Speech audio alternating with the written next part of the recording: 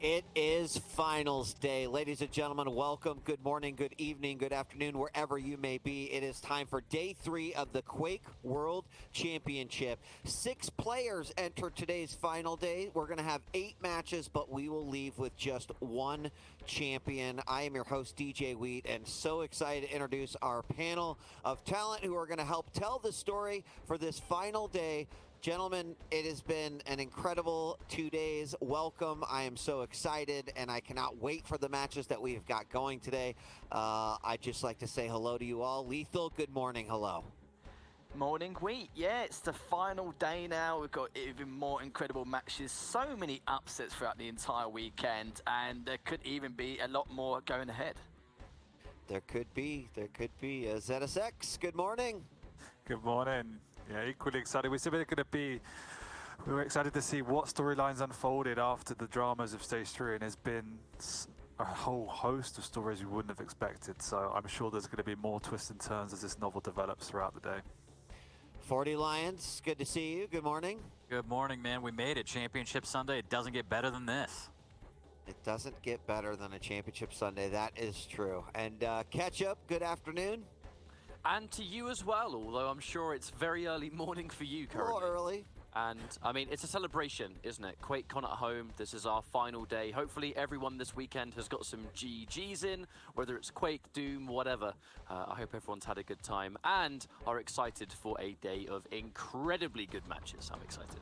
Completely agree. And finally, the individual who completes the bookend for myself, Flea, what's up, buddy?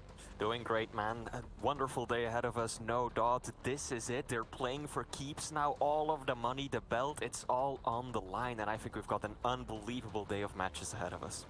Yeah, $150,000 on the line. As we mentioned, 6 players are left standing, and we'll take a look at the brackets in just a moment. Let's just talk a little bit about the action that we've seen on day 1 and day 2. I mean, you know, we commented from the very beginning that we're dealing with the caliber of players in which we're going to see incredible matches through and through. We had the elimination matches, the challenger matches as the first 4. That's yielded some incredible results. I mean, really, this has just been already 2 days of you know, great action, and I'm looking forward to a third. Yeah, the last 2 days have just been absolutely ridiculous. You couldn't make it up even if you tried. Like, for example, CNZ going from 2-0 down, about to get relegated, now in the finals. Again, another reason why you couldn't make that up. Rafa going in, not dropping it in single map throughout the Americas. You had Nosfer getting top 4, to Hang just barely making it through losers. And of course, you do have Chain, who managed to qualify 2nd instead of 3rd in the Americas region. So a lot of things there. Kills and Cooler, of course, another one as well, which we cannot forget. Yeah, absolutely. Did anyone have any, you know, we've talked about it throughout the weekend, but anyone have any super memorable moments from yesterday or day 1 that, you know, you're waking up, getting ready for the finals day, but those moments still sticking in your head? The growth of CNZ, absolutely. I've talked about it yesterday, and I will be talking about it today because it is just insanely impressive how he rocked up as a player that I don't think a lot of people really expected to get as far as he did, mostly because of the path that laid in front of him. He had players like Cypher, Base in his path, yet somehow he is the player that has made it to Championship Sunday, looking incredibly strong when he was just about to be relegated at the start of the weekend. I'm very excited to see what he can do today. And so much happened yesterday. Looking at some of these highlights, it feels like weeks ago some of this drama unfolded. It was just a crazy, crazy day of storylines. I think for me, I am amazingly excited to see Wenger and Razy into that final 4 now, final 6, because they've been knocking on the door for such a long time, and they've both got it in them to become champions. So for me, they're the 2 highest runners for who could take that belt away from potentially Rafa. Yep, and take stock of just some of these matches. In case you missed any of them, go back and watch the VODs in the EU Quake World Championship bracket. There were just some phenomenal games. The top 3 players moving on, Wenger, CNZ, and Razy. Have to echo the sentiments about CNZ. It's been an absolute joy to watch, and excited to see what he'll be able to do here in the finals bracket. And then over on the Americas side, Rafa, Chain, and Dehang. Chain Kane actually defeating DeHang in that semifinals, dropping him down, but he still manages to make it through. This is probably what most people expected to have happen on the America side. Absolutely. I think that was kind of the breakdown that the panel had, and probably the people at home. But let's not forget, shouts to Maxter. I mean, not the deepest tournament run by any means, but he did break into the Pro League, and that is pretty big for him. So big shouts to him. Yep. And here, of course, is today's bracket. We mentioned 6 players. We mentioned 8 matches. You can kind of see them all play out right here. You know, how they will progress, we'll be seeing shortly. Our first matchup of the day, spoilers, is going to be Rafa and CNZ. And, we're set up regardless, so some great games. Now, the other storyline that's pretty interesting is the fact that we really only have one champion still standing within the bracket right now. And we had Kilson kick things off with the kickoff. Cooler won stage 1. Rafa wins stage 2. Kilson comes back for a grab at stage 3. And now here we are at stage 4. Big question mark there. Didn't see it, but who is going to be the champion? Now, if someone want to break down ZSX, I'm gonna put it on you. You've been doing it so well on how exactly this belt is won. Yeah. So obviously we mentioned that Rafa's the only champion standing, but Kilson is the 2-time. So Rafa's the only person now that can take that belt away from Kilson. If Rafa wins the event, he will go home with this lovely chunky belt. If he doesn't, and any other of the players in the bracket currently win it, it will be Kilson to walk away with that finals belt. Yep. So some great matches. I've already seen some people in chat ask, are today best of 5? Yes. Every matchup that you're going to be seeing today is going to be a best of 5, with the exception of the championship final, and that one is going to be a best of 7 for your viewing pleasure. So players are in for the long haul, right? We started things off with the best of 5 elimination, the challenger matches. Now a little bit more room to breathe, right? You can go in a little bit more confidence. It will change the way picks and bans and character selection might come in, but I would say generally players would prefer to be playing in best of 5 scenario in a championship bracket. Yeah, in the best of 5 or best of 7, the longer the series is, normally the better player does come out on top. So it should solidify a lot of their placements going forward. But yeah, no, it should be a great one. Best of 5, a lot more map choices, not as many bans, but we'll have to see how it all pans out. Yeah, so let's start talking about our first game that we're going to be seeing here shortly, starting in just a few minutes. Rafa versus CNZ, a current challenger, current champion. He took stage 1. Rafa versus CNZ, who you all commented had a really interesting road. He fought through his challenger match, won, and then fought through all of his bracket matches to reach it in the from the upper bracket. Puts him up against Rafa, which is certainly a tough matchup, but if there was any additional step to take to prove what you've got to bring to the Quake Pro League and the Quake World Championship, this is the match to do it. Yeah, I mean, I guess to quote virtually every single sport movie ever, you have to beat the best to be the best. So I'm sure CNZ sees it as a challenge, but he's overcome many challenges to even get to this point.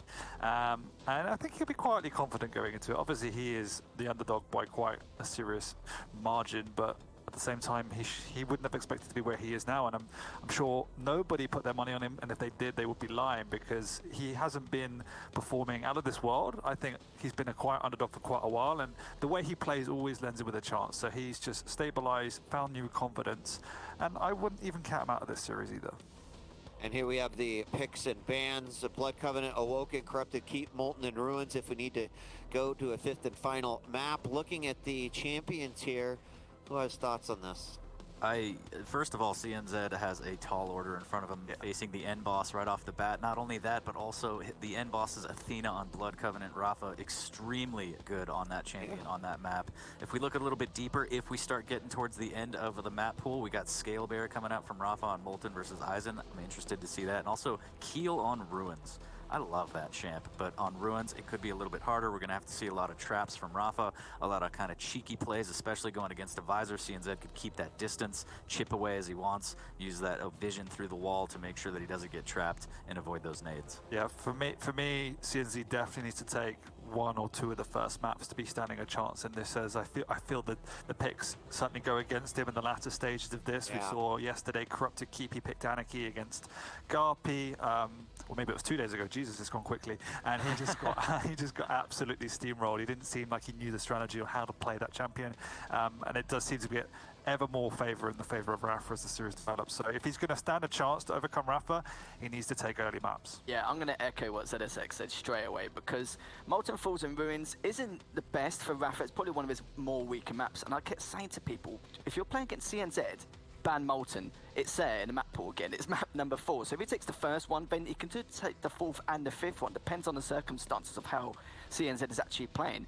But I don't actually know what player style is going to bring. I've seen him play very aggressively, and even then I've seen him play very smart and passive against people like Base, so we'll have to see. Well, ladies and gentlemen, it is time. It is game 1 here of Championship Sunday for the Quake World Championships. It's time now to throw it to our casters, catch up and flee. I think it's safe to say that we are starting today off with a bang. Rafa and CNZ up here on the Blood Covenant. Excited for the matchup because it's going to be... We get to see Rafa's Athena, and that's always a treat on this map because of just how good she is. CNZ definitely has an extremely tall order in front of him, going up against one of the greatest of all time on the map and a champion that he is so well known for. This is definitely straight up Rafa's comfort zone. CNZ already struggling a bit at the start. The damage definitely favoring Rafa, also delaying the item a bit. Could favor the American player if he continues having the upper hand in this engagement. CNZ right below, beautiful rocket from above. CNZ still hanging around though. Rafa's gonna catch him. This is so bad for the Estonian, already dropping a frag. Barely 40 seconds into the map. Catch up. This is not a good start. Ciao Bongo. Absolutely not. The first phase, forcing out the Ghost Walk, and next, the Ghost Walk can be an amazing tool, but if you're not really able to get started, and you consistently go with the Ghost Walk to try and survive, you're not really able to maximize Sì. Tanto almeno se vediamo queste più importanti. Tanto dopo questa c'è sta subito Marco. È su quello di Quake, Quake 1? Sì, lo so fa pure sul mio tanto. Non ti dicono niente per il broadcast? No, perché tanto sto nel team. Allora. Il team Quake Pro sì, Quake Comba, insomma. Puoi fare quel cazzo che ti pare. Sì, quello mi pare.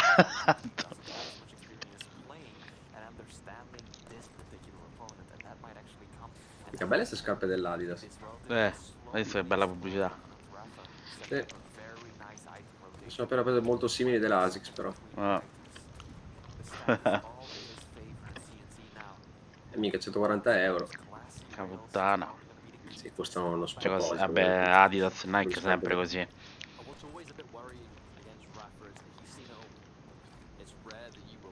Rafa sta già a tromba, ragazzi. Vuole vincere. Rafa in forma? Sì, infatti l'hanno chiamato il professore. Perché sa tutto. No, più che altro è stato un torneo molto strano questo, perché sono usciti fuori subito i top. Eh sì, Cypher. Tutti, ma ha detto pure Marco prima. È arrivato mo CNZ che era rankato 19esimo. Cioè, l'ultimo, penultimo, è arrivato a sto punto. Ieri pare che si è dopato.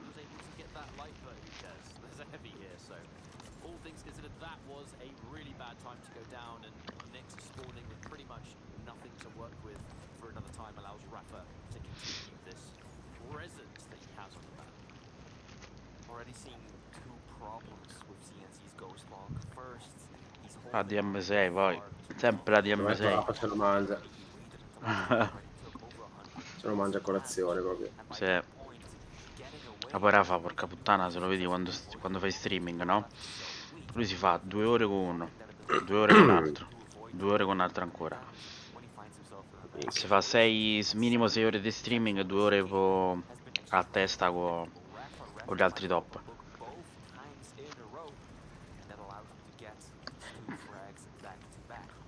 CNC struggling to find an opening into this map.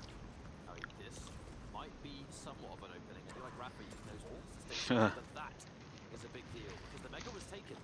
There's not a lot of resources for Rafa to recharge. Thankfully, E che si è preso però. look how Porca fast he puttana, was volavo. able to go from point A to point B, pick up some of those lights on the way, and now he's Catena che c'ha le cose, c'ha i rampini. putting himself in Figata. that.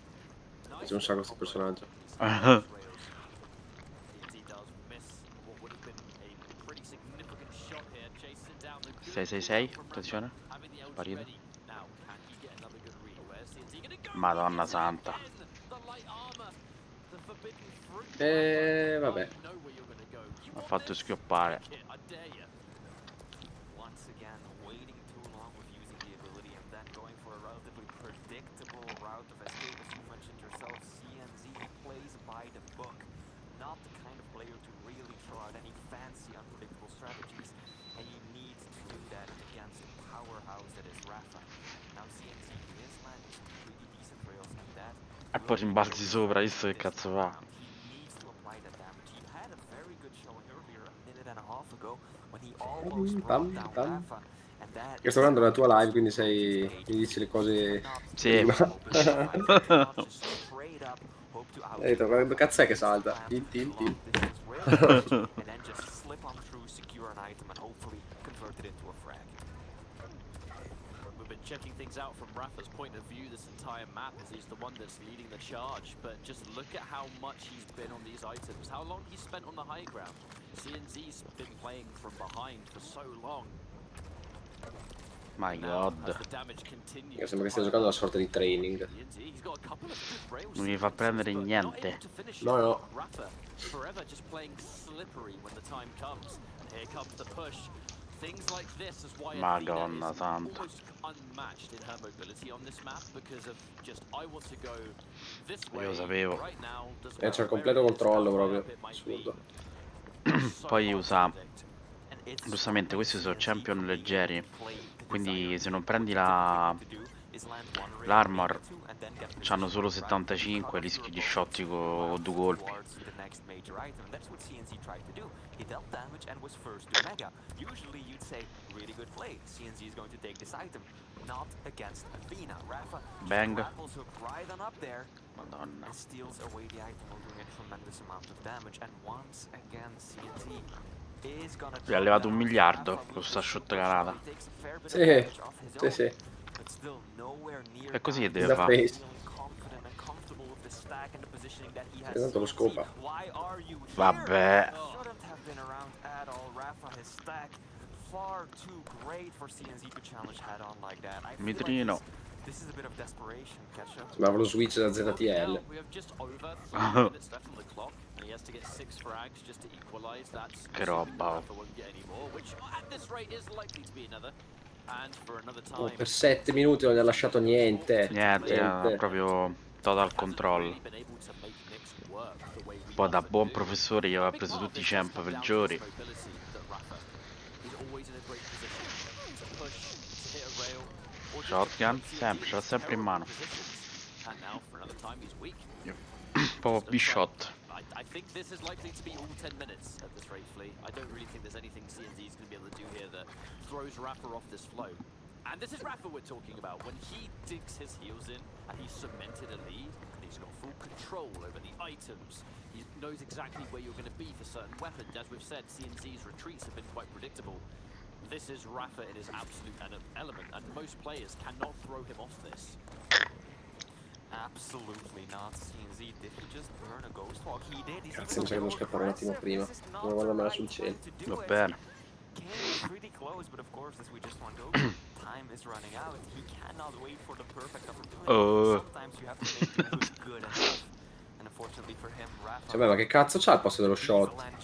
It's warmed up right now. Cioè, guarda, vabbè, con le minelle, ma porco due.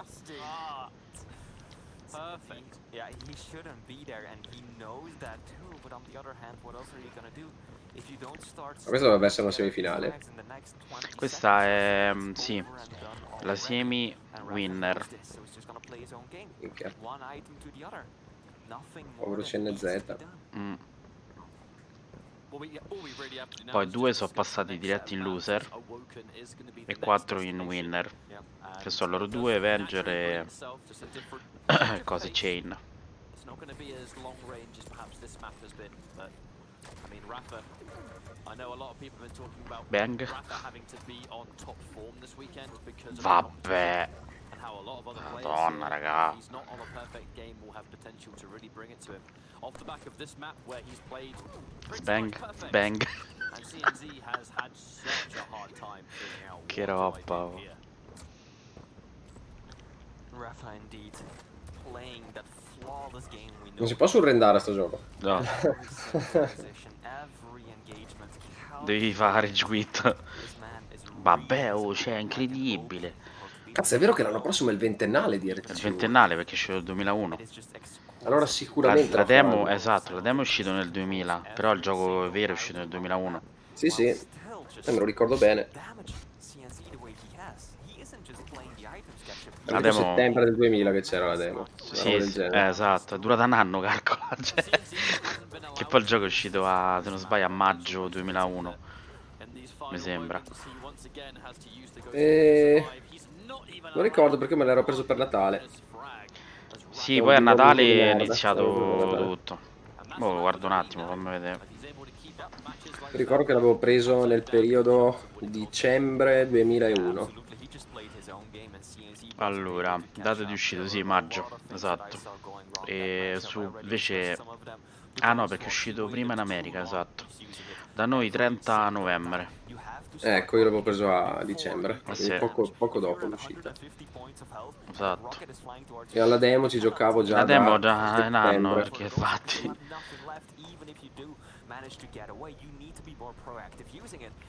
Ma sì, Ci giocavo col 56k, non era a giocare, però infatti. quella è un'altra storia. Ah, pure io sono passato dalla 56k alla fibra, diretti. Ah, tu fibra, che culo. Che culo. Io fibra, poi BBB, che era quella prima di Alice, Broadband sì. Box, lì come cazzo si Vabbè, chiamava. box, sì. Poi F5 di NGI, F5, beh, top all'epoca. Fast perché era appena arrivato a Trento, e basta. Basta. Però la fibra ce l'ho solo dal 2010 qua, mi pare. Ma Rafa non era quello che era arrivato secondo al mondiale. Rafa sì, era arrivato... Cioè, oddio, aspetta, Rafa ha vinto diversi mondiali. Poi l'ultimo è arrivato terzo, perché primo Kilsen, secondo Cypher. Invece quello prima l'ha vinto Rafa. Adesso è il favorito. Poi è rankato 1 perché ha vinto tutto. He was even one of the first players that we really saw start to use Athena a bit more regularly, especially on Blood Covenant. Yeah, I don't think he was the first, but during that early Mo devono fare pure phase best of 5, quindi sono pure più lunghe. We've started to see that level of success to the point where now she is incredibly meta on that map. One of the best you can pick. Intanto guardo due robe e dopo scappo. Va bene. Poi se torni per stasera, se vediamo Ma stasera sicuramente. per DCV. Tanto verso le 7:30 la fanno. Sì, per cena ci sono. Ci vediamo quella. Tanto ci stanno l'LC con i cosi. Con i no pressor. E poi fanno la bronze match con i key contro quelli di ieri. Del terzo e quarto posto. Things are being done online understandably, and players absolutely making the most of the situation and playing their absolute hearts out, Flea, as we now jump into Awoken. Awoken looks like we are about to start things off on Rafa's perspective. We've got a Ranger going up against a Belle partite anche oggi. Infatti. Guarda, tra questo e Wolf. LG thundering down from Madonna. above. Mega is actually still up. CNZ unable to actually get on to it. Questo c'era che jump istantaneo. Vabbè, ragazzi. For the Estonian, what was that start? Rafa just Sta volando, sta but Rafa just immediately rushed his opponent. Didn't even go for the mega. Si è nascosto il totem dietro lì. Poi mi fa morire Rafa perché usa tutte le armi. Tutte. Sì, sì. Tutte, non c'è. Sì, sì. Failing to do so now, Rafa falling dangerously low, 20 points of health. CNZ though unable to capitalize off of the advantage. Rischiato di brutto. Quasi. Going to be regretting that one, I think. Yeah, Anche un po' troppo confident. gets bounced around. The misses are coming out from Rafa. The beginning of what could be the end of this next frag. Non è mai stato un fenomeno con la Rele comunque. No, lui l'ha detto, io non sono tra i più bravi Heimer del mondo. C'ha il discorso che lui è tutta pure là, tutta strategia. Ha detto c'è gente che prende meglio di me assolutamente. L'ha ammesso lui stesso. Però il fatto è che compensa con la strategia, visto gli anticipi, un sacco di altre cose. Controllo, sì, danno controllo della Poi mappa. non è che è una pippa, però insomma. No, no, no. Perché sennò non è che vinceva sempre, no? Come al solito. Ma già non ci piglia. Però poi consideriamo che qua mo stanno a cominciare a giocare oltreoceano, perché c'è questo discorso mo.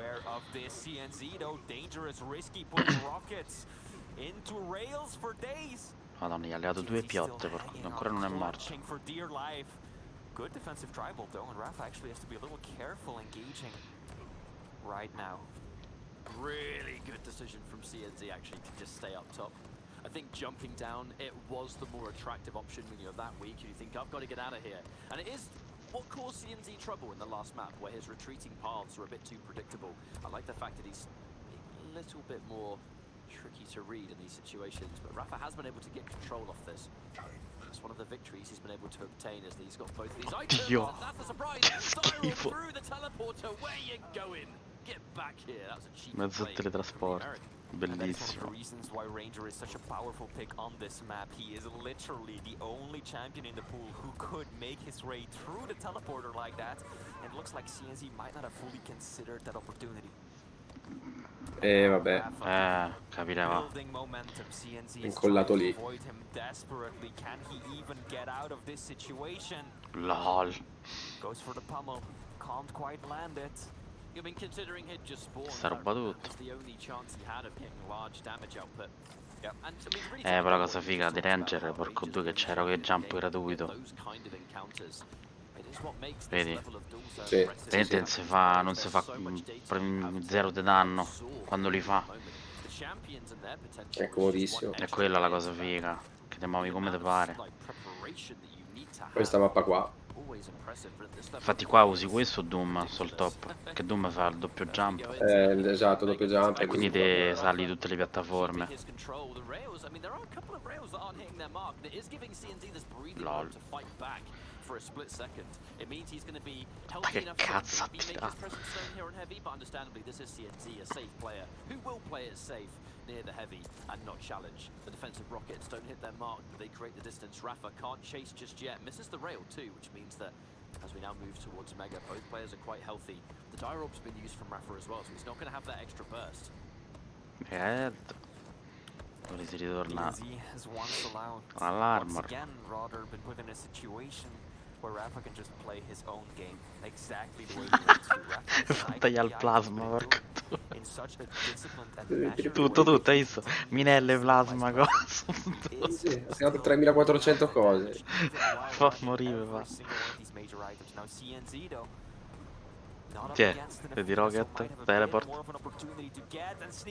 Cazzo, ha preso il mega sotto il culo, gli è spawnato. Che culo.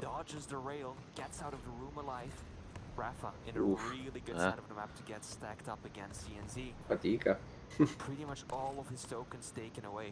Però vedi, ha fatto bene, almeno lo sapeva lì per al fight. That is going to be difficult. Si è levato dalle palle. Get three of them up at the same time so we can get that overstack going, but Rafa such an aware. Sì, perché l'altro comunque a livello di aim. Situational awareness of Estonia, Prova, Estonia. constantly on Quindi amico di, appunto, dei Neoppresso.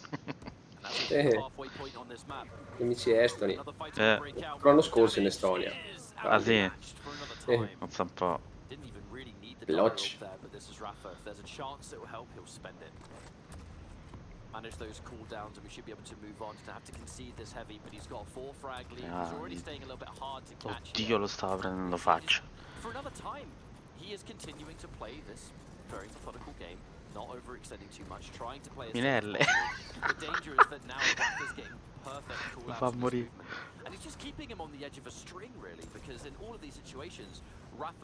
Cioè, bello che non è che le tira a caso, cioè. No, no, precisi, proprio... Sì, sì.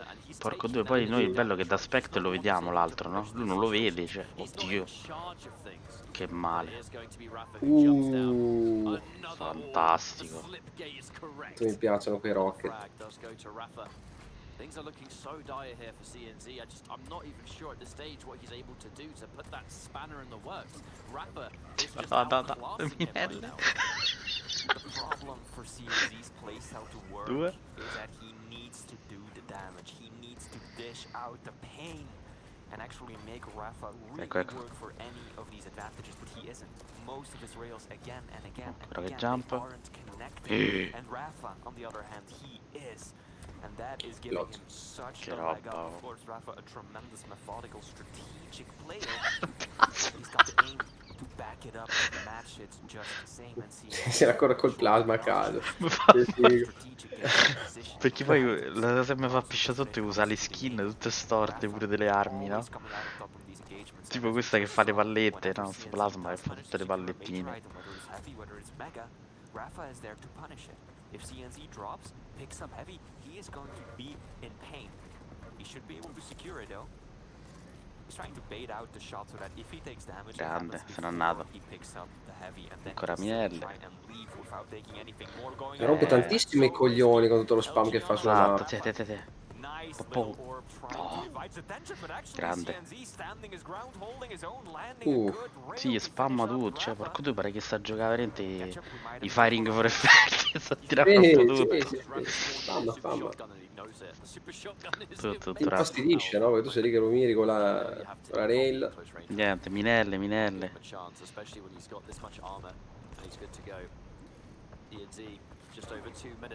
La shaft del 3 questa, eh.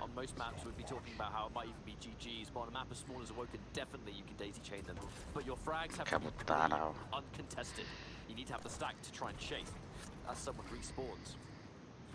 Ma adesso in che server stanno giocando loro? Allora praticamente fanno così, uno lo fanno Est America e l'altro UK. E così viene avvantaggiato una mappa e Sì, l'altro uno l'altra. Comunque col ping stanno massimo che arrivano 80, 90, non di più. Ma se gioca a sto gioco, comunque c'è un netcode fatto bene. si dà per fortuna. Così almeno non c'è troppo. Non è così drammatico come poteva essere magari per altri giochi, no? Per quello l'hanno deciso di farlo, perché sennò lo separavano e basta. Invece l'hanno testato, hanno visto che si può fare. Giustamente pure in accordo con i giocatori, no? Sì. Poi ovviamente entrerà un po' di meno, magari lo shot Esatto. attivo, però. Però si gioca, ma ha detto pure Avenger, uguale.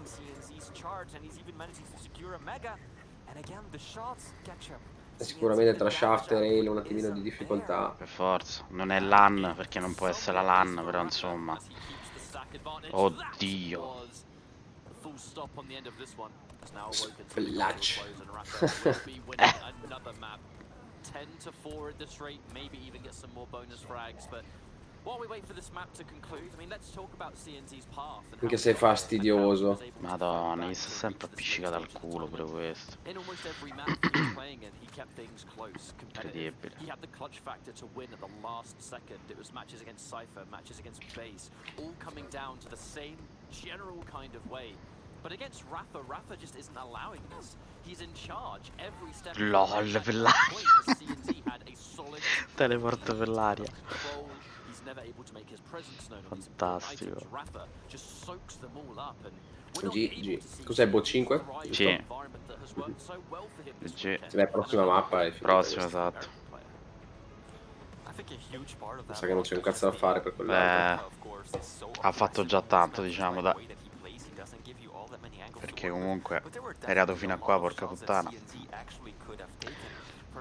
Era rankato ultimo nella Pro League, cioè. Ha già fatto un bel po'. Ha buttato fuori un sacco di gente, Cooler, Toxic, cioè, capito? Tutti gli old schooler se l'è fatti. Sono i cazzo abituati a ping di merda. Hai capito? Ma perché si è fatto gli europei, quindi non è che... Sì, certo. Guarda qua, porco, non faccio. Ma gliel'ho fatto un paio di volte. Cioè, fantastico il teleport. I think there might have been a bit of a no pun intended thing there, Flea, talking about the dire situation. Bellissimo Because qua. the orb was such a thorn in his side on that map. And it kind of leads us onto the champion picks. Let's look at what's just happened. Ma quel totem cos'è che fa? Il totem, se allora ci passa il nemico, gli fa danno. Se invece ci passi tu, ti cura. Ok. Ne puoi mettere 3. 3 in tutto il game o in No, generale? con cooldown. Ok. Poi se te lo spaccano, devi aspettare comunque 45 secondi per il cooldown. Sì, il cooldown della ulti, insomma. Sì. 38 The Shaft, 34 Ray. Sì, direi non ci piglia sto tranquillo. No, non è nada perché c'è gente che fa 50 e passa. Se tu prendi base, il russo, base arriva al 57% ieri. C'è una cosa schifosa. But then Rafa has that added bonus of the peeker, especially on Corrupted Keep, a map where you don't have a railgun, you don't have that good Infatti mo c'è la mappa senza railgun. so that just gives him already an edge up. Corrupted. Ah, c'è una Sì, mappa senza rail proprio? Corrupted Keep, sì, senza rail. Minchia. Come quelle vecchie di Quake 3, adesso ce n'era qualcuna Sì, senza sì, rail. sì. Perché è una mappa piccola, no? Quindi comunque questa qua, eccola. Sicuramente magari online è meglio perché la giochi meglio. Infatti secondo me Questa è senza railgun. senza rail, No, sì. non lo Infatti sapevo. vedrai che questa la piccano tutti sta mappa, perché è proprio per il discorso di eliminare il discorso della rail online. Never say never, but this is going to be pretty damn hard. Let's go, final map potentially. I mean, we've seen that CNZ is disciplined not just in the game but also outside of it, right? The reverse sweep on day one just Sicuramente gli viene comodo, insomma. Sì, sì. Has got the resilience, he's got the endurance to Qua infatti si gioca molto col mitrino doppio, perché il mitrino doppio ti dà anche il mirino più accurato. Vedi? Questo qua. Sì. Madonna santa. Poi vedi i fighi cose, strog e cose c'hanno la slide, no? Quando cascano. Vedi? Fanno la scivolata, no? Quella dei Quake 4 era. Infatti la cosa figa di questo gioco è questa, aver differenziato pure i champ con i movimenti, non solo con le Sì, un po' ulti. tutto. Sì, sì. E quella è la cosa figa. E quindi devi conoscere anche bene. Sì. Dai che fa, porco, si leva pure l'armor.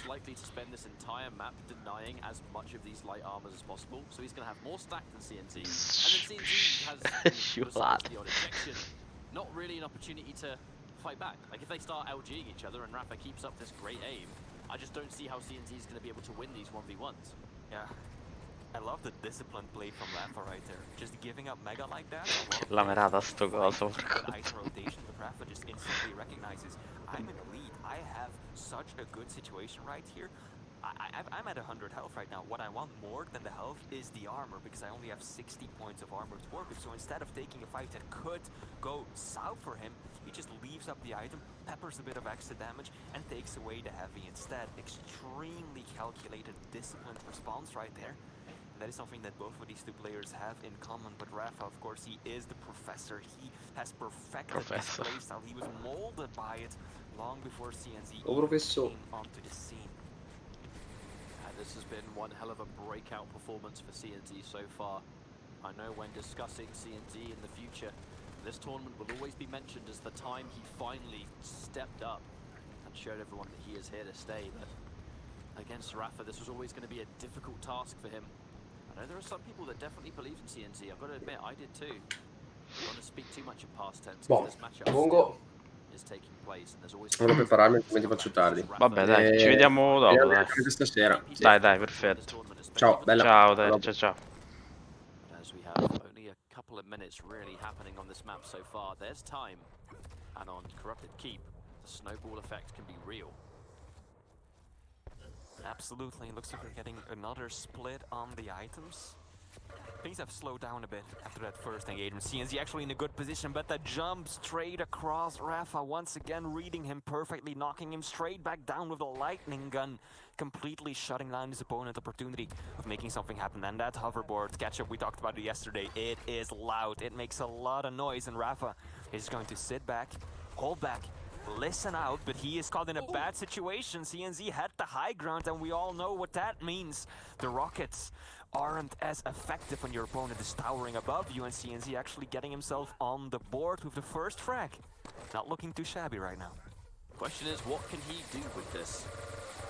Looks like his use of the LG has been great, keeping Rafa away from it, showing a lot of respect as he pushes in though, because this is Anarchy. One stray rocket that does good damage can be the absolute make or break of a fight. Rafa, he's been able to push in, and there's 7 seconds until this mega spawns. The thing is, he has got an injection, and he pops it in between.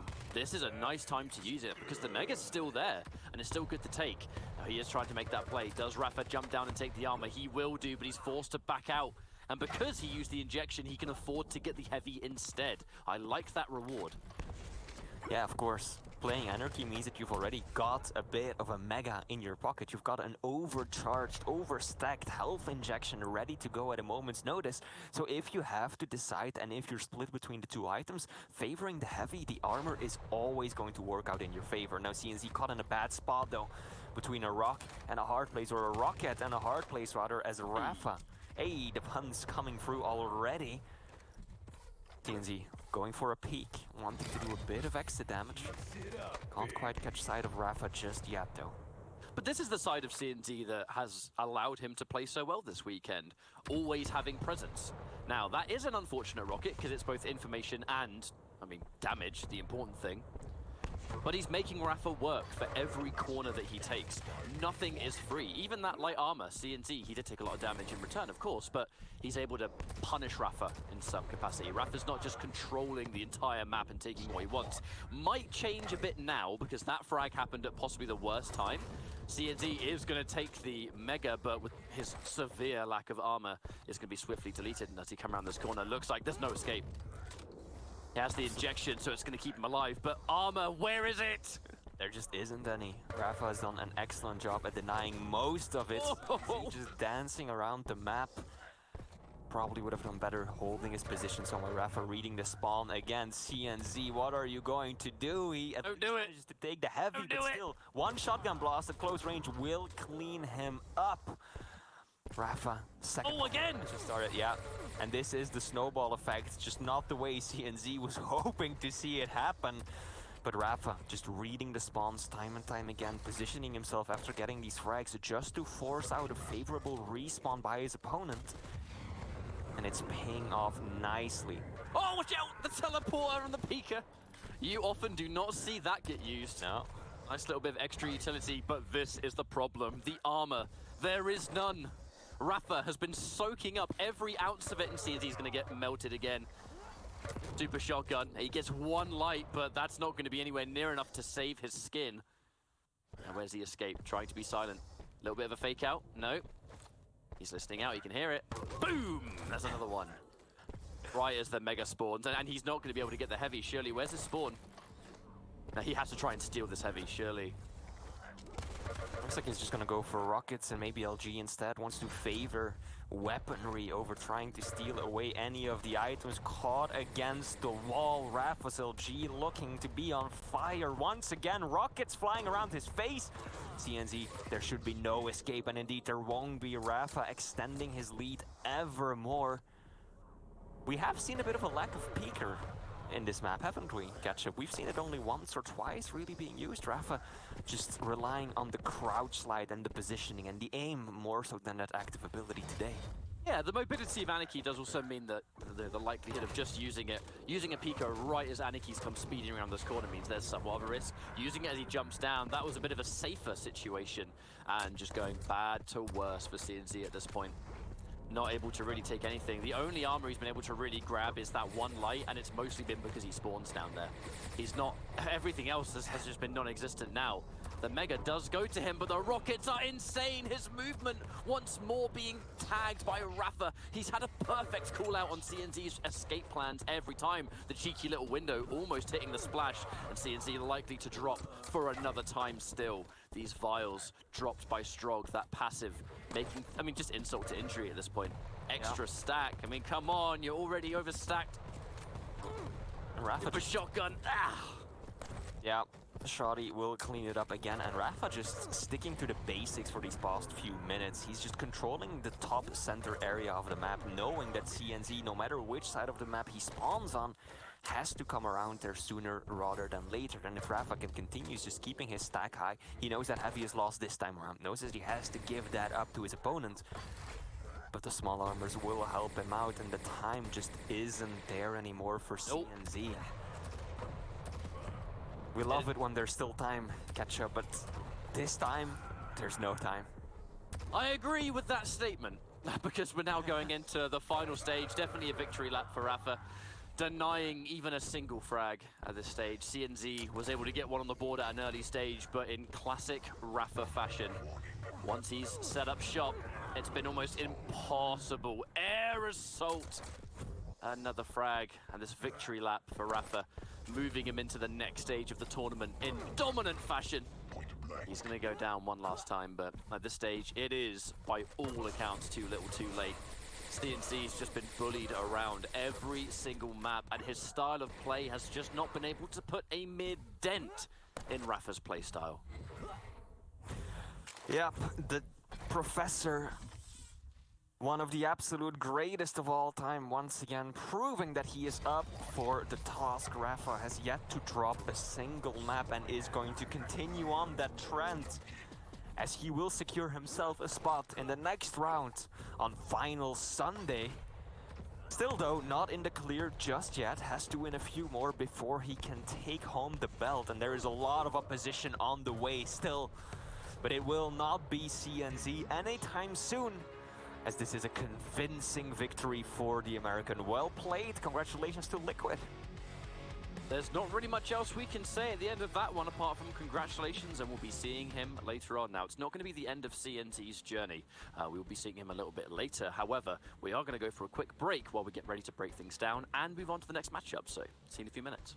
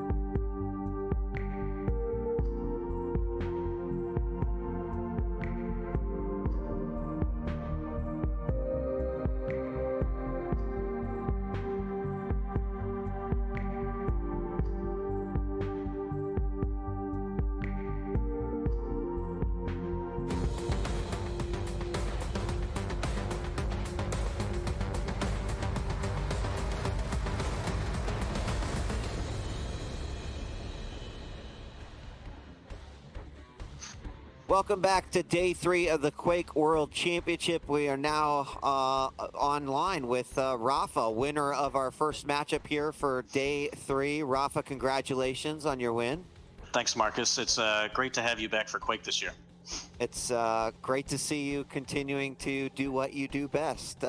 So let's talk a little bit about that matchup. You know, this entire weekend, Rafa, you took out Zanaku, Dewey, and now CNZ. Some would argue that, well, this is not the toughest, you know, group of individuals that Rafa's ever gone up against. But does it make these, you know, games any less difficult for you? Well, let's just say after 10 plus years, I still have tournament jitters. So today, you know, going into that match, you know that feeling you get so anxious you just can't eat? You almost feel sick. You know, so Yeah. I had that going into this, and I'm just like, okay, what do I do to, you know, game plan against him and just get through this game so that that's out of the way? And then, you know, I'm looking forward to after this interview, I can finally eat and then hopefully like just keep getting warmed up throughout the tournament and get stronger and stronger as it goes. But I was taking it super seriously because, dude, he beat Cypher and Base to get here, which, Yeah.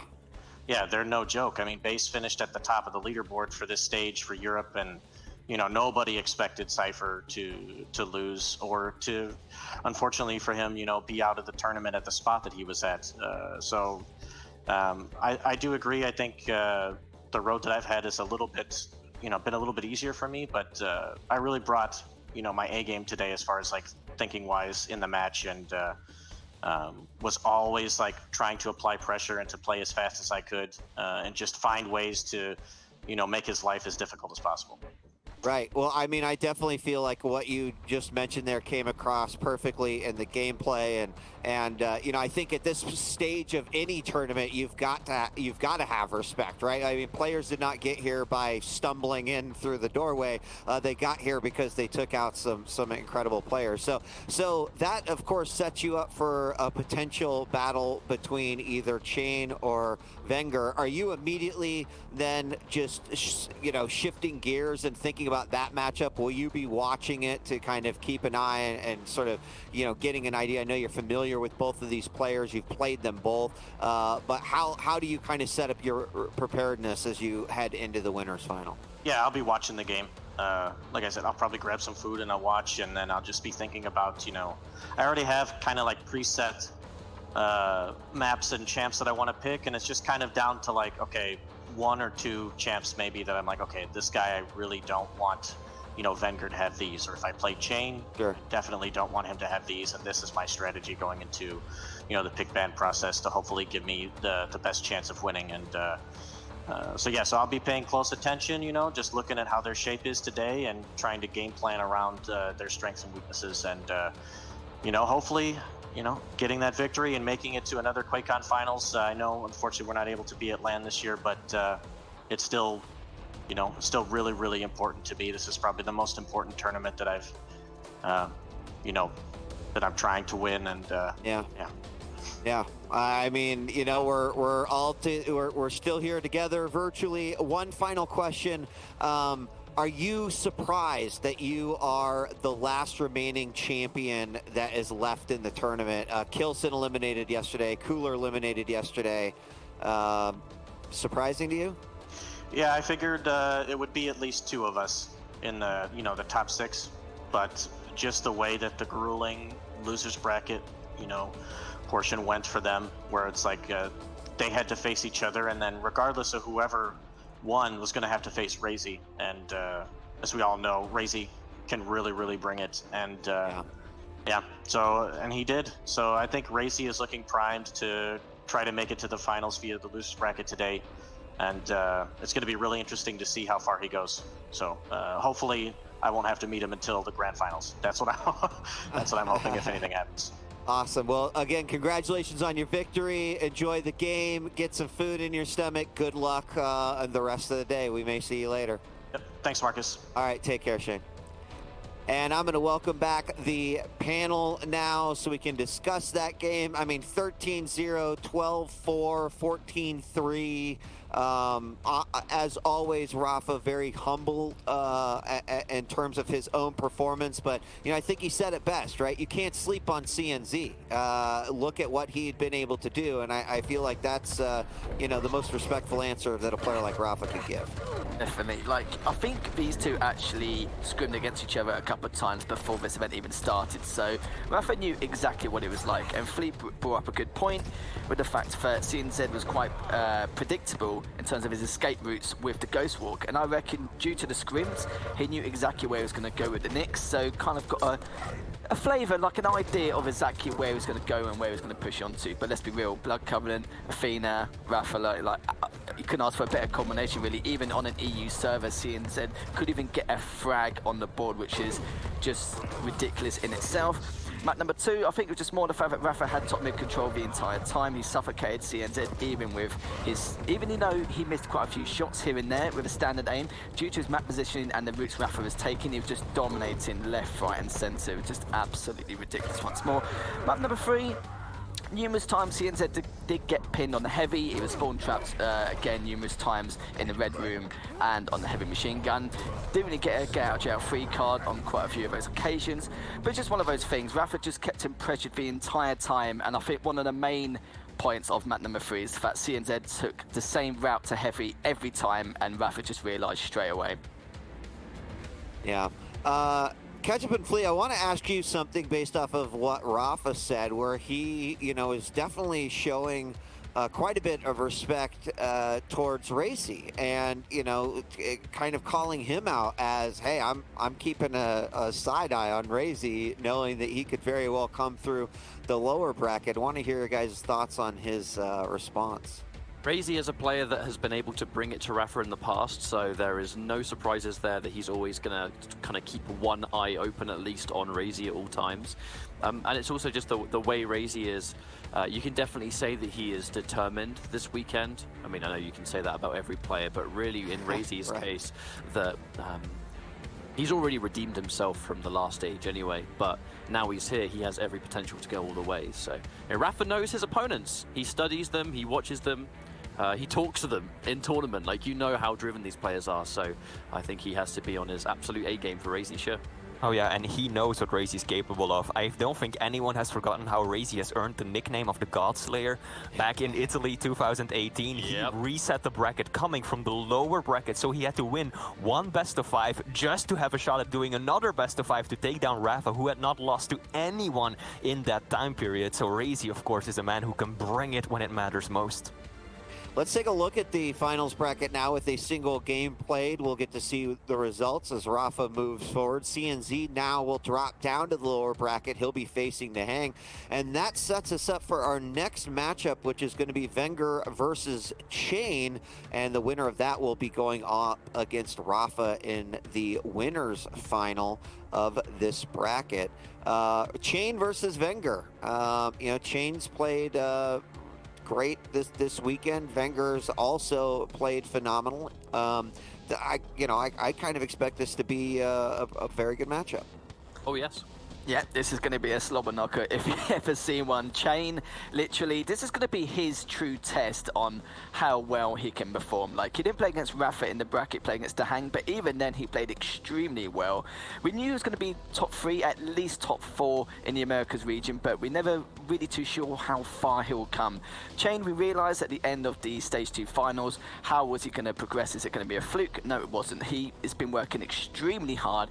He's been very dedicated. He's put so many hours, not just leading into this tournament alone, but just throughout the rest of the stages, throughout the whole entire course of the Quake Pro League. So I'm interested to see how Wenger can do against Chain. Yeah, I mean, I thought, what was the matchup yesterday that he had? I mean, what was Chain's first matchup? Oh, he took on Dehang, right? Yes. Yeah, and beat Dehang 2-1. You talked a little bit about the U.S. rankings, and while they had gone back and forth before, Dehang was dropped down to the losers bracket. Could set up the matchup between Rafa Chain, but you know, it's all going to come down to what happens in the matchup. And here's the picks and bans. We see Molten Falls, Awoken, Runes, Blood Covenant, and Blood Run as the decider. Thoughts on our champion picks? I mean, looking at the start, we've got Anarchy going up against Ranger on Molten, pretty fast, a lot of mobility on both of these players. Chain, of course, horizontal mobility, whereas Ranger has got that verticality to it. Awoken, again, very standard Doomslayer, the double jump, so powerful around that center area of the map, whereas Wenger playing as the Galena, no doubt going to try and hide some totems to get himself stacked up. Now in Ruins, we've got Visor versus Sword, like medium versus heavy for the first time today. Blood Covenant will be Nyx versus Slash, very fast-paced, and on Blood Run, if it gets to the decider, we're gonna see Ison versus BJ. Pretty standard pickups, nothing that immediately surprises me right there. Yeah, I'll have to agree with that. I think even with the maps in particular, Corruptor keep being banned by Chain. So I think he realised that Wenger is extremely strong, maybe even stronger than Razy in terms of how he actually be able to keep up with the competition, because that map is very fast-paced. Wenger normally revolves around the smaller map picks. He's abused the map geometry so much, especially on if it's on Veil, Awoken, anything like that at all. So I would say the map picks do go more in favour of Chain here, but Wenger looked so good yesterday, it's so hard to call. All right, well, you got off easy because I was about to ask for predictions, but we're ready to hop into this game. So, ladies and gentlemen, here's ZSX and 40 Lions with Wenger versus Chain. So this is Battle of the New Blood in a lot of respects, and it feels like both of these players' storylines have really been building to this moment as they've seen a constant upward progression. So it's both nice and sad we get to see them meeting in this stage 40. Absolutely, this is going to be a treat as we're going live. Chain versus Wenger right now. Chain wants the world to put a little more respect on his name. Wenger trying to break out of that 4th place that he can't seem to overcome. Ooh, big fight over the Mega. The inject comes out and right off the bat, Wenger with the rocket frag. That's a huge start for the Italian.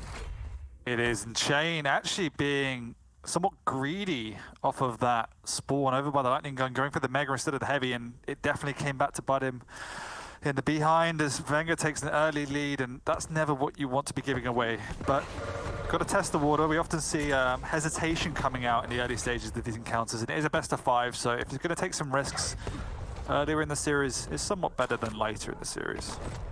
Yeah, best to get the crazy out of the way as the rail barely missing out for Wenger here, but still a huge stack to work with. Looking to open this up even more here. But I think you're right, off the spawn, yeah, a little bit greedy from Chain there. He needs to be careful not to overextend. If he does want to try that a couple more times, better to get it out early, maybe catch Wenger off guard, but it looked like Wenger was just so ready for that. This is one of the more interesting matchups. I don't think we've ever seen these two play, but for me, they have a huge amount of similarities in their qualities in the way they play. Strategically, they do like to play slightly slower, and not as pressurized over the major items, and have exceptional mechanical skills, largely based around rockets and rail. So, much like the Kilson Wenger series, I expect it to be fireworks in Wenger. Nice little flick rail there, coming out with the 2nd frag of the game, and that will definitely settle any nerves if he has any. He's a very confident young chap, Kid Bellissimo. He fears nothing here, as 2-0 up for the Italian. Look at this Dyror play. Oh, I think he was a bit delayed on the Dyror. Even that was just baiting as Chain is going in. The Mega's up, but he's going to take a lot of damage if he wants to take it. Wenger just missing the rail, but hitting the follow-up. And Chain is sticking around a little bit too much for my liking. He did pick up the Mega just before he jumped up the pad, so it's not too bad. But we see, at least in the opening stages, Chain is coming off substantially worse as Wenger hits another rocket to the face. But he's out of position for the heavy, so momentum in Chain's corner for now.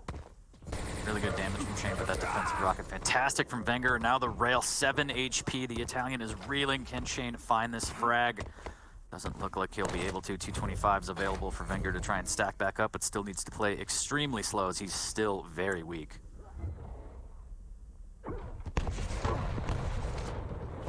And another great defensive rocket there from Wenger. Avoiding confrontation, doing a great job of staying alive, keeping his lead.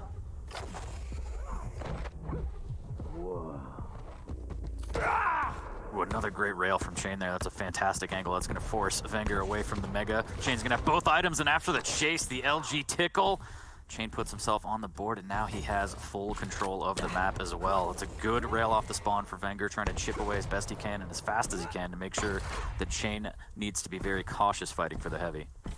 Yeah, Chain's got plenty of time to set up on the high ground for this heavy. Wenger's in position. Nice little rail coming out there, but he's not going to be able to commit for this as Chain has done enough to secure it, and Wenger needs to Scarpa. His orb's on cooldown, and Chain knows this is another window of opportunity to abuse the fact that there isn't that lack of mobility from Wenger coming out. He's caught on the jump pad. He will be going up it, but Chain has to pop an early injection. Not the best idea, but he's going up aggressively. Wenger's hit a barrel back to back and gets the frag. Slightly aggressive. Such aggression from Chain. He smelled blood in the water, but Wenger stands his ground, gets the frag. He needs to be careful. That rocket into rail combo. Wow, that was gorgeous. And Wenger's going to go push in again after hitting that rail, seizing opportunity. That dire orb aggression has been phenomenal so far, and I think Chain needs to recalculate how he's committing to these fights. He's under-respecting to some degree the damage output Wenger has on the back foot, and I felt he'd missed the opportunity over by the Mega, but decided to commit anyway, and it was to his peril. Wenger isn't going to be over-committing here, as he knows Chain has got the speed on the back foot and no orb to follow up.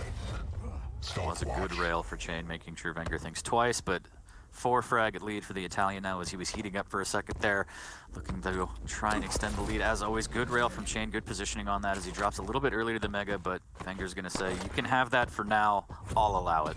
Absolutely, and this is something Wenger's has started to move towards. He's forfeiting the items to maintain a better position. He knows that Chain has the speed and has been putting on the pressure, so a slight adjustment from Wenger in not committing as hard to the items he was earlier in the game, and you can see once again, he knows Chain's there, he's just going to back off and try and get a stronger defensive position. So good reads from Wenger so far, and Chain is somewhat played into that trap. He's going to meet in the corridor here. That's not a position you want to be as Anarchy, and Wenger already backing off the orb just to bait him out. Just wants to do damage by the Mega once again. He does so much. Chain is healthy. He's popped the inject. He will get away, but I think he's railable here. Wenger wants to push in and finish him off. Now, which he does. So beautiful, man. He's living up to the name. Kid Bellissimo with the perfect chase. So much LG. Chain needs to be careful. There's a little bit of rocket splash, but that's going to make Wenger back off. And more rocket splash. And look at the mobility. Really using Ranger's passive to traverse the map.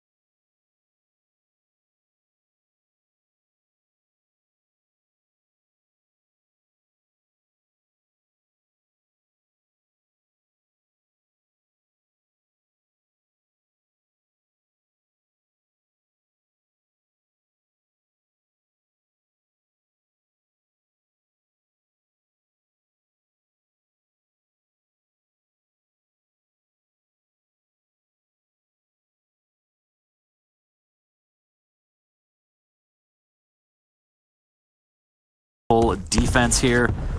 The important part is, again, the damage is high and he's still grabbing these small items, so his stack is relatively decent as well. Chain not being able to chip, not being able to move in. Needs to find a way to try and break this Italian's defense. At the minute, yeah, he hasn't found the answer because Wenger has just been working a few steps ahead of Chain. Chain's aim not being as crisp as we've seen in previous encounters. He's gone up the jump pad. Wenger hears that. Will be backing off. The orb does some damage. That is an opening though, because this time he hasn't got an orb and Chain hit the rail, so he needs to be chasing Wenger here. There's only 2 minutes left and there is a lot to do to make up this frag difference.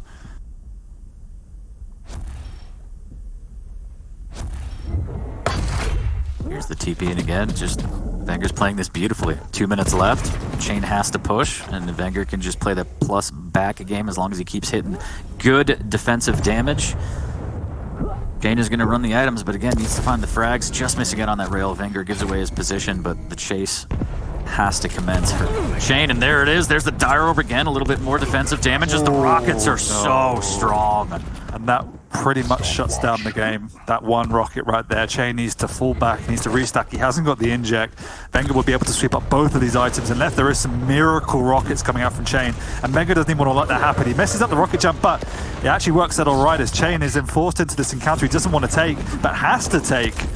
The rails are good though, but Chain not in a position to push. He needs to though. So this will be a do or die push for Chain as he's running out of time. He's got to gamble it all. He doesn't have a choice. He's going to back off. Time is going to tick away.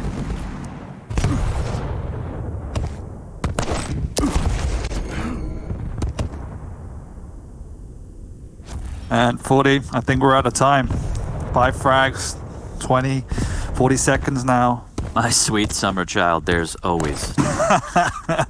5 frags is going to be the difference for this one. It looks like, again, Wenger just willing to go on lockdown here, play super defensive, and well done. And he played it exactly how he needed to. You see, again, that rocket into Dire Orb combo used for damage, misdirection if Chain overextends. It's just a really, really solid defense from Wenger. It's actually been a really key feature of his play, as you say, and it's something I've enjoyed. Haven't seen it an awful lot, the fact that Wenger was using it, as you say, as an additional damage boost, but be a distraction. So if Chain does go flying in, Wenger's got that backout clause. So every single time he did it, it just made Chain reset his aggression, and Wenger has played this masterfully. I felt that Chain was obviously on the ascendancy, but he couldn't work out how to create an in against Wenger, which doesn't bode well moving into map 2, if I'm honest with you. Yeah, that was a rough start for Chain, for sure. Hopefully he could bounce back, but my God, you're handsome. It's so good to see your face. I mean, you look a bit like, yeah, Big Dad James Bond. I'm loving the coat. You're showing me up on that respect, so I don't appreciate it. I borrowed it from you. The only reason I have this is because you would have ripped right through it with your gigantic muscles. But regardless, we need to stop flirting. Wenger taking map number 1 convincingly. I think he's going to ride that confidence into map number 2. I do worry a little bit about Chain, but again, Awoken's going to be a different story. Chain on the Doom, Wenger with the Galena. I don't know. You gotta pray for the Canadian at this point. Yeah, it is. It's going to be a much more standard map in terms of the stacks, and on Awoken as well. They're both extremely competent on that map. I did enjoy the proactiveness that Chain was trying to employ, but you could see the definitive shift in stance from Wenger, and he was just kiting, baiting and goading Chain into those engagements over by the items, and Chain was essentially falling into the trap, but with a slightly heavier stack to fall back on with immediate champion now. Wenger with a slightly less maneuverability and mobility. It does even the playing field just a little bit, and the items aren't as exposed as they are on Molson as well.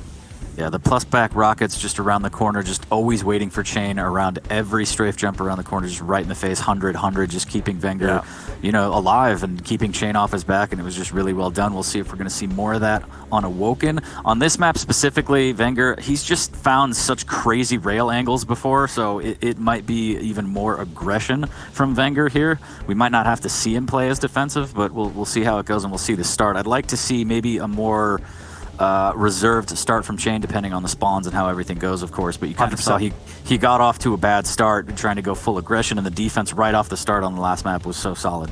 No, 100%. I was about to say that one of the changes Chain could make, and it was his hand was somewhat forced by, as you said, that bad start and follow-up frags, is just to play slightly more reserved, to tease out Wenger, to see what Wenger is doing, rather than continually trying to force the issue.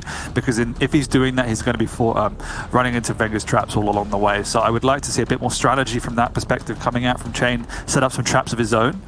If he can do that, then obviously he keeps the game closer, and it can go either way. So we'll see how it plays out. And as you say, the start is always going to be crucial in this respect. And we are moving over to the North American server, so that will slightly benefit Chain. We'll see as we're live on Awoken Chain versus Wenger map number 2, and right off the bat again, Chain gets caught out with the LG, and it is so strong, absolutely electrifying. And Wenger, wow. Literally a carbon copy of what we just saw. Definitely not what you want as Chain. Except where are we? Deja vu. Except it was Wenger this time with the aggression. Chain was just playing his spawn. So we know how strong Wenger is on this map, particularly with the Doom. Chunky rocket there.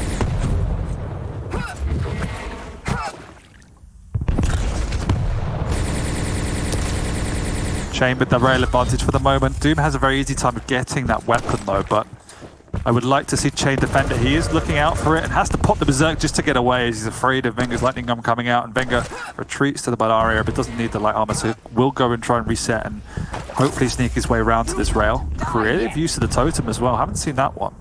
I like that spot a lot. Yeah, Doom's mobility is going to be huge on this one. Could be the saving grace for Chain. Wenger on the hunt. Needs a little bit of rocket damage. Hyper Blaster not too bad. Did the drive-through window there. Chain needs to be really careful here as he's taking mid-control, and Wenger trying to work his way towards this Mega. Peeking very cautiously around the corner with that rail out. Don't feel that Chain needed to forfeit that item as he eats a rocket around the corner. Easy frag for Wenger. Not entirely sure why he just gave up both major items for free and unchallenging.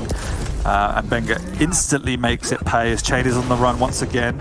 Has the Berserk up now if he needs to use it.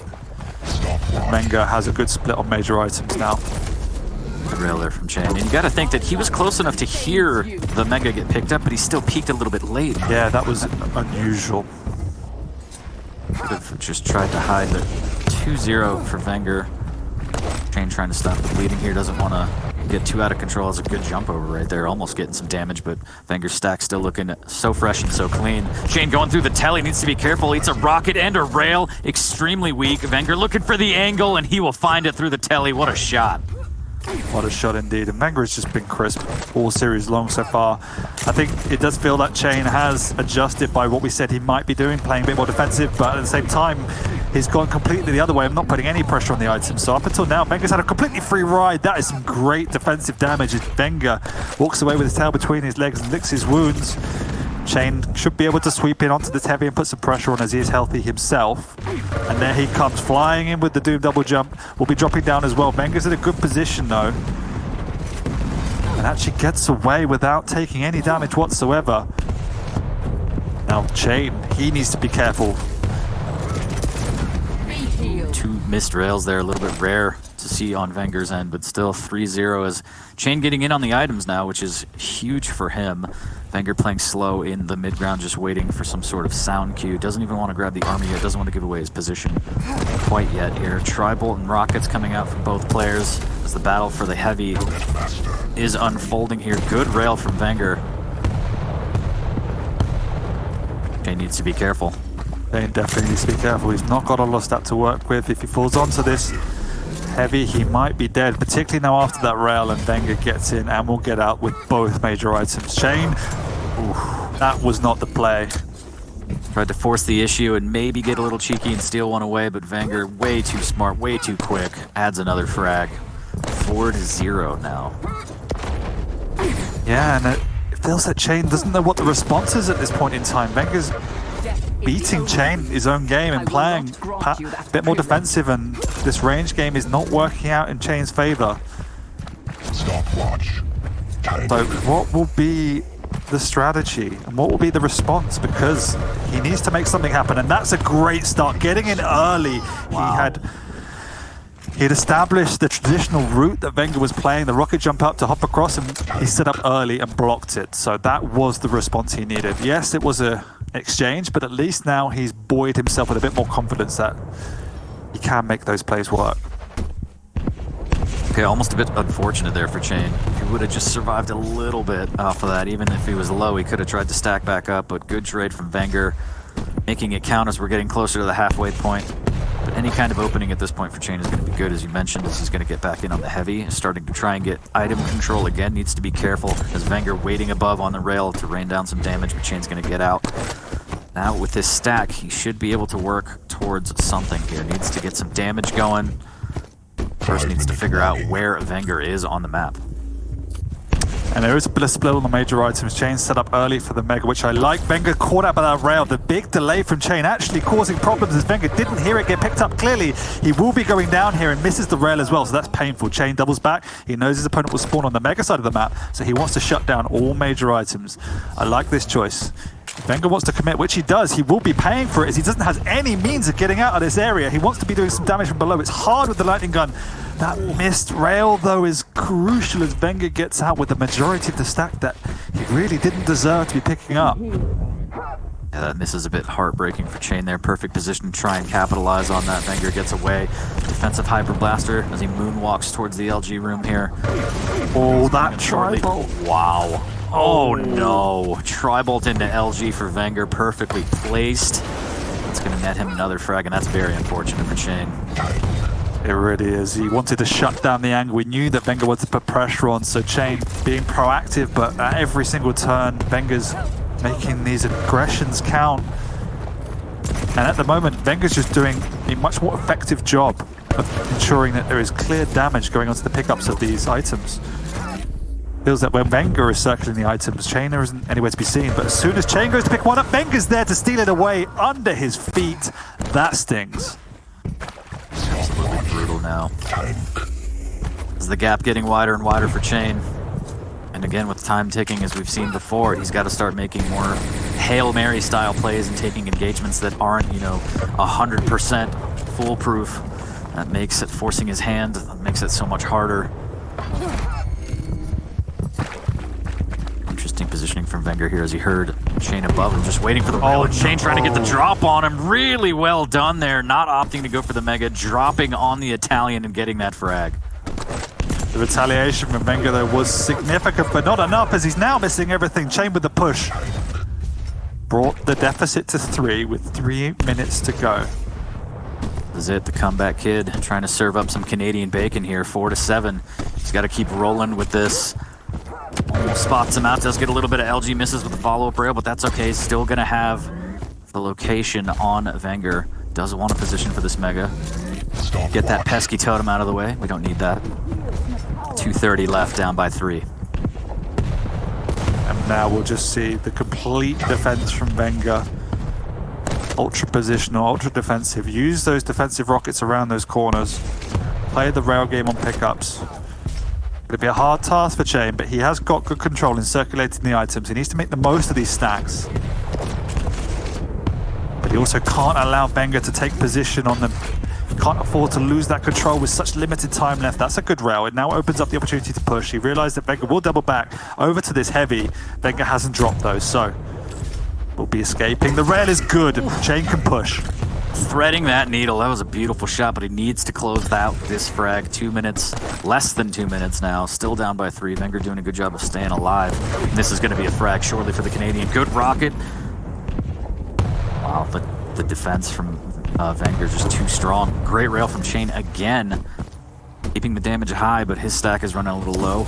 As he is on time in the rail from Wenger. Chain just not expecting that peak at all. Creative use of angles from Chain, but once again, Wenger retaliates in kind, and they do exchange rails, and that just sets Chain's momentum back. Once again, a crucial mail missed by Chain, and the clock is not in his favor as Wenger pushes in. He wants to finish it. He wants to get another deciding frag. Decides against it as Chain is set up well. He's beginning to restack.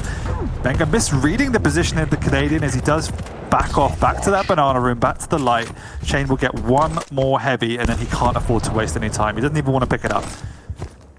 And this is it. This is last chance saloon for Chain as he needs to find Wenger now. He's established where he is, but can he get him? He knows exactly what he would do. He'll back off. He want to play the corners. He want to play the telly. And Chain he needs to trap him, but he's also wasting time, and he's misread where Wenger's going. Wenger's still in the teleporter alley.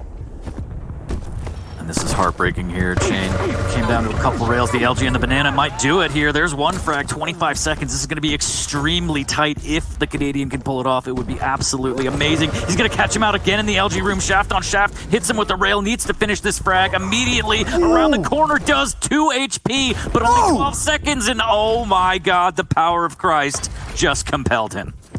The totem MVP as it was just lying in wait from Wenger.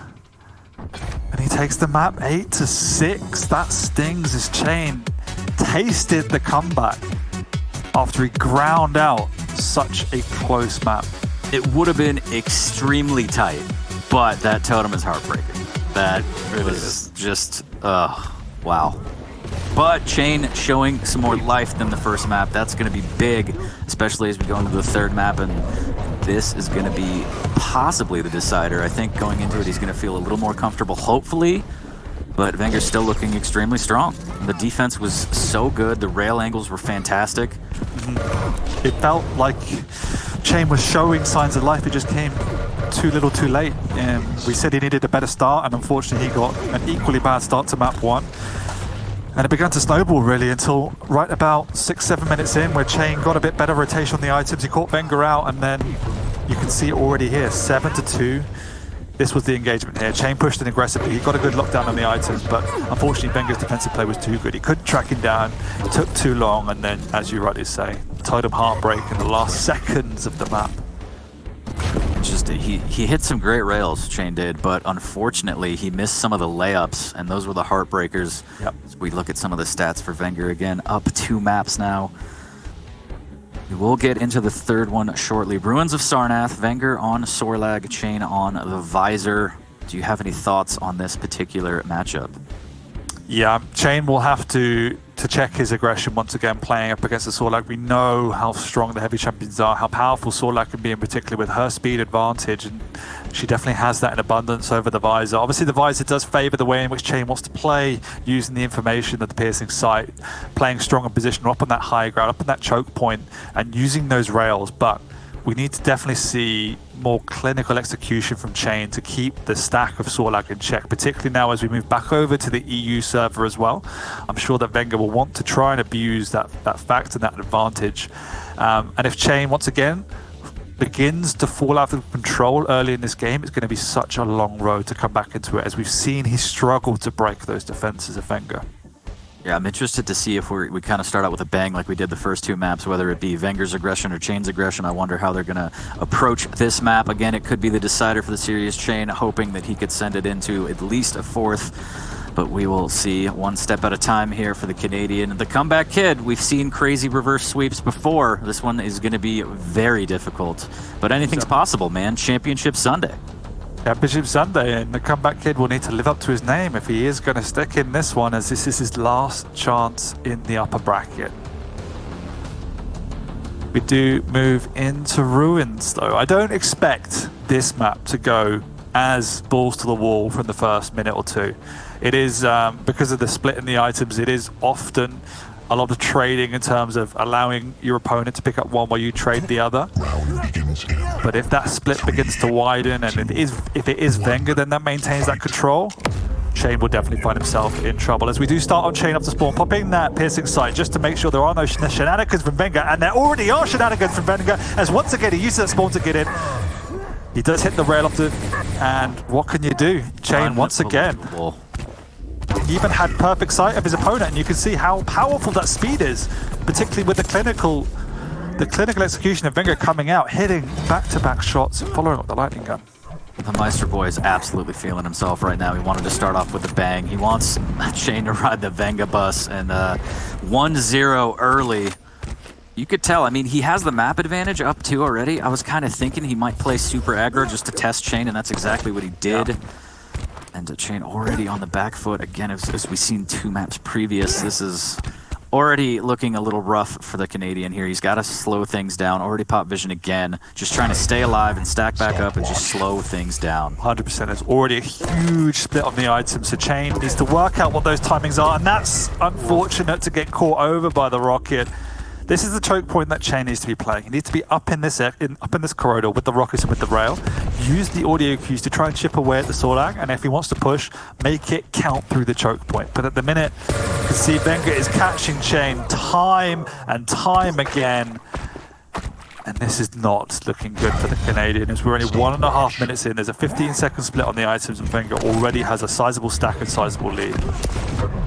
Is he going to drop and chase this? Why not, right? You have the stack, you have the spit. Oh, man. Oh, he wants it. Good rail from Chain there. That may have been something that saved his life. Wenger's like, I'll spare you for now. Mega's going to be up, but that stack is going to be so huge on that dinosaur. It's delaying the inevitable as Chain. He has only got a rail to work with at this point in time. Hasn't got timing on the items. He'll roughly know when they are now, but what can he do? He's had time to go pick up a rocket. Wenger will assume he has that, but not a lot else to work with. But Chain, though, is hitting his rails, and as long as he's doing that, it will stall the momentum. As we see, instantly Wenger stops the aggression, stops pressing W and backs off. Chain also will hear this pickup. He's in the right position to try and hit a rail, but Wenger, knowing where Chain is, goes down the back channel. Doing a better job now, slowing things down again. It almost feels like his whole strategy is contingent upon hitting those rails, because the minute he misses, Wenger is going to be up close and personal with that spit. But again, as long as Chain's hitting those, it's going to work to his advantage. Wenger with a retaliation of his own. Chain fires back again, a volley of rails from both players now. Wenger with a great dodge on that rocket here as Chain gets pushed into the tribal room. Needs to be careful which way he tries to escape here. A little bit of preemptive spit to cover some ground, and that tribal will give him away. But Wenger, again, the stack is just so big. He's going to be on time for this heavy, controlling the map really well. Chain needs to get into a position of comfortable enough in terms of his stack to hold strong on one of these items, either delaying it, the pickup, so he can jump on the other, or bullying his opponent out of a choke point. Because at the minute, Wenger's got both on lockdown. He's not being challenged on pickup, which means that aggression comes out once again. And yes, if Chain hits 1 or 2 rails back to back, he will stall the aggression from Wenger. But Wenger's stack is still big, and then Wenger will also slow it down and play the rail game, which he's also being very successful at. But Chain managed to work himself onto this heavy. Wenger was too aggressive, going back for the light. He also doesn't hit the rail on the exit, meaning Chain has worked himself into a good position to try and contest this Mega, and the rocket out of the telly as well, reading the movement of Wenger, followed up by the close-range rail. That was perfect play by Chain, but we see the refrag potential of the Sorlag coming through as she is big, she is tanky, and she could do it. Very, very thick girl. A little bit sassy there off the spawn as well, as Wenger capitalizes again the refrag capabilities for the heavy champions. Very, very big here as Wenger looking to add to it. A little bit of rockets trying to make him fly on by. Chain will escape. Wenger now on the back foot as he grabs the 50 armor, makes his way back towards above the rail area. Good rail from Chain down. No way! What a read by Wenger.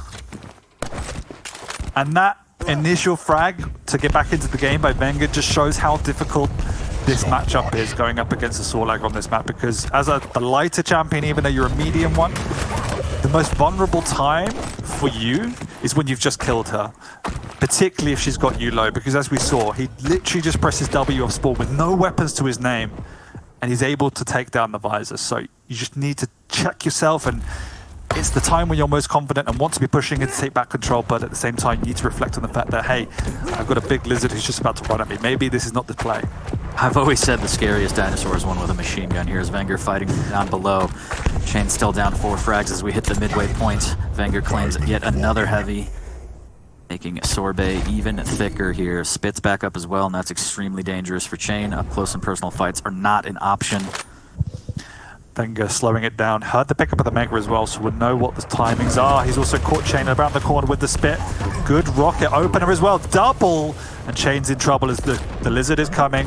She will be taking down the Canadian to extend his lead to 5. And this is not looking good whatsoever for Chain's chances in the upper bracket. Yeah, the play from Wenger was perfect. Posted up. I knew exactly where Chain was going to go. Just direct rockets into the doorway here, closing off his exit. 6-1. I also really like that play by Wenger, just deciding not to push in onto the heavy, knowing that Chain was down there, and seeing that he had himself very limited benefit for picking up that heavy, instead favoring the Mega, and this engagement will be going the way of Wenger. Chain's doing a lot of damage though. Wenger actually needs to walk away with his tail tucked firmly between his legs, but he's already set up for the heavy. Chain needs to just retreat and even get some weapons to fight back with. Oh no! Oh my goodness, that rail from Wenger. Luckily for Chain, did make it onto the Mega, but that was a beautiful shot from Wenger, and that just kind of shows you like he's feeling himself. He's up 5, 2 maps up already. He feels this victory. All the pressure is on Chain to live up to the name, is patiently waiting for this outside armor as Wenger. He's like, where is it? Give it to me. Yeah, I was speaking to Wenger last night to congratulate him on his victory, and he said, yeah, you know what, I practice all day on 60 hertz and then turn up to my event on 240, and I just hit everything, and that shows as he hits the rockets back to back. The follow-up is there just to trade, and that's good because he was coming through the choke point. Although it does mean that Chain gets a good few seconds to reset, try and pick up some weaponry before his opponent, and get onto that heavy. He's early for this Mega, but he's caught Wenger off guard down here with the rockets, but the rockets are decent. Decent enough to push back Chain. Those are beautiful rockets there. Chain could smell the frag. It looked like that dinosaur was going to be toasted, and there's the rail. So ends up getting the frag, and this is going to be great. Still down 4. Chain needs to roll with this. He's going to get caught out on the T-Con. Can he get the frag? He's already very weak, and the rail is going to come in clutch for Chain. Yeah. Wenger tried pushing hard once. He knows that Chain's got that Mega. Chain will be weak, but at the same time, the score is slowly creeping up for Chain. Maybe we'll see Wenger just reconsider those pushes, as he knows the clock is definitely in his favor, so wants to be buying that time. He's waiting down on the heavy, and Chain doesn't feel comfortable to push, even though he's got the weaponry advantage. The stack's just not there. He needs this Mega, he needs it now. The bursting sight comes out to try and prevent from Wenger going in. That rail does hurt, as Wenger knows now it's only a matter of time before he kills his opponent. And yeah, lol. That seems like a frustrated lol to me, as the meatballs on this guy. Wenger's just pushing in right when that rail misses. He knows that he has Chain dead to rights. He's going to catch him out again in the rail room here. Switch to rockets. As the rail comes out, Chain could actually turn this around. The rocket jump to get away. Can he find the frag? He does. 3 frags down, 1:40 left. There's still time. Yeah, I mean, that law was just a Phil Baz man, right? Because he's got perfect vision. He can see the sword line coming. He just sees death coming. And there's nothing he can do about it with that rail out. So Wenger now doesn't even want to contest. He's happy just to wind down this clock, use his speed. And that's something we haven't talked about on the defense, is how is Chain meant to catch his opponent? He needs to chase down this Lillard who is faster than her. And it's going to be a tough ask with a minute to go. He's got the full stack, but Wenger doesn't care. Yeah, Wenger's just going to fly around the map for the last minute here. Frustrating for Chain. Didn't want the set to go this way. Wanted to put up a little something. Here's some rockets here. Ooh, wow, fantastic rockets from Chain. 2 frags. This is still doable. He just needs to catch him out. Is he going to find him? Harder.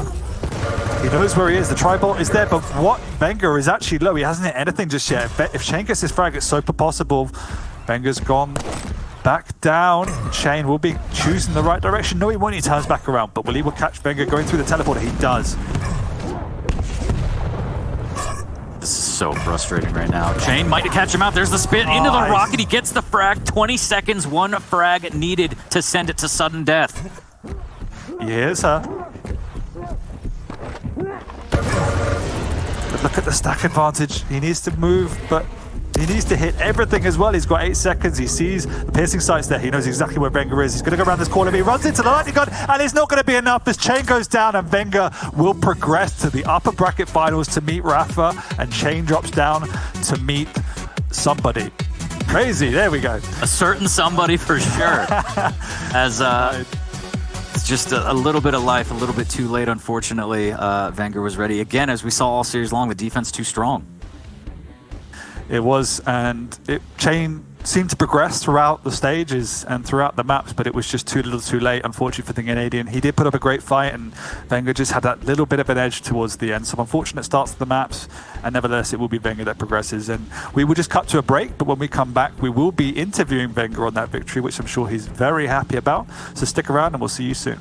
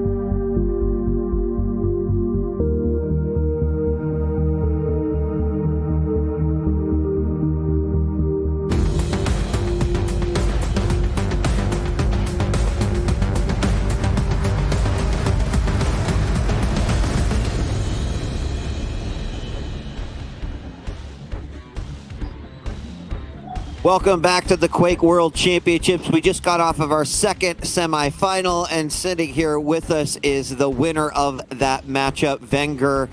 He took on Chain and beat him 3-0. Wenger, congratulations. Great job. Thank you so much, and it's a pleasure to be here. Awesome. Well, we hope that we get to see you more than once today. You've certainly put on a showcase this weekend. Taking a look at your wins, you won against teammate Razy, and you took out two-time Season 1 champion Kilson, finally Chain.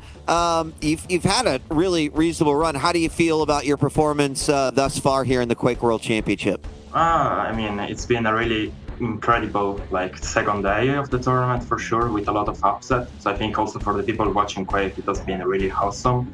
And I think probably I had the toughest run just because I played against Razy, which is you can never count him out, and then I played the champion. So it was really tough mentally to go into that kind of seed of the bracket, and managed to win. Actually was really good feeling, and especially against Kilson, because in the past 3 stages, I have missing just the last map against him, and I couldn't manage to win. This time, I finally managed to play the best I could against him, and it was enough to win. So I'm really happy about that. When you have 2 wins against Razy and then Kilson, going into then the semifinals, up against Chain, who I believe you've played before, but after beating Razy and Kilson, did that give you a level of confidence that you're like, all right, I'm going to this final days, I'm bringing my best, and I'm just gonna do what I know I can do? Well, I mean, before every tournament, I always try to think that I'm the best and I will win the tournament no matter what. So, I don't really care who I face. I just try to play the best always. And as you saw, also, Chain played really good. And he's improving really quickly, same as a lot of people in the Quake Pro League. So, it's always good to see people stepping up and grinding the game and giving close games to everyone. So, I think I'm just confident in myself, and I always try to aim at the top and never be satisfied with anything else that is I never try to think about making it to top 8. Then I just try to think about winning every game, and the far I can go, the better it is. Yeah, that makes a ton of sense. And let's then talk about thinking a little bit about winning your next matchup, which is against the last remaining champion in the Quake World Championship, Rafa. Winning that game could put you very comfortably into the grand finals, but thinking about each individual games, how are you preparing yourself in thinking about having to go up against Rafa, who you got to see early this morning and looked to be in very good form? Well, as I said already, I managed to win already Kilson, which was a world champion. Then I managed to win Razy, which was already runner-up 2 times, so second place twice. So yeah, he's a world-class player. I'll try to think the same about the match against him. I'll try to play my best. I'll try to not fear him. I'll try to just get my head right. And I mean, we are all humans. We are playing with 2 hands, 2 arms, 2 eyes. So at the end of the day, you just need to play better on the server. And if you can do it, you can win. I, of course, a huge respect, but I'm trying to play my best every game, and I will try to defeat him and try hard as much as I can.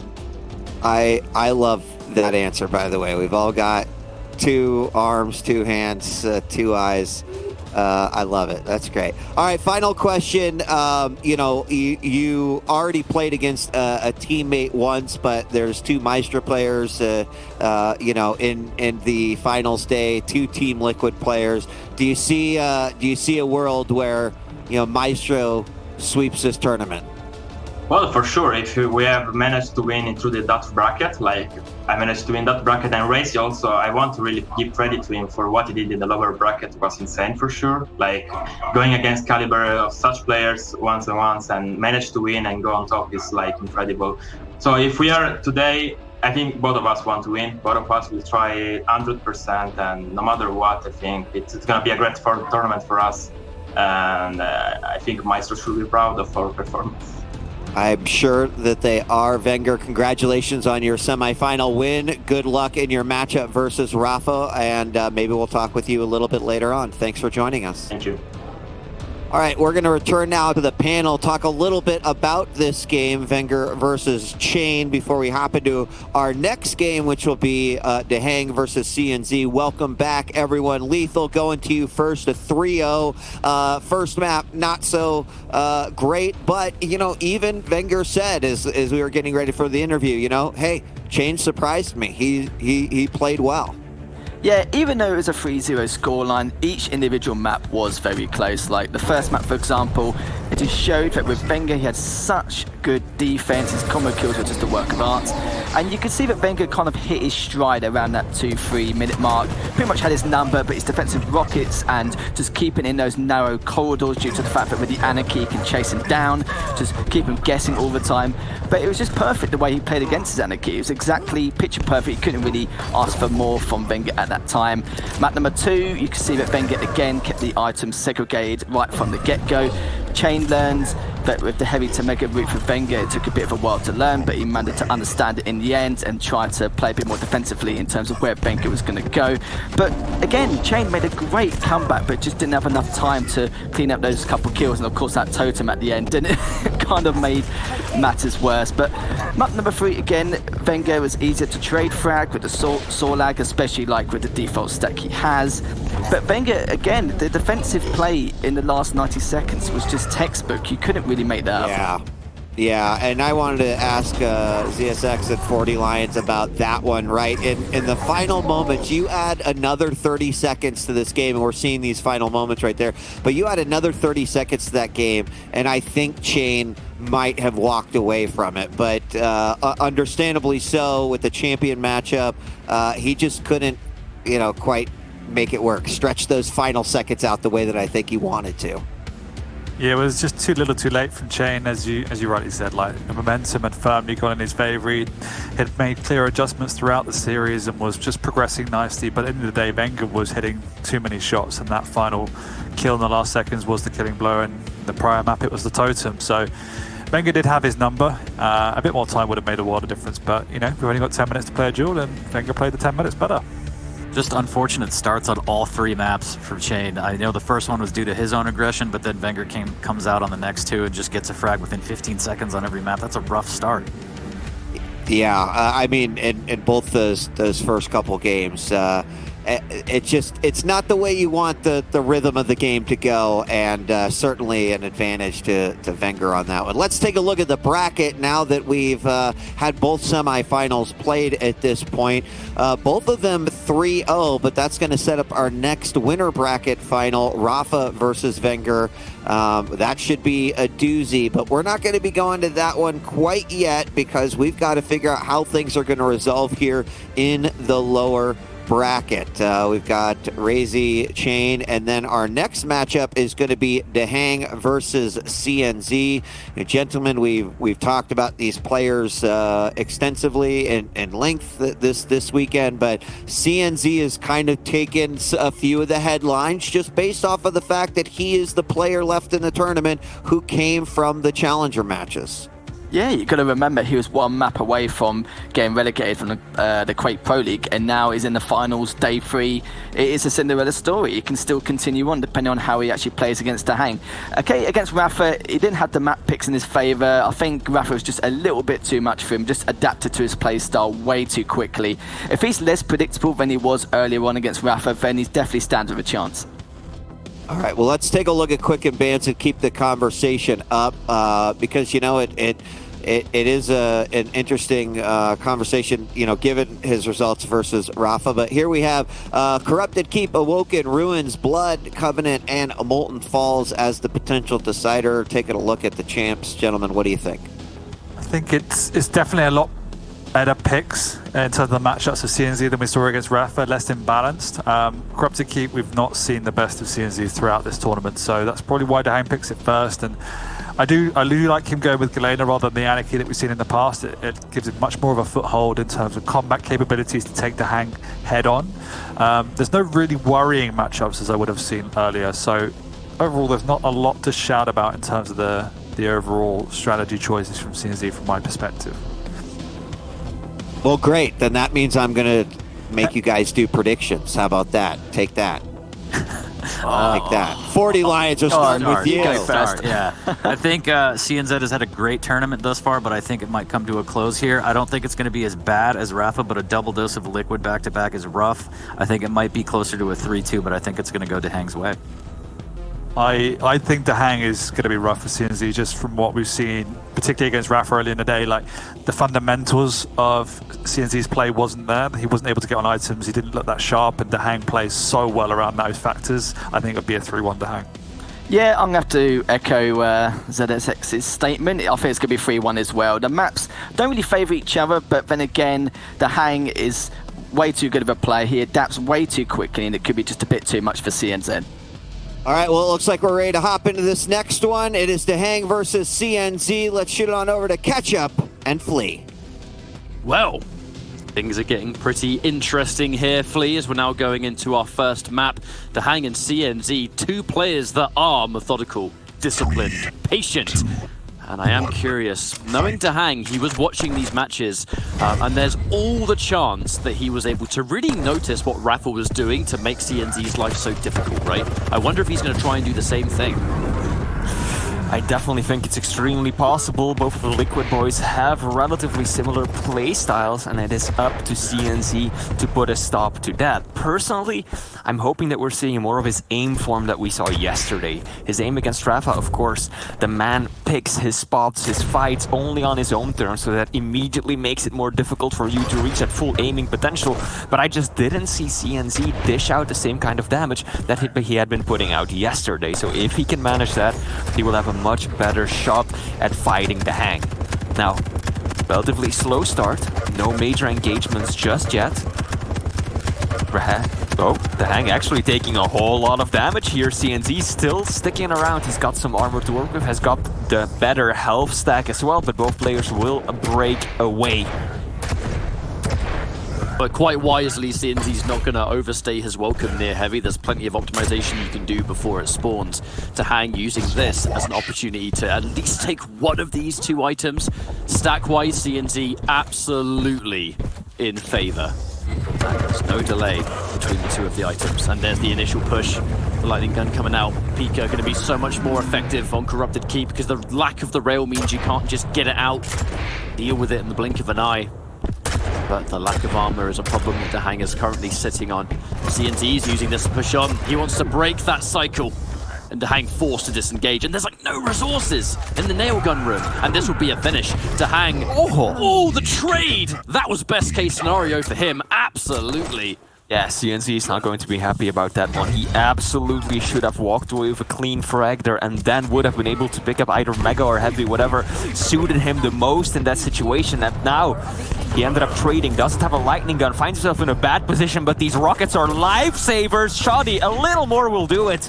And CNZ putting himself in the lead. Very little delay between the two items, and they're still 10 seconds out, so he doesn't immediately have anything at the ready to start perhaps a good rotation or manifest some solid control.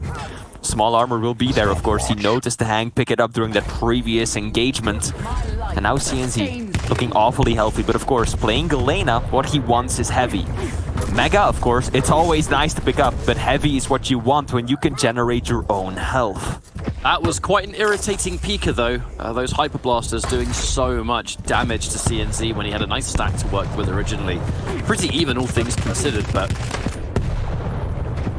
Yeah, it's very clever from the Hang to use the Peeker that way, because he knows that if he just rushes in with the Kamikaze, CNZ will switch to the shotgun and destroy it anyways. By staying back the way he has, there's nothing that CNZ can really do to instantly defuse the threat, and so by the time that he has peppered enough heavy machine gun or LG damage down towards the drone, the Hang, of course, will have done a fair bit of damage himself. Good little trap from CNZ, but unable to really push it to the limit. Definitely didn't get out as much damage as he was hoping for in that engagement, and I think that that is going to raise some alarm bells for the Hang, knowing that CNZ is already approaching the game like this with these sneaky little traps and setups. That is going to raise his eyebrows a bit, and he might adapt his playstyle. The rocket's not going to do much damage, if anything. And I'm liking this slow pace from CNZ, where he's not being crazy push heavy. There always seems to be this one area that he can retreat to. Lots of rocket spam as well, just those corners to take. But when the time is right for him to spring the attack, he will do it. And it looks like another one's going to come out. But he gets down. Uh-oh, floor is lava in chat, 100%. But he is able to at least take this heavy, so that could have gone a lot worse. I'm not sure if the Hang realized just how much damage CNZ took from that dip in the lava. That was quite a bit more than he was hoping to take, no doubt. CNZ though, his reads are looking pretty solid. The aim ain't half bad either. Mega isn't up for a long time, boy. You can't be there, and the Hang gets the high ground. The Rockets fall short, and the American will tie things right back up 2-2. And now the Hang is going to have to spend this time waiting for the heavy to spawn, thankfully, because it is Corrupted Keep. Ah, hang on a minute. That sounds like a little bit of a fake, potentially. Or he's just building up some of that potential movement. Both items have spawned. Not a massive gap between the two. So we find ourselves in that kind of square one situation if we're talking about the items alone. And with it being a 2-2 as well, I wonder who's going to be the player next. 5-minute warning. Try and interrupt. The halfway point's already been met. CNZ gets a wonderful amount of damage. The Hang pushing in, but he might get punished here. CNZ looking to stay safe, but that one rocket is a very scary one to hit. The Hang forced to retreat. Gets pushed away, and he can't even get the Mega. CNZ pushes him away with the LG. And this is one of the best times to get that frag. He's going to spawn near rocket. No trade this time, however, as CNZ scores another one in the bag. This would be 3 LG damage. Yeah, and good attempt from CNZ at forcing the spawn out as well. He knows that that small armor is still up at the top. Is going to loop back around to ensure that it doesn't go his opponent's way. Liking the plays from CNZ right now. This is solid. He got that at the exact right time, as you mentioned yourself. Picked up Mega, small armor to help him out as well. The only problem now is that the Hang has secured that heavy. So he is still in a very solid fighting shape. Now, the one thing that the Hang is lacking, I believe, is the lightning gun. And CNZ is acutely aware of this. He knows that he might still be able to deny that weapon, or at least pepper the Hang full of damage if he exposes himself up to the lightning gun, because it is such a difficult item to get out with. Gonna catch sight of the Hang, do a bit of damage onto the Strog. This is, to me, quite the classic CNZ game where he's slightly in the lead, but it's a comfortable lead, and he's now going to play on this lead heavily. You know, he's going to make his presence known on some of these items. He's not going to allow the Hang to take some of them for free unless he's comfortable for it to be the case, and he's going to be careful for the remaining 3.5 minutes. DNZ, not really a risk taker. He's the kind of player where if he knows something is likely, he'll do it, but if not, he will never overextend. It's why Rafa was able to kind of bully him in a lot of those maps, but with this kind of matchup, a much more significant lead. Some pretty okay rocket damage initially, but nothing to really write home about compared to Dahang's LG, and he runs out of ammo. That was a disastrous, dare I say, messy fight from CNZ. Whoa! Okay. Yeah, I took the words out of my mouth, mate. CNZ should not have pushed back in with that totem. He thought that he could come out on top of that engagement by dropping the totem, getting that health injection, but that was so risky, and he can't afford to lose out on these situations. 2.5 minutes left on the clock for a 2-frag lead. Don't engage here, CNZ. You know how that turns out. You don't want to take that fight when you don't have a lightning gun. Even though you've got the high ground, good rockets. Oh no, he dropped the totem up on the stairs. Didn't get the healing. This is risky. He wants to go back to the totem. He knows exactly where it is too. This could be problematic. Luckily for him, the Hang taking the long way around. The Hang was looking for CNZ, trying to catch him off guard at rocket and maybe get an easy frag, but CNZ was just going right for the main prize, the lightning gun and the mega health, as he still hangs on to that lead. This is looking promising for the Estonian, Ketchup. Yes, it is. We have less than 2 minutes on the clock now. The 2 frags that the Hang really needs at this stage. Corrupted Keep, your life is on the line in this kind of situation because it's so easy to get 1 frag, catch a good spawn, push on, then you've got a second. You could blink, and the Hang has been able to stabilize things here. The CNZ running the heavy. And he's starting to set up shop around this corner. It is notoriously harder to chase champions in this part of the map. It is going to be an edge of movement though. When Dahang needs to chase, he'll be able to do that with his crouch slide. Here comes the Pika. Gets rid of it almost immediately. Dahang playing no games. If there's a risk, he's out. And now CNC surviving for just short of a minute. One more of those and he's going to be in business. The Rockets have been fantastic to keep Dahang at bay as well. The super shotgun is hurting so much. And CNZ would have heard just how weak Dahang is. The pre-death scream coming out from Strog. Music to your ears if you're 1 minute away from winning a map.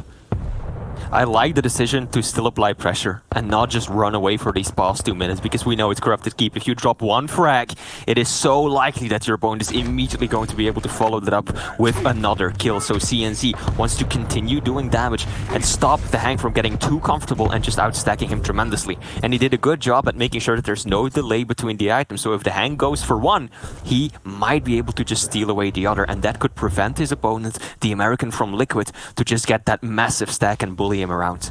Now with 25 seconds left on the clock, he is just going to run down the timer, it seems. Good defensive Rockets, one more should do it. Can he find it? He's still alive. If Dahang doesn't get him right now, there's no chance. He needs to get a frag now, get a spawn, rush it.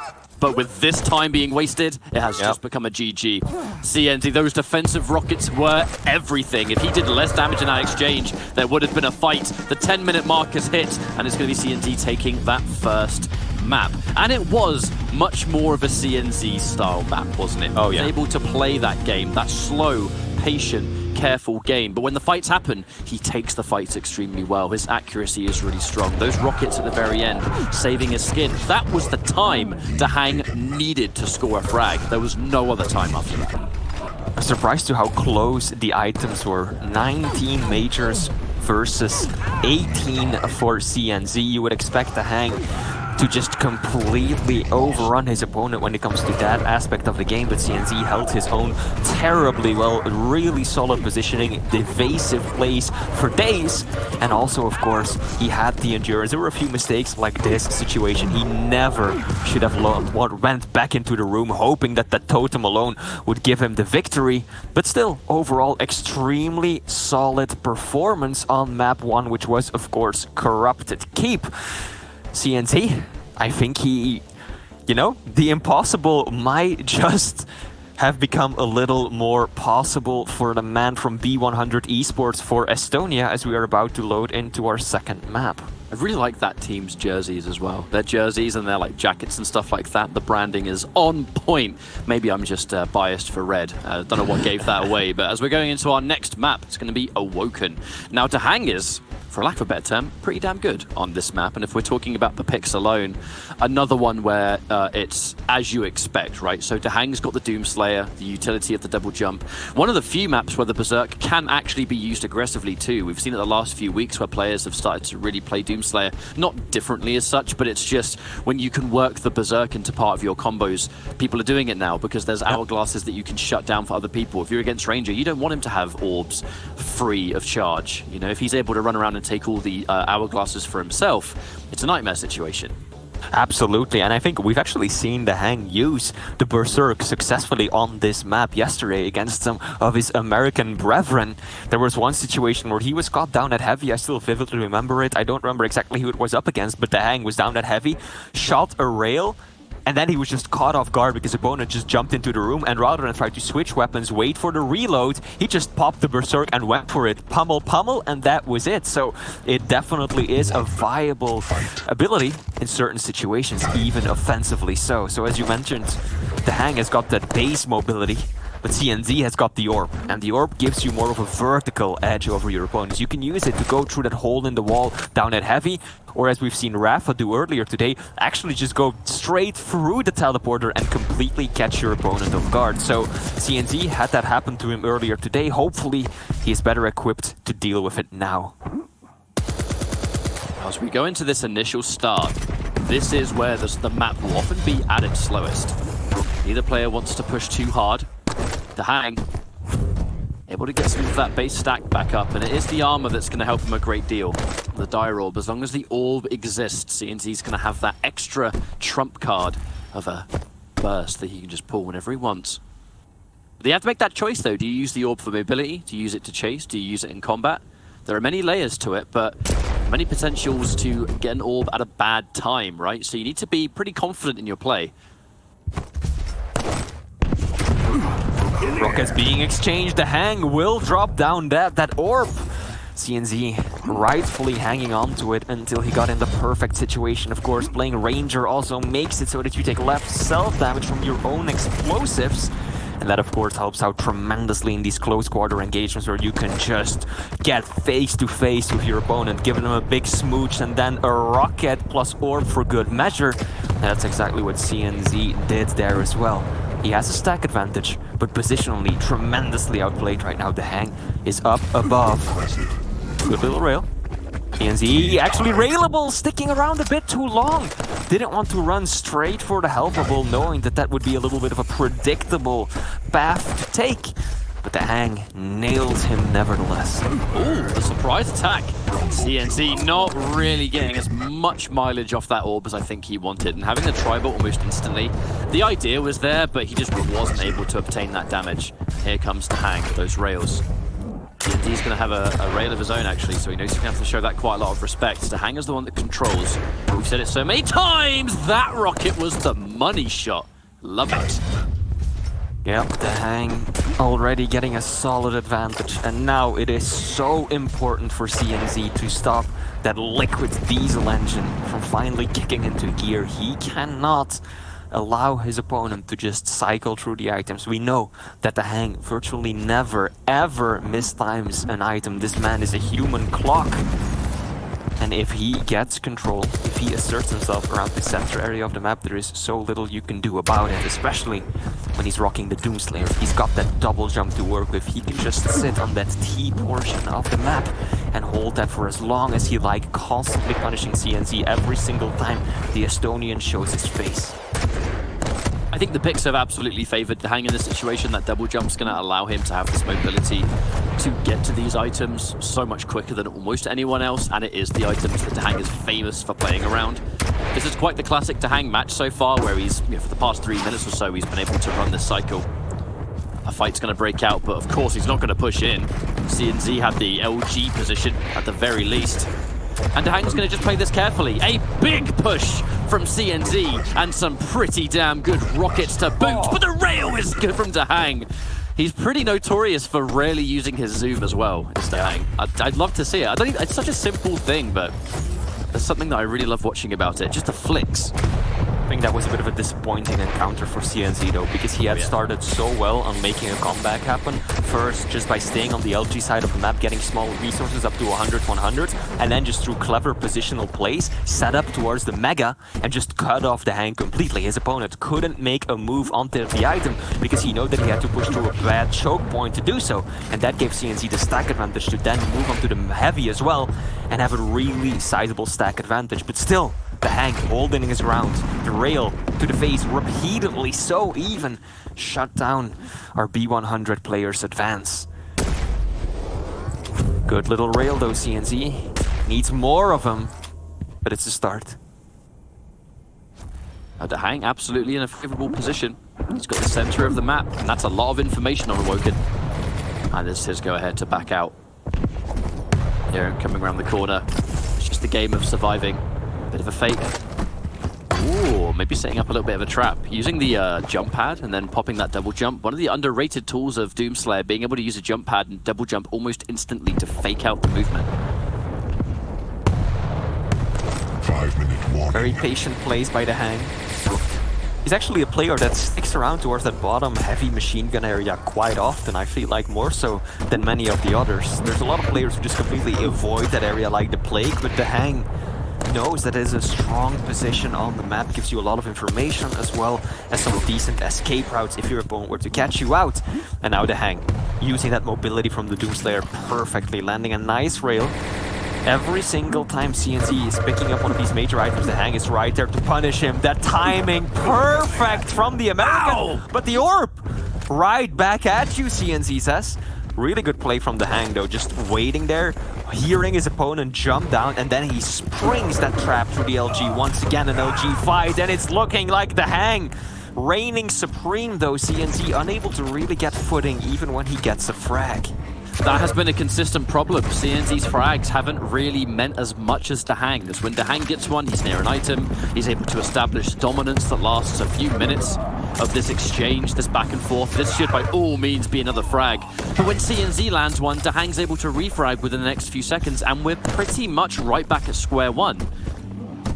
With the way things are going, we're absolutely going to even things up now, 1-1. Unless CNZ's able to pull off this comeback, isn't quite able to get it, and CNZ's not going to teleport to that because the Mega has spawned. He's been able to survive long enough to get an item that's bringing him back into this fight. He's definitely got time to finish as well. Only 4 frags in about 3.5 minutes. That's definitely doable.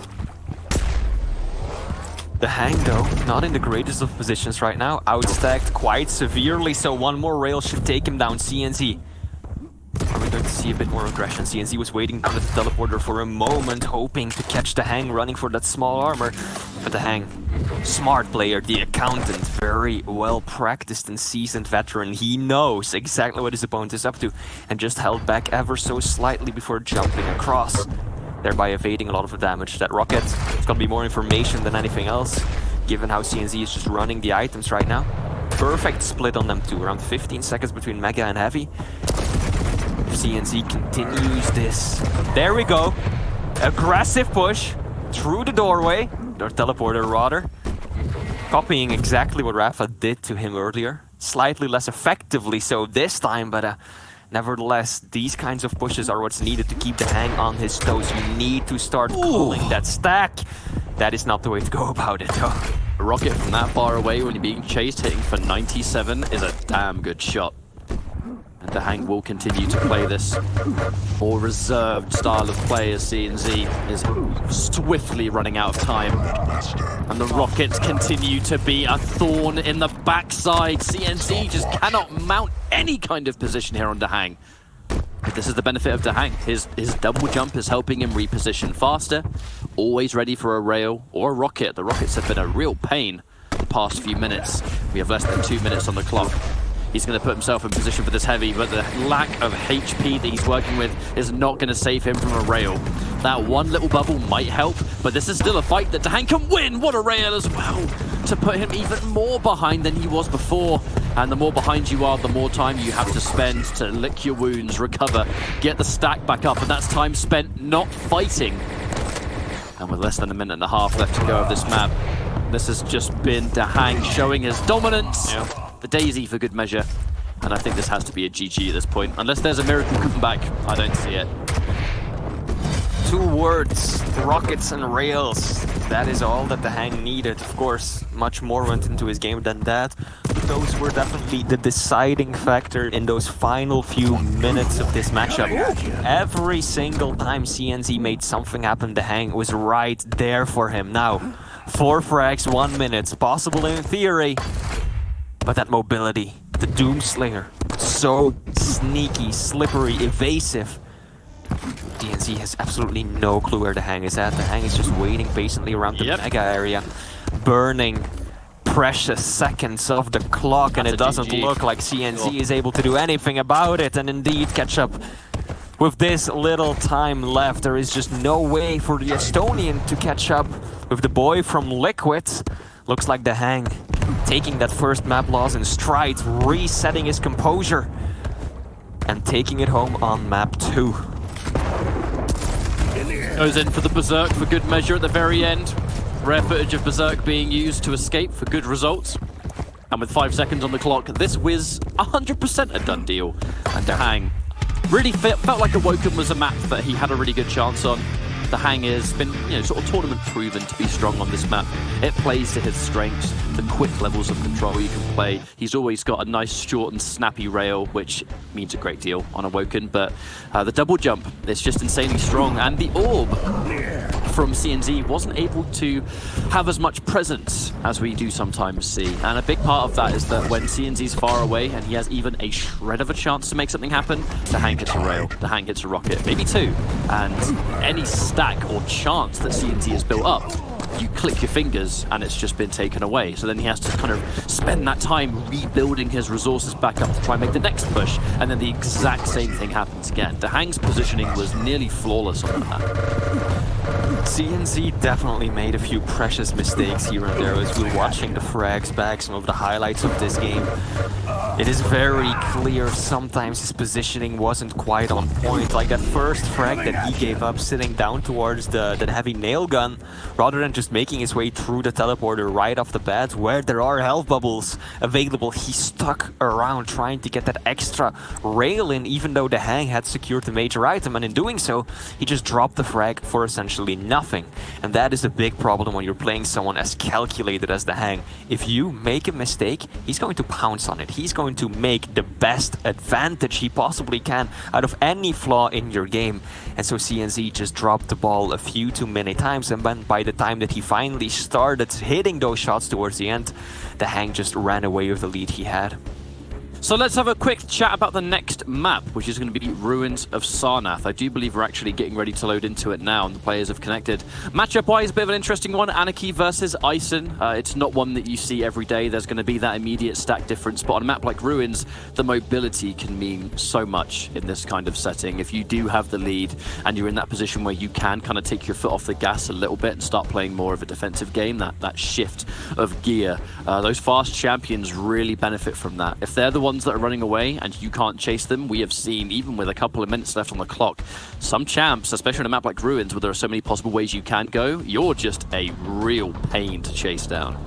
Absolutely, but of course there is a flip side to the coin when it comes to that. Picking a small, squishy, light champion on a map like this does come with a lot of downsides as well. Once you get out of control, it is so difficult to get back into the swing of things on the map that is Ruins. Why? Because you need to favor the small armors if you can't contest for the major items, and those two just so happen to be in really tricky situations on this map. If you want to take a small armor, you are exposing yourself on either the top or bottom area of the map. So many easy rails can be flying your way, so it is a risky play to go for them. So CNZ has to be careful not to drop control too early on, or the Hang can steamroll him. Looks like we're checking things out from the Hang's POV first. And he has got a significant amount of health and a rail. Good weapons to start things out right now. And you can clearly hear Anarchy.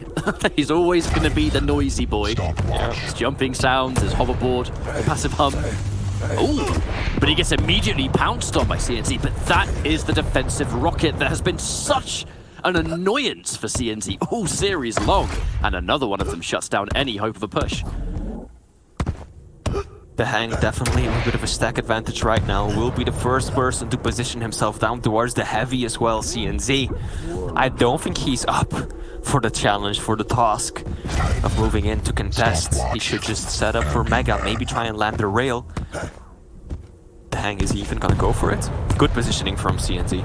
He heard the bounce pad, knew exactly how the Hang was going to approach that following situation. Didn't do any damage, but still, just the positioning, just projecting that presence was enough to push the Hang back. Rockets from the American are strong. CNZ losing a lot of footing. He has to be super powerful on the defensive right now. The Hang knows his opponent rather is eyeing that small armor, but CNZ cleverly avoiding going for it. Well played. I like the fact that the Hang was as patient as he was near Nailgun, near Mega. I think he heard the injection get popped because of Anarchy's voice line. So you're kind of fair to assume, right, well, if he's popped injection, he's not going to be standing on Mega. He's likely reaching a little bit further, looking for an angle first. So he has to show it that respect. It is that level of optimization that makes players like Hang so successful in the world of competitive Quake, right? But 2 minutes on the clock, Hang keeping a stack advantage. Gotta say, not a lot has shifted so far. It looks like the way things began or the way things currently are, that is a really good rail to kickstart things. And does he get a good read on the light? Actually, Hang, I think he had the idea that CNZ was going to take that light, but CNZ's damage was able to match it. And the turret, watch out! The 2v1 flee! The turret, you love to hate to see it. I mean, the turret, two main purposes, right? Information when your opponent walks on by, and also just to distract them and turning it indeed into what's effectively a 2v1 situation. And CNZ was caught out in between those 15 damage pellets from the one side and then the Hang's rockets from the other. Unable to do much about it, as the Hang now starting to rev things up a little bit. He's got a good rotation going on, 10 seconds between the items. Mega first and then a quick drop down to the heavy. CNZ should be so careful right now. He's already sitting up down below towards the heavy. Doesn't even have a full armor stack though, so if the Hang decided to just bully on through, CNZ would be a sitting duck. Good for him. He decides to turn around and evade his opponent for the time being.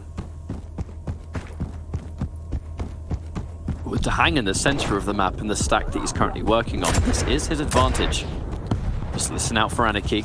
He's currently in the process of doing that. CNZ is going to try and make as little noise as possible. But it's the next set of items. Heavy first. Good opening rail. Turret gets dropped down. CNZ will not make the same mistake twice. This time he's going to show it tons of respect. Of course, he's had to sacrifice the Heavy for this. Now there is a potential fight here. Bit of a tricky one for Hang to take while he's getting peppered down by the LG, though. The Tri-Bolt starts, and a little bit of extra Tri-Bolt for good measure. Does he get the shout out? Calling out the light armor. The Hang's going to steal it away this time. That's a bit of a blow for CNZ, actually. If CNZ wants to take this light in the back room, it is a risk. That one light being taken, I think, has put CNZ in a position where he can't really challenge these items. He's only just been able to get some armor, but this is the risk you take. Kind of stuck in no man's land, aren't you? So CNZ thought it was a risk he had to go for. Is he going to be able to win this fight? The missed super shotgun, but the second one certainly doesn't, thanks to point blank. So much can stem from that one light being taken, but thankfully at least CNZ's on it now. CNZ did a surprising amount of damage with the plasma right there. The Hang definitely has to take it slow and easy for the time being. Massively outstacked, and it looks like CNZ will be able to not just secure the Mega, but the Heavy as well. The Hang, he might have heard the pickups, might have gotten the timing as well. But now it's all about CNZ being able to catch the ice, and of course Anarchy got far greater speed and mobility to work with, but the Hang, loving this positioning. He knows how weak Anarchy is against that super shotgun, and he's kind of counting, hoping perhaps that CNZ will drop down through those small winding corridors where he can use that weapon to the greatest effect. CNZ, though, avoids that situation like the plague, instead takes the standard route to drop down, and that forces the Hang away.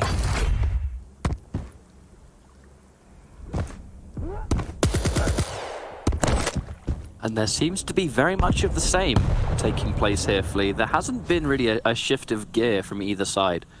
The NZ will patiently wait for that one opportunity to push, and he's working on that opportunity with the amount of stack he's currently working on. Having both of these items, I think Hang's content to let him have it for the time being. He's still not going to position himself for Heavy. I like this idea from CNZ where he's not going to be too hooked on taking the Heavy right as it spawns. That opportunity to push out and get some bonus damage first. But that is really how you start to mount this comeback. CNZ has a lot of work to do versus a champion like this that's able to just create this pressure. Here comes some LG. Mega spawns right as the frag takes place. To Hang with the perfect timing and confidence in his aim. That's a shame. CNZ, he was really banking on catching that Mega at the right time, and if he had, that would have no doubt been a frag going his way. But now, 3.5 minutes left on the clock. Things are not looking up for the Estonian right now. He still needs more armor before he can contest.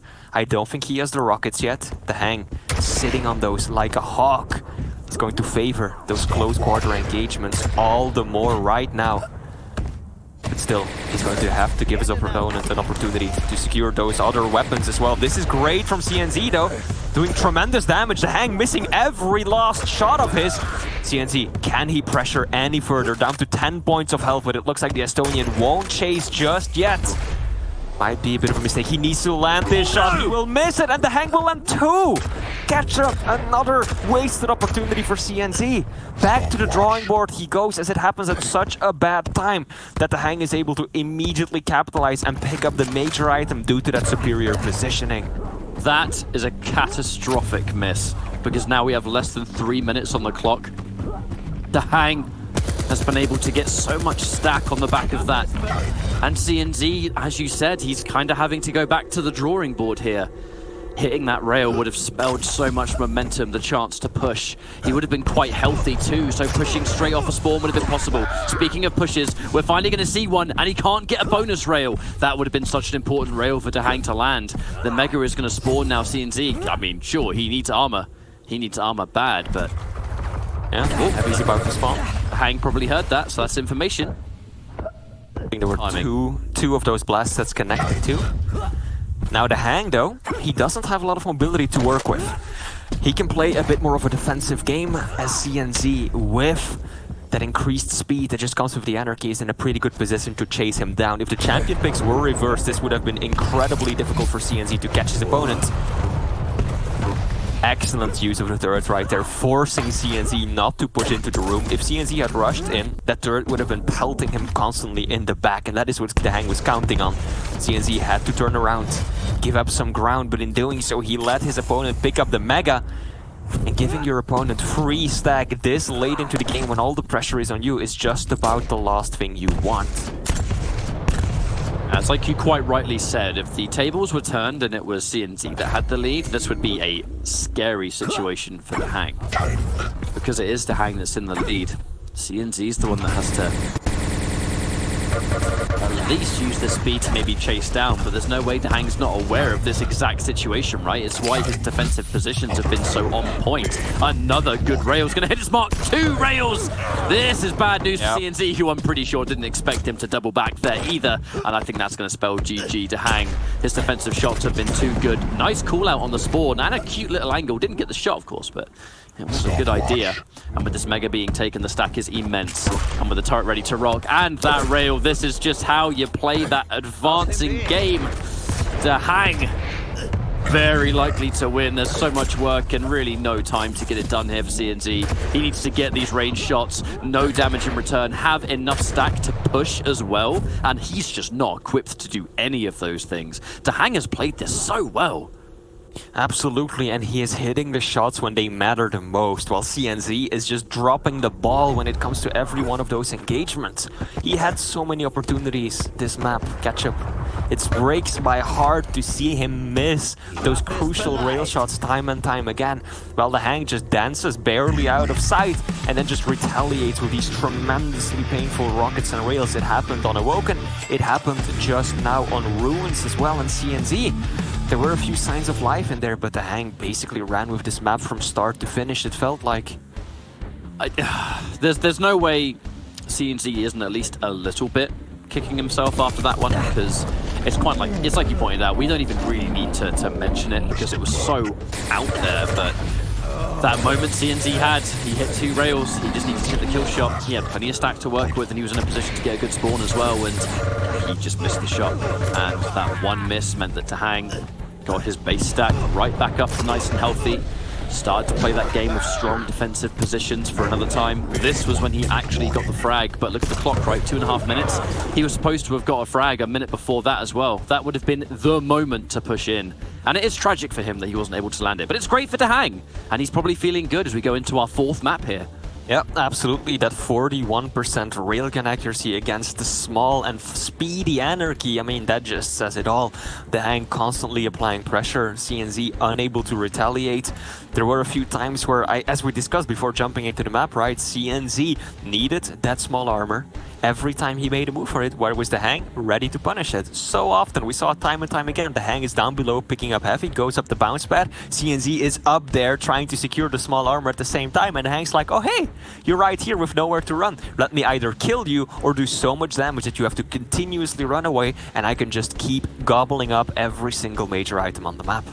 There was that first time that actually happened when the Hang had shut down the light that was near Tribolt, and obviously CNZ knew that, but there was no armor for him to take at all. So right as the Mega comes out, I think CNZ thought, wait, this is a free time, maybe I'll try and squeeze this one in. And by the time he's done that, the Hang is already there, and you're stuck at the point of no return. I think Ruins has at least a couple of those, right? You've got the one underneath near the light armor that the Hang shut down, and then you've got the light that is near Super Shotgun. But that was yesterday's news. And when I say yesterday, I mean about 5 minutes ago. We're going into our 4th map now, Blood Covenant. This is make or break if you're in CNZ's shoes here. Is the Hang going to win this 3-1, or is this the point where we go to the decider? Man, yesterday was only 5 minutes ago. Time flies when you're having It does feel like that, you know. It's been a fast week. It does. It has been a tremendous QuakeCon so far. Starting things off on the Hang's point of view, keep in mind this is a best of 5. If the Hang takes home this map, he will advance and CNZ will drop out of the tournament. All the pressure is on him. This is crunch time. He needs to take home Blood Covenant. Now he is playing Visor, so he has that piercing sight, which you can use as a bit of a hard counter against that invisibility that Nyx possesses. But on the other hand, you're also slow. You don't have the same mobility. Can't do those fancy wall jumps that Nyx is so adept at. And that is going to give the Hang a lot of free reign and movement around the map. It's such a classic matchup, isn't it? The Nyx and the Visor always comes down to how the Visor player chooses to use their piercing sight. Some players like to use it as an answer to the Ghost Walk, some use it in spite of the Ghost Walk. Very much a player-by-player basis, but to hang on the Nyx, it fits his methodical style so well. Play these game of strong positions, but that one time you get caught out where you'd otherwise get fragged. The Ghost Walk is ready to rock and roll. An initial breakout, but no damage either way. I doubt either player is going to push this one too hard. The Mega's ready to go. Lovely positioning from CNZ, who's already in position for Mega, and he wants to get some free damage first. And a Hang. Those were two beautiful vertical rails. Yeah, the Hang had to pop the Invis right there. He's actually really close to CNZ. The Estonian should push this. But the Hang rocket jumping away with 11 points of health. I don't quite think CNZ fully tracked his opponent's stack right there. After those two vertical rails, the Hang had next to nothing to work with. CNZ should have just absolutely chased at the moment the Hang reappeared. This is scary because the piercing sight's been used and Hang has no Ghost Walk. There's absolutely CNZ's going to chase this one down.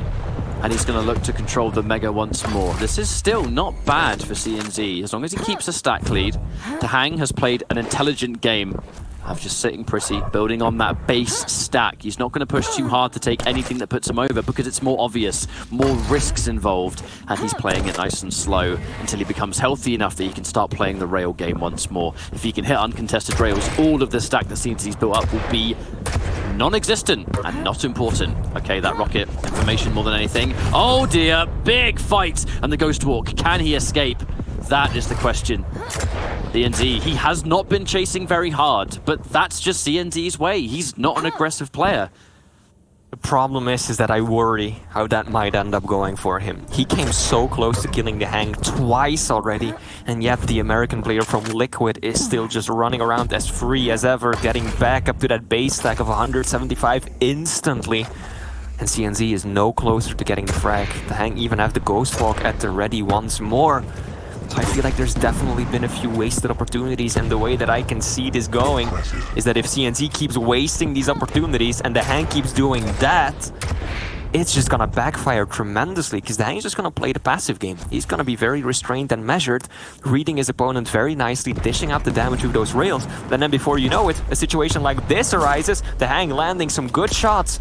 Luckily for CNZ, though, he manages to retaliate once, otherwise the Hang would have stolen heavy and gotten out so easily and so stacked.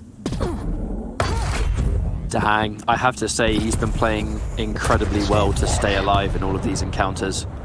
The fact that we're 3.5 minutes in and he's been at death's door about 3 separate times, yeah. His careful style of play. You don't always have to play for those larger items. Blood Covenant, there's plenty of pickups around the map.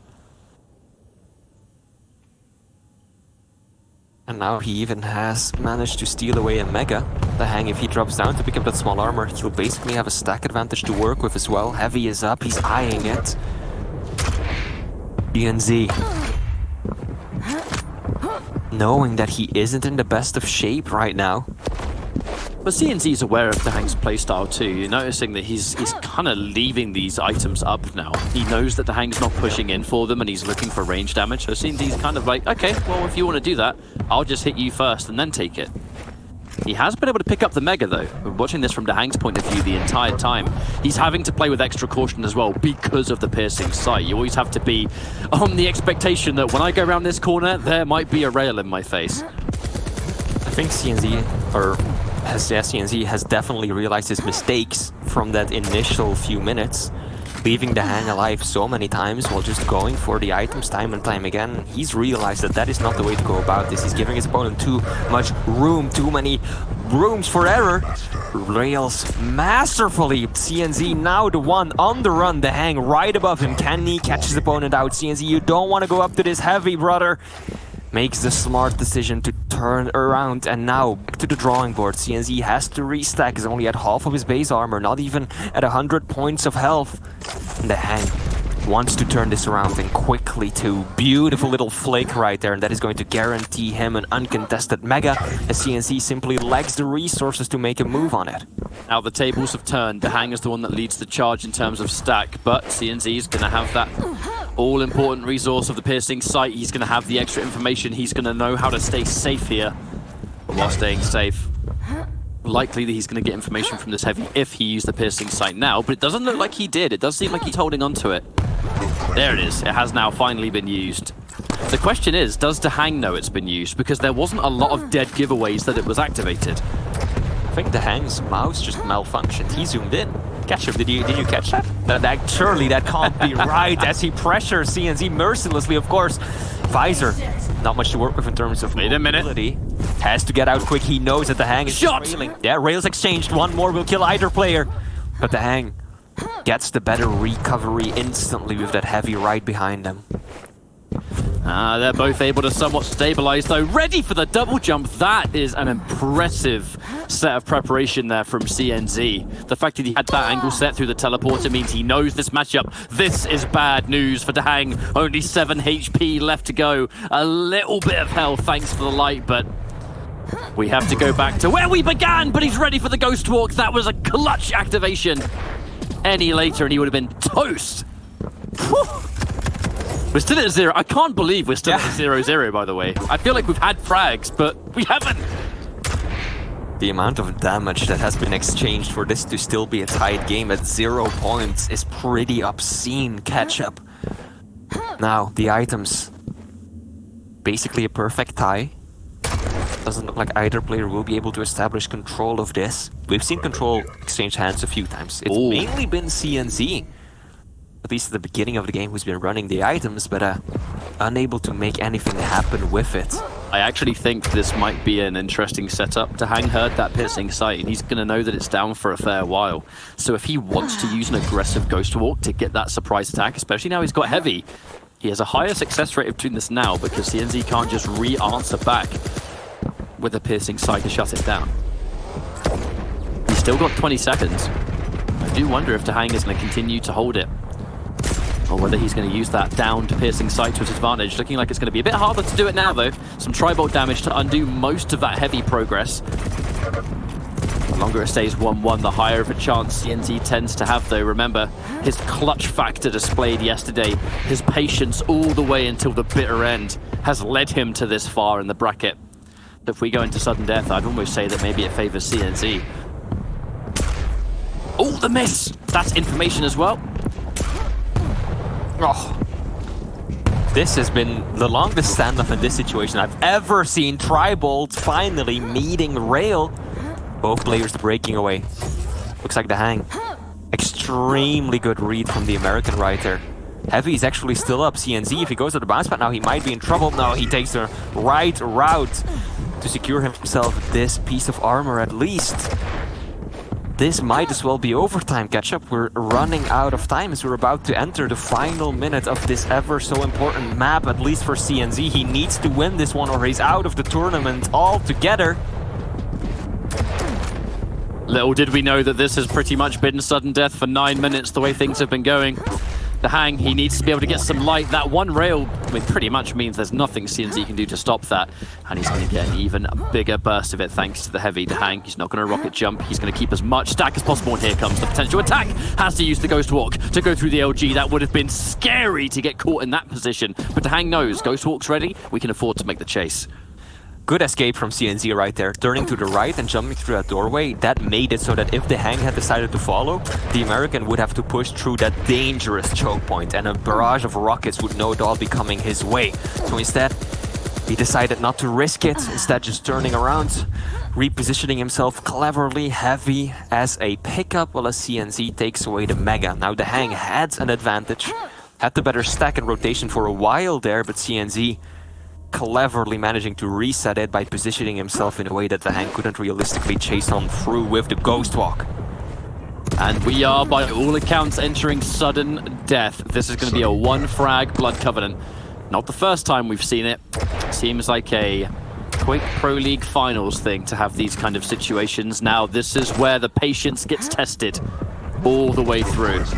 The opening rail from Dahang. If he gets a second one of those, it's not. It's answered back by CNZ. With both of these items being ripe for the taking, is someone going to push in, or are we going to both take one each? It looks more likely that that's the path we're going to take.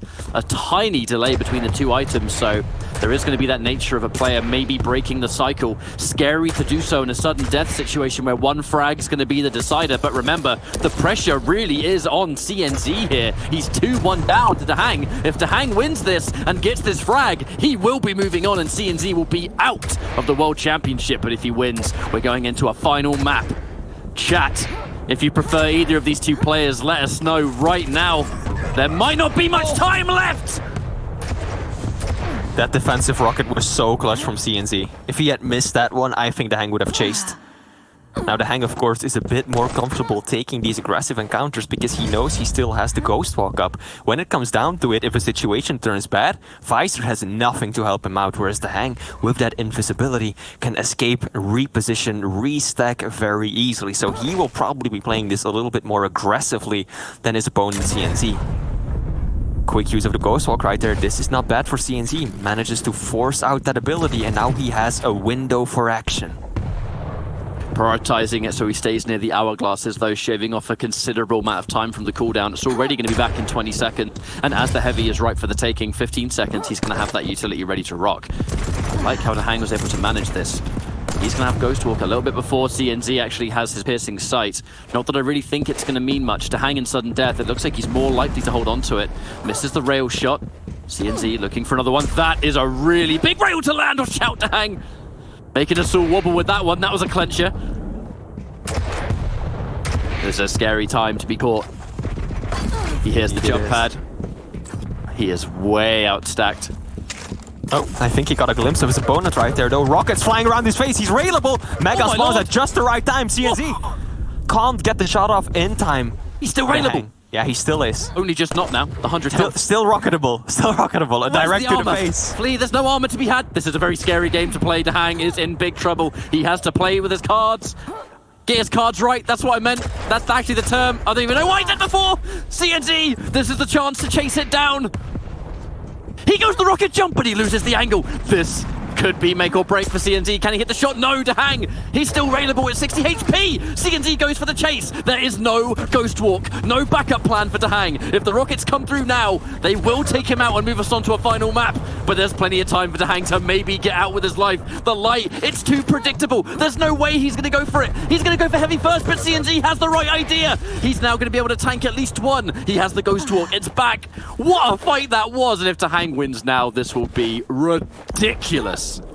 I am gripping my chair so tightly, Ketchup. This is such an incredible match we're witnessing. Good rail from Dahang. Oh no, CNZ, bad spot to be in right now. Dahang, can he finish it off? This could be the end, and it will be the finish. Dahang! What a map that was. But it's going to go to the American in the end. Oh my days! That was insane. I feel for CNZ. I feel he is going to be disappointed with that performance because he had opportunities aplenty. Ketchup. So many situations where he could have capitalized off greatly, and I think that that is one of the main things that will be holding him back. We keep talking about how much of a disciplined, measured player he is, but that can also really just come back and bite you if you can't change things up when you have to. And he had the opportunities. Dahang was sub 50 HP numerous times, but he just wasn't able to just push on through, and instead favored getting positioning or items when he really should have gone for the frag. Well, I think we all need to recover on the back of that one, and I got to give shouts to CNZ for his journey this weekend. We'll touch on it a little bit more in a couple of minutes' time. We're going to go for a quick break and set up the future of the stream. Don't go anywhere. Quake World Championships Sunday. We'll be right back.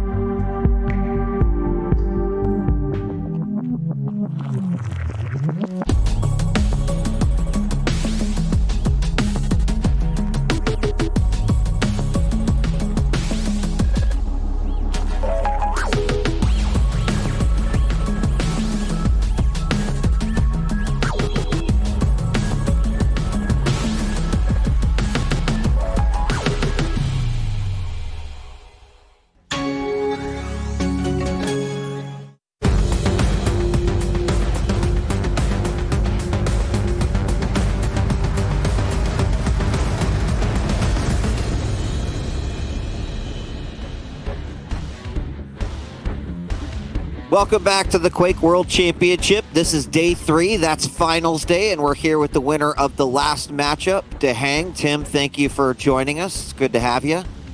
Yeah, thanks for having me. Before we talk a little bit about the Quake World Championship, you're a player who, has built his own legacy. You've been playing for quite some time across several different Quake titles. And, I'm just really curious to hear, where do you feel like you are at in terms of your skill set, in terms of how much you have developed over these many, many years, and in terms of kind of where you're at now? That's a good question. I mean, I've been playing a long time. I feel like I do most aspects of the game very, very good in terms of my execution, but I wouldn't give myself like a 10 out of 10 in any particular area, like aim, timing, mechanics, positioning, things like that, quickness, movement. But I think I do a lot of things very well. And these days it really comes down to just like, because everyone is so evenly matched, it ends up being who just executes that 5% better that day, and that's who ends up on top. Yeah. Well, I mean, speaking of which, your opponent CNZ, and we'll talk specifically about the matchup in a second, but kind of proved exactly what you talked about. Fought through Challenger, it fought all the way kind of through to earn the spot here, and then you had to go up against. So you're going up against someone like CNZ, who may not have the same level of legacy in terms of just what's happened this season. You're still taking those types of matches like one step at a time. Yeah, exactly. And he had one hell of a run. His bracket was very difficult. Making it to the semifinal winner bracket side.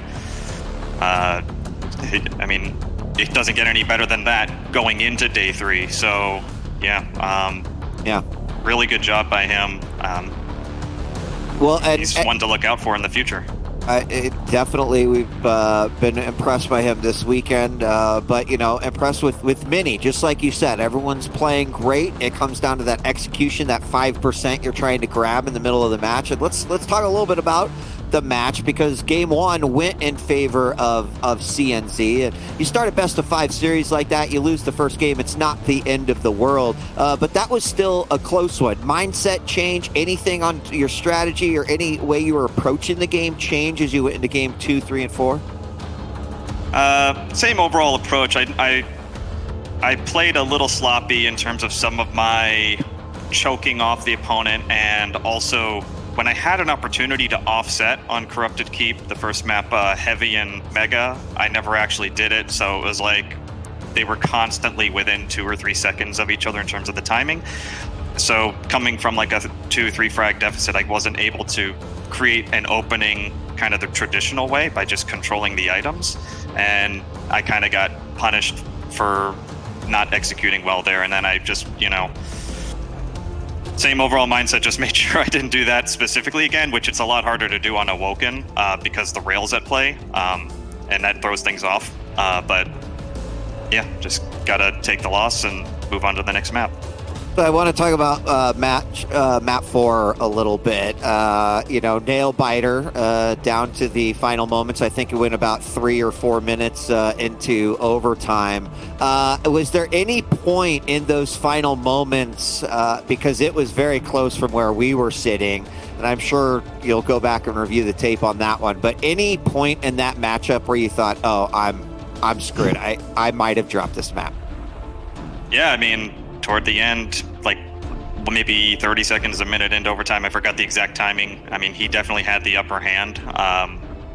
And I think he caught me at LG when he was at Megapad and I hit a rail and he didn't hit a rail. And that gave me a little more breathing room. But I mean, it was just, constant back and forth.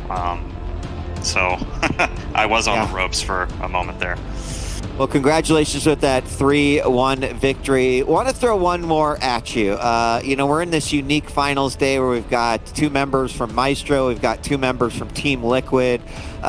Would this whole entire tournament and season be that much better for you if you could have, you know, 2 Team Liquid players at the top?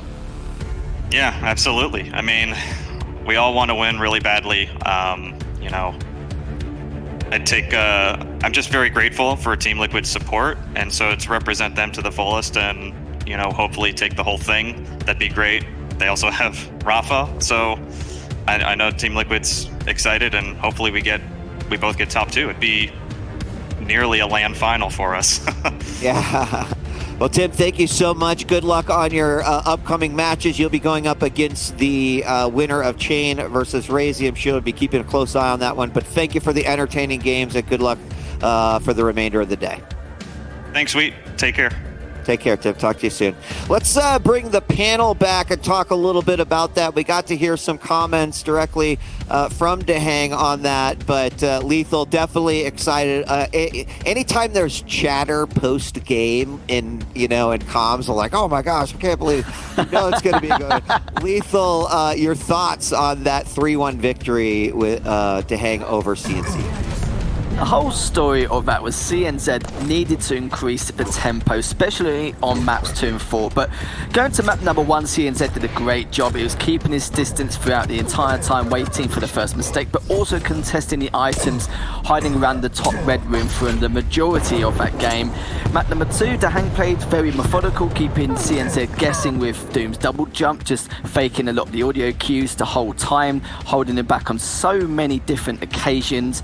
But even on map number 3, again, using the turret to its full extent, and we know how hard it is to kind of keep away from that turret, especially around the heavy area. It's very difficult to contest, but everywhere Dehang went, he made sure that turret was in the best placement possible, but the main thing is he always did it early. But map number 4, if there's any time CNZ wanted to increase the tempo, that was the main map. There was at least 5 or 6 occasions, even at the second to last engagement. I was a little bit worried for Dehang. He had 15 seconds left till the Ghost Walk. The 3 hourglasses were up. He decided not to pick him up in the end.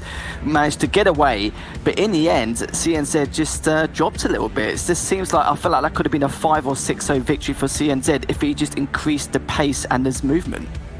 Yeah, Ketchupflea, you were watching from the sidelines, and I think tempo was one of the things that was brought up there in the intermission chatter that was going on. You want to expand on that at all? I was just a huge fan of Dehang's Nyx usage.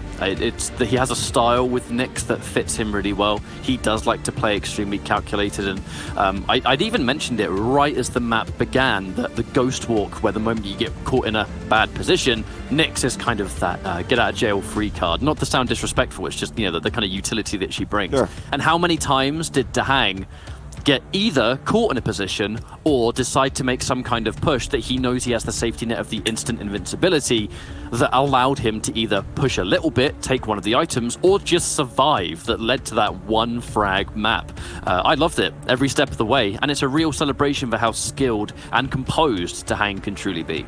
Yeah, I think Dehang played that absolutely perfectly, the final match at least, but still, that was more CNZ's loss than Dehang's win up until the very end, I felt like. As Lethal said, that could have been a 5-6-0 victory for the man from Estonia. So many opportunities, never managed to capitalize off of it.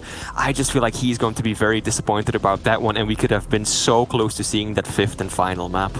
Yeah, and here's the brackets as they've been updated. CNZ had a great run. Unfortunately, his trail does end here, but I don't know, a studio round of applause for fighting your way through elimination and challenger all the way to there. Falling to an opponent like Dehang, he was second throughout the last stage as well. Still a mighty effort from CNZ. Impressed with what we've seen, and even Dehang had some kind words to say. Watch out for CNZ you know, in the future.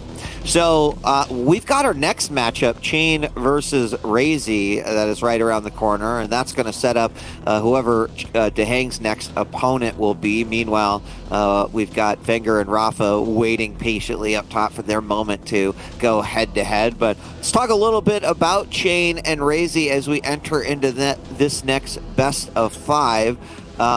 What are your thoughts, right? I would say, just throwing it out there, Chain has shown some good play, maybe not the same level of consistency that, you know, Razy has shown. Razy did fall to Wenger, his own teammate, who is now sitting in the winner bracket final. Thoughts on this matchup? Poor Chain, from one Maestro man to another. I think Razy and Wenger had a much closer matchup in comparison to what we see before, but Chain did look really good. The only problem was he was giving away very early frags. He's always on the chase. We haven't really seen him much in the lead and see what he can do with the map control, but I think Chain's going to play a little bit more cautiously depending on the champion picks. For lack of a better term, I'm a little bit worried for Chain in this. Chain has had an incredible run, and he's done such a great job of really cementing himself at the absolute, you know, top end of the Americas leaderboard, as far as I'm concerned, because he's able to consistently prove, and has done for the past few stages, just how good his climb to power has been. But the last time I recall Razy and Chain going head-to-head in a competitive setting, it was kinda ugly. Razy really ran away with it. He did manage to get the clutch in, though, back then, and as far as I'm aware, I don't think he's got the clutch today, but we are moments away from finding out what the picks and bans will be.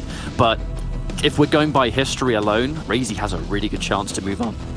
Yeah, I'm looking at the lobby right now, and even though we don't know the picks and bans yet, Razy is standing there proudly as the robot, so I hope for Chain's sake. No, he hasn't! There we go! Indeed. No way! He has it at the ready, so that means that Razy gets to start off map 1, Awoken playing clutch, his famous champion. No doubt that he is the best player in the world at that particular champion, but on the other hand, Chain actually seems to have taken a page from Rafa's book by picking the Athena, which we've seen used to, against clutch rather, but to great effect. What a filthy way to start the first map. look. Awoken and clutch. Like, what more could you ask for here? What a start. Razy's pretty much laughing at this point in his chair, probably.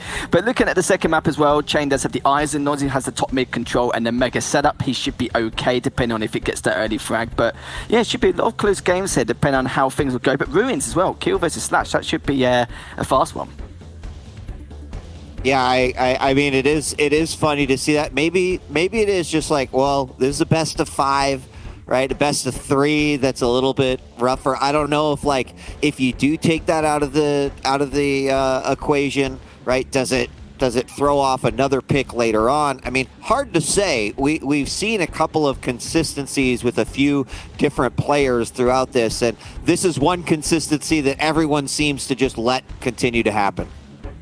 I mean, I'm looking at the matchup, and the sort of the fan of the individual champions in me is at least happy that we get to see some champions that really are that extension of a player's in-game personality. The clutch for Razy speaks for itself. But Chain, he's got a fan favorite Athena. He was one of the first players that we really saw starting to, no pun intended, champion this pick and really get good results. A lot of players would use Athena in the Pro League, and it was kind of wishy-washy. She just wouldn't really accomplish much. But then, over time, on the maps that she can thrive, Chain was one of those first players that really put her on the map, and you know, it's a battle of specialists on that first map for sure. Actually, to add to that as well with the Athena, he's got a better chance of baiting out the shield, and then he'll have a window of opportunity to try and at least tackle down Razy. That seems to be a possible game plan for him.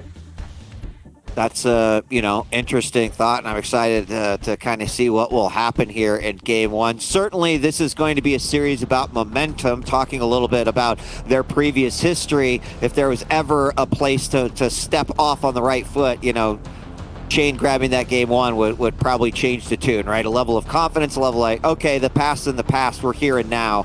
But still, I think, going to be a pretty tough matchup as well. Real quickly, because we're about to jump in the game, any predictions here? Razy 3-1. Same. I'm going to say 3-0. Oh. All right, well, the predictions are in. Lock yours in as well.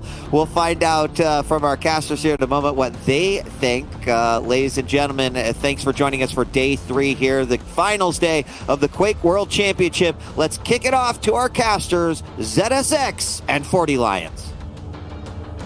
40, let's raise the roof because this map will be off the chain. Do you agree this will be a 3-1-3-0 for Razy? Give me a second to cringe real quick. No, I'm so proud of you. I don't know. It's hard. This is going to be really, really rough for Chain. I don't know how the clutch got through. Like, it might be a bloodbath. Let's just start off here as we're going live. Razy wants to start off with the bang. Chain does have the Athena, and right off the bat, shotgun blast. The chase is on. Good defensive rail, but the stack is just too high, and no. Oh, okay. That's one way to start it. Let's go next. Nori, first frag with the gauntlet, and the pressure is unrelenting, and I'm afraid we've seen this story before. I think it was Athena Chain picked against Razy with clutch on Awoken at stage 2, and I'm not gonna lie, I still have nightmares about that match, let alone Chain, because it was one of the worst beatdowns I've seen in Quake history, and that's not the start Chain envisaged, I'm sure, when he entered this engagement. This is just brutal. Maestro after Maestro, quick starts as well, always putting Chain down. Saw what Wenger did earlier. Razy just starting off where Wenger left off here. And this is nicer now that Chain kind of put a little bit of a halt to it. But Razy, I mean, Razy would be the player to start a duel off with a gauntlet kill, wouldn't he? It would, and it's with Razy, he's one of the players that I don't even know if he does it deliberately, but he takes that level of mental torture to another level. You know, most other players would finish it off with a shotgun and just move on, but Razy has to find a way to humiliate you and pound you into the ground, and it actually really does play a big role in these type of games. If people just don't want to go up against Razy. Absolutely brutal. I think you're absolutely right. I think it is on purpose. He knows what he's doing, and he's so damn good at it too. That stack on that Astro van is so huge right now. Chain needs to get out of here. Razy doesn't want to go through the choke point just yet, wants even more of a stack so he can tank anything the Chain throws at him. Just missing out on that jump. Chain very fortunate for the time being, but again, that's not going to stop Razy. Have you ever seen a robot stalk his prey? This is exactly what's going on right now. No, nor have I seen a Fridge taking this much speed around a map either. And what is the game plan here for Chain? I think it has to be keep away, has to play the rail game. We've seen success in the past with Athena, notably with Rapper, but that was Blood Covenant. That was a completely different setup in terms of the map, way more verticality. Awoken, corridors, you can sneak up on your opponent, you can fly your opponent, and you can just get in their face, and that's what Razy wants to do. He wants to close the gap and use that shotgun, use those close range. Just look at the stack, it's unbearable at the moment. Yeah, this is starting off brutal here. Yeah, you're absolutely right. Razy, pop the shield, get up close, get out that shoddy Pippin, and just Campbell's chunky soup away at the light champion. Athena is great, but doesn't have that verticality on this map, like you said. And I think with the dash, I mean, it's pretty even. So this is up to Chain to figure out some way to fight back here. The rails from distance are going to be decent. He needs to keep hitting them just like that. That's the opening that he needs. But Razy has been doing a good job up until this point of grabbing the items to keep that stack up. So this is kind of Chain's way back in slowly. If he can maybe get one more rail, that would be huge right now. You can see what Razy's doing here. He's one of the best, and this is why he's such a great clutch player, because as much as we see clutch flying around the map and imposing himself on his opponent, it's about these periods of downtime when you're vulnerable and there is no shield up, and it's how do you play around that weakness. And as you see, Razy plays it slow. He uses the information, and he takes the duel as if he was any other champion. Only when it's the right time does he go in. He's missed that item, so he won't want to commit, but a back-to-back rail does open the door for that final leap of faith. And the shotgun will be the weapon once again to take down the Athena. And then tactics aside, when he needs to, the aim is on as Razy 5-0 up. It's a great point. I mean, it is the aim that opens up the door for these type of situations. I mean, Razy is best known perhaps for his tracking, but it is his rail that is the key factor in all of these engagements. It's back-to-back rails, and then that allows him to use that shift ability to get in his opponent's face. So whilst he makes it look easy, it's the combination of all those factors that makes that pressure insurmountable. It's just crazy watching Razy get all over the map with this robot. Just such clean movement. Barely missing out on that rail, but he does have a shotgun and a shield, and he's got a plan. Chain needs to get out of there, forcing him to the LG side of the map. It's just be a matter of time, though, before this To Chain's credit, it's only 5-0. So yes, there is a long way to go in this map, but he hasn't given up too much of a lead. Razy smells that his prey is low, and he's just been chipping away at it the whole time. Chain very fortunate with that rocket, pushing Clutch back here. The LG into heavy machine gun, great damage. Chain on 25 HP. Razy just looks so comfortable chunking with that shotgun and then into the rail. Fantastic shot again as he waits on this Mega, and the cycle continues. Cycle continues, and that push reeked of desperation. This one less so, but unfortunately, once again, the shotgun switch is the right decision as Razy is moving around carefree at the moment. Chain has got him low, but Razy's already back to at least starting stack and is looking punchy to take this next Mega. And it does feel that Chain is getting more and more desperate in all of these type of engagements. Just brutal. Just brutal. There's a good rail again. We've seen him hit those, but there is the Mega pickup and the shield again. Another great rail. But the shotgun chunk from up close. Have mercy, Razy. It's you ever see the Simpsons where Ralph? Oh man, he's already dead. Stop! He's already dead. I know. 9-0 ZSX. I don't know about this. This is a horrific start for the Canadian player. Just a little bit, and I'm not entirely sure there was going to be another outcome to this engagement. It is on the American server, so one can assume that Chain had first pick, which meant Razy had first ban and allowed Razy to pick the clutch. So, you know, you just chalk this one up to Razy's pretty damn good on the clutch, particularly when you put it on Awoken. Yeah, the name of the game is just never let Razy play clutch at all here. As Chain trying to make something happen, can't run away. The robot will find you another frag, 12-0 now. Could you imagine, like, if this was real life and you were just chilling in the park and then suddenly out of the bushes comes a 50-ton robot flying at you? Going outside, just hilarious. I would never. How dare you? No, that would be terrifying. And, you know, being down 12-0 is terrifying here. And I'm sure Chain mentally has probably checked out and maybe been thinking about the next map already. And I wouldn't blame him. 3 minutes left. It seems insurmountable at this point. That's a great rail. He is very low right now, but again, Razy has all these resources to work with, and he needs this frag right now as Chain pushes in. He's so weak in the shotgun again, coming in clutch for Razy. Pun intended. Is weak, but problem is, even as Athena, Razy's out-railing the light champion. It's quite remarkable. That's probably the most impressive thing when I see these matchups, is that people go light and they try and use their own speed and mobility to get around Razy, but obviously he's faster and he's outgunning them. It's just disgusting. That was the forbidden dance right there. I don't know how Razy stayed alive. That was incredible. As Chain was peeking over the edge. I guess he didn't catch him out, didn't have the weaponry, but Razy stays alive and getting seconds closer. Well, that's a jump. Just a shutout. And Henry comes with a shotgun again. This time he gets bounced around, but Chain is trying to stick around. He's not actually doing any damage. That's worrying. And yeah, this is the time where, yeah, I was about to say, this is the time where your corner, your manager throws in the towel for you. Says, please have mercy. Don't do this anymore. Don't kill my boy, please. He's like, you need to get out of the game. He's like, I got this, coach. No, you don't. Just stop. Just stop. You're gonna hurt yourself. Yeah, I think, well, Chain will not leave the game, but I'm sure he's checked out, gone to refresh and evaluate. I don't even know. Like, this is the type of game. What do you evaluate? What went wrong? Razy pick clutch. Cool. Yep. Chalk it up to Razy pick clutch, and look at that view. Razy's just like, I'm just a guy. I'm just a robot. You know, just hanging out. Brutal, absolutely brutal, man. I don't know. Like, the closest we've seen to the counter to this, if you will, was Venga playing that Ranger. He clearly had a strategy, and he came close. It wasn't a huge difference. Razy ended up edging it in the end. So it shows it is doable, but let's not forget that these two practice together.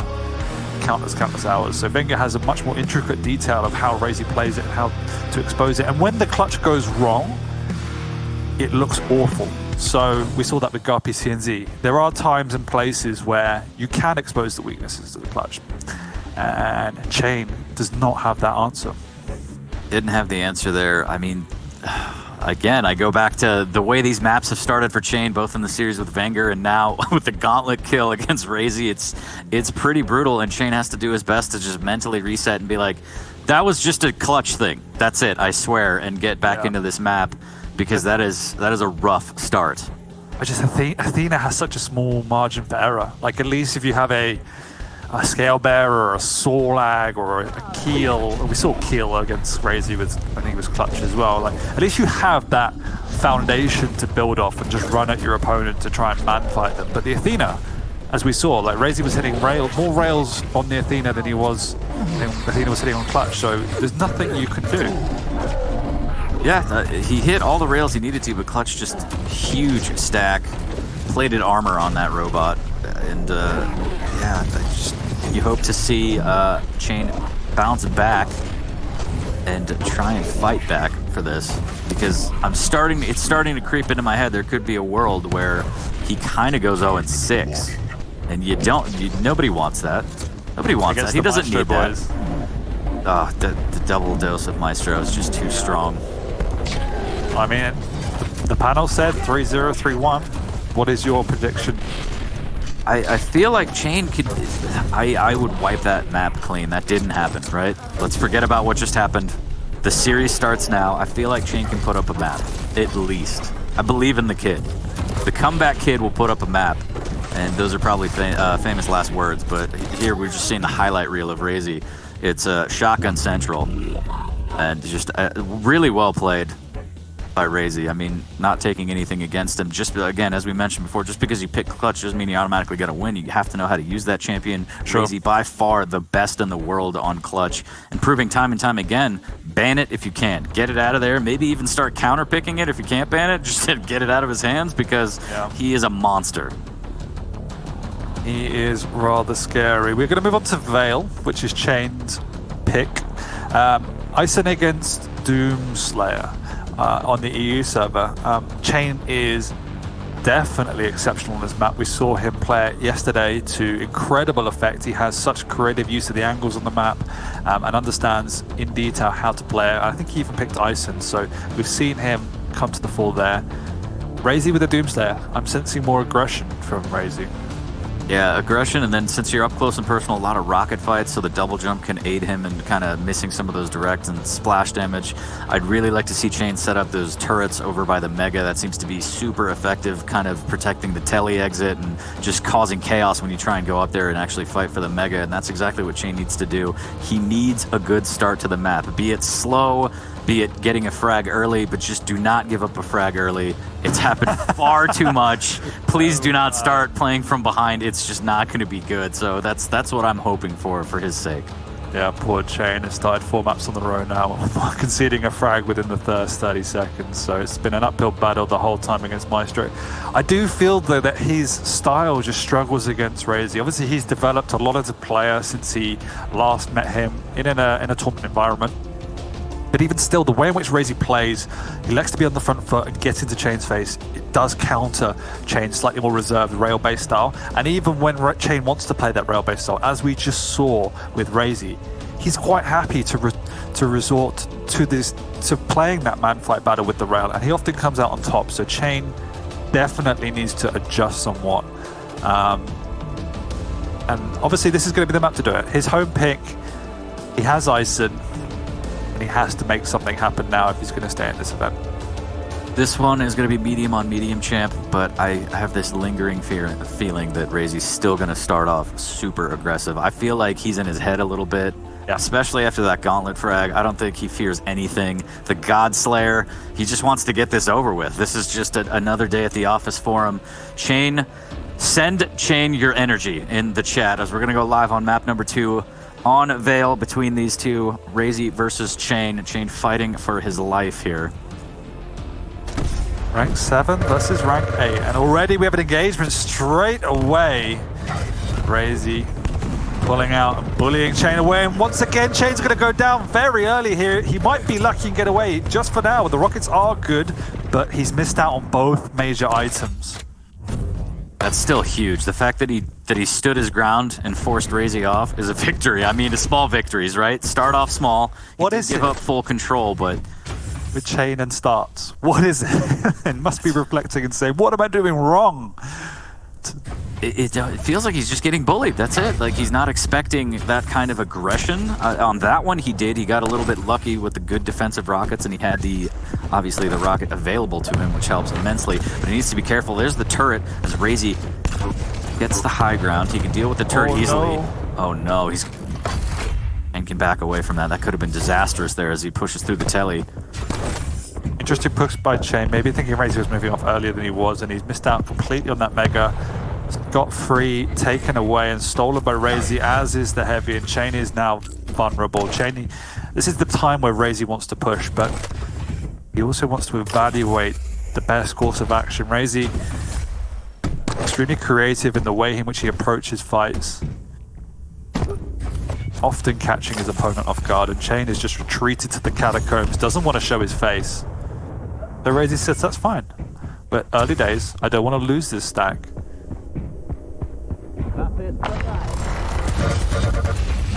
Perfect timing on that Heavy, deals with the turret without issue, almost getting that rail, threading that needle here. Good fake jump.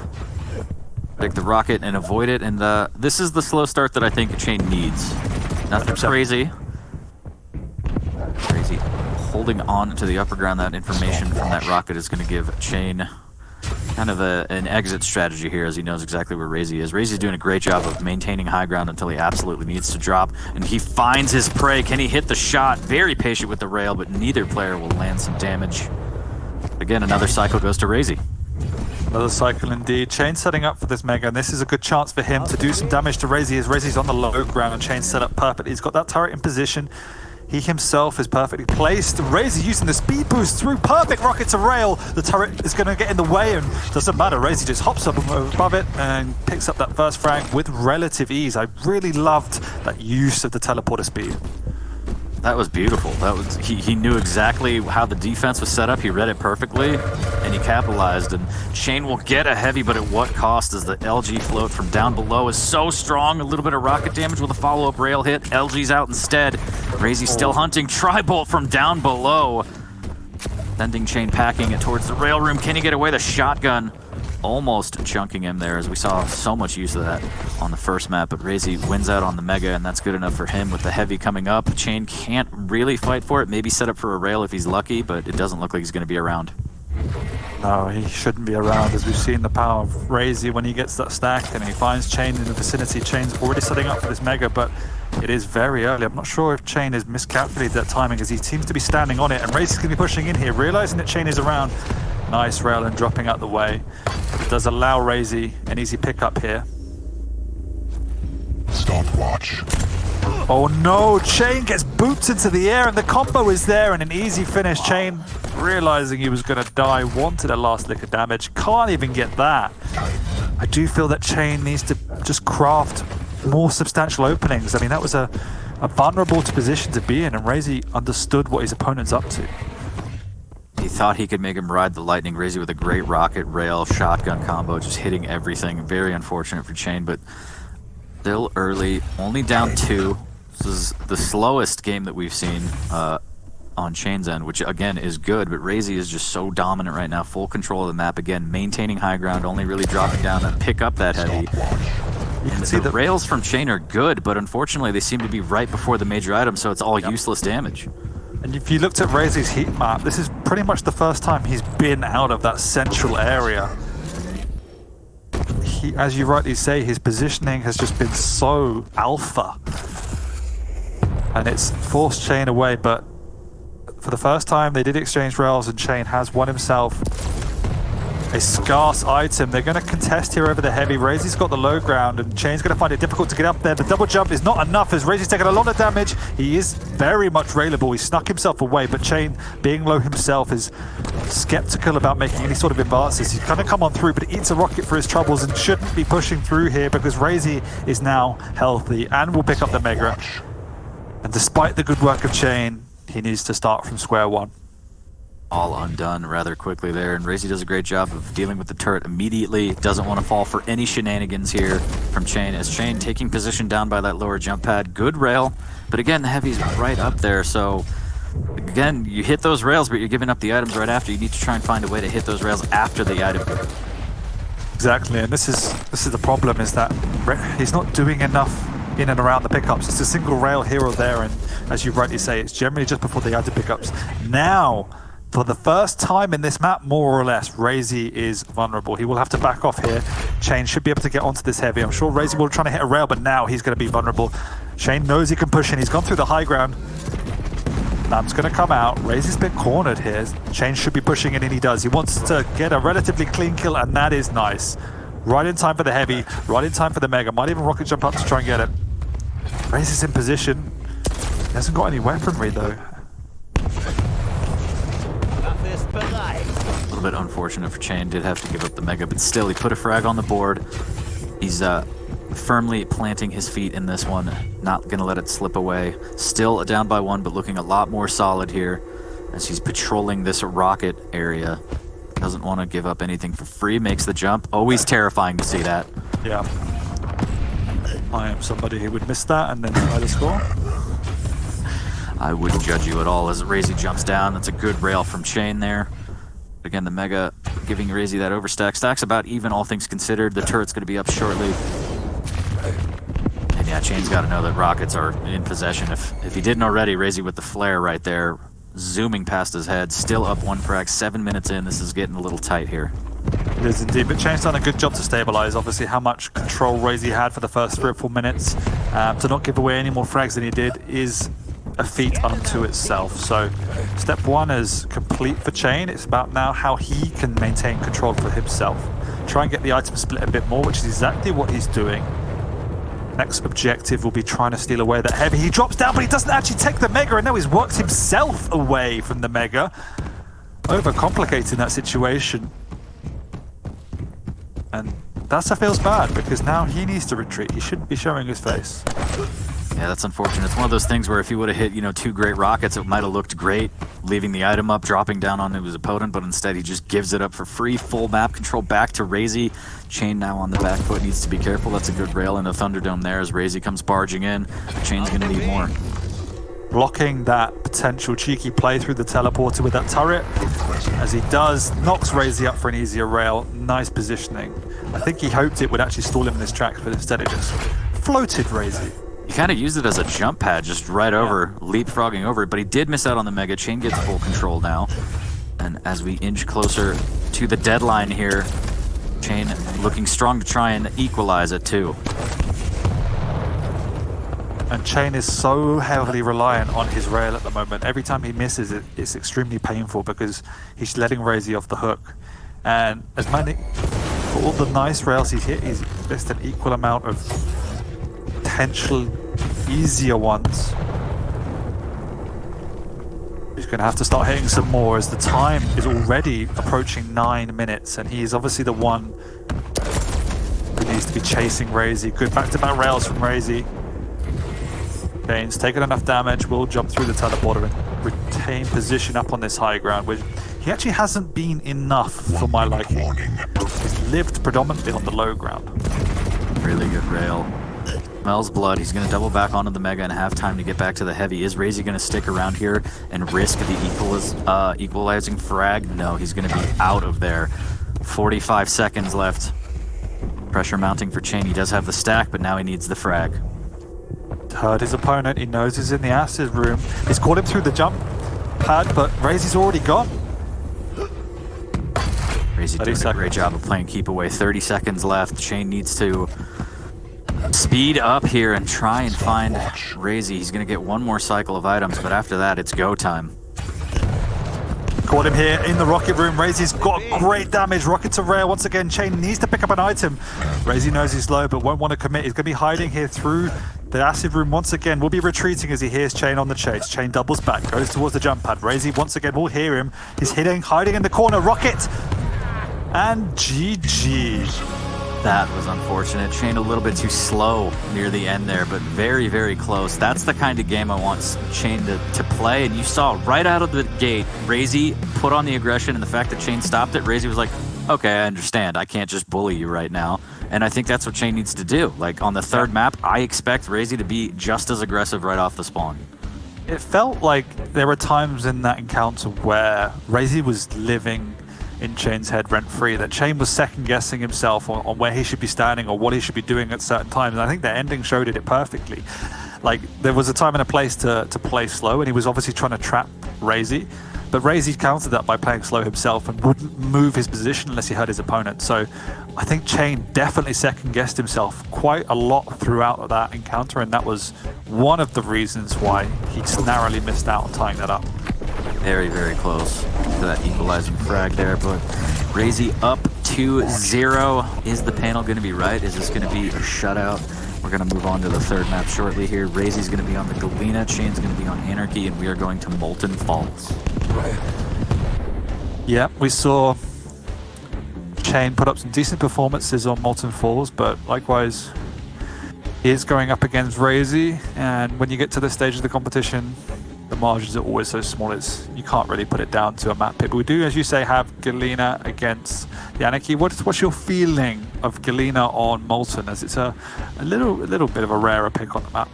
I like it because there's a lot of cheeky spots where you can put totems and get that overstack going. I also like it against Anarchy specifically because if you put those totems around corners, again, it's so easy with Anarchy to just kind of zoom around the map and just, I gotta go fast like Ricky Bobby, but then you just smack into totems, it gives you that information, you also get the damage, it stops you dead in your tracks, it's brutal. So I think that's a solid pick, but again, I think it's really gonna be based on how the entire game starts for Chain. Yeah, and I think as we've said extensively, he cannot afford once again to lose out on the start of the map. He needs to just play safe, play solid, get a foundation to work off, and I think he did that well. I want to see more urgency in his play. I don't think he imposed himself on the map, maybe gave Razy too much respect in the last map in particular. We didn't see him working the high ground enough when he had control. He still stuck to the low ground and played like the beta. So I just wanted to see take the game to Razy a little bit more. And this really is his last chance in this event now. It is, if he loses this, he's out, and that would be such a shame for how well he's done up until now. This is it, tournament life on the line. This is where you need to play your best. I'd love to see Chain put himself in positions where he could deal some damage after the major items and make sure to clear out those totems as best you can, because that overstack is going to be up. Exactly. Got to be mindful as well of the speed of the Anarchy throughout. As you say, it's always a key facet in these encounters, as well as using that inject just to restack, and so putting more emphasis on the heavy could be a core tactic here. Is this going to be it? Razy up 2-0 in the series in the lower bracket. Is this going to be the end of our hero Chain, the comeback kid? No better time than now. He really needs to poutine the work, and we are going to get right into it. How dare you? What do you mean? That was perfect. Yeah, I think, again, it comes down to the start and just being able to clear out those totems and dealing damage around the items after the pickup, and I think that's going to be the key for Chain. No, I agree. That for me is about being more aggressive in his positioning. He's only turning up in and around the item pickups and then disappearing off the map, and he wasn't stringing rails back to back as he has done in previous games, and Razy's too smart. Too diligent to allow him to do that, so you have to be more aggressive and get in the face of Razy sometimes, even though it is a scary thought. And if he does that, he's certainly in within a shout. And this is why I was saying that I do feel there's a bit of a clash of styles, because Chain's passiveness allows Razy to sit back when he wants to and take those round engagements, and Razy was always the one for me to take the initiative. If you're Chain, do you still try and play how you were going to play? You know, you have a set game plan at the beginning of a series, right? Kind of knowing the pick bans ahead of time and then looking forward. Now that the maps haven't gone his way, do you think he adjusts already, or do you think he says, okay, this is a new map, regardless of what happened, I just need to start playing my game? Or you think we're going to see that adjustment that he needs to have in terms of how to start? Does he expect somebody to attack off the spawn, as we've seen countless times now? Like, at this point, I just want him to have a weapon out and just wait and make sure, okay, you're going to play aggressive no matter where I am. Like, I just need to be ready. It's a good question, because like Arena FPS and Quake is so intricate anyway because there's so many elements of strategy, and obviously Quake Champions introduces a whole new level. So going into a map, you have to think about who is my opponent, what is their style, what do they want to do, and then that also changes based on which champions they've picked, which also changes on the map. So there's so many layers you have to think through. And at the end of the day, the simplest answer and the most boring answer is you need to play the way that makes you feel comfortable and not change it based on circumstance or how you sit in a series, because if you're not feeling your game and if you're not comfortable in your game, you're not going to play well. We talk about that totem? I mean, it's a raise. Oh, which totem? He threw it on the top of the arch right in the rail room. Yeah, it's a Razy totem. Yeah, it's a Razy totem. Beautiful for those who haven't seen it. As Razy playing very, very slow, trying to trap in the rail room here. Doing a good job of getting those time shards, and he's going to have 2 tokens up rather quickly. And again, the overstack is imminent. It's going to be brutal for Chain. It is the first game we've seen in Chain for a while where there has been an even trade of items off the start, so Chain has that foundation to work off. He's also got the high ground advantage here over by Razy. We saw earlier in the day the way in which Venka was countering Chain on this map was just playing that plus back game on the items, but Chain has mistimed that item way too early. Razy capitalizing on it, falling back, suggesting to Chain, hey, the item's up and I don't want to contest, but nope, it was a trap all along. Really good play there from Razy. Unfortunate for Chain getting caught out, and now he might get caught out again. Needs to be careful. Razy lying in wait. There's the rocket. He wants to chase with the LG. Chain has nothing to work with. 2-0 up easily for Razy. Also enjoying that totem consistently placed by the teleporter. You obviously mentioned it before, as the Anarchy can just run around gobbling up totems. That does a considerable amount of damage to his light stack, and going through the teleporter is always one of the critical paths that the Anarchy will need to take at some point. So keeping a good placement there will ensure you should get free damage. Free damage and information, and that's huge. As Razy stack is gigantic. Great rail around that pole there. The rocket's raining in from Chain, trying to get some damage. Good rail. As the tribal not landing for Razy, can't find any damage, but that's not going to stop him. The rocket jump up. He wants this frag. Aggressive play with the LG into the rail. Little miss. He does have a totem in the back pocket though. And there it is, the overstack. Trying to hunt him down with LG again. Chain needs to be careful. Good rocket, but Razy prevails and grabs the mega. 3 HP for Razy on that one. He's also going back to set up for the heavy. I would love to see Chain put some damage out here because he knows Razy's weak. He's going to be there, but he's going to be a second late. That's painful for Chain, as that was a key opportunity for him to try and impose himself. And it's small things like that where I'd love to see just more urgency coming from Chain. And once again, the overstack is up. It's not something Chain will be aware of, so gotta be wary. Oh, the Razy did miss the item pickup. Doesn't come back to haunt him, however.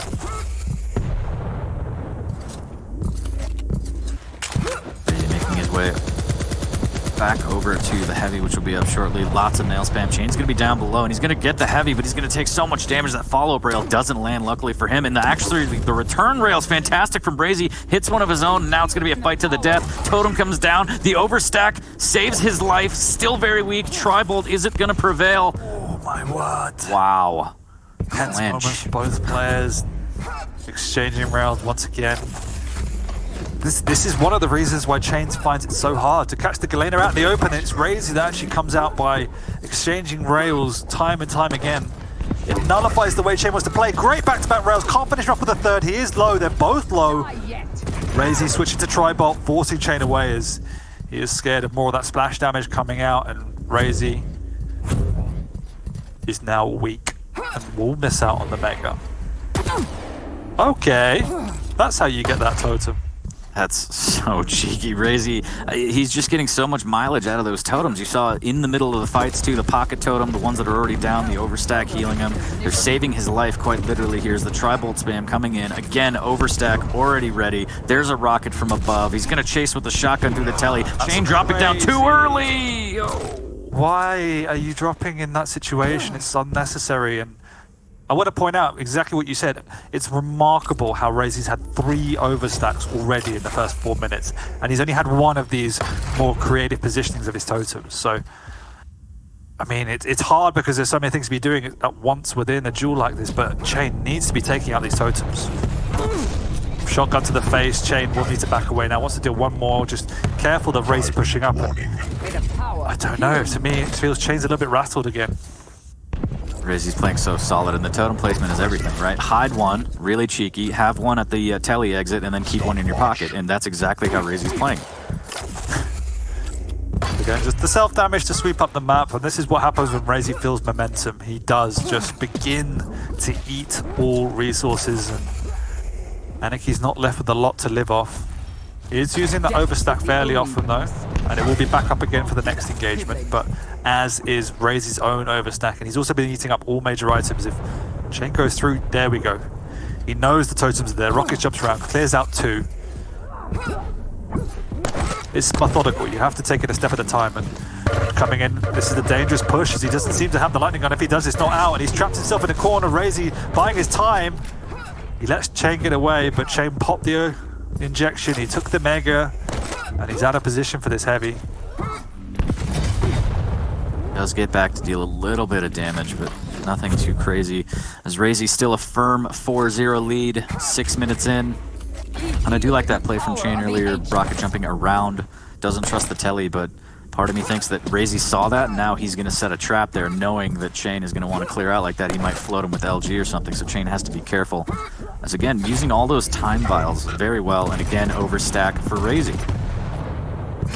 I don't know how he's got so much of this overstack. He's also caught Chain here. Chain actually just fortunately drops onto that heavy, slightly to the surprise of Razy, but the overstack is there. Nice double back from Chain. He did need a totem, but it was totally worth it. The Gent comes out because now he wants to contest for this mega. He knows it's up, he knows the timing, but Razy's under him. He's pinned him and somehow gets the frag. What a float. Razy with the best Pennywise impression. We all float down here. 5-0. I mean, what can Chain do? 7 minutes, he's got to start being a little more aggressive, but again, you get in these positions where they're not optimal, but you have to take them. You have to get back into this game, and Razy could just start playing hyper defensive if he wanted to at this point. I mean, that was the play. He had done everything so well. He got fortunate in the previous engagement to pick up that heavy, but the double back rail was spot on. He didn't account for the overstack from Razy. He had the timing on the mega, popped the inject, and just got floated like Aladdin with his magic carpet. Couldn't get down. Very near and dear to my heart, thank you. 5-0, 7:30 in, as Razy will concede heavy. Playing a little bit slower, but again, he doesn't really have to push anything, doesn't have to do anything crazy. Almost rails Chain off the map. The return rail from Chain will land, and Razy's down to 100 HP. He does have a totem in his pocket immediately. Do not die yet. And once again, we're at that point where it's been a fairly slow and steady map from both players, but time is running out for Chain to stay alive in this tournament. I mean, if we're looking at this brutally, I think he's had 1 frag in this series so far, so where is he going to conjure 6 from? He really has to be Aladdin with his magic lamp if he's going to get through this one. I think he's all out of wishes, though, it seems. As he drops down, this is a good start here, but he needs to be so careful, and he knows that he has no choice. He's going to tank all of that totem damage and be so weak. Shotgun out for Razy. He knows if he shows his face again, he's going to blast him. This is just chunking out the time. Razy looks like he's on his way to a 3-0 victory, and Maestro is going to haunt Chain's nightmares. What a rail. Oh my god. These are so nice. And Chain, he did pick up the heavy, but he's used the inject. Great rocket. He's going to have to convert this one. He's run through a totem to make it happen. But look how low he is, and there's nothing up for 10 seconds. Razy know that. Great rail. Can he convert? He's going to have to. Razy doubling back, going for that rail himself, and Chain's nearly out of time. He's got time for 1 more item. He can't even really rush this heavy. He just hasn't got the time. Good play from Chain. He has all the information he needs to catch him. There's the jump down. He just needs the damage. Now it's going to be just telly play, isn't it? Yep, there it is. Catches him out. And Razy somehow point blank shotgun rail gets Chain. And that is a heartbreaker for sure. It is a heartbreaker. The comeback kid, I don't know, man. This 30 seconds, dude, there's still time, but 5 frags. Oh, that's going to be a good start. And ignorance is bliss, but I don't think anyone can discount reality that hard to suggest Chain can do this now with 20 seconds to go. Unfortunately, he will be leaving us from this tournament, coming up against Razy, somebody who hasn't had good fortune against in the past. And for me, the story of this is he gave Razy a little bit too much respect at times, and Razy outplayed Chain at his own game. Like, the amount Razy was hitting in terms of rail against Chain as he has a glory rocket jump was just insane. And Chain didn't have an answer for that. So, good games coming out from both players. Razy will be moving on to meet Dehang, who had a very close encounter against CNZ. And we will have 3 Maestro guys in the top 4, which is a great achievement for the organization. But we will jump into a break just for now. 40 and I would like to thank you. And when we come back, we will have an interview with Razy.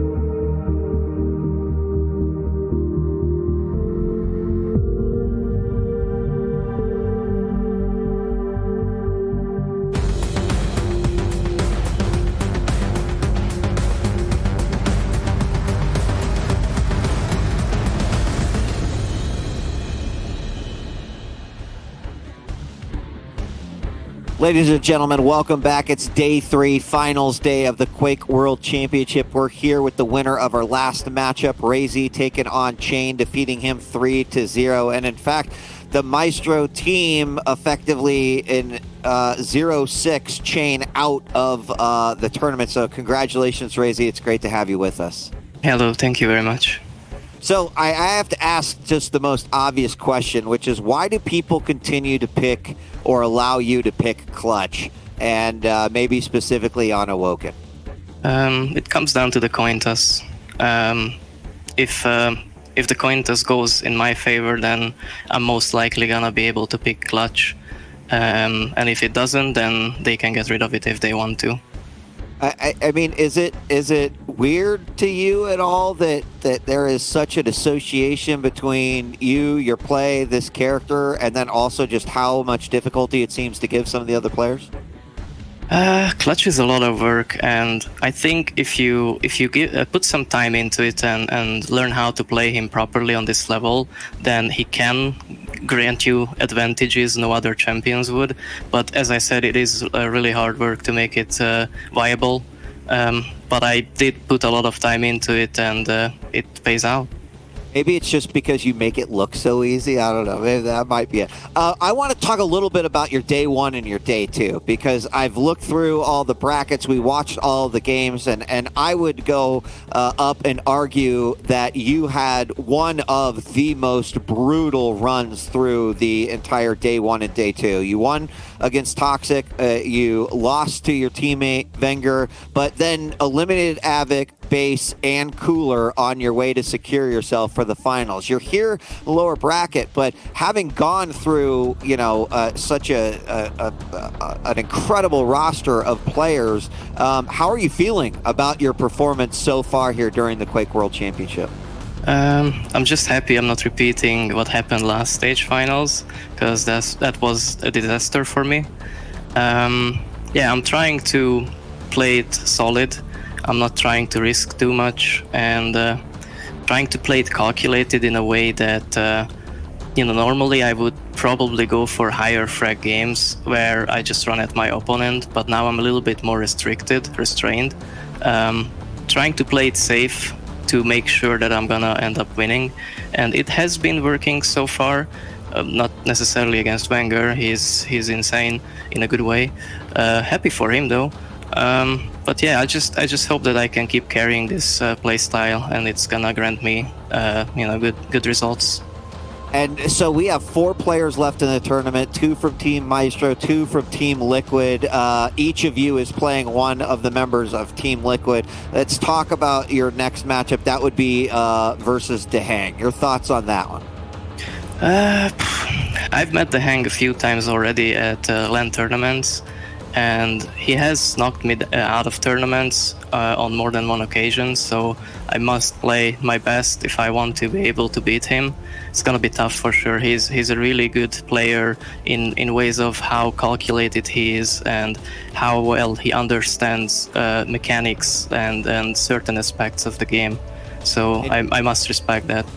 Of course. And in your opinion, how do you feel like you are playing right now? As opposed to to put it in context to like the entire season since the kickoff at last year's QuakeCon. Sadly, I've been all over the place. I haven't really been as consistent as I would like to be, but I feel like this particular QuakeCon I've been solid, and you know, the upcoming like weeks to this event were like all over the place. Sometimes I was playing really well, other times I was surprising myself of how badly I'm playing. Right now I'm okay. I'm just happy that it's good enough so far.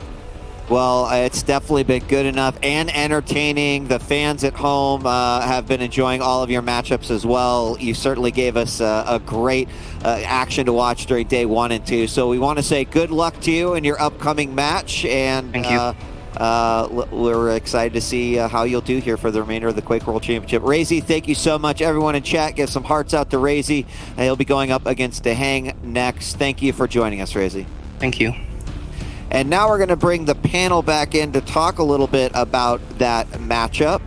But before we do, gentlemen, I want to remind you there's a couple things you need to know. Number one, which is if you play a single game of Quake Championship, before the end of the day, you're going to unlock all of the champions, and then you could hop in. You could be playing with 40 Lines actually plays pretty much, like I would say 24/7, but he's got to sleep, so it's more like 22/7. You could just jump in, play with him anytime, hit him up on Twitter, add you to his friends list, all that good stuff. So get yourself Quake Champions. Also, AlienwareArena.com/QuakeCon, there is an exclusive QuakeCon bundle that you can get access to. It's got the OG Quake 1 rocket launcher, a Doom Slayer collectible vanity, as well as 500 platinum as well. So make sure that you go and pick that up. If you forget the URL, just do !Alienware in the chat. Gentlemen, Razy versus Chain. Razy gave us a very humbling interview, but you know what I love about Razy is like an honest interview. Haven't been super consistent this past year, but very happy with how I'm doing now. Everyone that watched that matchup, I don't know how he couldn't be happy. Lethal, I want to go to you with your thoughts on Razy versus Chain. First map was an absolute bloodbath. I came back 2 or 3 minutes later, it's already 10-0. And with the Athena as well, he's got the verticality. He needed to get some more chip damage with those rails, but he seemed to take too many close range engagements, even when the shield was up. And it was quite surprising. I maybe could have said, maybe choose someone like Sorlag, who's got the mobility and the stack. But guess what? Razy banned the Sorlag. So by then, I think he knew that it was going to be a rough road heading to map number 1. But map number 2, anyway, you could see that it was a much closer affair. Chain did everything he could to get that top mid control, but by the end, Razy was doing such a great job just keeping away from him at every opportunity he could. And even on the third map as well, he had the totems in very good positions. Always had one in his back pocket for the HP, one to give him info, and another one depending on the circumstances of how the map was flowing. But there were some odd occasions as well where Chain was just a little bit over aggressive, so some frustration here and there. I think he had about a total of 4 frags over the course of the 3 maps, but end of the day, commiseration to Chain. He played really, really well throughout the entire weekend and for all the stages of the Pro League, and props to him for getting at least top 3 in the Americas region. Now, certainly open to any other thoughts, CSX of 40 Lines, but one of the things that this latest match result has given us is that we have 2 Maestro players, 2 Team Liquid players, and they aren't in a situation where they're playing each other. They're in a situation where, or playing their teammates. They're in a situation where they are playing each other, which could set up some interesting matchups in the future. But thoughts on that as we head almost into the winner bracket final? I mean, it's pretty much unprecedented, I think, to have such a monopoly in terms of the organization, so it's really cool to see. And it's at a point where it's too close to call. I guess particularly this Rafa Wenger match, I honestly don't know which way it can go, because this is the best Wenger we've seen in a while, and I do think that the way he plays might be a remedy somewhat to the pressure that Rafa wants to put on. So I'm really intrigued to see how this one plays out. I think the Hang will struggle against Razy, but either way, it's a great setup of matches. I'm looking forward to the Liquid and Maestro logos being spammed in the chat. You know, pick your jerseys, throw them on, and root for your team and your players. I mean, both of these teams have a pretty great social media presence. I really hope that the memes are strong between these two heading into these next couple of matches. Rafa versus Wenger is next, and then Razy will get a little bit of a break, but he'll be going up against the Hang.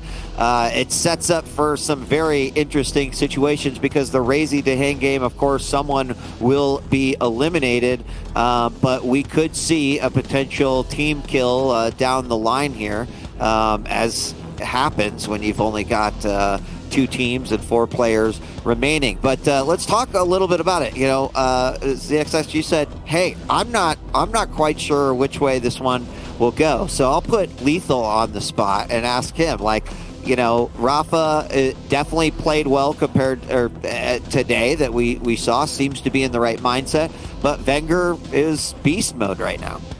He really is. It's kind of a case of players like Rafa, Cooler, Cypher, they can adapt to any playstyle after a certain period of time. And Wenger, he has the fundamentals, the mechanics, everything he needs at his disposal. It's just a matter of a jigsaw piece. With that one piece is going to be deciding on how he can tackle down Rafa and beat him at his own game. But that's the That's the problem, you see. With Wenger, he does force out his own style. He needs to not give Rafa a chance at all to get anything going. But against a player like Rafa, it's really difficult. But as well as the adaptation of Rafa, if he's got good aim on the day, then it's a completely different story.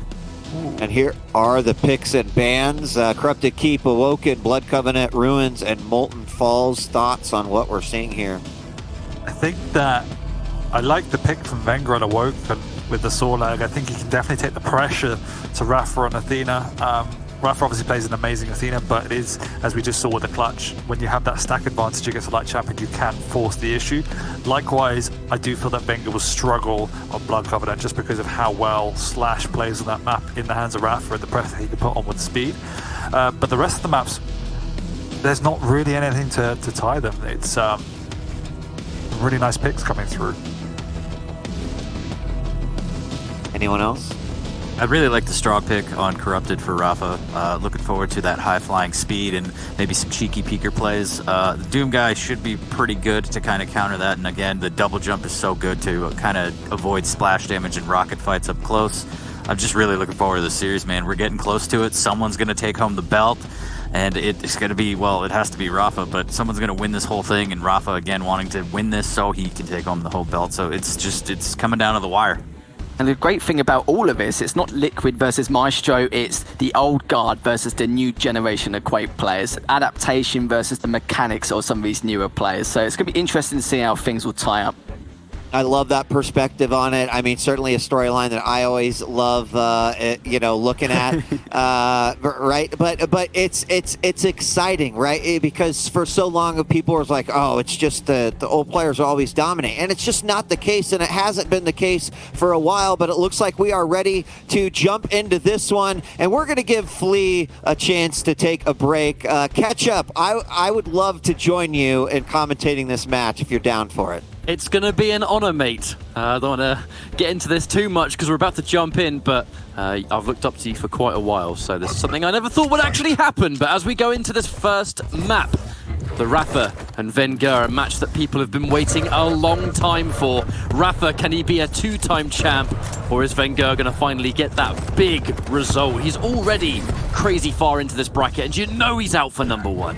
Oh yeah, absolutely. And I mean, right at this point, obviously everyone wants to win. That's the obvious thing. However, really interesting between these two players because they've still kind of got that that one last chance card, right? Because they're in the upper finals. But taking that long break, sitting in the grand finals, is certainly a good feeling. Lets you review the rest of the game, and you aren't, up against elimination yet. So we could have a first frag right here, and it does come out from Rafa. Both teams barreling into that room, but it's Rafa who comes out with the LG kill to take frag number one. The question's going to be, what does he get off the back of this? The answer for that right now is a considerable amount of push. The Heavy's going to be the first item to spawn here, but with Rafa and the crouch side of Strog, he has enough time to cycle over both of these items, and he can soak up both of them. Now Wenger, looks like he's significantly behind, right? But he's famous for being able to play in this position. He's able to get these miracle defensive rockets. That's going to be one, taking out a lot of the armor. And Wenger's going to try and stay as slippery as possible, Yeah, I'm really a fan of not only this pick, but also the champions and the players who are playing them. Got a little bit of speed, a ton of precision, and, this is one of those maps where things could go back and forth. Fight over Heavy through the teleport. Whoa! Oh my god, the super shotgun with the equalizer. 4 hit points left on there, and is Rafa going to come in hard looking for that when he does? The nail gun there, and wow. This We're going to be tied 2-2. Is exactly why Wenger's defensive plays are, at this point, surely it's got to be the best in the world. The way he can approach this, Rafa's going to take him out, but you look at those encounters, you look at the stack alone and think, how does he survive this, let alone score the frag himself? Yeah, the peeker comes out there. They did trade on that one. Rafa, he got the conversion, but then again, Wenger coming right off of it, tying it back up 3-3. If the whole game's like this catch-up, by the way, I just want to let the people know I'm totally fine. This is the type of back-and-forth action that I'd love to see in a winner bracket matchup like this one. things equalizing a little bit. Another LG battle just outside the teleporter, and Wenger still very aggressive with that vertical advantage there. He's down to 31 points of health, but he picks up the frag and the lead.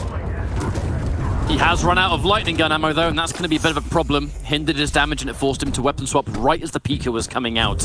Now, I mean, it's the nature of Corrupted Keep. This is a small map, no rail, combat heavy as anything, especially with these two picks. But every time a frag has been obtained, it's not been able to lead to a complete cycle of the map. You're able to get one of these items, another player spawns, and then, you know, Rafa's able to position himself on Mega, right? So they go back to a pretty similar state. Rafa sitting on a little bit more stack. A good rocket to open, and a third, some self-damage. That's a bit tragic for Wenger, but the opening damage was definitely good. Yeah, and I love what you say there too, because it shows who could have the advantage if they walk away from a frag, like with a decent-sized stack. It hasn't happened yet, and Rafa's going to bring it right back, choosing that battle, jumping down, a little scary against that LG, but he ties it back up 4-4. Now the question is did he have the stack? Well, he is going to get that heavy out of the teleporter. Again, they exchange some more damage, using the heavy machine gun to try to finish him off, and it's not going to happen, but oh my gosh, the Mega there to save him. This is where things change quite significantly across the map. Now there is a giant delay for this map standards in between the two items. So if you're able to frag someone right as one of them appears, it's not a matter of, okay, well, they're going to spawn and then soak up the other one. They're not going to have time to do that now, and the aggressing player will have time to be able to set themselves up.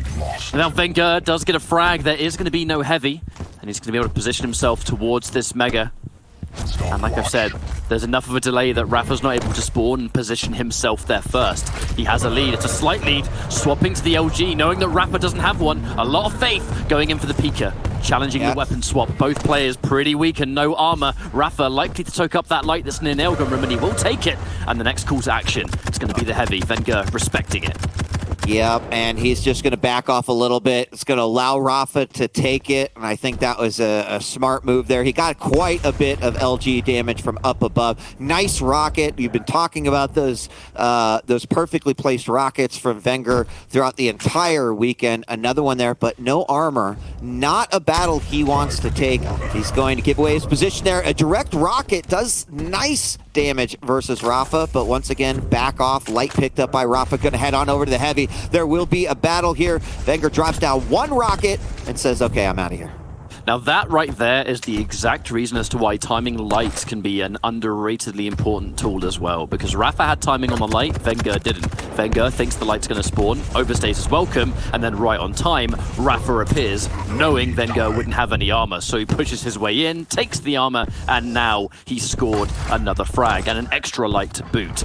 Rafa putting those lights into the circuit that he's running across all of these items. Wenger looking like he's going to concede this heavy, in fact. Crazy to think a week that we've already gone half into this map. It's felt like a quick one. It has 5-5. People in chat were saying, I'm exhausted already, and that's how you want to watch Quake. Be exhausted by the end of it. Now, it does look like Rafa did finally manage to get Mega, get the heavy. You know, however, is he going to be able to convert that to a frag, right? We've had nothing but back and forth frags up until this point. He's looking for that first time. He might be able to just take that lead and then possibly separate himself a little bit, but Wenger playing very nicely. Great dance to steal away that heavy, and Rafa just back and forth, didn't know where he was going to go. Wenger takes that heavy and the Mega, and here we are battling out in the Mega room. This is a very tricky fight for Rafa to take. Wenger outstacking him quite considerably.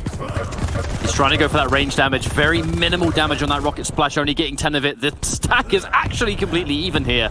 But Rafa, right next to the light armor. He feels like he's equipped enough to push in for this heavy. If Wenger goes down right now, it's going to be a bad time to do so. He's looking to disengage and run away. Rafa needs to put himself in position for the Mega.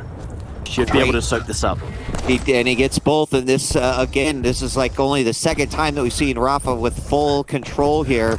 Wenger with some nice moves to just run away from Rafa, stay out of his crosshairs. He's going to go up the jump pad. We're going to have LG versus LG, and Rafa converts with that control an additional frag, giving him the lead 6-5. He is going to be able to pick up heavy and then go ahead and convert right over to the Mega. So will Wenger try to stop him? Uses Peeker to come out and will be able to secure the Mega. I feel like he rocked the Pika and Wenger punished that with some pretty insane damage. Rafa having to pop the Kamikaze pretty much as soon as possible to try and make sure he can get out of that one with his life, and he will. Now remember, for those that might be unaware, or maybe you don't stay as on top of Quake, Doomslayer used to be silent completely, but now, thanks to Doom Eternal, I don't know if that's the actual reason, but he makes damage noises now, which means that when he's close to death, there's more of a giveaway. It was a bit of a knock-on nerf. So in these situations, when Doom's about to go down, you get that extra information that you didn't used to have. Oh, nice hit on there, full 75 damage, and now Wenger is hurting. Rafa looks like he's on the hunt. He's going to slow it down just a little bit, trying to get behind him. Does see him, hits one shot with the super shotgun. Going to get a second one, 44 points of damage. He is screaming, just as you mentioned, Ketchup. But there it is, the LG up the pad to grab it, 7-5. And this is the first time that we have seen this large of a gap in the frag. Wenger has only just spawned, so he's picked up the LG. In many ways, that can sometimes be all you need. A lovely amount of the plasma coming forward. And Rafa without armor, going up that jump pad. Understandably, no way he's going to push up there. A death sentence with no armor ready to go. Only a minute and a half left of this map. Rafa, 2 frags in the lead on Corrupted Keep. You blink, and that can easily change. The snowball effect can be real. He's taking so much damage from that nail. The rockets come in. Rafa, weak, but he's taken away a ton of the armor as well. Who's going to get this mega? He gets caught on the wall, Rafa! A bit of a potential movement mistake, but they trade! What's the spawn? Unbelievable. I mean, it's back and forth. Both the heavy and the mega were pretty much negated, but they committed to the battle. And we're going to have another one off the spawn. Wenger with the LG kill to make it 8-7. Damn near tied again with less than 1 minute left to go. And all eyes are on Wenger. No! Rafa picks it up. Wenger pushes forward. He had so much momentum, getting absolutely the more favorable spawn near Mega, soaking it up, taking an LG and pushing on. But now Rafa well equipped to finish the job. 2 frags in 30 seconds. It's absolutely possible, but it's going to be hard when Strog is faster than Doom. It's as simple as that, and he's prioritizing this side of the room. It's very hard for Doom to chase you now. 9-7. There's a light. Rafa just needs to stay out of the crosshairs of his opponent. Oh, not there it is. That'll seal the deal. 10-7.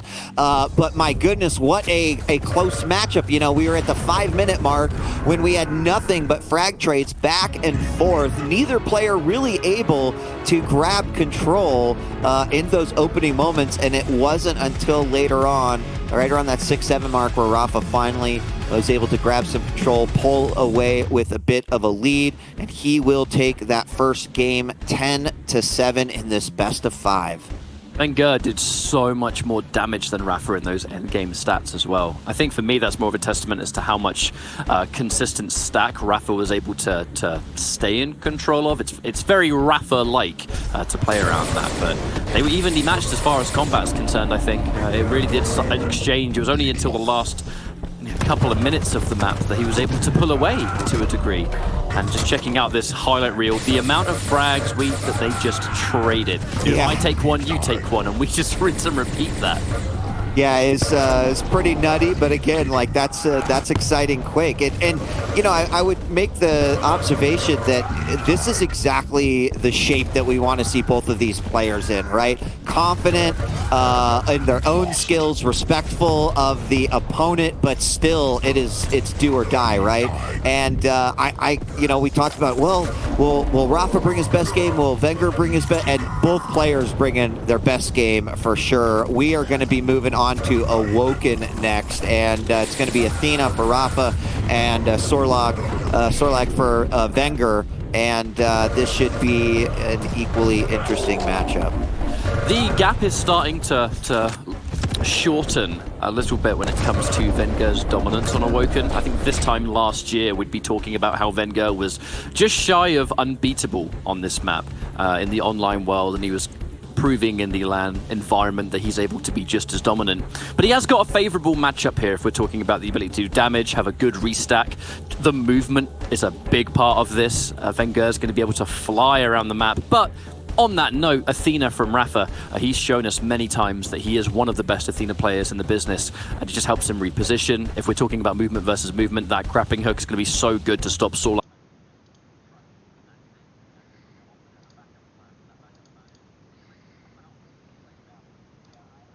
Yeah, I've been really impressed and enjoyed all the matchups that I've been able to see lately that have featured Athena. Originally, I was like, I'm not sure how much I'm going to like this, but, you know, the players bring such a unique style and way to play the champ, and kind of how they use to either get an advantage or get additional speed. It's just, I love it, so I'm excited to see this one. Awoken is the next map, and we're going to be hopping into it in just a moment. Thank you to everyone who has joined us here throughout the weekend. It's hard to believe that there are only 4 players remaining, Ketchup. 2 of them happen to be Maestro, 2 of them happen to be Team Liquid, but one of them is our champion.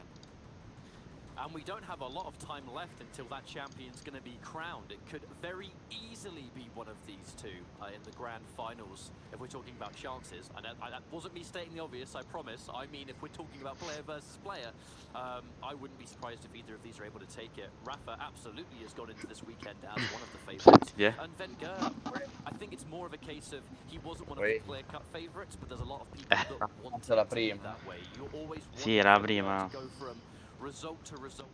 Porca puttana, che bucio di culo.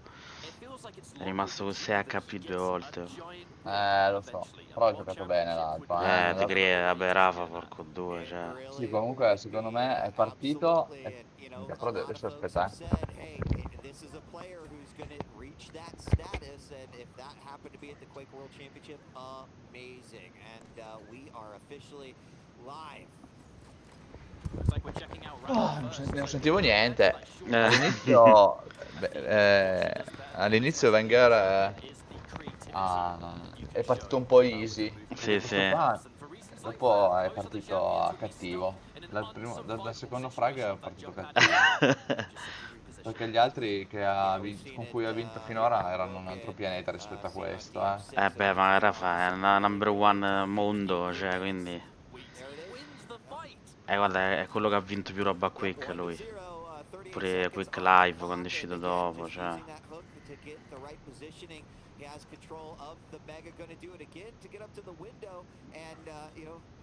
Guardalo. Poi usa tutte le skill, tutte le armi, tutto. Usa tutto.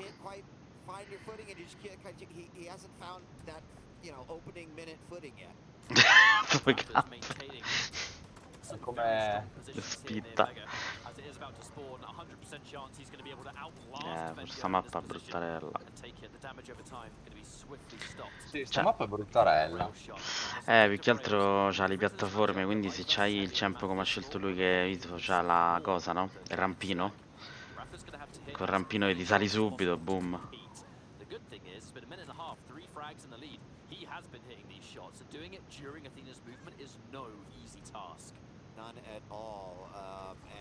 Madonna, bam bam.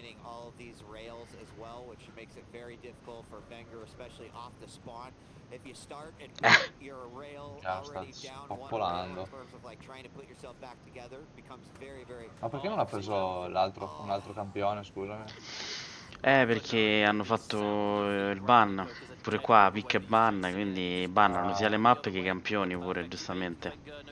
Quindi sa benissimo che lui usa bene Doom qua, e gliel'ha bannato.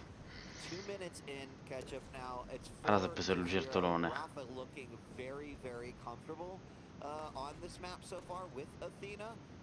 Poi questi mo si conoscono tutti, quindi sanno benissimo come si trovano meglio con i vari champ.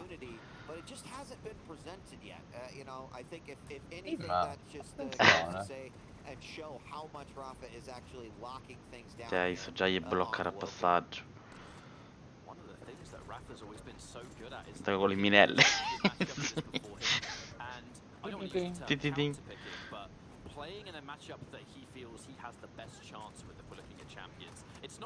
Che schifo la cosa, porco del rampino.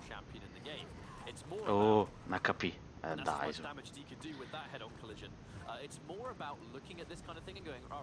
28. Attenzione. Dove è volato? Eccolo.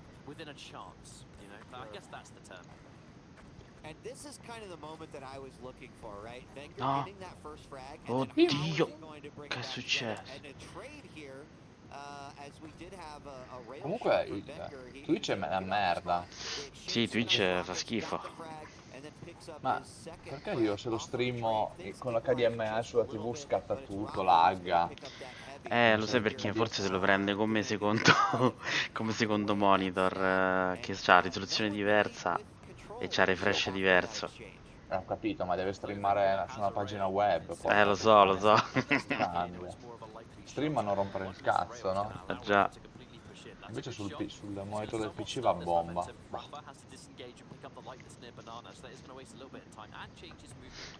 Cos'è, best of... Best of 5. Sono allora best of 5 e fanno timer da 10 minuti. Poi c'è l'overtime in caso di pareggio. Invece la finale la fanno fisso 7. Best of 7. Minchia.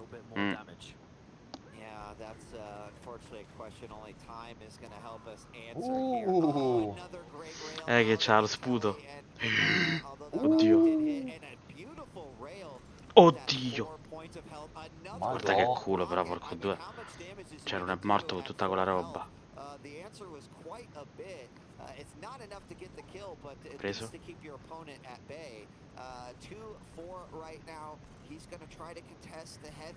Oh, 100, porco due in faccia. Guarda te, oh, ma quanta vita c'ha, porco due. Non muore sta merda. Infatti. Cioè, si è preso tutte le armor.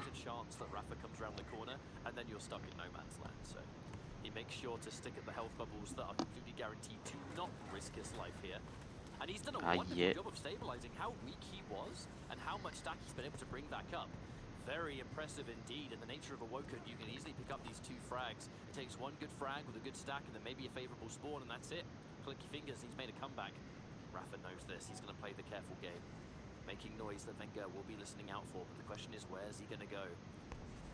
Less than 5 minutes left. Wenger has an idea where he might be. Sends out a rocket at Tribal. Is going to reposition now. Grab himself a light as well. So he's at least got a stack with he needs to face off versus Rafa. Now a little bit of science. He using those cues to see where he's at. Nice spit coming out to defense. Sì, ho lo spit. Ma vabbè, non muore. Oh, c'ha manco il coso. Che schifo. Vabbè, che roba però. Cioè non è morto con tutta quella roba, non c'aveva manco la cosa. To look at the situation and think, all I got to do is hit 2 more rails and I'm back in it, ignoring his stack in effect, not letting it phase him. Wenger has been able to collect a heavy. The danger is that now, every time Rafa gets a frag that Wenger cannot answer back to, this job is just going to get harder and harder. Beats him to the McGann, the 2-piece combo. Thank you very much. The American looking better and better as this map progresses. And obviously wanting to continue to spread that frag difference out as much as they can and hold on to control.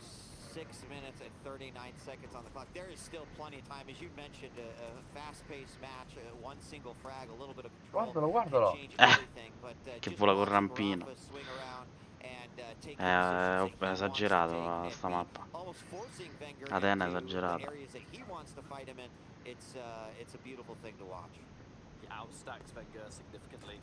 Che va, sto rampino lì.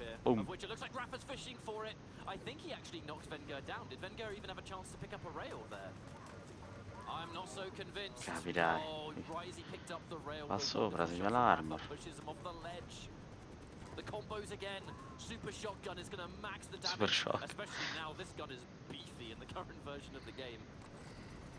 Yep, no armor, but grabs that heavy. And the Mega as well, sitting on a great little stack, knows exactly where Wenger is. And likes to keep it back here. Ma sì, perché poi quando prendi il giro purtroppo te devi rifermare, solo che poi il tempo finisce. Mannaggia la puttana. Ah, ok. Non ho mica capito, va bene.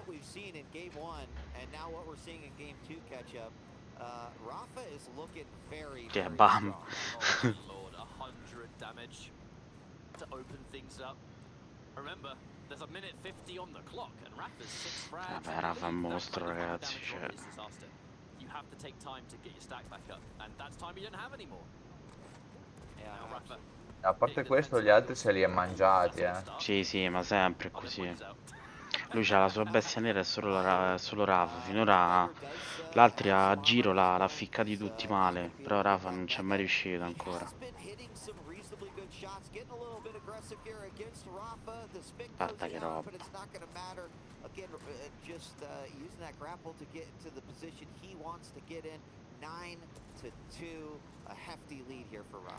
Poi in realtà sai che De Skill gli sta pure sopra, però il problema è che Rafa c'ha proprio un'esperienza assurda, la mentalità proprio che...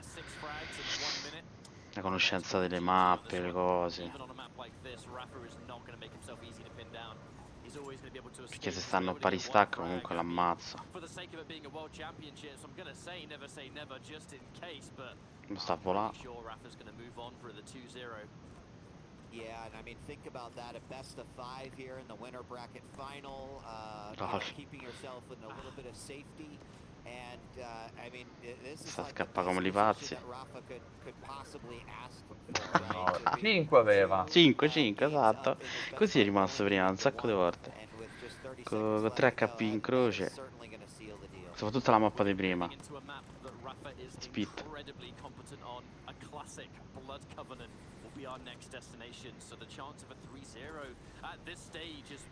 Sì, gli dovrebbe fare adesso 3-0.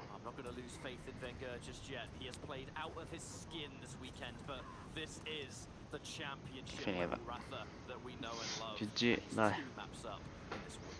L'unica cosa è che fai a 3-0. Almost shocking, especially just considering how the first matchup went. I mean, would you expect that you'd be up 2-0 here to start? I'm going to be completely honest that I wouldn't have been surprised no matter the result, because these two players are so insanely close in skill recently. If Wenger had this win on Rafa, it's okay, cool. Wenger's been playing really well this weekend, and this could be his moment. If Rafa, it's like, okay, yeah, well, of course, Rafa's said to be the best Quake player of all time, right? So this is just the level that we're at. When the best takes on the best, anything is possible. I will admit, I expected it to Poi era figa però, la prima mappa è stata più figa perché... Sì, poi la prima mappa non c'è la rail. L'hanno scelta proprio perché col fatto che, vedi, mo questa hanno giocato una server, quella di prima EU, quindi fanno una e una, capito? Giustamente se levi la rail con un po' di lag, Ma meglio. dove sta giocando? Da casa? Eh sì, da casa. Ah. Per forza, ma io calcolo gli avevo detto pure che se non c'è stava al casino lo facevo venire al negozio, A me lo facevo giocare con la gigabit. Molecolina c'ha? C'ha una fib, una FTTC del cazzo. No. Lo so, infatti non... quello è il problema. Lato PC e monitor è a posto, perché tanto abbiamo fatto tutto, però...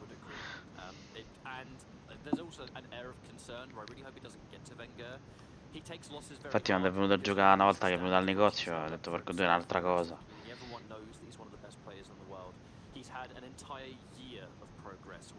This time last year he was at QuakeCon in person. I believe he lost to Nosfer. Nosfer was popping off. Nosfer was feeling himself. That was his breakout performance of that year. And Wenger, he felt bad about that, you know, because dai, vediamo che mappe ci stanno mo'. And then as we went stage upon stage upon stage, and we're talking about finals, he starts to get better and better, where it's almost coming full circle, where now we're in this pretty much exactly 1 year later. Poi quando c'è stato Luca Comics al torneo l'hanno fatto lì, no? Sì, infatti stavo lì con lui. Sono venuti tutti a Lucca, tutti questi qua che hanno partecipato. Hanno fatto una delle tappe, l'hanno fatta lì.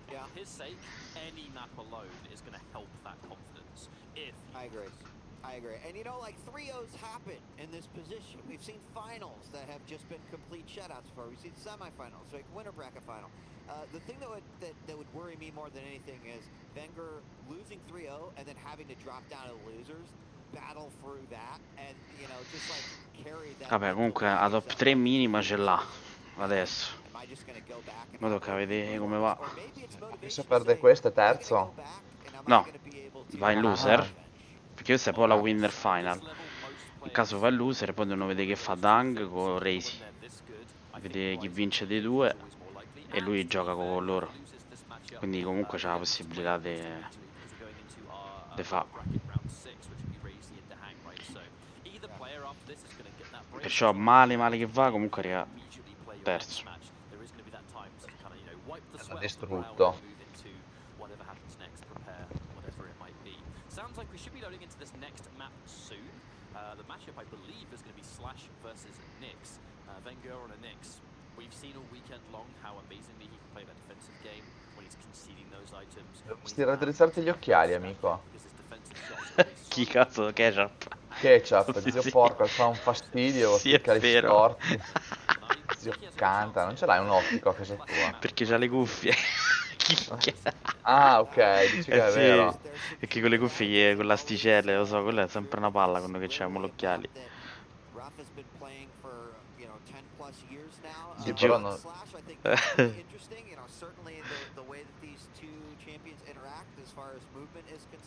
Invece DJ Witt ormai è diventato vecchio perché da quando faceva i cosi pure a clan base, i casting. Ah.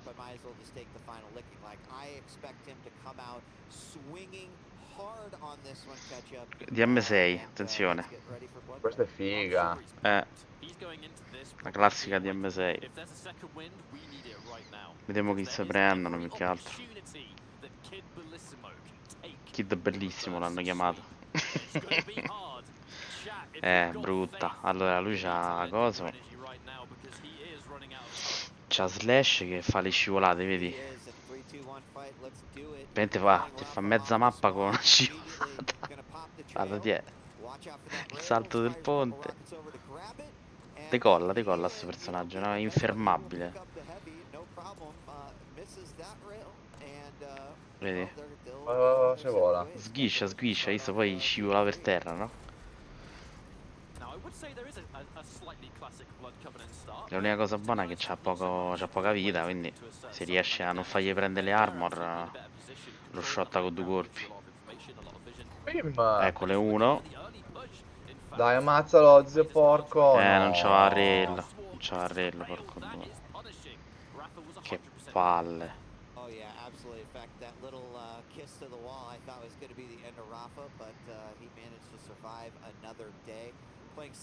Come cammina così non si sente.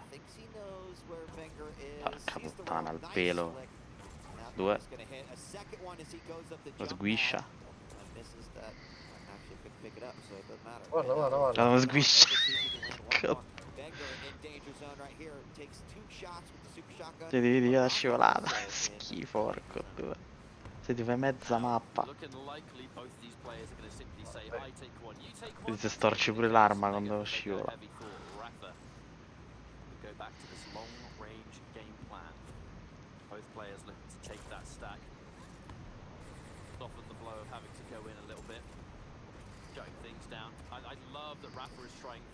Preso.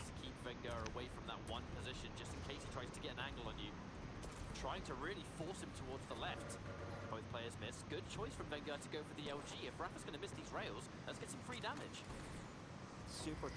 Gli ancora la roba così. Aspetta, ma cazzo vola. Sbagliato.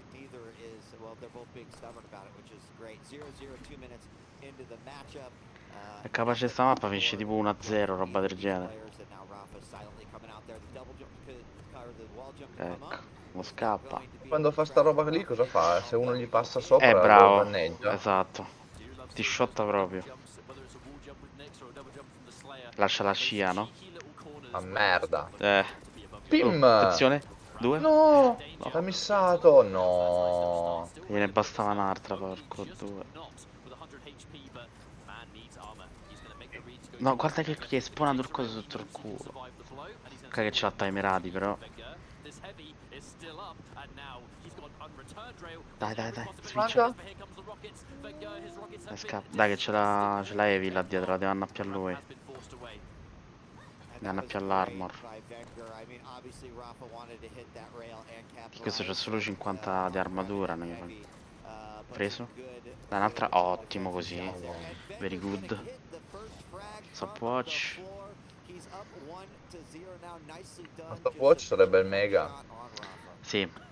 Ma perché l'hanno chiamato stopwatch? No, stopwatch quando lo prendi proprio al secondo. Ah, Capito? Allora ti dà il coso stopwatch.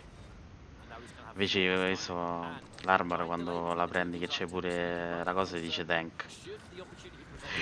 Tu sei matto però, Marco, madonna sei matto però, No, ti è no. sfocato.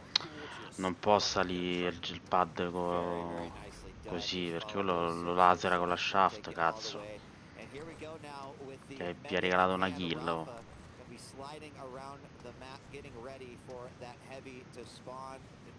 Mi devi fare più all'armor, se no vedi va a 150.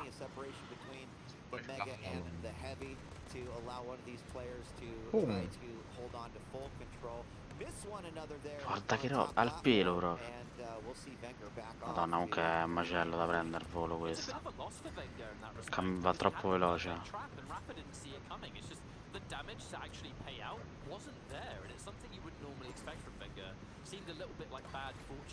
Porca troia.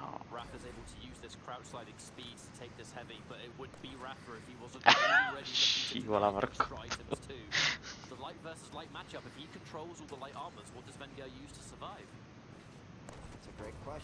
Guarda che roba. Bravo. Sparito.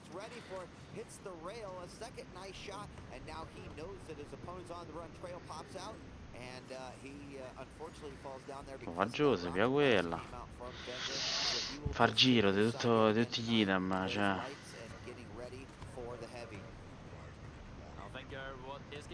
Boom! Boom! Ottimo Bella, così. Bravo. 6 di vita, mamma. Buono. A me l'ha preso pure l'armo. Mo se devi curare un attimo, se no. Vattene via, vatti a curare. Marcolino. No, vedi porco due, cioè in un secondo ce l'hai addosso.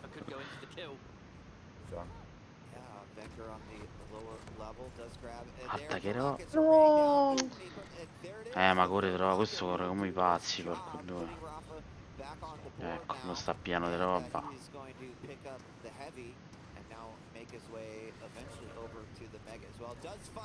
Bravo, è sparito.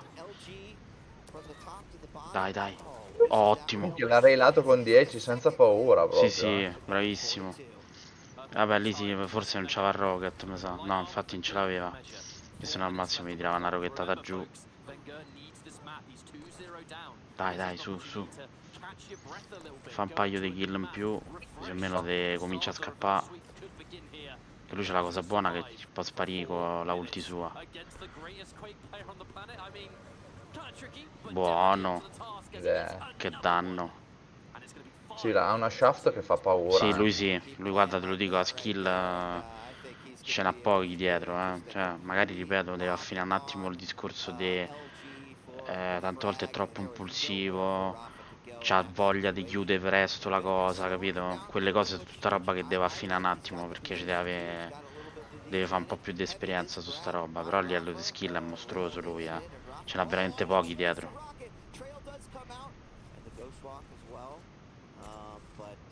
Dai, reggi così, mo deve reggere il giro degli idem per 3 minuti.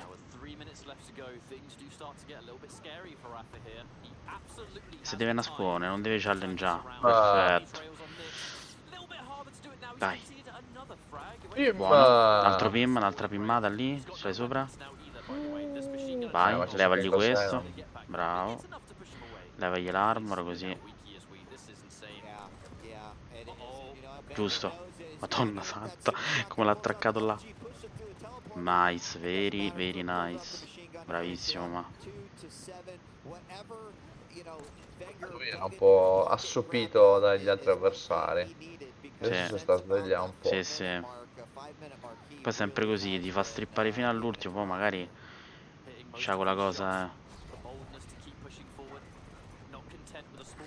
qua non è manco, cioè, adesso ha fatto un partitone perché comunque Rafa si è preso Slash che qua è tipo rotta, cioè come personaggio è rotto, perché si fa tutta la mappa. Oh. Bam! Vabbè, dai.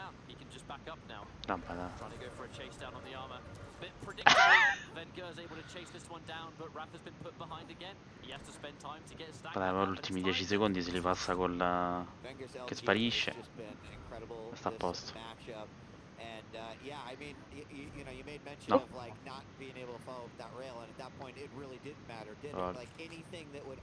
Lui fa l'in. Guarda come corre. Bravo. Però in realtà col personaggio che corre è meglio che stai fermo te. Perché così lui corre e tu stai là.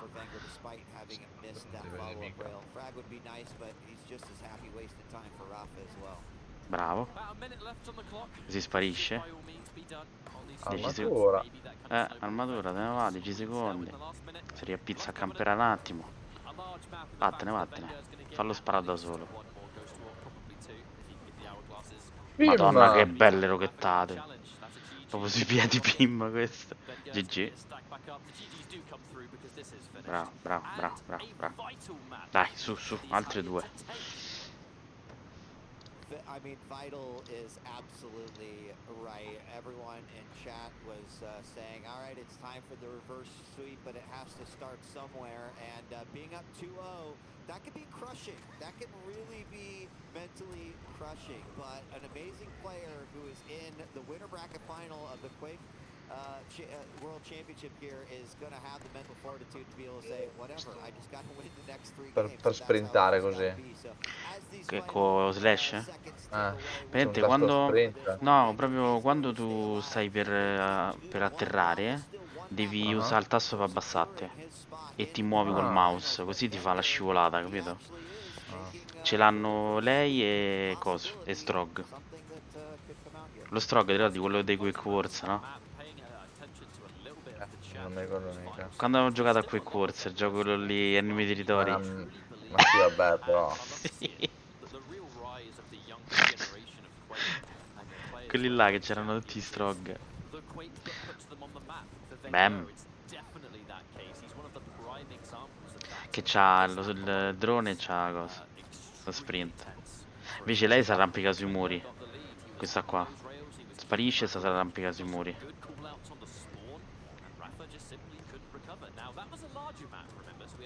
Bang.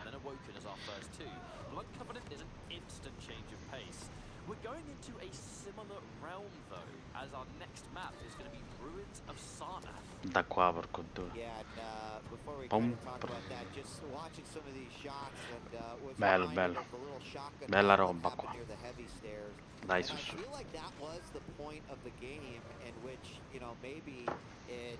Immediately was out of the hands of Rafa at that point. I feel like he had the advantage, but Wenger played it very, very nicely, using that upper level kind of to his advantage. And some nice frags here. Again, the LG of Wenger was on point when it needed to be 8-2. You mentioned Ruins. We've got Rafa on BJ and Wenger on Ison. What do you think about these two champions in this map pick? Positioning will mean a great deal. BJ plays for that one moment to either force you off an item or to catch you in a bad spot, pull out that deceivingly high damage count. Sometimes it can be as simple as the very start. If you get lightning gun spawned and someone goes into the wrong part of town, you pull out 2 of them, that's it. That's the best start you could ask for. But, I mean, we'll have to find out how it goes. 2 mediums, so there's not going to be a major stack difference between the 2 of them. I'm just more curious to see if this reverse sweep is actually possible. Whether that map was just a breath of fresh air, a chance for Rafa to maybe step things up to 11, or whether really this is going to be that Cinderella story where Wenger Cinderella story. Che cazzo dici? Ma adesso era rankato sesto. Sì, mondo. Europa terzo. Europa terzo. Perché loro fanno praticamente gli stage, no? Fanno ogni settimana fanno una sorta di girone round robin contro tutti e ogni settimana giocano con uno, quindi fanno 10 settimane, in poche parole, e all'11ª c'è sta il torneo, quindi questo sarebbe l'ultima con quell'occhio, che figo. Ah sì. Adesso me lo cerco, non l'ho mica mai visto nella mappa. Si chiama Ruin of Sarnath. Chi c'hanno qua? BJ. Ma perché mi ci fanno sempre guardare questo prima? Ogni tanto fatelo anche là. Questo non l'ho mai BJ, visto vabbè. questa mappa. No, questa è nuova, infatti, di Quake Champion. Ma non l'ho mai vista neanche giocare. Poco, questa è tosta come mappa, è bella, però è una mappa molto difficile. Che sucata, amico. Vabbè, perché le pallette poi sono tutte lente, quindi devi sparare tipo così a predict. Boom! LOL, esploso. L'ha esploso. Sì, che poi se ti prendi cosa BJ, quello è BJ, quello di Wolfenstein, no? Ma qual è l'altro? Ah. Quell'altro, sì, c'ha la skill, c'ha le doppie armi. Ah, che figa. È una figata. Invece questo c'ha la torretta tipo coso, Torbjorn. Ah, sì. Vedi, eccola lì. Che comincia a sparare, vedi, va. Bravo, tienigli là l'armor. Very nice. Hai visto? C'ha due armi. Porca puttana. Dio, che schifo. Oh, no, la mitraglietta. Se lo rilava. Porca però. Porca puttana, l'ha chiuso con la doppia shaft, capirai.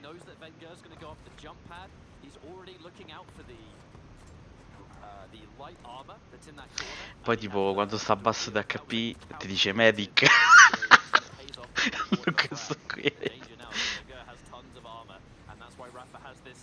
Railgun in his hands, he's looking to shut down quite a vast majority of it before the fight breaks out. Neither player really able to connect any of the plasma. And here come the rails again. One of them hits the mark, but it's not going to be enough. Rafa without armor. He has to swing. Dai. Porca troia, diretto in faccia.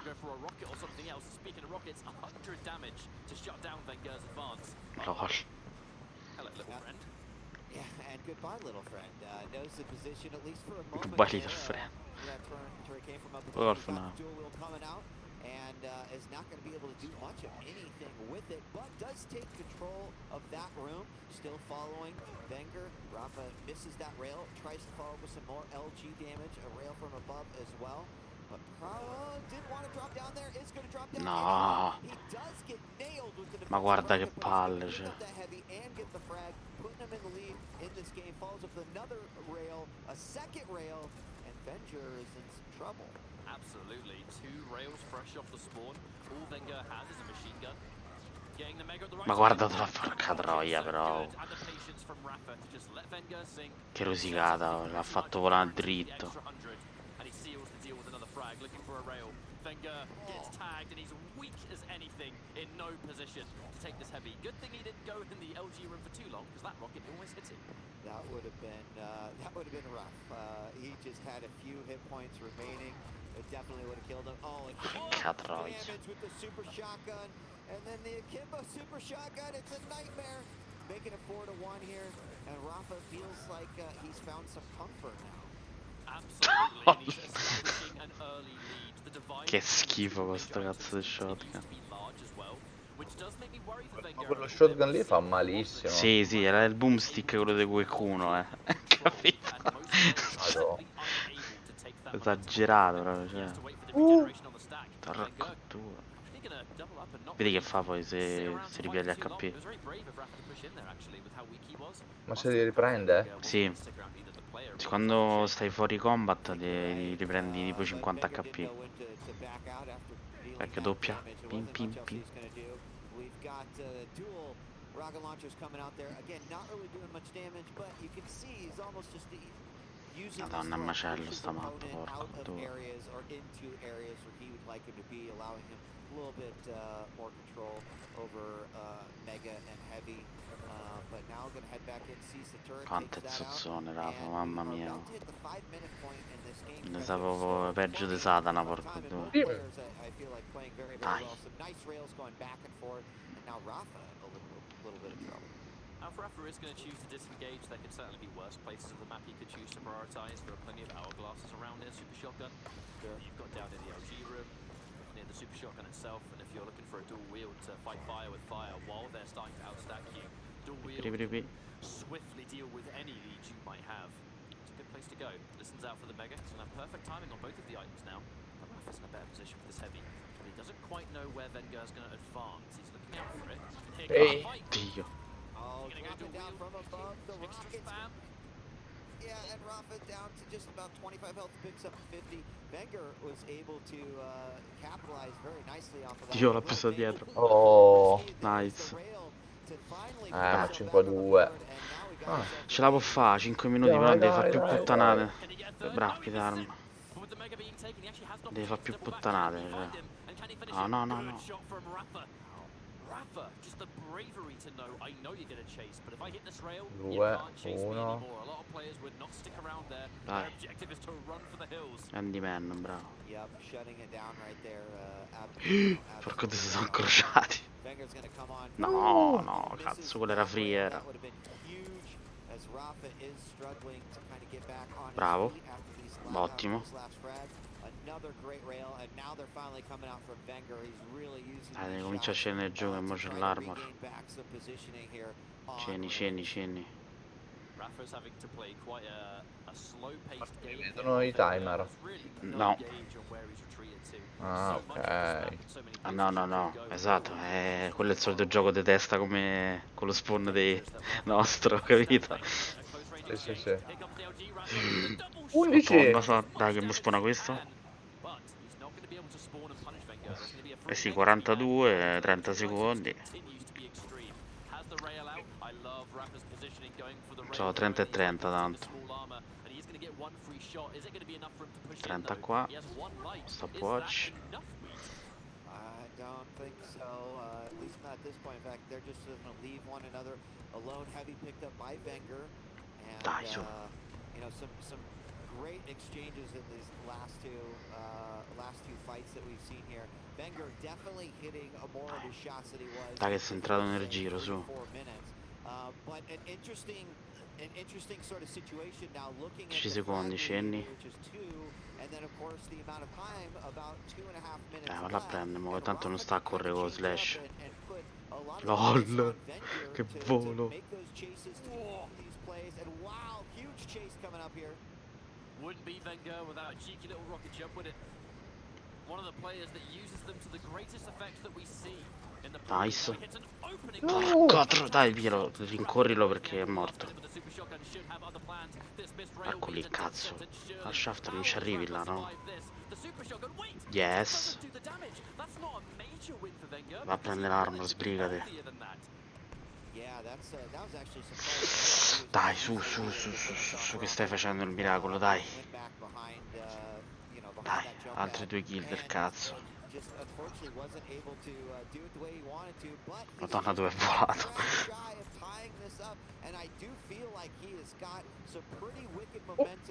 Dai, così spotta pure dove sta. Sali, sta a destra. No, levati. Sei pazzo.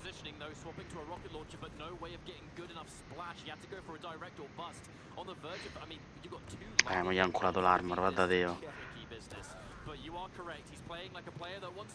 Quanto gli ha levato qua, relata, per Dio. Non gli sta a far perdere tempo. Dai, cerca di arrivare almeno all'overtime, porco due. Poi te la giochi all'overtime. Curati.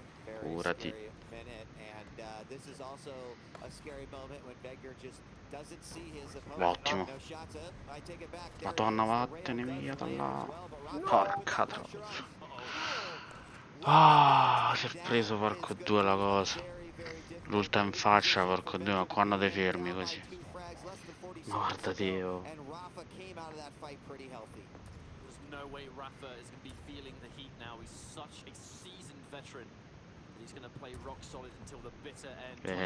Quindi camperà così. Mannaggia la puttana. Vicino, dai. Peccato perché proprio è poco, porco due.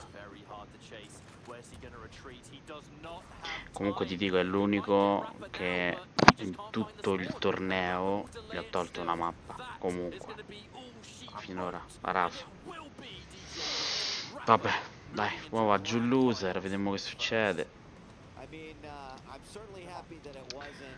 Allora, intanto vediamo. Mi cambio nel mentre. 2 minuti torno. Sì. It could have gone either way. A very, very nice game, I think, played by both of those players. What was the final score on that one? I missed it. What, 6-4? Yeah. So you know, not surprised to see just how well Rafa has been playing as of today. You know, there were some comments that we watched some of those games the day before. You know, that is this the Rafa that could win a competition? Well, the answer back then was like, we haven't quite seen it. Answer today, it feels like he's here. We're going to take a quick break. When we come back, catch up, we'll be able to break down the game. I think we'll have a winner interview as well. We'll sit tight. We'll let you know. We got far more Quake action coming at you here on day 3, the finals day of the Quake World Championship. Don't go away. We'll be right back.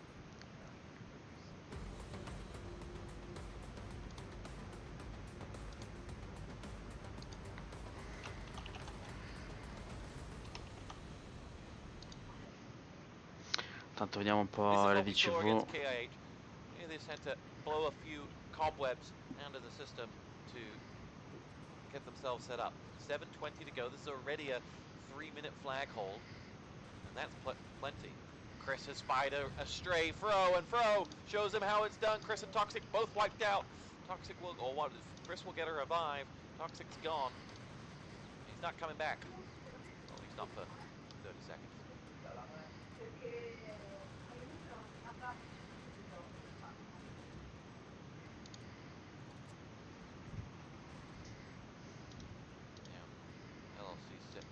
Quite content.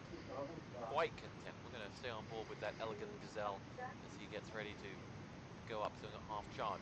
Toxic, an equally elegant Gazelle, maybe more of a llama, gets himself a double panzer on the other side. Crumbs is going to stop Toxic from getting that flag, and as you can see, llama's not so elegant, can't quite jump past people to get to the flag. They're a little bit more awkward.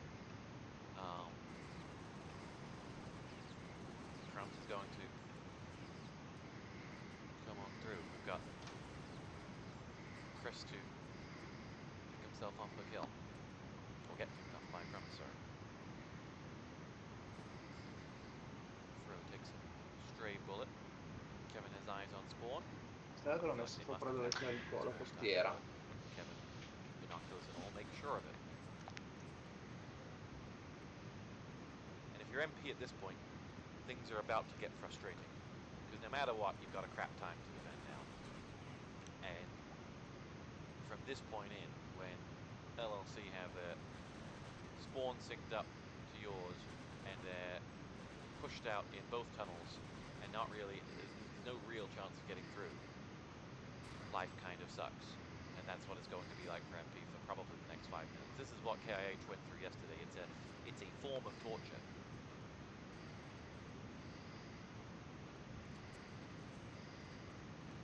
Fro is the waterboarder with that panzer.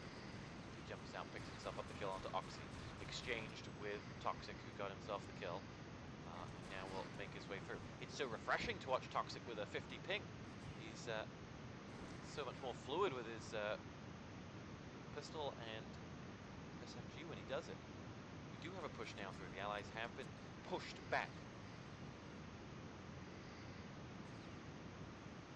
Axis still don't have that door though. Someone got through the service door. Sorry, Axis don't have that flag. They do now. Kevin's going to try and do something about it. So he hears the allies leave.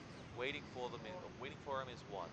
And now Kevin will charge into that flag and will be dispatched of by Chris. Oxy can then lead this push through the service door. There's 2 players going long with Mirage. Crumps his grenade, make sure that one of them doesn't get through as well. Follows up with a Thompson of his own. And LLC are set up for this service door defense. Let's get back on board with the Gazelle. He gets himself the kill. It's Chris that goes down.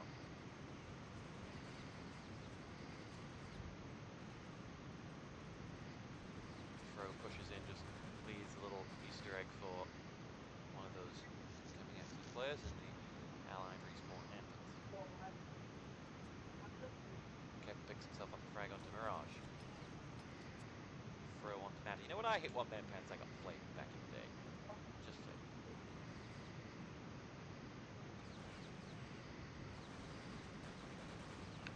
Throws big grenade there, just cleans out Chris, and I think gives another one. And this is the big thing. This is where Toxic has to shine. Toxic gets himself a kill on that. Toxic is the only one who could open up this service door with that Panzer. And the problem is, positions like where Dusty are right now mean that you got to be kind of lucky that you'll get 2 or 3 people to go in, because you've got Dusty coming in now. Now, in a minute, you'll have a window of opportunity to 3-man. When Fro was there, whoever that LT is, and then Dusty. But it's so difficult. It's such a small window for the Panzer to hit.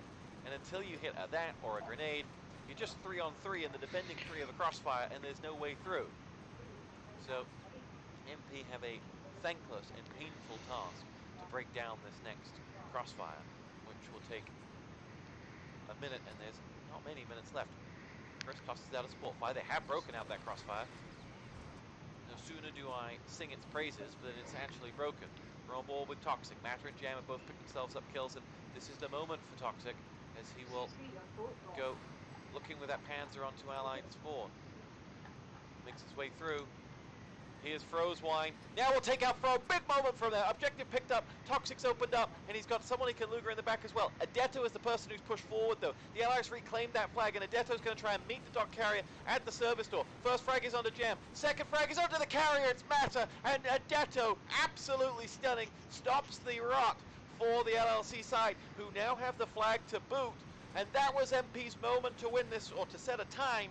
It will come again unless dear old Toxic can do something about it, and they know where he is.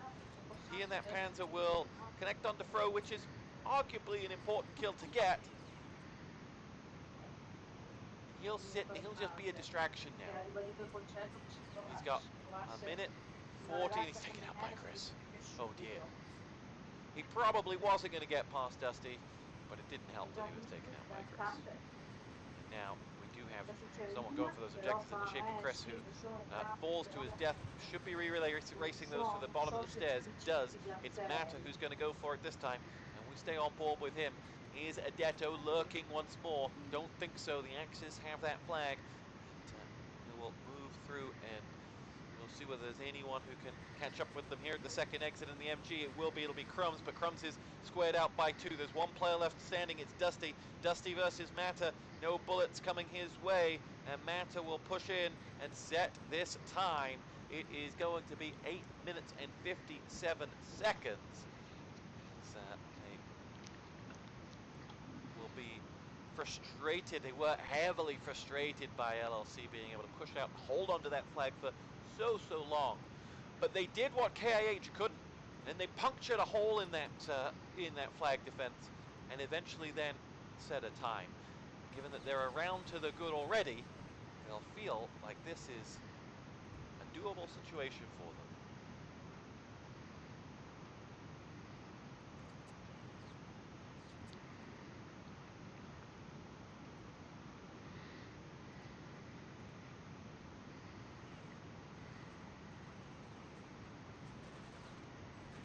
Just joining us, this is the QuakeCon from home RTCW tournament. A game of 19 years of grace and elegance still commands a whopping 180 people coming to watch today, which is a pretty good start to your Sunday morning, or Sunday evening, wherever you are. As we get ready for our last player to ready up, Jam.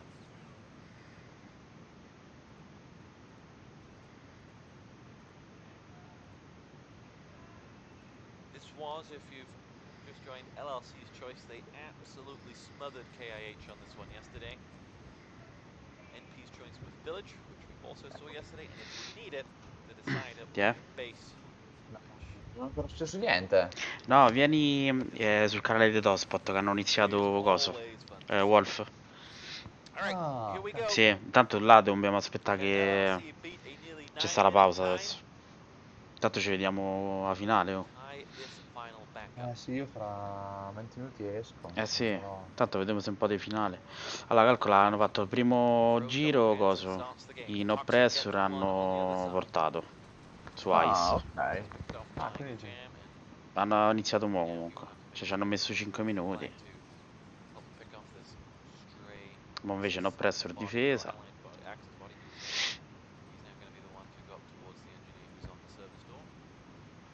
Ha trovato tanto Tospot. Sì, sto guardando. Ok, ok.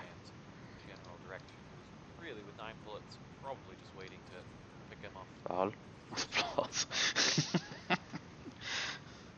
Dusty che vola dai monti. È stato una granata di troppo Sì. poco. Prima sai che hanno fatto poi che infami, si sono messi a fare la scaletta per far salire il panzer sopra e panzerare con gli ali quelli dentro per prendere la flag, capito? Ah, Perché ma giustamente, dai. capito? Perché giustamente se no come non riuscivano a farglielo sparare.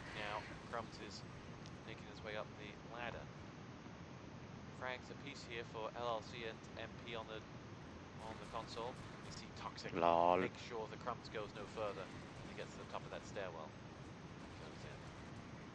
Minchia, Kevin. And Jam will think he's Jam. hit his lucky day there. Not only did he reclaim the flag, he also picked himself up an ammo pouch. And not Kevin's finest hour. Cioè, hai visto la minella all'intenzione. Incredibile. Beh, ma queste cose le facevamo anche noi, Sì. all'epoca. Now we'll see Jam going through. Wait, Chad is now saying that hit sounds are too Bravi, a destra. quiet. We've been turning them down all weekend long. We can turn them back up a bit. As we'll see LLC regroup.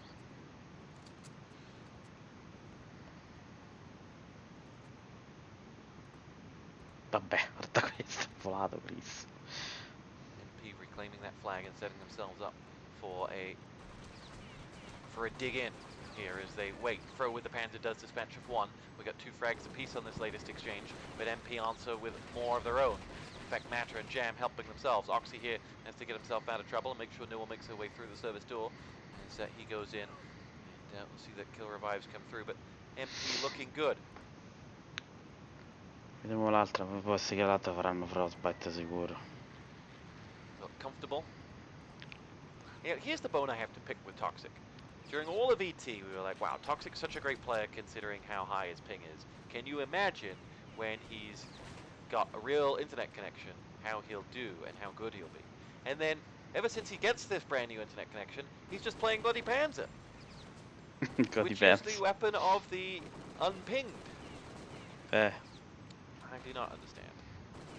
Vabbè, si vede che comunque è bravo a farlo, ad Ospot, che vorrei dire. Toxic, a long-standing debt of gratitude. Many years ago, he got a ticket to Chelsea Wigan, which was an 8-1 victory. So I can never be mad at him. Whatever decision he has made is the right one. MP collect that flag. Jam goes in and gets it. LLC stop any move, stop any chance of a retake there, and now set themselves up to push forward. Aveva perso il Panzer. Sì, già perso la strada. 5 minutes to go. What was a long time they had. Era troppo preso. Now a medium time. Pendulum begins to swing a little bit back in favor of the MP side. Matter picks himself up. A face full of bullets from Crumbs. Prima pure Crumbs ha fatto un combo video. Who pokes his head up the top is dropped by Oxy. Will go no further. Throws one-man dispatches of Chris. Kevin now support fires out the top. Has got someone on top of that fence. Mazza, guardando stava quello. Questo è in mezzo all'albero così non lo vedono. Going up that stairwell. It's Bully who thought he could make his way up towards the documents, but no can do. Mirage on the hills dropped him. Kill. Now Dusty will try his luck going inside. 21 bullets and ce l'hanno spawnano tutti. Snade fears someone's up here, but there isn't anyone there to greet Dusty. Eccoli. They're all down below. They know he's here now. I'm not entirely sure that person he shot at knew he was there, but è Panzer, lo sapevo che stava là, te lo giuro. Non lo sentivo. Infatti, così prendi lo so. And the Allies push forward, reclaim this flag. What can Adeto do? Oh, he can't get that flag back for LLC either. Ecco, and gli hanno Bully dato and his 6 points of health are going to be the ones to try and make it back there with Che macello, porco. 22 seconds till spawn. He can't get there, and he's going to go in, get the kill onto Chris, but Chris should get a revive. Does. And La camperata lì. LLC are in trouble here. This was Giustamente tu vai veloce unable to hold e that quello flag dei long camper. enough. Ecco, e gli hanno presa la cosa. Vai, torniamo allo spawn. Pushed out FFE'd onto allied spawn. La toxic dove sta? We're now down to just 3 minutes. Preso, Says senza goodnight to Dio. Crumbs.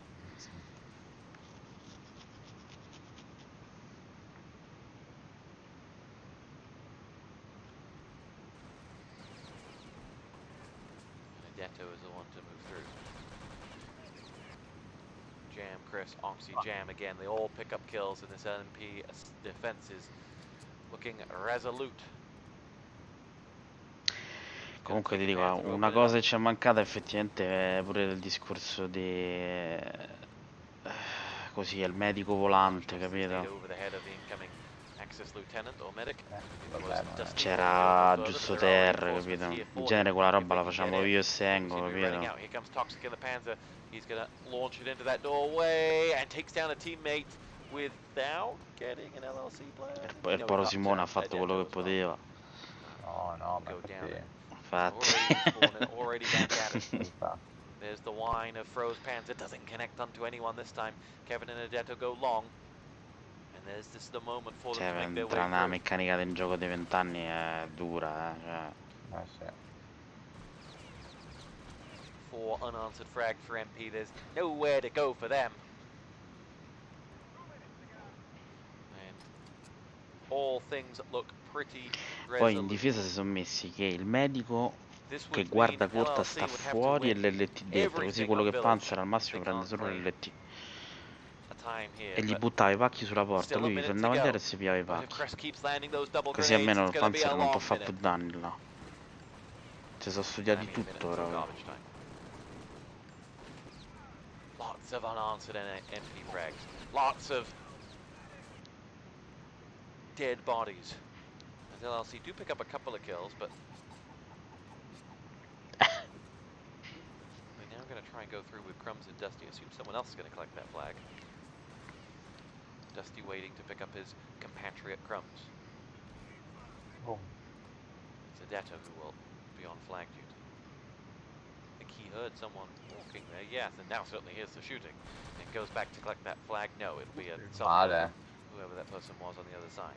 Donna. And now we're on board with Fro. Can Fro, the elegant gazelle, open up a hole in this MP defense? He's walking point blank through towards the spawn. He takes a little bit of damage and then gets jammed.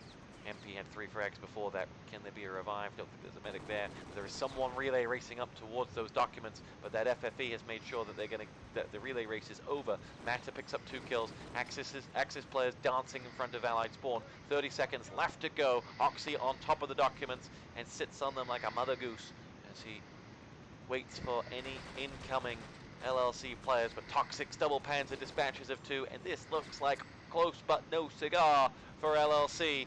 Dusty is too far away from those documents now. And the allies have pushed forward, collected that flag. And that will be that. MP have taken LLC's map, boys and girls. We go on to map 2. Era una mappa With dell'LLC. Adetto's retro playlist from RTCW times. But this is a big moment for them as the LLC side find themselves with a lot of questions Quindi la to mappa ask, degli but NP che to be frank, just fanno yesterday village come were ieri. not at all asked. We'll find out whether they can do it in just a moment. Village, infatti, hai visto? Però sono gli unici, vedi che sono preparata come Dio comanda Village questi. Gli altri tutti a fare Frostbite, coso, Da Vinci, il primo che arriva. Ormai il full screen lo conosce. Meno male, infatti. Grande, top. Dopo 2 giorni.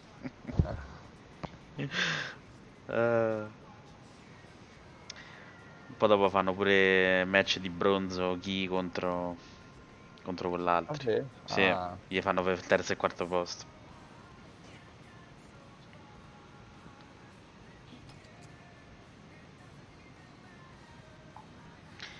Dio, cioè, i rewind qua hanno fatto proprio fagotto, non hanno perso una partita in tutto il torneo.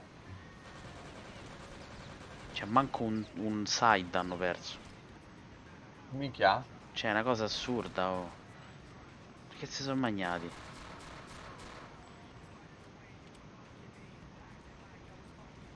Cioè, loro ovviamente hanno solo cambiato il nome, però sono quelli.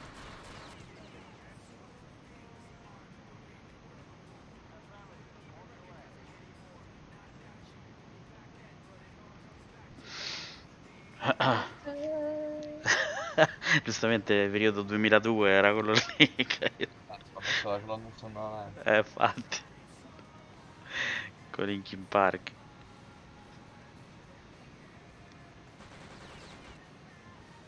Di Rush. Welcome back, ladies and gentlemen. Picture the scene since 2003, 2004. You are sat at home playing RTCW on Wolf TV, watching a QuakeCon tournament. Sì, poi hanno messo pure la WoW TV proprio. Per chi voleva... Sì. Per chi si voleva connettere con la WoW TV. Che bella la WoW TV. Infatti. So più che altro perché la vedi proprio dal gioco. To be honest, with an audience of 180 people, it's not far off a Wolf TV server. WoW TV, vedi. Sospetto. You have to sync your audio up.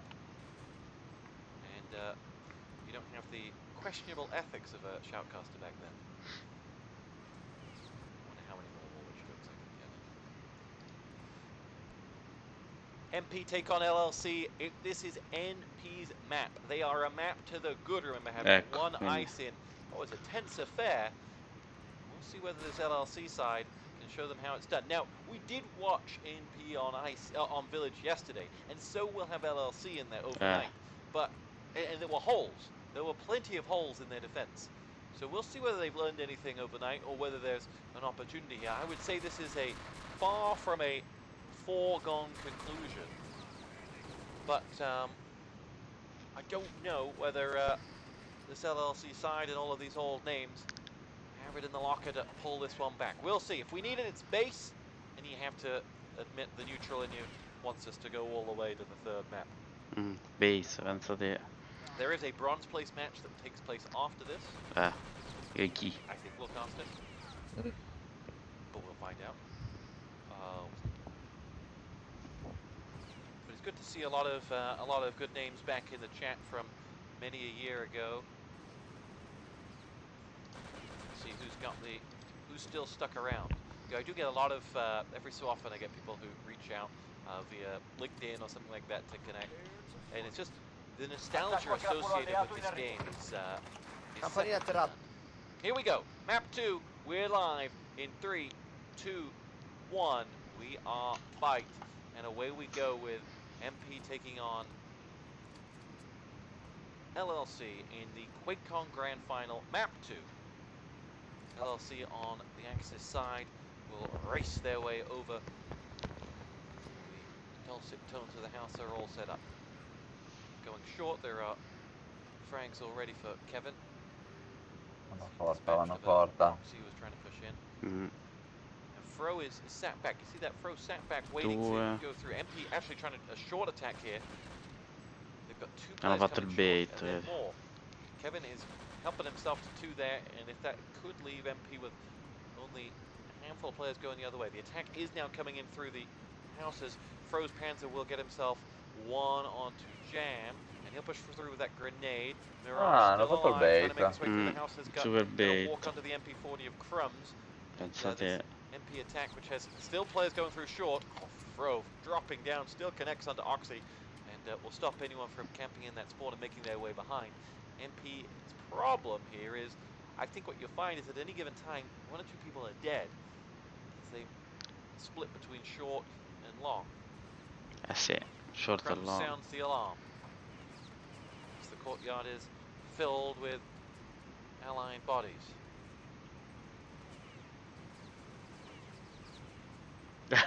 Melina. Wait on those bodies to make their way through the door. LT. Dusty's MP40 rattles away. Toxic the Panzer has been picked off. That could be short. Crumbs just slightly out of sight here, but is calling the shots. Now pokes his head out, opens up headshot level. 1, 2, 3, goodbye. Madonna santa. Has all of them onto his Lo vedi name. perché? Perché poi quelli là stanno distratti a sparare ai due a sinistra, lui stava là, l'ha filottati. Per forza. Non si è fatto vedere così, manco lo sapevano che c'era là. Non la planna così la dinamite, è stupido. Infatti, che quando gira non... Quando cazzo l'ha tirata? That's the one you really need to be picking off at this point. If you down the Panzer, he's the one that would open up that defense. I don't know whether it was Gibb, but he's the one who would open up that defense as they go into this next section. You can see from MP's perspective, 5 players ready to make their way out from the courtyard, and they are going to find themselves walking straight into an Axis barrage of bullets. Chris downed, and he'll take this to absorb up some Axis medic bullets, but watch how difficult it is to get out from here. Who is that that's pushed out? There's someone pushed out doing some damage to get them. The Axis squad are going to force the allies in, and they go now running in once again. LLC have frag after frag, but Mirage still standing. Mirage doing more than just standing. He's picked himself up 2 kills. Dusty and Kevin both down. And the MP side somehow managed to break down that crossfire without the help of 3 minuti come ieri. 3 minuti per più la flag. Fro, on the other hand, has picked himself up an MP40 and is just as handy. Un paio per mettere la cosa. But LLC have made a bold move here. They're going to push to try and claim that flag back. 4 players lead the charge out. They must know when the spawn time is. And going on through is Adetto. Adetto wants to get that Ci flag. vuole togliere la flag a tutti i costi. His reinforcements are going to come through as well. As the northwest courtyard is his momentarily. But what is left, it is just Oxy and soon to be his revived lieutenant. Did the allies respawn back? Fro is waiting for them, which makes me think they will have done. The allies capture that flag now. Maybe they didn't have a grasp on spawn time. But no, they did. They spawned and they went through the courtyard and now are coming the long way. So grabbing that flag bought LLC plenty of time. Oxy's been sat on it and really just wasted 30 seconds, which is exactly what LLC needed. Remember, LLC don't just need to win. They need they need to win everything from now on in. Ah, doppio, vedi, uno del cano di là. And they're going home. Si è schioppato. Ha schioppato. A home without RTCW. Prego Lang. Già pronto che la siringa. Visto perché sa che tanto. Toxic as allies try to make their way out towards the crypt. Toxic is support firing up towards spawn. There's Bully still just sat atop the crypt, nading on down, but the allied support fire from Mata will deal with him. Mirage is the one who's getting themselves in there. There's no ammo on Dusty, and 3 allies will make their way out. Dynamite yellow, grenade falls short, and that will be a Dynamite turning red from Mirage. Madonna, la minella. Opened up for these final 5 minutes. There was an Axis engineer, but I think I've just seen him again. It's way too far back. It's Kevin. No, there's no engineer for the Axis. No, niente. There is. It's Bully, but he, as I just said, is way too far back. As support fires rain. Ma quanti ne hanno tirati questi raid? Going to get him into position. The Dynamite is flashing red, but Bully is on top of it. And Bully is going for the defuse, but it's a double Dynamite kill that wipes out Bully and Fro. And the documents are immediately picked up by Jam. Here we go. Toxic double Panzer has Bully and Adetto out, and this is going to be it's going to be MP's moment to shine as they move those documents out. Let's find our man who's got them. His name is Jam, and he is passing that MG and making his way through. This is well, two double kills really clawed open the LLC defense, and they're now trying to close it back. You see 3 unanswered frags from LLC on the console, and Jam decides, you know what, I can't get any further without help. And he lies in wait. The frustrated Jam takes his frustration out on that poor chair. Vai, Panzer pure, così libera la strada. Giusto. Sono 4 minuti per portarli. Ti era visto, stemerato. Boom. Ah, mi conviene magari spawna dietro, così. Infatti, sono spawnati dietro. drop a grenade from above. There was an Axis there. Yeah, there is. He's going looking for him, but Oxy's about as subtle as a ton of bricks in terms of letting him know where he is. And Jam is going to have to retreat all the way back. 3 minutes to go. Madonna, non riesco a portarli, Ma tanto fanno così, preferiscono perdere tempo a pulire. Ci riprovano. Ma magari vedi hanno fatto 3 di qua e 3 di là. Così li chiudono a tenaglia. Perché ci sono sti 3 ok davanti, però se poi c'hanno gli altri 3 dietro. Poi arriveranno da dietro.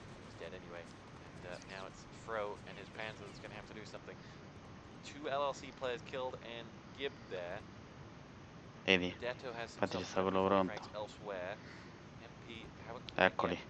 3-3 hanno fatto. A una certa li fottono. Se non riescono a togliere almeno la flag, no?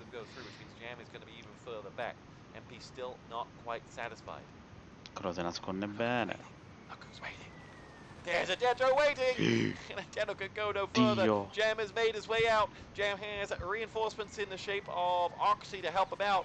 And they have spied him, they've seen him, but there's nothing they can do. 2 players there, they picked off the first one. Jam's now going to make his run. He feels that now might be the time. No, he's not. He's going to revive, he's going to run away. Run those little Jam legs away as he sits here exposed. Comunque c'ha 3 minuti con i documenti in mano, incredibile. As the other lions come in to eat him. Jam will back away. Beh, torna indietro. Power away. We've all seen this David Attenborough episode. Serafetta era già volato. They will have to start again. LLC holding on firm. Less than 90 seconds left to go now.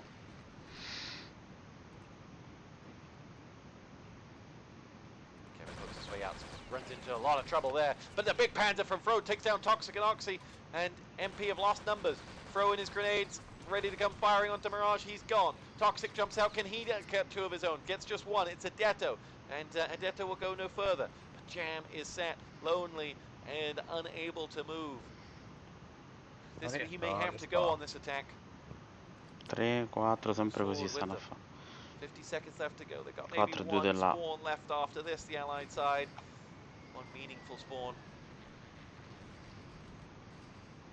No. Here comes Jam, escorted by Toxic. Time is of the essence. And the Allies now make their way through. Jumping out of the corner, dropping Toxic is 1. Toxic will get a revive. Jam and his medics will move it forward now. Is there anyone left to help them? Looks like all the axes have been wiped out, and Jam is going to run these documents home. He's taking damage in the background, but he will run those docs home. I think it was just being propelled forward by his teammates' bullets, and the time will be set. It's 9 minutes and 39 Madonna, era passato seconds. mezz'acqua di Right at the end, strike. there was a parting of the LLC waves, but MP have Alla just fine sono about andati. done A enough forza di to say insistere. that if they can fall Gli è bastato whole, prenderlo una LLC, volta, they vedi? will take Gli frega un cazzo di prendere, morire, riprenderli. Ci perdi più tempo. Now and then, 9 minutes and 39 seconds on Village is a long old time. LLC and these names Mo se that we have riescono a known fare il for full hold. 2 decades of our lives are not going to give up without a fight. Chris Mata, Toxic Mirage. Place your bets now, boys and girls. My money is on LLC to take this one. It's just the way of QuakeCon. Of so many years gone by, we have seen classic final after classic final, and it would just kind of be un-Texan of us to not have another great QuakeCon final. We're about to find out.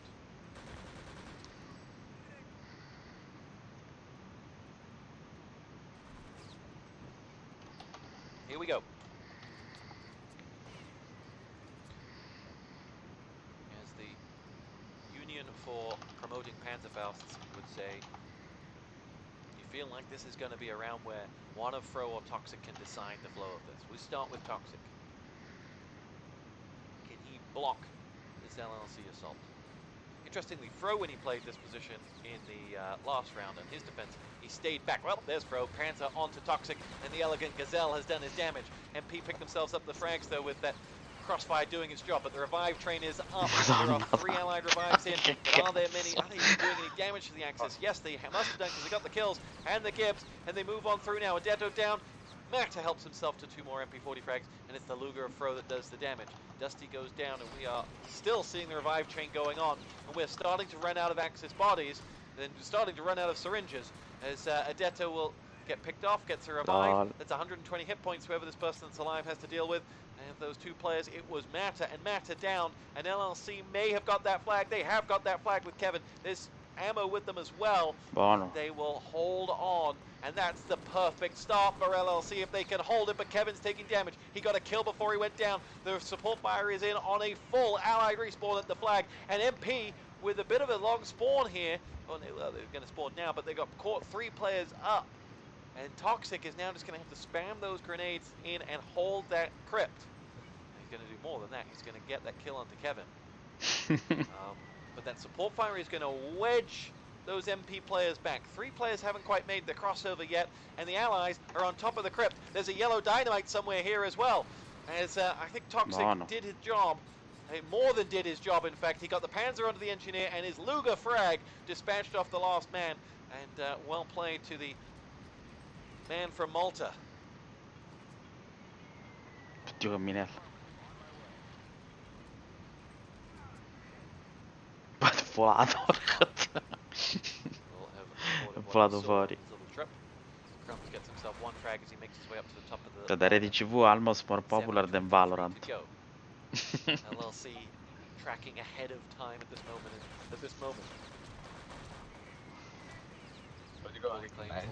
Sì. Oh, ci stanno 500 persone, oh. Porca puttana. Un botto, One frag, but he's not going to be able to get past that. Starting to run out of Axis bodies up there to hold that crypt, and if Dusty can just keep this man occupied, 600 viewer. a lot of kills elsewhere on the map. Cioè, una cifra, porco due. And Adetto is on flag duty as a result. Respawning allied side are there. 403 people tuning into this final now. Great to see you all for this classic of LLC versus MP. Spanati brutti. Waiting on top, sat aplomb the crypt. Allied lieutenant pokes his head up in the shape of Bully. Dynamite tossed in, and double Panzer from Toxic makes sure the Crumbs and Kevin can go nowhere near that crypt. And that's exactly what we're talking about. He has a big role to play, but so does Jam right now. Tried to get himself out before the Allied spawn, couldn't. Dusty's on top of the crypt. He's going to go looking for bodies to give. There's an Allied Axis grenade coming his way, and now the Allies do have control of the crypt, but they do not have a dynamite. Yes, they do, and the dynamite is planted, and we're going to go on to the dock stage, or the gold running stage here for LLC. Ci riescono a tenerli in modo spawn è tosta. Fro with the Panzer, Kevin with the MP40, and if you're MP at this moment in time, you've got to be careful. You don't want to get caught too far up when that crypt blows. Buono, si sono messi bene. Fro is on flag. Let's take a look at that Axis spawn. They've respawned now, and yeah, they've decided that they're going to lose that gold, and they're going to have to set up for the next stage. Wise choice to shift forward here. Waiting for them though was Adetto. His main goal there was to make sure no one came from behind for the flag. But he will have sounded the alarm that once we've got this gold, there are people coming behind. LLC set up for this next stage. Jam looking for Fro, who was looking to be mischievous in that Axis spawn. 5 minutes and 15 to go. Docks on the back of one Dusty.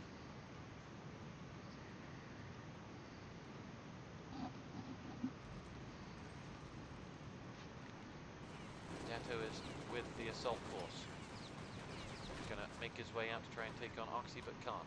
Still 2 MP players in that courtyard, 3 MP players in that courtyard setting up. Oxy quite content. Quanti pacchi si è messo? 800. Sit here, and I think Toxic is somewhere in this. Oh, there. Ecco qua. Senti, Tospot e niente, stiamo guardando. Stanno a fare la finale.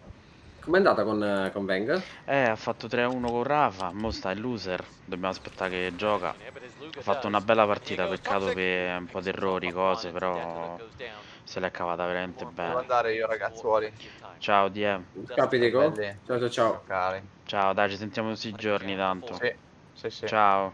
Bella, ciao Diego. Allora, mo tanto che stiamo in attesa di lui, se stiamo a guardare la finale di Wolf. Buono. E il loser che c'ha? Il loser c'è adesso Reisi e Dang. Ok. Stanno a giocare adesso Reisi e Dang per vedere chi poi incontrerà appunto Marco. Comunque la top 3 ce l'ha garantita. Ottimo, ottimo. Ha già fatto tantissimo. Lui ogni torneo scala una posizione. È partito da 6, non è 5, male, 4, 3, capito? Non è male, direi. Infatti. Qua invece LC contro NP. Prima mappa. Hanno fatto, no, la prima hanno fatto Ice e NP hanno nato male. E calcola, era la mappa dell'LDC, Giustamente loro hanno merda. preso Village, come abbiamo visto ieri. Penso sono gli unici che se la so studiata proprio a menadito. Hanno fatto un buon tempo, solo che mo pure l'LC stanno a spigne bene. Vediamo un po'. Poi se vanno alla terza mi sembra che era base. Ok. Comunque prima porco hanno fatto dei Questa è numeri. proprio la finale? Sì, questa è la finale. Poi dopo fanno mi sa pure i key per il bronze match. I key contro l'altro. Sì, anche perché sarà pagato anche il bronze. Sì, sì, ha voglia. Going to wait and see whether someone comes for those documents now, particularly having lost his team. Well, they know he's there now. Toxic trades Panthers Bam. with Bully, and Fro is the one who picked him. I was completely wrong. They knew exactly where he was, so I won't make any more guesses. As Crumbs goes out, this could be the opportunity for the courtyard to be opened up. There's one dot Dusty in those documents, but there is an Axis in the back. Chris is the man. Chris has got himself the kill onto Kevin. Oxy is still vaguely alive. No, he's not. Jam is the one who's going to have to do something for MP now, because it's Jam or bust. Where is Dusty? He and Chris, or Jam and Chris are still here, and they're looking for them. They find them. Here goes Dusty for LLC now. Makes his way past, sees the Spire, is waiting for those Axis bodies to be confirmed dead. He's so nervous, he shoots Bully coming from behind him. There are 5 allied players going to run this one home, and this QuakeCon final is alive and kicking, boys and girls. Yeah. Bravi, mazza. Tempone. Bravi. Perché adesso hanno fatto giustamente, hanno aspettato, hanno pulito, ce n'avevano 3 alla flag, 3 però che spawnavano da dietro, quindi l'hanno chiusi. Anche se quelli tornavano per cercare di andare a prendere gli objective, alla fine non hanno retto. Guardi i danni che fanno. Sì, questi si sparano. C'è stato uno prima in chat, ha detto c'è più gente qui che su Valorant adesso. Chi ha scritto? Ah, certo era da 1000 persone, 700, 800, 1000. Possiamo alla finale del QuakeCon, E che cazzo, davvero.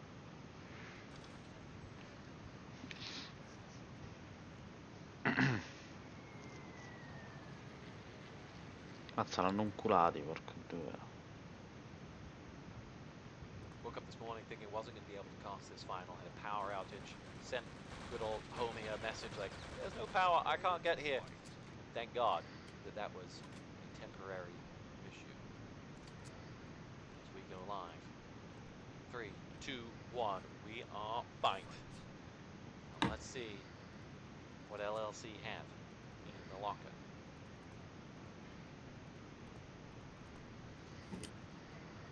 Kind of expected to hear something whine across there from Toxic onto the front. But it wasn't to be. We're on board with him now. He went the other way.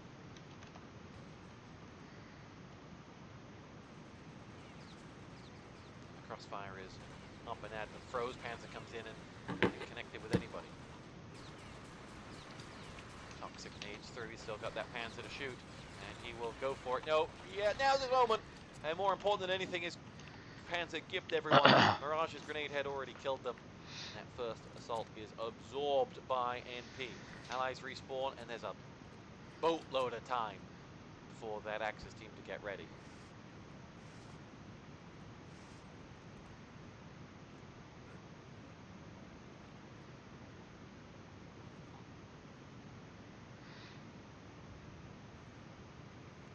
NP probably wondering where they were.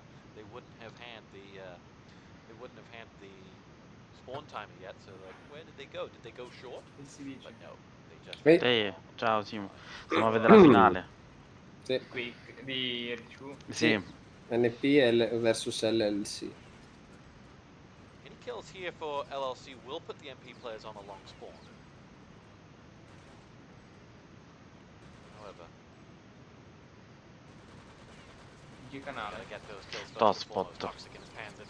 Tospot. Sì, quello di Quello di ieri. Sì. It ain't clicking for LLC at the moment. Remember, a full hold is not good enough. Ma Tasti è quello che trovavamo in casual. Sì, beh, oh. Cazzo. Sì. Sono tutti quelli. Cioè, sti giorni nei pubblici hanno giocato tutti, tanto giusto per scallasse. Tasti è fortissimo. Sì. Se eserciterla una volta è un miracolato.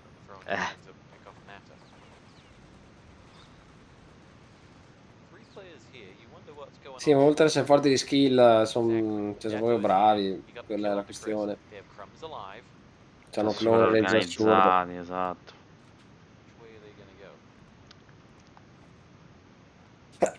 Quello sicuramente è migliorato rispetto a 16 anni fa. Si vedono proprio Sì, i c'hanno movimenti diversi. movimenti, tecniche.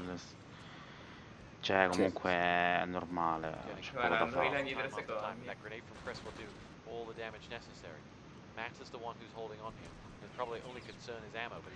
Per dite, cioè, adesso ho visto a Dice, non può capire che hanno fatto questi. Hanno fatto la tattica anti-panzer, si sono messi praticamente in tre angoli diversi per evitare che uno si sacrificava apposta per cassare la panzerata. Cioè, proprio le peggio cose per cercare di massimizzare, capito? Quello che fa tanto la differenza, perché giustamente il panzer così diventa inefficiente, pure sugli cosi stretti. Tutte queste piccole cose che è normale dopo tutto questo tempo le affini. Le affini pure di brutto. Cioè.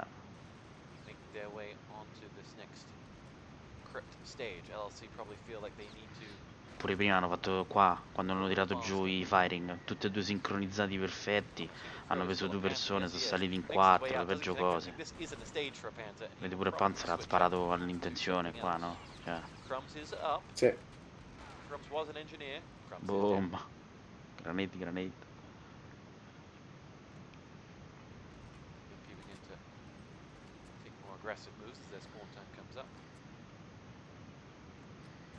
And they'll be feeling a little more happy about this defense from their side.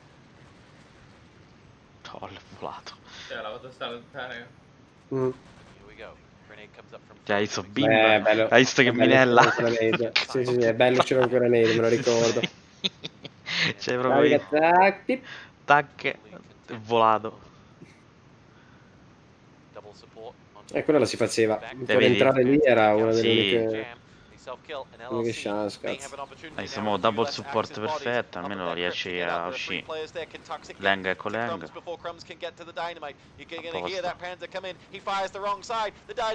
No. Guarda, gli hanno tirato sul coso. Questo vola. Oddio, è volato. È volato. And the dynamite will fade. I thought he may have had invulnerability Volato when via. that support fire went in. And brief scare for the MP side. Bully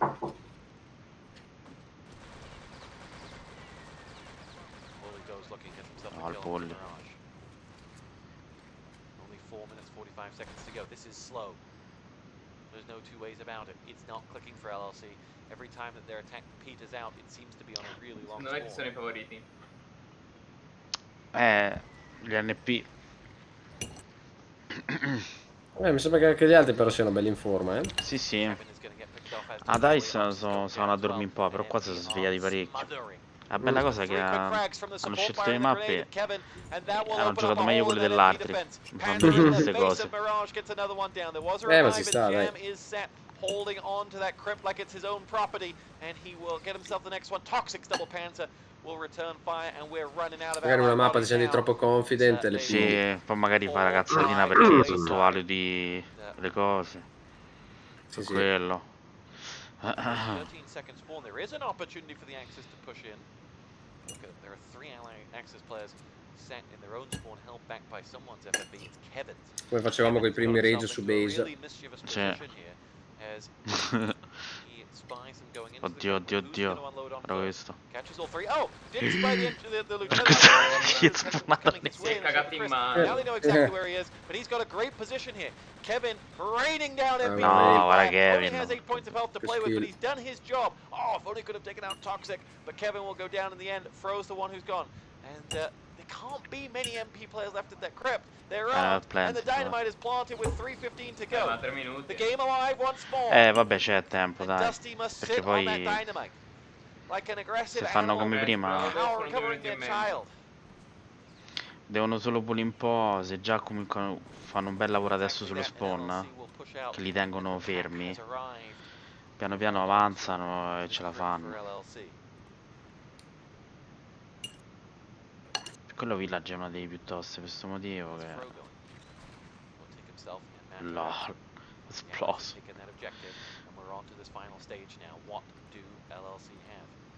They don't have as much time as they did last time to run these docks. They're going to have to punch a hole in this MP defense quickly. They cannot be full held. And that pressure is mounting. 717 people watching LLC is the biggest audience they've ever had. And One Dot Dusty, a legend of Jolt 3 fame. The clan base A legend. Esatto. Per Dusty, pure lui 20 anni che gioca. Mm-hmm.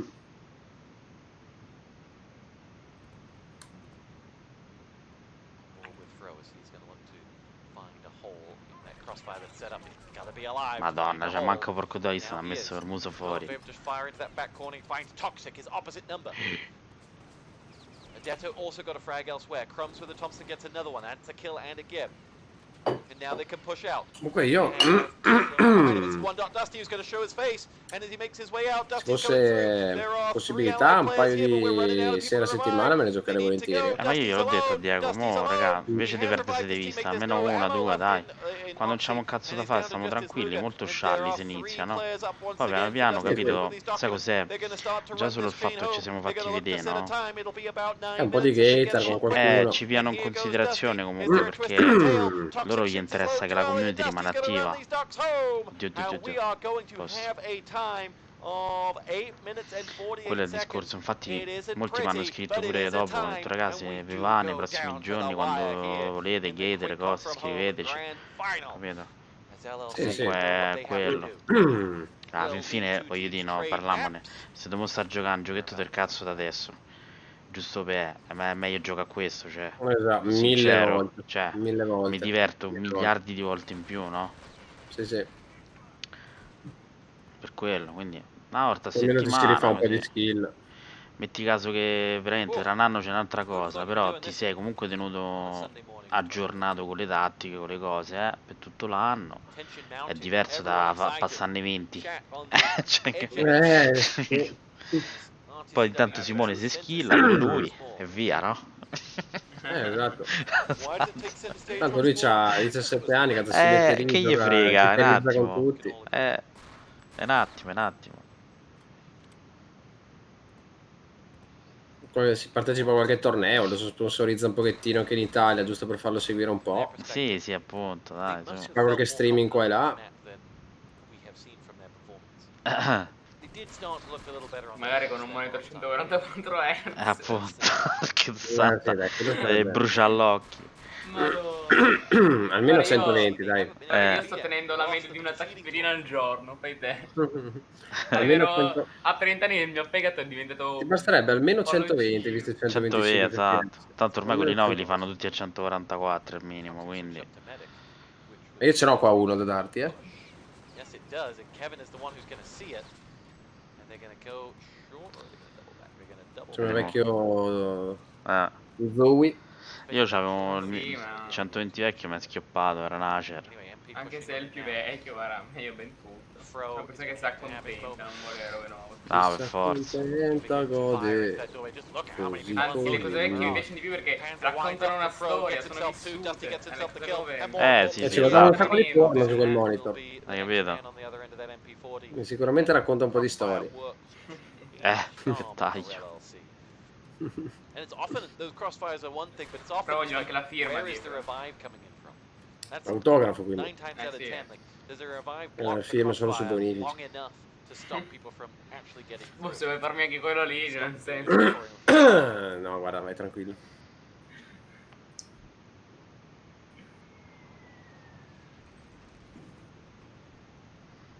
Dove sta scritto? Sono freaking happy to see Devo andare over a parlare un 700 attimo. people watching the classic game in 2020. There's Ma guarda Panda throw che, straight in the cioè, face, 2 kills, 2 in gives, questo Matterhorn canale, down, big shot, che ha tipo big 700 shot. follower, That takes 700 the MP select, attack down. per It's a questo nice gioco qua è tanto, right Ma una sì. cifra, io te lo so di, cioè, porca è puttana. tantissimo.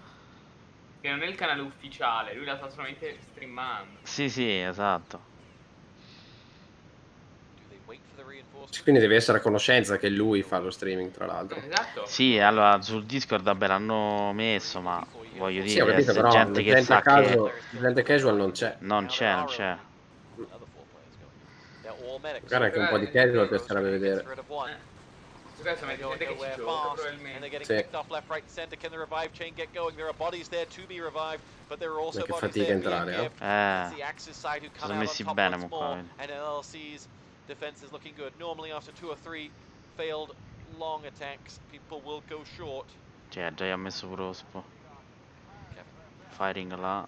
Trying to get a little too smart there with his FFE. Allies respawn. Long time between attacks here for them, and Kevin is just out to be annoying. Madonna. And that he does with a 3-man artillery kill. Can you believe it? Anything that could go right is going right for Kevin as he picks himself up 4 kills, and his teammates will be like, "Cheers, mate. We'll just sit back here and you can do everything." Toxic switched up to the Quanto Panzer. tempo They are gonna perdono go short qua. this time. Toxic needs to get in, and he needs to do what Kevin just did. Just be annoying. Just take down numbers. Just make sure Devastante there's nowhere to proprio. go. Because this clock is ticking against MP. This final is ticking against MP. Momentum is with LLC.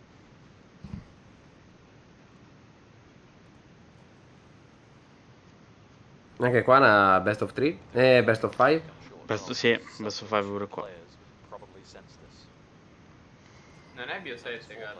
No, è su Quake 7.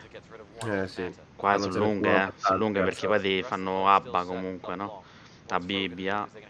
Poi con i banner penso che neanche ci siano così tante mappe. Infatti. Sono 6 le mappe, quindi. Doesn't have enough charge yet. Now it's the raiding Panzer. No! No, che stava a fa, porca MP pick themselves up 3 quick kills. There's only one ci ha in return. creduto It's Dusty poco, and si he's doveva gone. buttare prima. Toxic's Panzer dispatches them Madonna, from, faceva and un the push macello, short is porco due. successful. Sì, MP sì. have both the Che roba. Sarebbe stato un altro minuto perso. Sì. Ah, sì, sì. Anche di più. Qua, mo stanno tutti qua. Mannaggia, si è fatto sgamare, porco due. E forse non si vede quella nade lì. Sì, esatto, perché sennò si è fatto sgamare con quella. Crossfire on the top of this stairwell. This is a nightmare to get. Lol, che roba.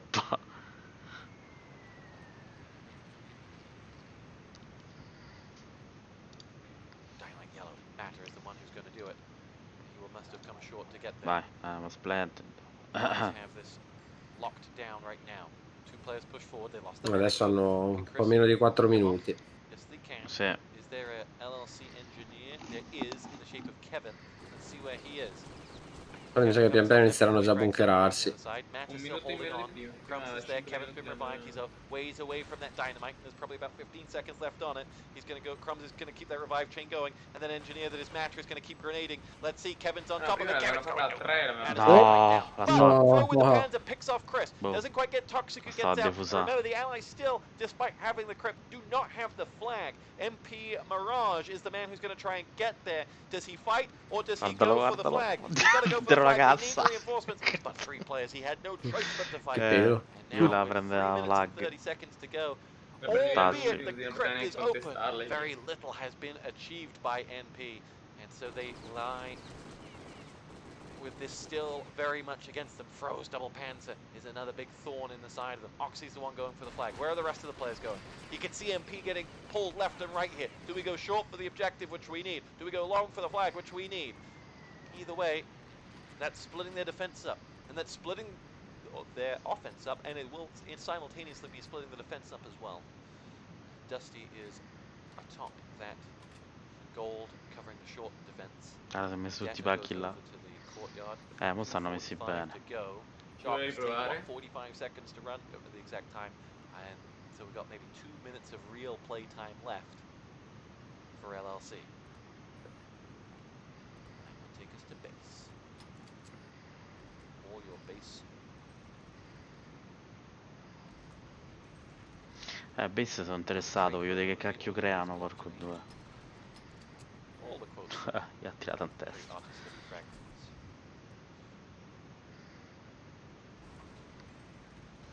Bisogna ancora farlo in 2 minuti. Di più, dopo Beach.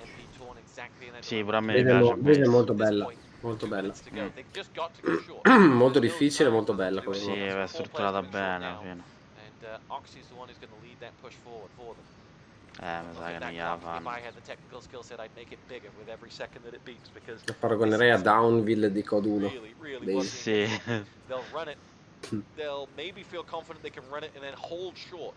Because they've got 4 or 5 players coming. Super rush da qui. If they can get that one kill onto, I think it's Dusty that's there. There's Crumbs as well. Where there is Dusty, there is Crumbs. Non ti sembra figo importare questa mappa su Valorant? Borghese stai Esatto, devi mettere il plan, no? Anche la cosa figa di queste mappe, devi sapere, mister, che sono tutte riprese dal single player. Infatti. ho notato perché io il single player me lo sono giocato. Esatto, questo, il single player c'erano esattamente queste mappe qua con le varie missioni, Quindi c'erano pure già belle pensate bene. Sì, perché dopo tu pensa le strutturate su multiplayer, cioè, se ne vuole, Ah. L'ho comprato per prendere stato Madonna che stanno a fare. Attenzione. Ultimo rush.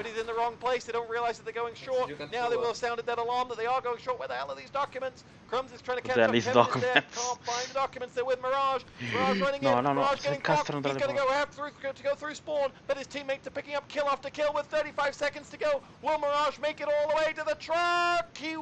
Oh my god. Stava a rischiare porco due, lì si sono incastrati. Sì. Ce l'hanno fatta, che maialoni. 32 seconds to spare. And they run out 3-1 victors. And in the end, short was the way to go. And they picked themselves up. Infamous victory here. Che roba, oh. It looked like it was falling away from them. It looked like LLC would Ah, ma sono disconnessi e poi è finito sì, è tutto. finita, sì, è perché ce l'hanno fatta. Se non ce la facevano a portare, dovevano fare base. Exciting victory. We will play you out with some music. L'hanno Cazzo, è molto bella vedere base. Se loro non si portano niente, non c'è nessun premio per il secondo. Sì, i primi tre. Play you out with some music. Il 30.000 è il pot totale, no? Poi è splittato per Tipo i fai primi. 15, 10. Sì, sicuramente. Ma magari sì, qualcosa di più sicuro. Poi vabbè, a posto. Oh, GG per loro. GG. E si portano a casa un bello stipendietto. Esatto. Allora, intanto niente, mo che si aspetta, riswitcho streaming così gli rimetto QuakeCon e qua. Vediamo un po' come stanno messi di là. No, basta, voglio tornare a essere il RTC. Faccio il best medic. Giusto. Cazzo, mi è salito l'hype più con sto super gioco. scimmia, capito di roba? La super scimmia proprio. Cioè, ma la cosa tifosa è che i giochi nuovi non mi attirano per un cazzo, mi sto dopo un attimo, sto qua, cazzo, mi viene voglia di rimettermi a giocare seriamente, diventare top proprio. Ed è un cazzo di gioco di veramente 18 anni fa, 19 anni fa, incredibile. Vero, cioè. Mi salita la scimmia di diventare il best medic world, porco dio. E anche un po' il cieco ogni tanto, dai. Sì, c'è giusto, cieco. Adesso che so che col center view bisogna fare le cose. Io continuavo a switchare, rientrare, capivo perché mi era... Hai capito? Allora, intanto ho messo streaming the Quake, va? Non un po'. Oh, ma l'italiana ha fatto il casino, nella prima fase. Eh sì, sta mo loser. È andato in loser. Sì, adesso. Però è andato dritto come in treno fino alla winner final. Oh. Cioè, Secondo me riesce anche a risalire da loro. sì, ce la può fare. Non deve perdere un attimo la testa.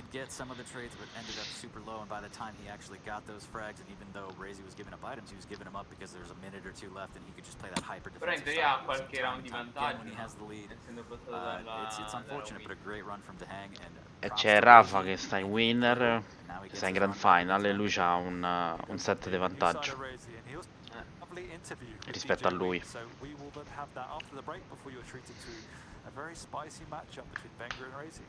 Ecco, quindi mo c'è Vengo e Razy.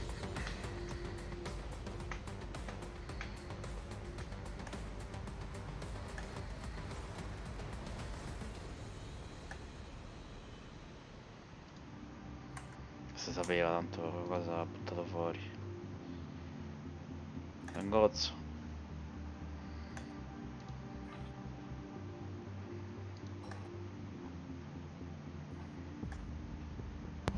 Intanto mi carico con 6 uova, ragazzi. Sì. No, è vero, non me ne 6 uova. sei un maialone. Caputtana. Vabbè, mo aspettiamo a fanno gli. Dopo fanno pure gli. Soltanto mo tra un po' tanto gioca pure Wenger, vediamo prima lui. Dopo metterò ter, cioè m ter at biceps. Sì. Che taglio. Sì, come quello che avevamo detto, poi c'era chi ce l'aspetta, poi c'era... Era Pascia Biceps ACS. Esatto. Però non so chi cazzo è altro veramente. Per biceps, poi Mr. Turtle. Pensate.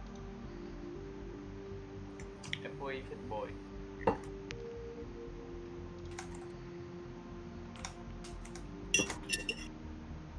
Ne abbiamo un altro che giocherebbe sicuramente a sto gioco. Comunque, Gangong, sì. Abbiamo un cazzo di mezzo fenomeno. Ah, guarda, se c'è qualche pischelletto nuovo che vuole iniziare, Sì. è il benvenuto. Sì, secondo me giocherebbe proprio volentieri. Così portano giovinezza e skill.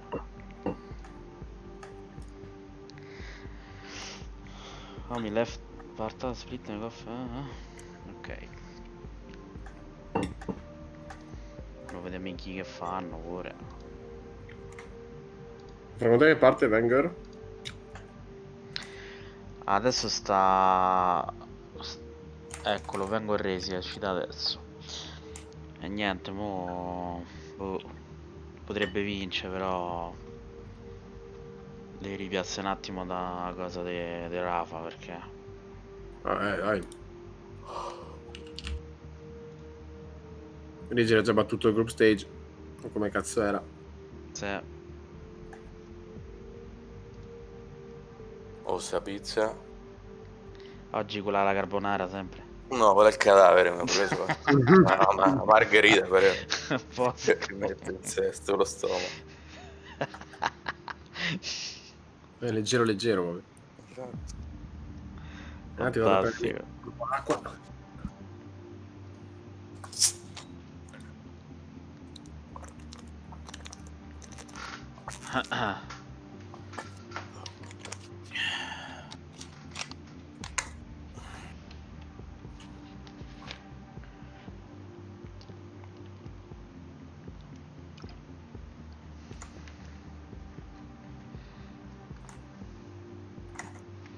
Chiude un po' dei giochi. Io che vado su Valorant.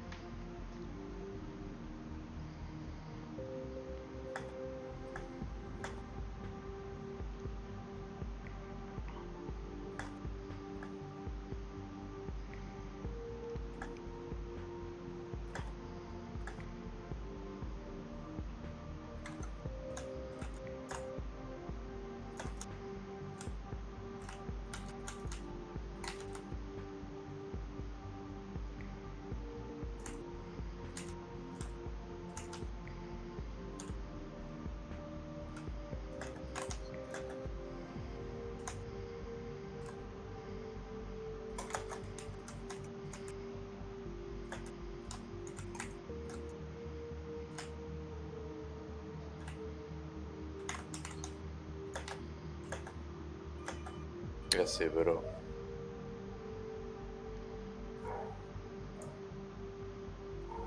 Aspetta che arriva la pizza, sento abbagliare. Sì.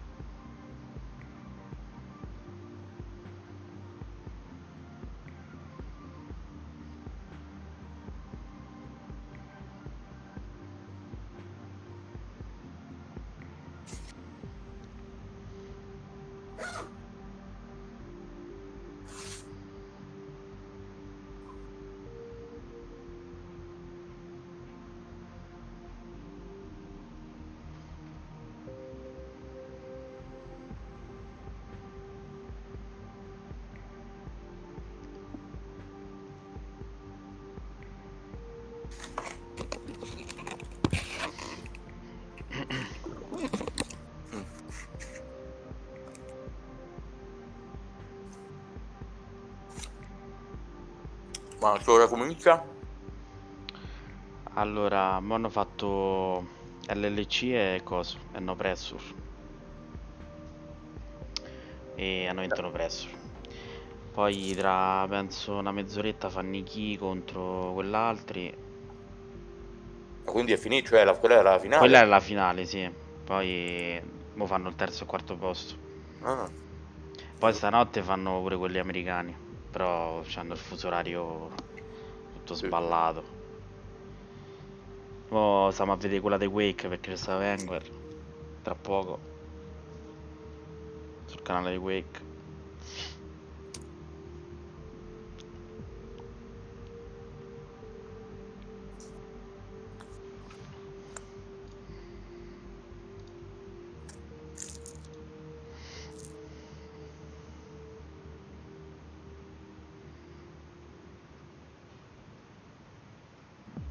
Ah, me lo ricordo la finale, va. Sì. È stata figa comunque, porco due c'è dei pezzi assurdi. C'è stava quell'altro si era appizzato sullo spawn col panzer e è saltato in aria, l'hanno laserato in aria. Cioè stava per prendere 4 persone, stava a fare un macello. Però si è fatto sgamare perché ha tirato una minella prima, sto scemo. Non sento l'audio. E se ne manda avanti, magari è Tospot che ha fatto i casini all'inizio.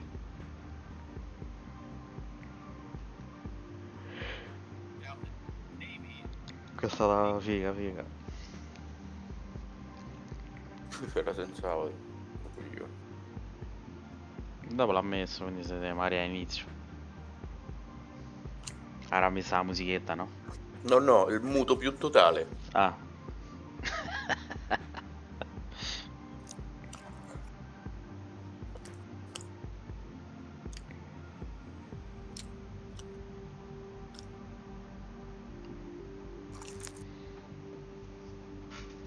Ah, rieccomi. Dai. Comunque, ma Bon, sei in streaming? Sì. Ah. Ok, allora un annuncio da fare per tutti. Vai, vai. Pure in streaming, esatto. Una cosa, arrivo, poi c'è un annuncio importantissimo, tra l'altro. Avrà alzato 20 kg nella panca piana, dai, cerchiamo. Iniziamo questa minchiata. Ok, mi sono acceso una sigaretta per l'occasione. Allora, io ieri vi ho detto che è arrivata una crema depilatoria, no? Giusto. L'altro giorno. C'è il sequel. Ok. Non provatela. Ah, ok. Il test Vi è fallito. lascio, sì, il test è molto fallimentare. Allora, soprattutto Tanto che recensioni, mi sto grattando da questa mattina, ma senza sosta, e penso di ormai essermi tipo recensioni negative subito. No, ma è normale, Molto negativa. anch'io la prima volta con la crema depilatoria mi poteva un sacco, è normale. È perché non sei abituato. Non sei abituato. Fidati, anch'io l'ho fatto. La prima volta ti brucia, poi se tu lo fai ogni settimana, piano piano non ti brucia più. Quindi si deve abituare la pelle. Ma non si è staccato nulla, si stava staccando qualcos'altro. È quello. No, ma la devi lasciare tipo 7 minuti, poi la levi. Sì. È già esperto Simone, vedi? Cioè. 7 minuti mi si levano anche le palle. Sì, ma io l'ho fatto un po' di volte, lascia stare. Fantastico. Te che non è un pelo! Hai capito? No, non è un pelo pubico. Vabbè, Se lo immagini sarà tutto piatto, capito? mi sta capendo, li metti in testa e ti crescono i capelli, dai. Sei glabro. Allora, se vuoi ti faccio una parrucca e te ne metti in testa. Fantastico. Chi era interessato in chat, passo volentieri il link di cosa non acquistare. Sì, sì. 27 euro buttati nel cesso, vabbè.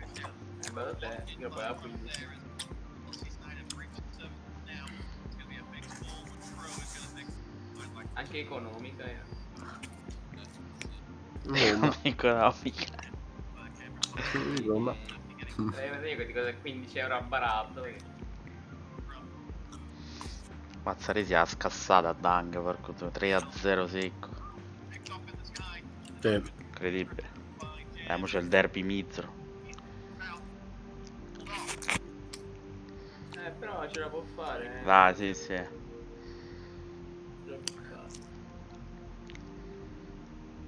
Un passo alla volta e si arriva a vincere. Poi ripeto, qua stiamo a parlare di un livello che cioè non è descrivibile, capito?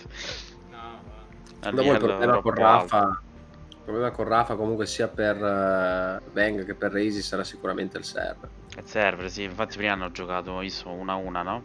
Una qua, una là, una qua, una là. Infatti stanno a scegliere tutti la mappa quella senza rail, no? Per questo motivo. Ma dove sta giocando Bang? A casa. Infatti gli ho detto la fibra gigabit? No, cioè quella schifosa. Gli ho detto se riuscivamo a organizzarsi, veniva al negozio da me, giocava almeno con la gigabit mia, capito? Sì. Quello è il fatto. Ci abbiamo provato, solo che purtroppo pure lui hanno dato le date all'ultimo secondo. Macello. Se no veramente organizzavo così, porco due. Poi facevo lo streaming là dal negozio e via. Buone, c'è anche una sala l'anno? Sì, dentro il negozio c'è la sala l'anno. Madonna, È grande, sì. C'ho 8 postazioni. E dov'è? A Milano? Roma. Roma. Dai, verremo a trovarti, bello. Infatti. Organizziamo quando dobbiamo giocare, giochiamo tutti e 6 lì, capito? C'è una con la gigabit se famo all'anno da me. Cazzo, volano tastiere, occhio. Da Rosy che volano tastiere, 100%. Io da quando ho smesso di giocare a Valorant non sto tiltando più, cioè sono stato tranquillo.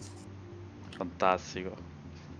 Valorant fa tiltare perché certi nabbi riescono a fare degli shot assurdi. A proposito di Valorant, oggi, cioè, settimana fa hanno resettato i rank, no? Perciò dovevi ripartire da zero. No, pure. Aspetta, però se tu ti eri rankato prima ti bastava fare tipo invece che 5 ranked 3. Ah, come ho capito. Sì, però non serve a un cazzo perché comunque non è che ti fa presente il rank di prima. Ammazza. È solamente perché tu avevi rankato prima, allora te ne fa di 3. Ma che stronzata è, scusa? È una cagata assurda. Vabbè, con me con Apex, perché la cosa bella sa qual è, che Apex se tu non giocavi pure da 2 mesi, no? Però magari eri gold, ti faccio un esempio. Vinci una partita, lui ti manda direttamente a Platinum invece di rifarti fa tutto quanto il ranking dall'inizio. Ma qua a quanto pare ho fatto un hard reset, quindi non sì, c'è un hard neanche quello. reset, un hard reset, però diminuite le partite. Ho detto, vabbè dai, sono già pronto a piazzarmi basso e mi dovrò fare la scalata. Ho fatto 3 partite, diamante 2, ho 3 partite. Bello lì. Penso Meglio, di... arrivi subito Immortal. Arrivi subito Immortal. Sì.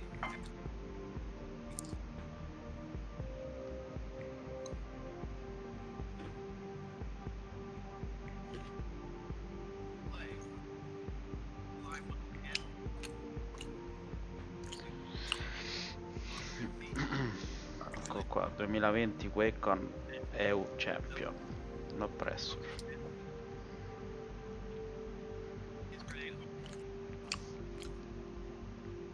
Hanno vinto il Rewind. Eh sì, sapevo win. Infatti ho scritto in chat, raga, hanno cambiato solo nome ma sono loro. Cioè, quindi sono tutti e 6.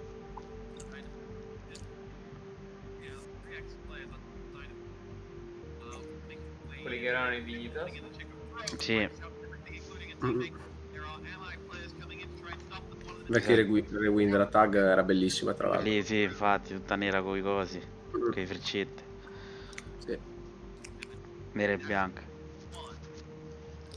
Se loro erano top 4, top 5. Sì, sì, sempre quelli. Poi l'ultimo periodo erano nati GMPO pure, che GMPO alla fine sono... Sì, GMPO, cazzo. Infatti GMPO, molti... 2 di quelli sono delle LLC. C'è stava appunto Dusty e... Poi vabbè altri che non ci stanno più. I GMPO erano forti. I GMPO sì, infatti sono stati secondi al QuakeCon. Quello del 2003. I primi è GMPO, no, i primi Infenso, secondi GMPO, terzi gli Affliction, quelli americani, e quarti i For King.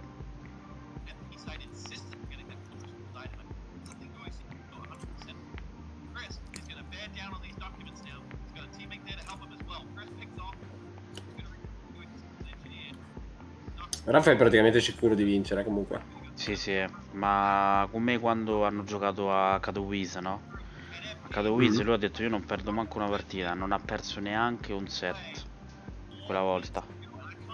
Una bestia. Vabbè, siamo infatti l'unico che è riuscito a vincere in set è Marco, 3-1.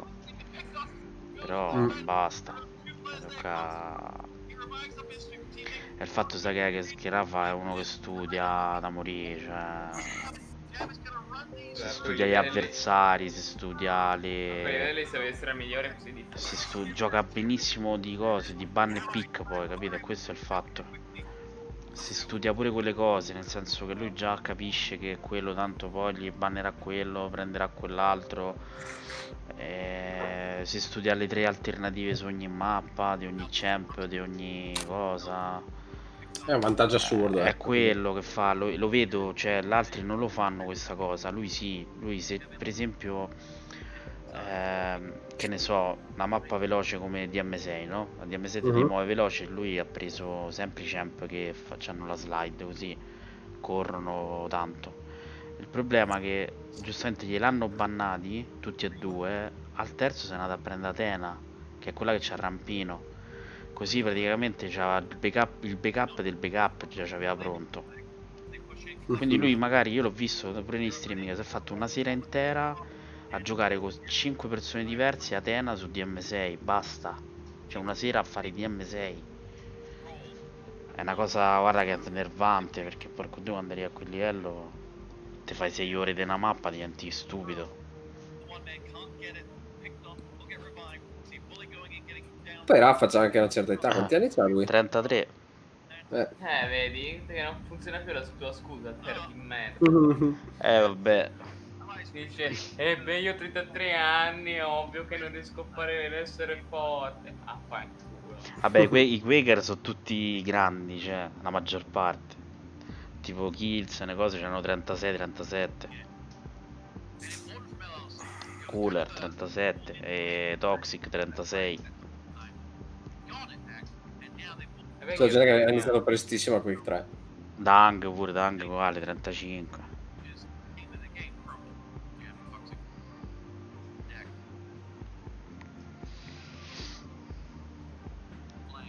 Crazy è giovane invece. Crazy sì, è un pischello come Marco. 23, 22.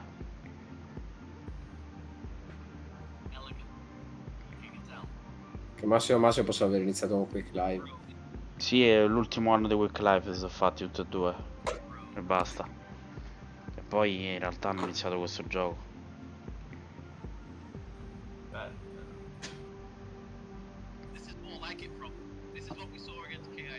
È che sai cos'è? Che Rafa si è fatto tutto Quake Live, cioè dall'inizio quando è uscito fino a un poi, perché Quake Live alla fine è stata l'evoluzione del 3, come se dici appunto iniziano oggi RTCV, ok?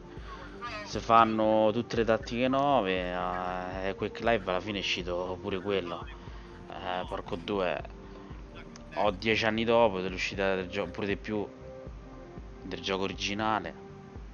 Cioè, come uscisse adesso un remake di Esatto, RPG. uguale.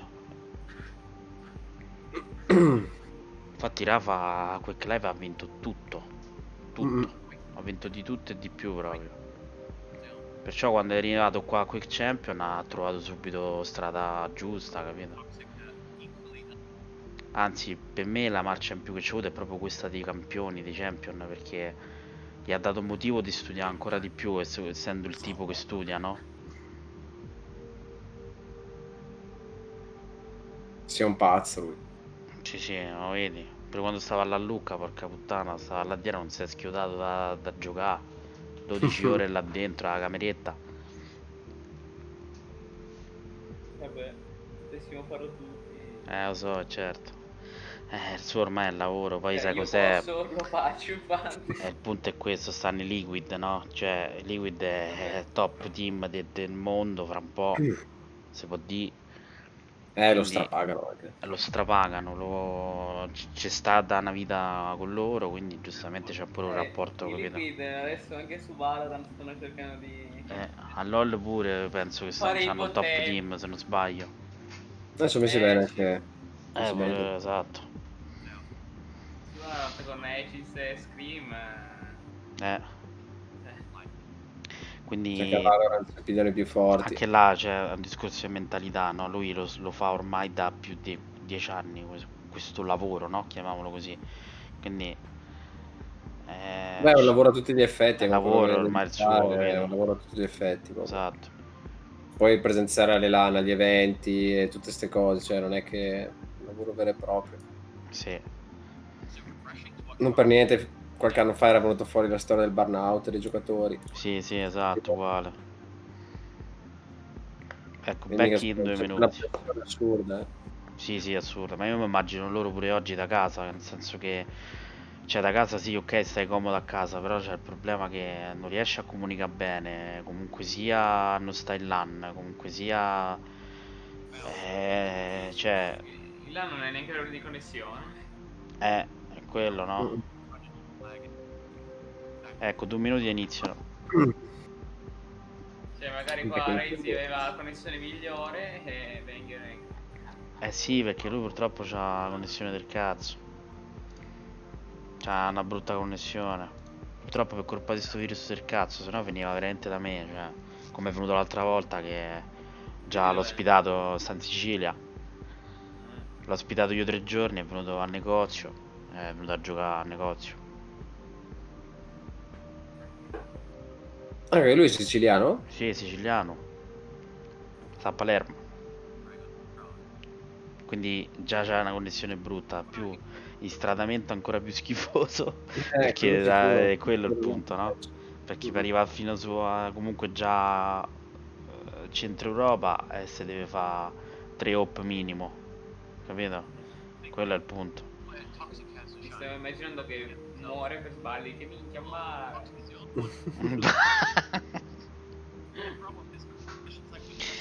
Ma poi da come, cioè, come parla non sembra siciliano, perché poi siccome ha studiato lingue, in realtà non ce l'ha molto la calata. Sa pure il russo, sa, pensa te.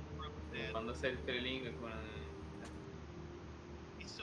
Si mette a parlare in russo, È il cazzo. russo con Cooler, con Cypher, capito? Il russo. Minchia, allora il suo habitat è CSGO, cioè...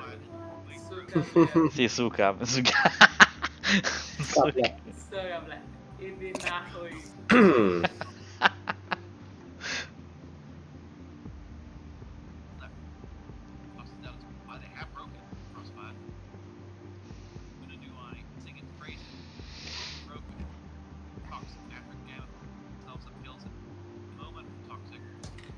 dai, vediamo se sto derby va.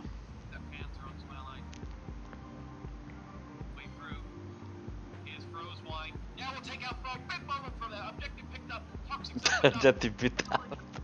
Tanto seguo se guarda la finale.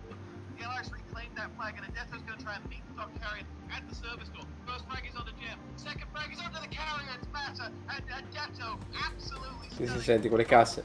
Sì. Se lo godi.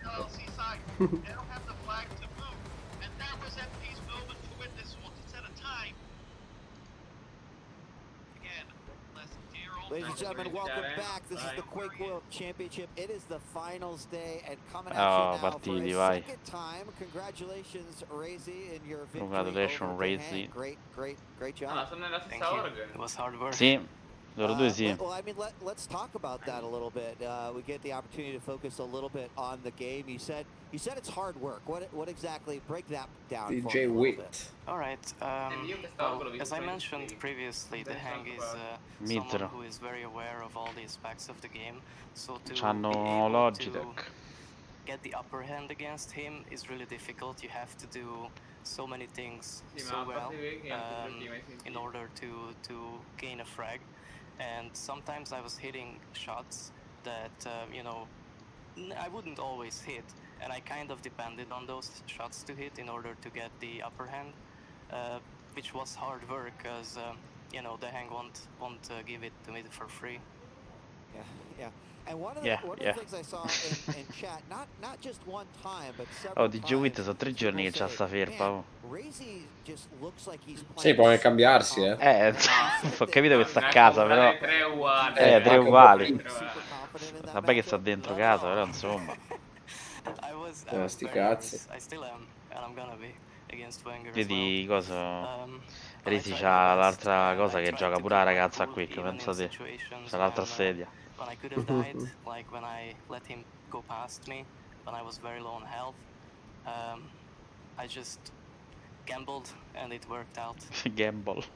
Now, coming up, tough match always, right? Every match from this point on is tough, but in this particular case, a rematch from earlier on in Sì, rematch perché poi nei pool ha vinto Marco. Your teammate Wenger, now you go up against him again. I imagine Wenger is someone you've practiced with so much, you've scrimmed with so much. You've got hanno giocato tutti i giorni a 8 ore al giorno. E calcola quando sono nati al QuakeCon l'anno scorso, si sono chiusi dentro una sala LAN e 12 ore si sono fatti. Vedo. Honestly, I haven't really played against him that much. I should have probably, but he's one of those players that I don't really enjoy playing against because I don't feel comfortable playing against him. He does things that I just have no idea what to do about, and he's probably gonna do it again, just like on day 2. I don't know. I'll just have to play carefully, I guess, as much as I can. What can you do against Wenger? It's not gonna be like you plan it. Faceva 5 meter. Sì, infatti. Poi sta in America, madonna, con tutte queste connessioni.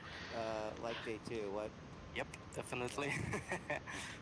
And of course, the winner goes on to face Rafa, who's sitting in the grand finals. I know the grand final wants a chance to, you know, go up for that title. You know, what would it mean for you to just make it to the grand final? Not even talk about just winning, but you know, I know you as someone who's been seeking a you know, championship here, and to get it at the Quake World Championship, what would that mean to you? I would be very happy, but it's still kind of long from reality, so I'm not really thinking about it just yet.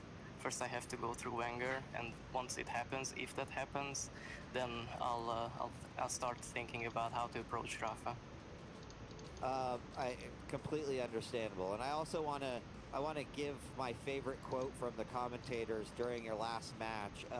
ZSX said, "This time he does miss a rail," implying that you were hitting a ridiculous amount on that third map, Veil. But vediamo che mappa hanno scelto così. Is there anything that you'd like to say to the fans out there? A lot of Quake fans who, you know, not only fans of you and of Maestro, but also just of the game Quake. There's lots of folks watching. Anything that you'd like to say to them as you're going into this matchup? I would like to thank everyone for their support.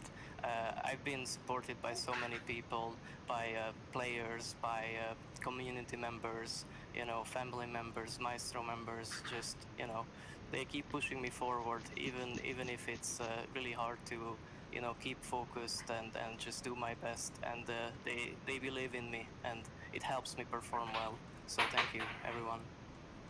I'm sure they appreciate that.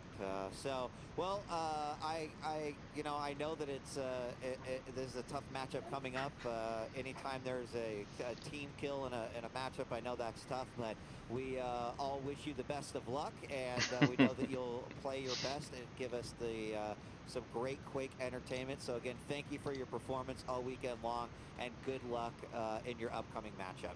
Thank you very much. Have fun, guys. Very welcome. Thank you. Oh, we will. Vabbè, anche quell'altro way You go have fun. We're going to definitely have fun watching this no matter what. Gentlemen, CSX and 40 Lions, welcome back. Leafl, I go to you. Razy to hang. Ma quanto è brutto sto primo piano? Sì, è un po' troppo... È un po' troppo primo piano. È vero.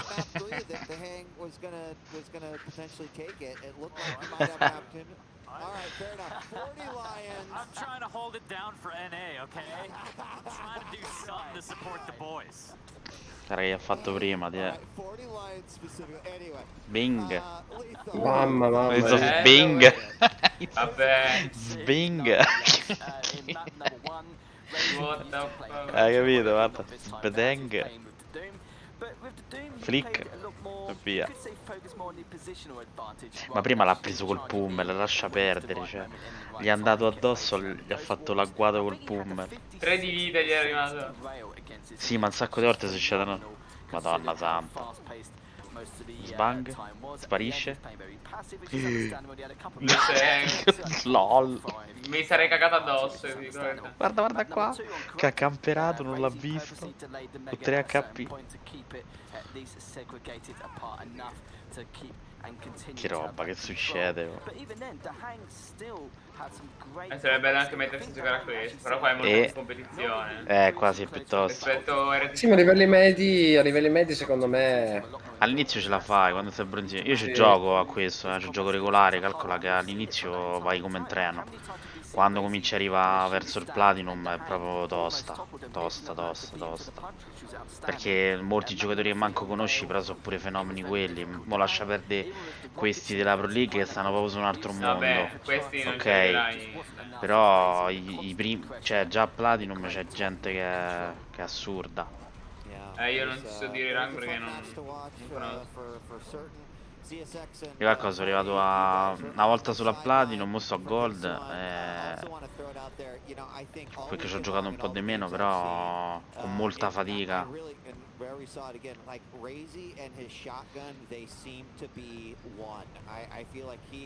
Come modalità solo questa? Quale? Come ranked? C'era one on one come ranked o c'è anche una sorta di clan arena? No, allora al circuito questo qua della Pro League solo il duel. Però ogni tanto organizzano tipo one shot anche clan arena 2v2 e Sacrifice 4v4. Stermi a cosa? Al QuakeCon, no? Era arrivato secondo a Sacrifice. Ah sì, esatto. 2 anni fa, quando era appena uscito il gioco, hanno fatto il torneo 4v4 Sacrifice e aveva giocato con Fox, capito, tutti quelli lì forti di Quake 3. Infatti l'è arrivato secondo. Però diciamo si vede che questo gioco è proprio studiato per il duel, comunque molto più di come era Quake 3, perché Quake 3 era, adesso si giocava tanto TDM, no? Qua il TDM è molto di meno, molto più studiato sui duel per questo discorso dei champ, capito? Poi nel gioco dei ranked te le fa fare 2-2 CA tra un'arena e hanno messo pure una mappa nuova, che è carina. You know, honestly, just not a big fan of playing against him, which is great. I love the honesty, and says, you know, he he kind of like works outside the boundaries of how I would Dai, predict Marco lì, a forza, player forza. to be. But let's Forza, talk a forza, little bit forza, about this forza. matchup. You know, it's a team kill, and that's unfortunate, Let's but at go. least Maestro Quanto prendi can have costi di confidence impegno? knowing one of their players is Qua, going to allora, be qua in the grand lo finals split è alongside Rafa. 150.000, Here are the brackets Porca. è un right botto. now in this next matchup. But E in let's più see non solo, gli hanno Wenger pagato già altre versus 4 Razy, tappe, perché and ovviamente il pool totale è 1 milione per 4 tappe. Dio! Quindi si sono divisi 2,50 a tappa circa. Perciò il primo si cucca 150, fidati. Se è 2,50 totale, per me un centone se lo via al primo. Non di più.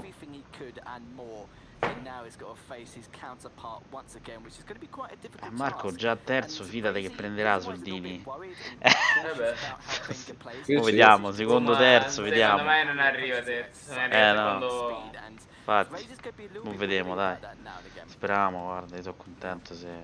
Are you surprised? Any of you all surprised at all to hear that he said, or that Razy had said, you know, I'm actually not playing that much with Wenger? A little bit, yeah. I know they used to do a lot, but I guess abbiamo il fratello di Marco in chat. Ciao caro, come stai? Dai, pensa un po'. Dai, dai. Ah, il fratello... Sì, sì. Tua. Okay. Just based on that kind of out of habit, so I think it is, like you said, very important to just kind of variety with dual partners.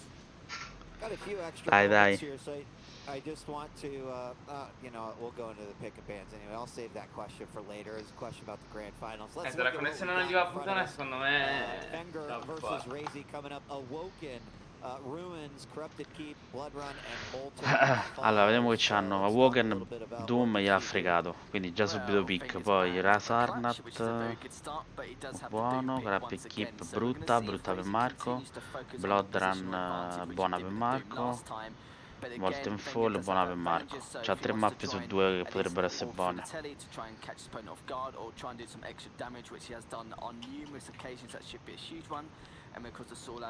It's going to be an interesting one to see how he actually pans out on Ruins, but a lot of these maps are kind of what we expected. We know, of course, Razy isn't too keen on Blood Covenant either. He's banned it almost every single time throughout the entire weekend.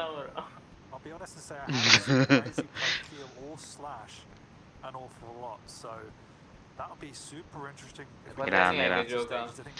Marco, a sto gioco serio sono 2 anni appena, 2 anni e mezzo. Madonna. Cioè, capito? E guarda dove è arrivato. Quello è il fatto. Cioè, su questo gioco, capisci? C'è gente che ci gioca da 20, che ancora sta giocando. Talento. Sì. Chiamato 2 anni, ragazzi. Infatti, pensa un po', ci togliamo 16 anni. Dai, vai.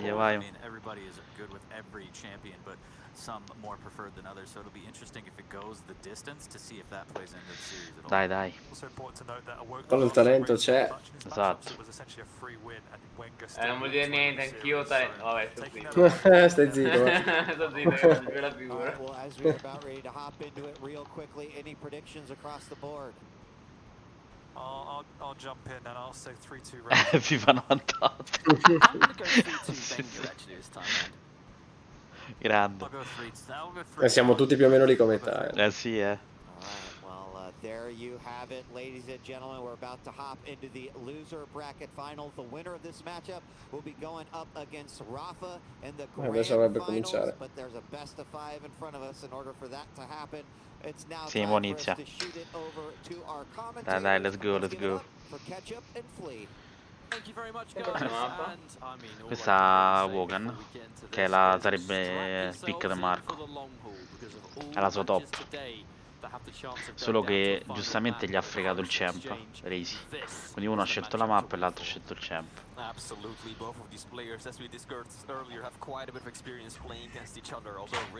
Infatti ha preso Doom. Che qua il top champ per questa mappa è Doom. Perché puoi andare sopra le pareti? Sì, perché fa il salto doppio e vai... Oddio! l'ha serato. No. L'ha serato da dietro, porco due. Vedi? Hai visto, ha fatto double jump qua, no? Quello che è comodo. Così si prendi tu scudi. Perché è tutta così su più livelli, quindi è comodissimo. E non c'è un secondo picco un po' più. Quello che c'ha Marco invece fa. Lo può fare il salto ma con rocket. Quindi devi comunque spararsi sui piedi.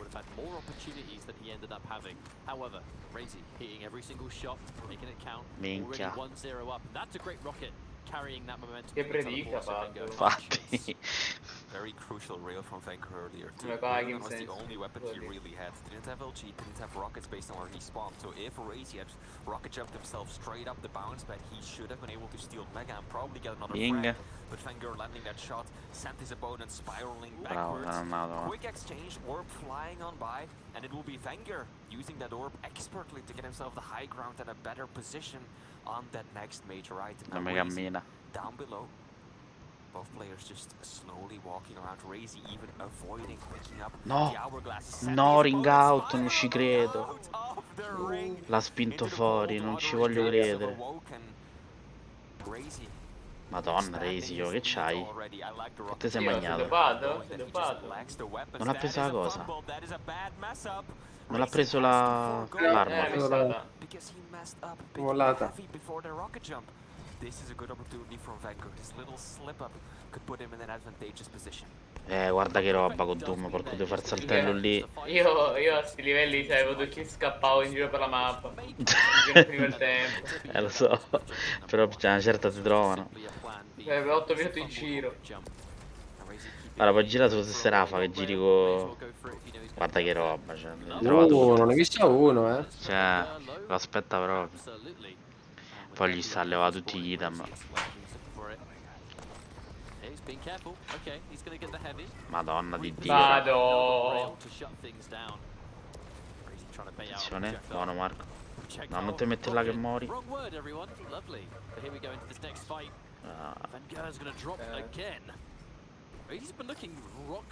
ho avuto il kill a tutti i costi.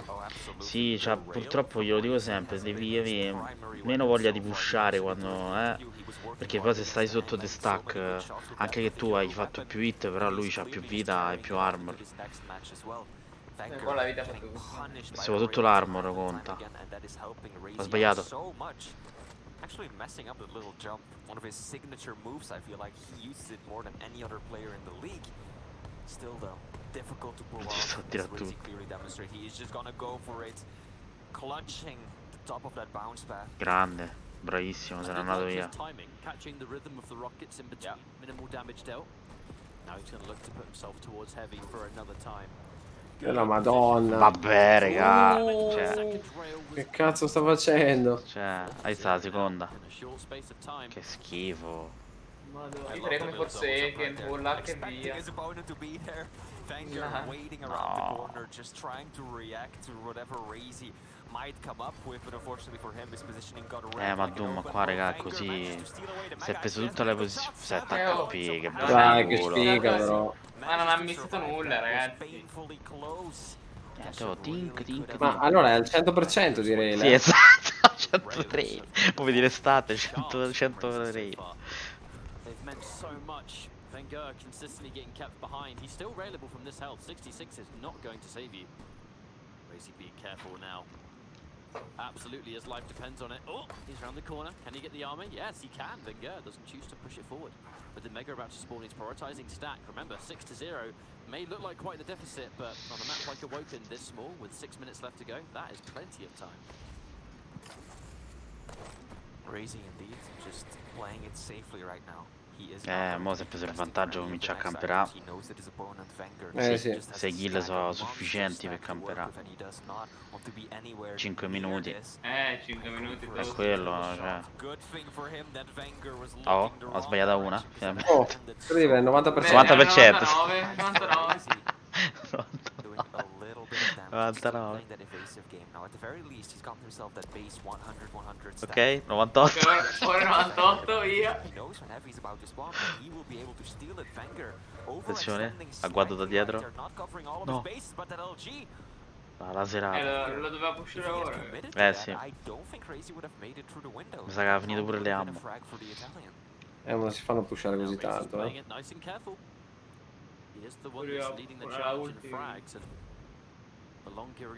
Sì, che poi per sapere se l'altro è basso devi sentire i rumori, lo sai? Che devi sentire se quello fa il verso. Solo perché così. non puoi vedere la sua base. No, devi sentire solo i rumori. Madonna mia, che shot che ha fatto. Infatti.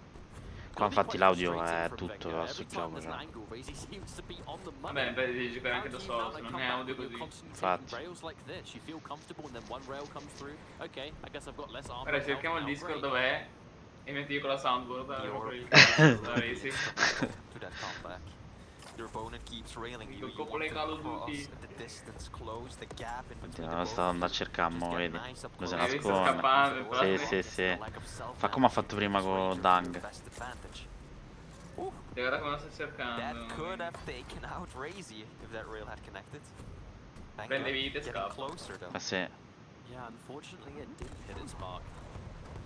The difference really has been Razy hitting just shy of absolutely everything. Buono. Another chase to come through, likely to have to fight here. He's going to shut down the Mega at the very least. So even if Wenger is somehow able Sta to fa diventare scemo proprio. he's not going to get any reward for it really. Peccato perché è partito. Sta tutto là all'inizio, è partito No, male con è lì che l'ha preso, scusa. Appunto, non ho capito dove l'ha presa lì. Razy is crazy. I don't think there's anything more we can Beh, li say sta about prendendo that. This tutto. È quello, capito? Però sta outplayando. Cioè qua 100 di direct, madonna santa, gli ha levato 1 miliardo. L'ha outplayato. Using the double jump to great effect there as well, giving himself that extra bit of height to use. Ha solo 3 minuti, Questa è andata. Vabbè, ormai questa è andata. Sì, Sta mappa qua è andata. Peccato. Lo vedi che ha fatto Monquaresi, ha giocato de testa, che ha fatto? Gli ha preso, gli ha torto Doom, lo sapeva. Che se metti Marco con Doom su sta mappa non si ferma. Cioè tipo... Cliccano questa mappa se l'unico champ buono è Non è l'unico, però diciamo che... Perché va bene pure un altro paio di champ, vanno benissimo. Solo che effettivamente Doom c'ha sto vantaggio delle piattaforme.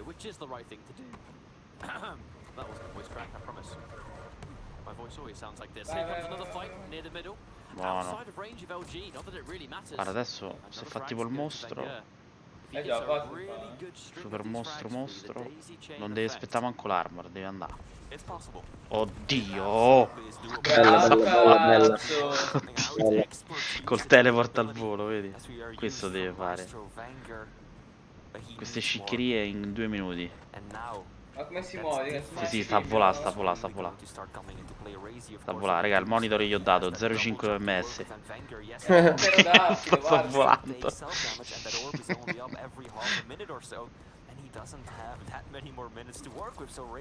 Così sì che risparmio sulla tachipirina. Oh Dio.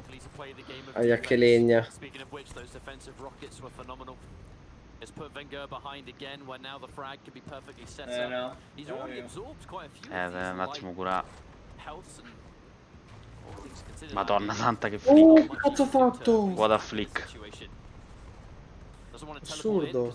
For sure be a death sentence. Now, although we have to think Preso, porca troia, ragazzi. Che cosa fa? Lo vedi perché se sta con gli È un alieno. Oh, ma 3 kg. Vada, però che jump. Se lo prende male sullo spawn ce la fa, fidati. Almeno arriva all'overtime, diciamo. Guarda come sta scappando. Bravo. You can feel the frustration. Wenger's movement right now. Razy, he can hear him. He can. Madonna santa. Madonna mia. Ciao. Porco Dio, non c'ha risorse perché sennò. Bello questo, bello sto mega. Madonna. Guardate se è nascosto. No! No, che sfiga. Oh, cazzo di puta. Peccato. Oh, comunque sta a fare i numeri, mannaggia. Vabbè, ma sempre così. la mappa. Stava a fare i numeri, cazzo. Lo Lo sai perché adesso quando stava pizzato dietro il teleport, la toccava, gli doveva fare teleport in mezzo e passava dall'altra parte. Però non se l'è sentita perché c'aveva paura che quello gli sparava da dietro. Non c'è la prossima mappa. Dai, vediamo un po'. Beh, comunque abbiamo visto che a lui non è che la tecnica gli manca, No. Ma mica c'è una skill assurda, Guarda qua, qui sono già appena iniziato, vedi? L'aveva già ficcato, poi guarda che sfiga qua. Perché si sono beccati dall'altra parte. È qui che l'ha mandato fuori. Cioè, che cazzo. Sì. L'ha fatto fare ring out, no? Da qua quest'altro, porco due, cioè. Sì, qua è incredibile come l'ha preso. Cazzo di roba. Qua non c'ava armi. Si sparava col mitrino.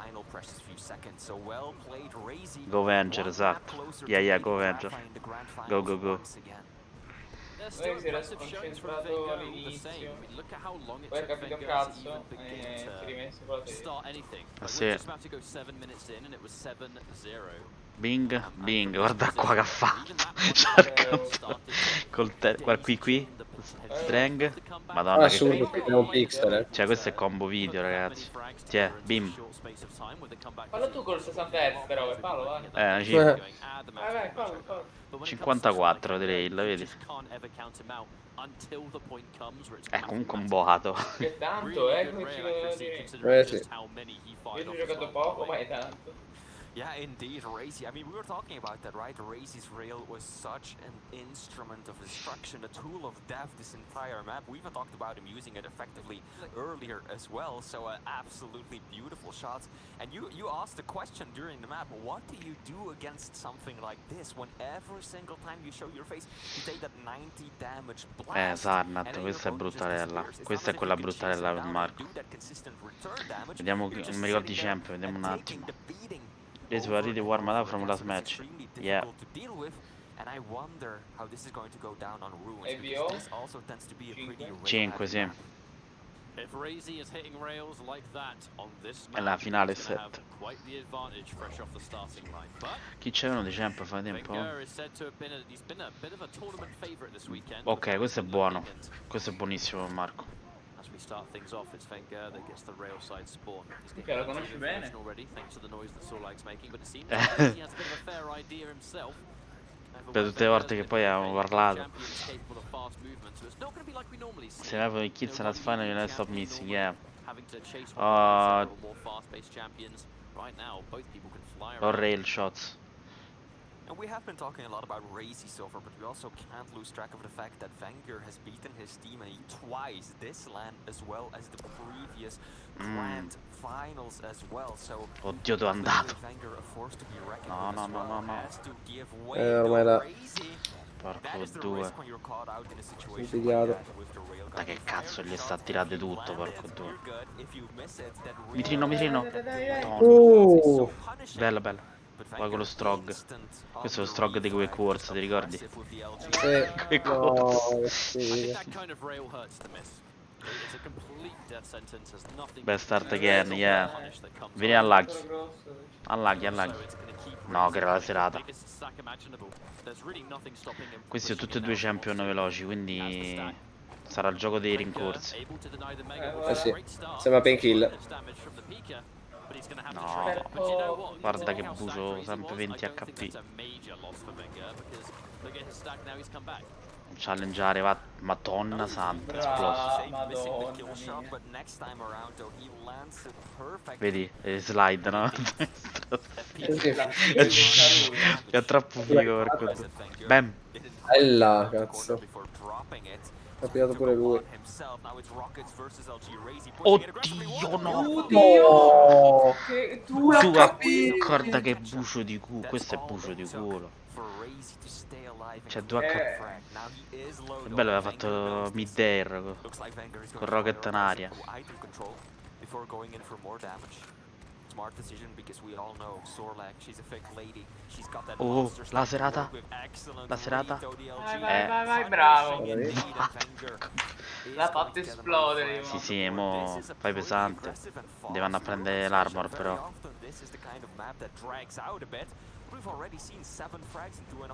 Nice. There's two champions that are capable of flying across the map and two players that know each other extremely well. It's definitely not the kind of pace that we're normally used to seeing on Ruins, but I guess before we can even finish talking about the style of play that they're putting forward, it just continues to be the case. Mega is going to be the next objective. Looks like Venger's been able to beat him to the punch. Buono. A bit of a brave jump pad usage there from Razy. Sticking around with the rail, lots of confidence in his own. Madonna santa. Very good. Spawn, io già sapevo lo spawn lì. Perfetto. Anche l'armor ora. Sì, mo va giù a prendere ottimo heavy. Dai, mo... Esatto. Adesso è stack full, gli serve solo un po' di shaft però. Diana più... forse ce l'ha. Eccola. Sì. Perfetto. È così. Devi pushare adesso. Adesso che è full stack. Adesso full proprio. Bravo col drone. Perfetto. No, non ti suicidare sotto, che quello di laser. Oh, che timing, oh, Si hai appena visto? spawnata. Appena spawnato, ma ce l'ha in testa, Simo. Cioè, lui c'ha il conteggio in capoccia, capito? Cazzo. Madonna mia. Ferisco anche qua però. Lei, sai la figa che c'ha sto qua. Cioè, oltre, hai capito perché questo gioco tu mi stai capendo? Devi muoverti, devi sparare e devi tenere a matematica. Cioè, questo gioco ti forma per tutti. Tutto. Tutti i giochi. Anche per Candy Crush, ti forma per Tutti i giochi. C'ha tutto. Il capo reparto, sì sì. Beh, ma tocca commentarla, quella del Vanguard, Zenzi. Bella cazzo. Io ci ho giocato per poco tempo, l'ho sottovalutato un casino. No, vattene, non challengeare. Vai via. Quello poi ci mette un attimo a rienco. No mega timing, infatti ci serviva quello.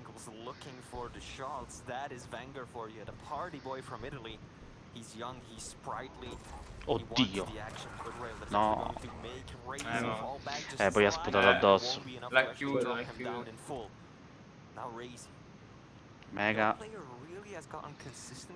Spona 5-0-0.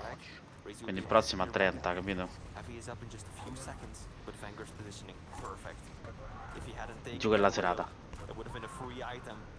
No, non ci voglio credere, però. Cioè, va 10 HP, però no. Ma guarda come sta. Cioè, certe volte perde proprio. Sì, per 0, cioè. Mi manda giù di vita. Lol.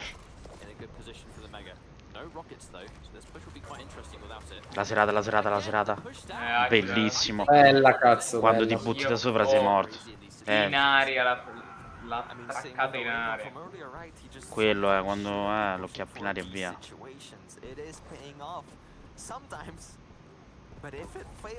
Bellissimo.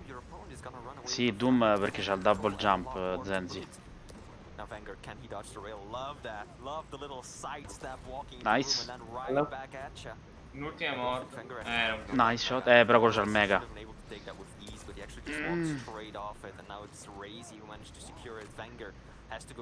Col drone l'ammazza. Madonna, manca ha fatto uscire il drone. Ecco, qua non ci stanno manco cure. Sì, poche cure sta mappa. Cioè, sono sparsi, capito? Sì, Vedi, molto. ce n'è una qui e tutto a cazzo. Poi sta casa armor messa qui a cazzo, che è un punto morto. Oddio. Ma troppo più vita. Non ci voglio credere. Che cazzo, Cioè, dai. sono sparati insieme, porco due. Per pochissimo. Si è pigliato l'armor.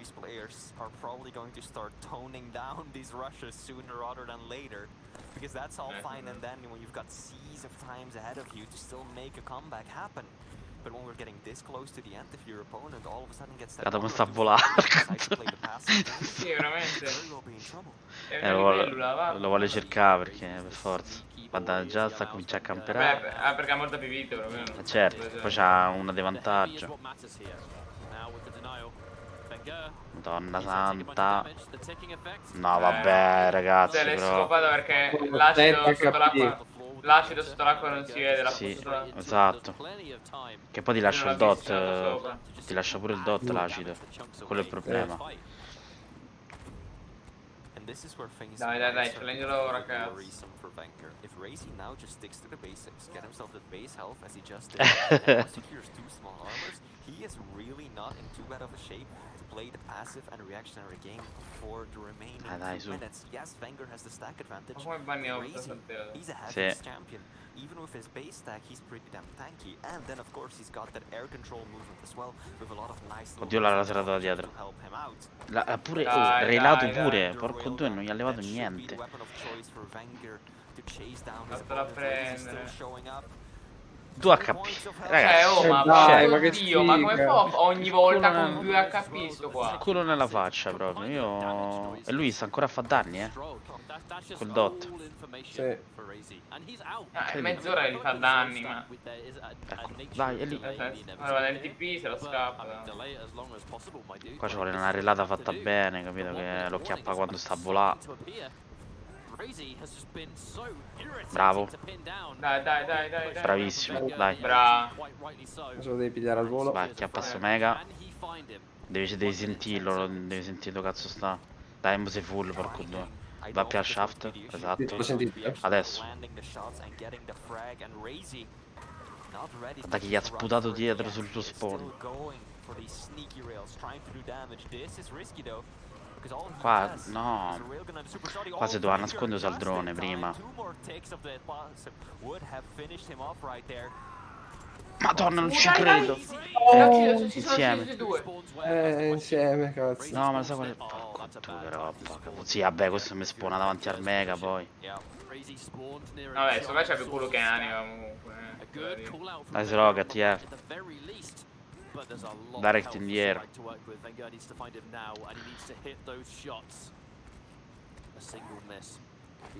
Dai, andate al time, su. 15 secondi. Ma mo se nasconde. Ma guarda che roba. L'ha spinto, l'ha spinto. 30 HP. No, dai. Non ci voglio credere. Oddio, 16 HP. Non ci voglio credere. Che dai, che sfiga, però è rimasto 2 volte con 6 HP, tipo. Dai. Due volte con 2. Dai, porco due però, cioè. Vabbè, dai, c'è un altro match, non è che ti devo. Ce n'è un altro. Quello è il problema. Dai. Non devi perdere questo. Deve fare il comeback. Devi fare 3-2. Cioè. Ti adesso sta incazzato, ora dopo incazzato. Che palle però così, guarda, è brutto perdere così. Incazzato è guarda qua, porco due, dai. Qua a tempo di switcha l'arma.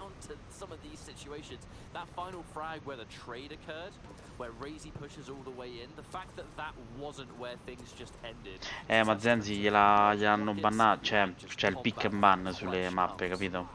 Quindi lui praticamente gliel'ha bannato, che sa che lo usa. Poi questa è una mappa larga, in realtà è meglio il champ che fa le slide perché va veloce. Quindi i champ sono giusti, il problema è che il culo in faccia, 10 HP, 6 HP. Ora qui l'ha laserato per l'aria, porco due. Qua vedi, bam, guarda che culo, dai. 33, guarda qua, 52, 20, 16. Gli stava dietro, calcola, per fine del tempo. Yeah, he's a bit nervous. We're going to go from one pretty extreme map to the next as the next destination. Vediamo qual è l'altro. Corrupted Keep, a map that Razy is notoriously che dangerous palle. on. So, considering, yeah, I mean, look no further than the nickname that the community gave it a long time ago. You know, right? Even when it was pretty much the new map. It was the map that everyone was kind of diving into, and Razy was that first player that just kind of commanded it. You know what I mean? But that was crazy thing how that's already been like 3 years ago, by the way. Time flies, but 2-0 up is Razy.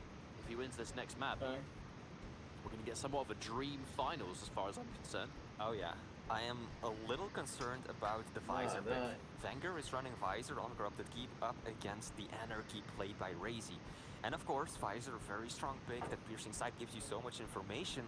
But does it really work that well on Corrupted Keep, one of the already smallest maps in the game? Usually, more often than not. Che ragazzo di ho battuto ancora qui sto Resi. Vabbè, perché diciamo ci sono due possibilità per ognuno.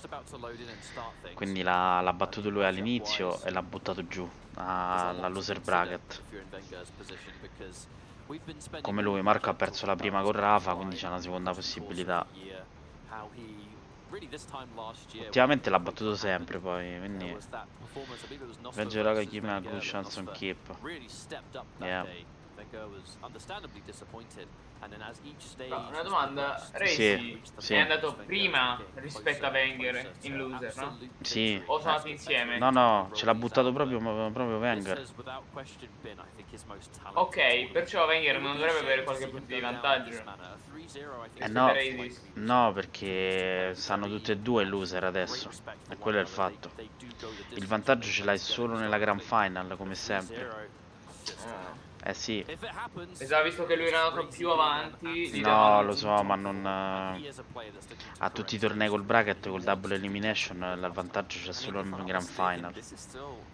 Un conto che fai un round robin. Se fai un round robin hai il vantaggio di punti e di scontro diretto. Però nel bracket no. Perché te l'ho chiesto perché in alcuni giochi, alcuni tornei lo fanno. Magari non di Quake, ma di altri. Sì. Quando allenarsi viene mal di testa. Te credo. Ci sono volte che si fa le ore e ore appiccicata al monitor. Zenzi, ci proviamo, vediamo un po', speriamo. So if Razy can get that snowball effect rolling early, the speed is going to be quite overwhelming, and it has been many times on Corrupted Keep, but it's just something about when Razy gets a hold of control over this map with a champion who's got the injection to help himself wherever he wants. The movement is crazy effective on this kind of map. I'm a little bit worried for Wenger, to be honest with you. There's all the chance that if Razy plays his cards right early, Sì, dai, vediamo se fa sta super rimonta. Dai, conoscendolo, l'ha già fatte queste cose, quindi potrebbe rifarle.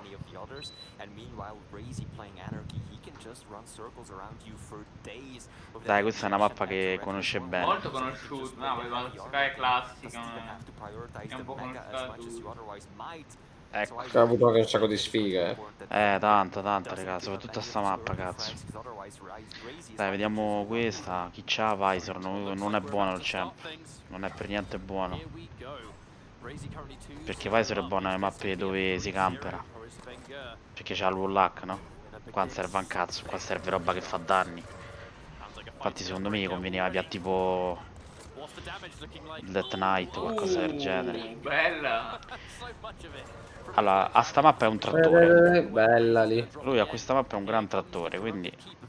Sono qualche secondo in avanti. È il trattore siciliano, ragazzi. Quindi... attenzione.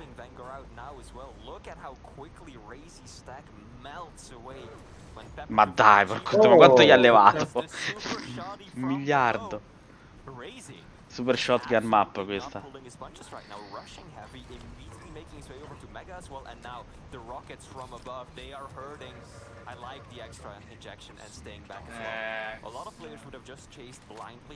Questo decolla come al solito. Sì, ma è molto bene sto Razy comunque. Sì, che poi cosa qua Anarchy si muove come CPMA, no? Sì. Si muove con CPMA. Però c'ha poca vita, quindi gli può di bene per quello. Sì, è assurdo questo. Infatti si fa tutta la mappa. You need to control all the armor, perché poi tra l'altro vedi c'ha solo 75 di stack questo, no? E arriva quindi la consuma subito. Se gli leva l'armor lo shotta. Gli basta veramente... Ma lui manco ce l'ha. Poi scappa, capito? L'ha puntata al nervosismo, capito? A farlo nervosire. Tutti i champ che corrono come pazzi. Guarda che cazzo fa, porco dio. Punta sulla sua conoscenza, sul Bani. Sì.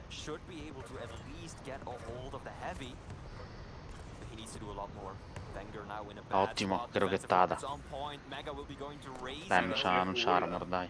Playing it safe. I think he has a really good idea of where Wenger is at in particular, but he just doesn't want to push his luck knowing Gioca safe perché poi lo guarda con l'hack. So instead he prioritizes the small armor as well as some more stack. Cosa fa? Siringata. Dai, shotgun, 5 HP.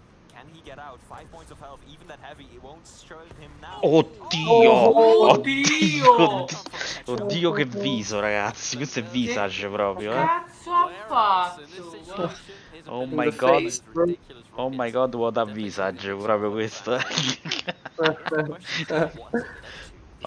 Madonna. Bravo. Oh my god, what a visage. What a visage.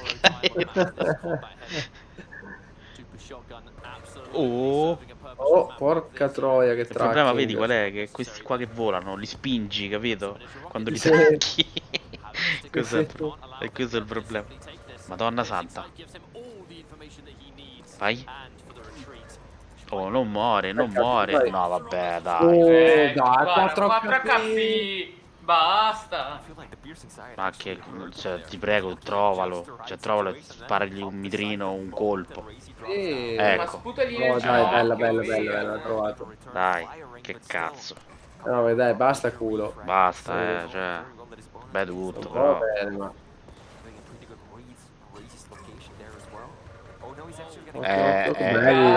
Bella qua. Infatti questo, vedi, c'ha poca armor. Lo laseri una meraviglia.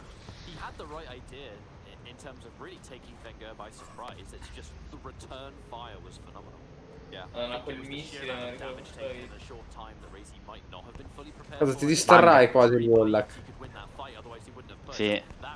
Madonna 100. Ma guarda che culo. Ce l'ha mandato sullo spazio, porco dio.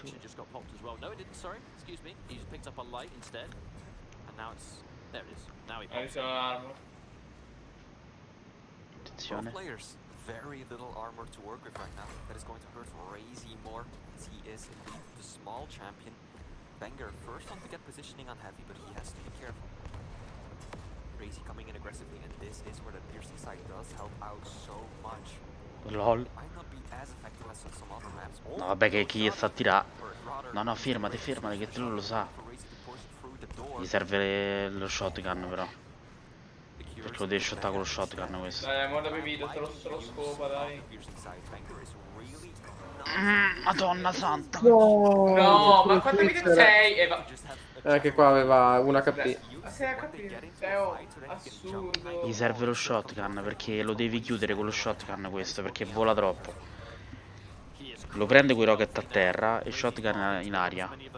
Per forza.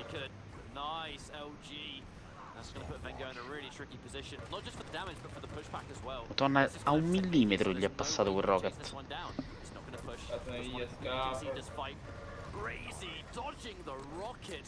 Madonna santa, che palle. Oh. Questo ha più culo che hai. Good damage into the LG Wenger. All he has to work with is the super shotting in that situation. Now he's got some rockets as well, but still lacking the lightning gun. Razy, however, not interested in trying to force out a medium distance fight. No, l'ho preso sullo spawn. Forcing out the spawn actually backfired tremendously. Uno. Oh. Dio Cristo. Arriva ora, Dai, cazzo. Bella. Bravo. Oddio, è volato. È volato. Vola. Snea, criminale. Vola. Cazzo di criminale. Criminale. LOL. No. Guarda che roba. Bella lì. Guarda. Guarda, criminale. What the fuck? Il crimine, tutto gli è salito. Boom. porca puttana. Deve prendere lo shot. Prendi sto shotgun per il dio. Che magia sta facendo? Ma prendi sto shotgun. Gli serve lo shotgun perché lo deve shottare al volo. Quando lui... Io adesso scapperei per 3 minuti. Bravo. Oh, No, mo devi pushare perché non c'ha armor, capito? Quindi devi pushare pesante. Tutto.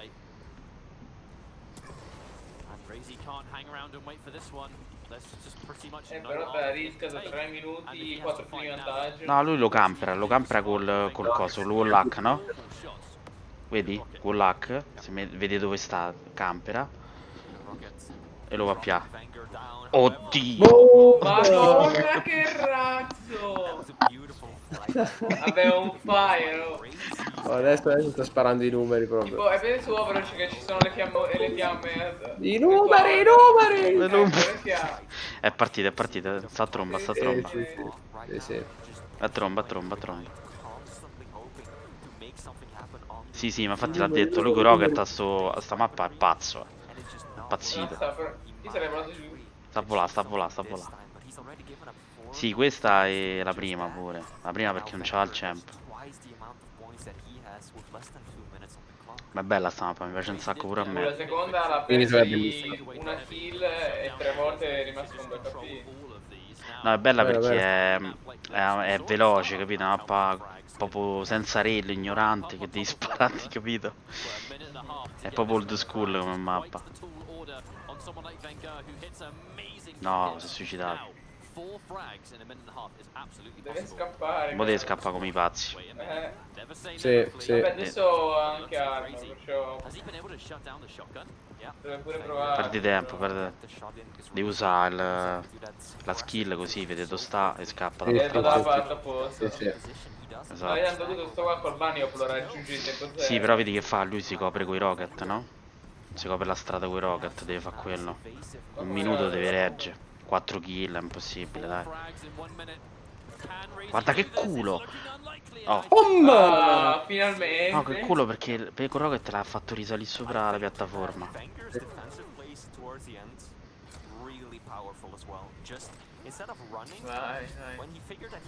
Guarda che cazzo, poi cerco il mega sotto. Per pigliarsi legnate di rocket in faccia. Quello, se devi coprire la strada con Rocket indietro. Comunque la serie più bella quando ha fatto il predict. Sì. Cioè, lì è assurdo, Esatto. Veramente insano. Vada, io sono Rocket tutti in fa. 2 HP. 2 HP. Cioè, ma io non ho parole. A me piace rimanere a 2 HP. 2 HP e poi trova il mega. Incredibile. Vabbè, finita. Dai, GG. 2 secondi. E vaffanculo. E che cazzo. Dai, su. 2-1. Dai.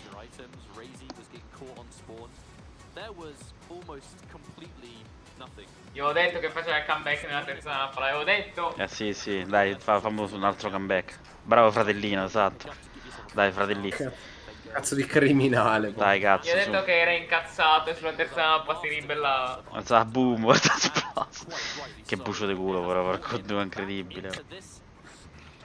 Un HP 5, guarda qua con 5, ma che cazzo sta... Guarda che roba. Vedi qua, va. Quello è calcolo è QuakeCon moment,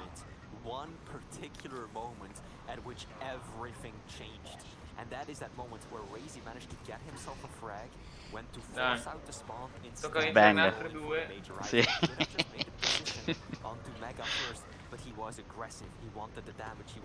Sprang, guarda qua, porco tu. Un HP. Sì. Che cazzo. No, ma anche uno dopo c'è a un certo punto. Solamente prima è pieno. Guarda quanto zoom, hai visto quando c'ha il coso. Comunque anche Razy c'ha un tracking della Sì, vabbè, Razy è fortissimo. Sì. Vabbè, chiunque arrivi a sti livelli c'ha un tracking della Bam. 89%. Sì. C'è che 37 di shaft, che non è esatto. Ne ha volley e ne ha misti 2, cazzo.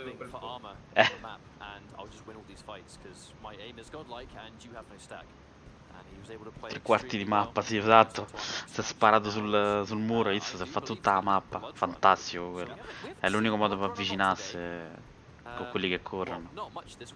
Ma vediamo la quarta mappa, potrebbe essere buona per lui, Vediamo un po'. Io l'ho detto, le ultime 3 erano buone per Marco, quindi ci siamo. Le ultime 3 mappe.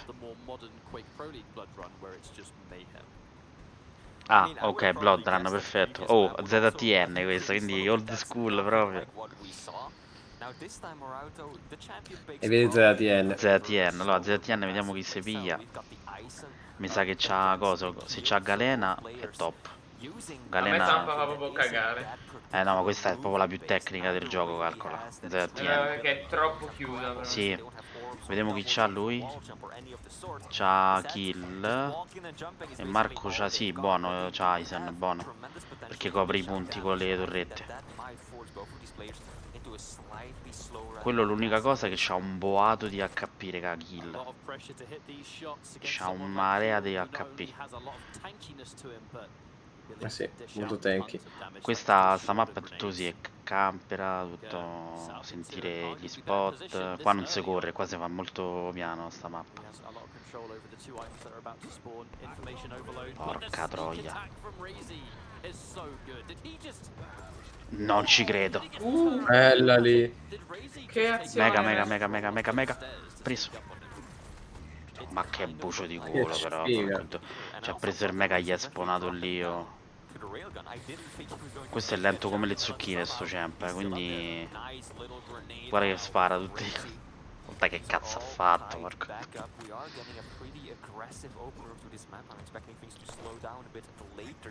Sì, questo è lentissimo. È lentissimo e fa rumore, quindi come kill quello del treno. Infatti è andato più per dicola, l'ho sentito. La cosa buona è che c'ha pure l'hitbox grossi, quindi lo prende pure bene. Vabbè, non credo abbia problemi del genere. Devi mettere le torrette, se me, qui, a spawn qui. Capirà, questo porco due ha 4 piotte d'HP con l'armor. Sì, non tiri più su cazzo. È quello il problema. Sì, c'ha un sacco di vita. Guarda quanto c'ha. 195 e 156 di vita. L'ha sentito. Gli hanno usato. Si è tirato una rata del faccia e non l'ha toccato. Il problema è quello che c'ha un boato di vita. Guarda, sta spara le pallette e roda.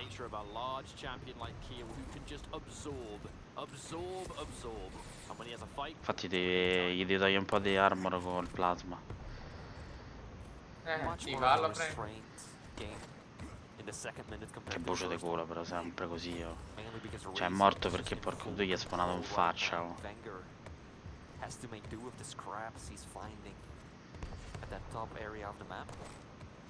I still like that he's moving around more than just that though, because he knows if he turns a corner, cioè, sta continuando a prendere slow walking around it, he is in a bad spot. He's not playing Ranger, he doesn't have any direct immediate burst damage potential. Yes, he can throw out, of course, the Madonna che casini che fanno questo and if Racer is staring you down at a moment's notice with la torretta. you're in for a really bad time. So non fa un cazzo. Fa un po' di danni la torretta? Sì, fa 10 a tick. Fa tanti danni. Oh, lo lasera. Porco due, oh. È cascato. Marco, è cascato. È cascato, guarda che roba. Marco sta sotto, non sta là. Dove vai? Madonna, c'è un HP c'aveva, mo rosicavo, calcola. Cioè se moriva rosicavo proprio brutto. Vattene che questo c'ha un miliardo d'HP. Vabbè. No, vado, è stato bravo, lo giuro. Dittatori. Lo sapeva che andava.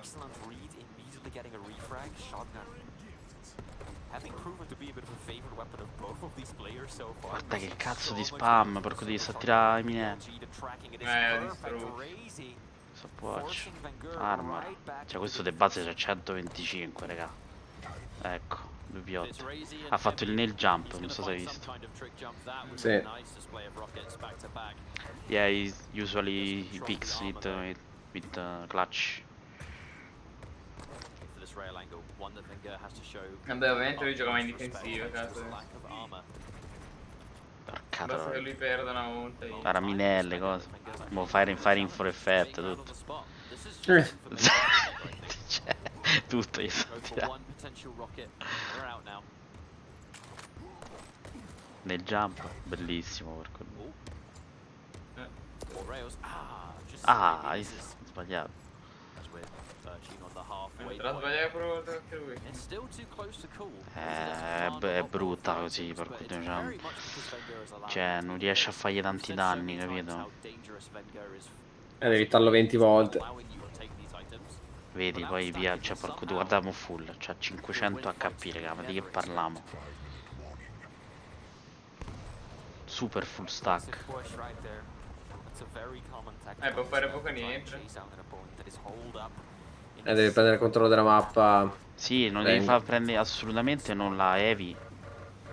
Perché qua se challenge, vedi? Lui sta ancora con 100, con lui sta a morire, calcola. Perché si sente che strilla, no? Quando strilla vuol dire tipo a 50 HP. E lui stava ancora a 150. Ci vanno relate messe bene e ammorbidimenti vari. Quella la doveva mettere. E questa non gliela devi far prendere, perché se gli fa prendere Levi, come fa? Non gli può fare il danno, cioè non c'ha troppa vita.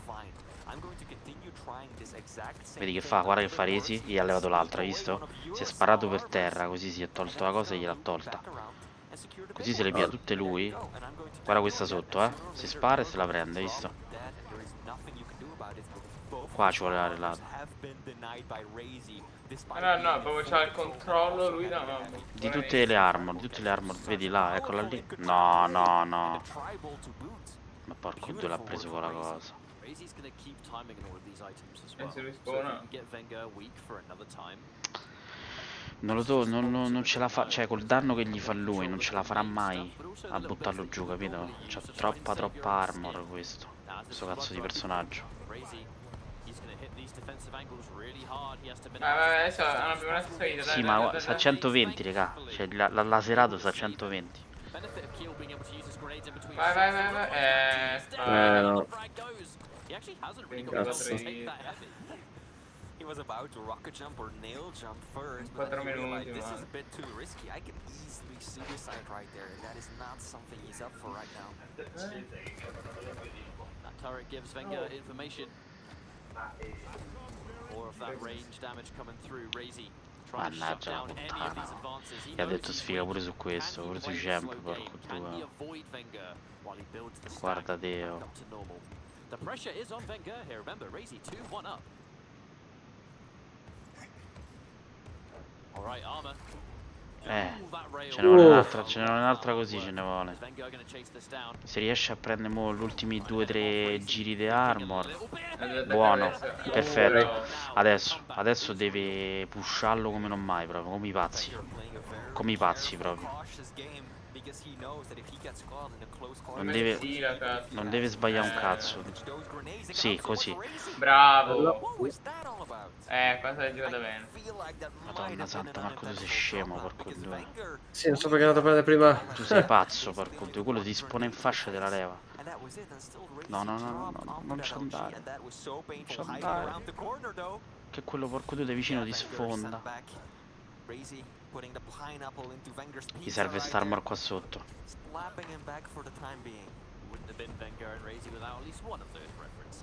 Fatti cazzi tua. Fatti cazzi tua che non hai armor. Fatti cazzi tua che non hai armor, Cristo Dio. Ma perché Marco, porco due? Se non c'è l'armor. Se ne deve andare, non c'è l'armor. Quello ti sfonda. Era appena spawnato ma l'ha missata.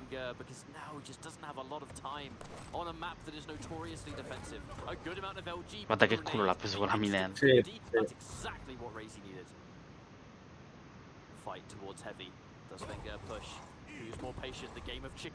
Yeah, exactly. Le stesse cose che ho detto io.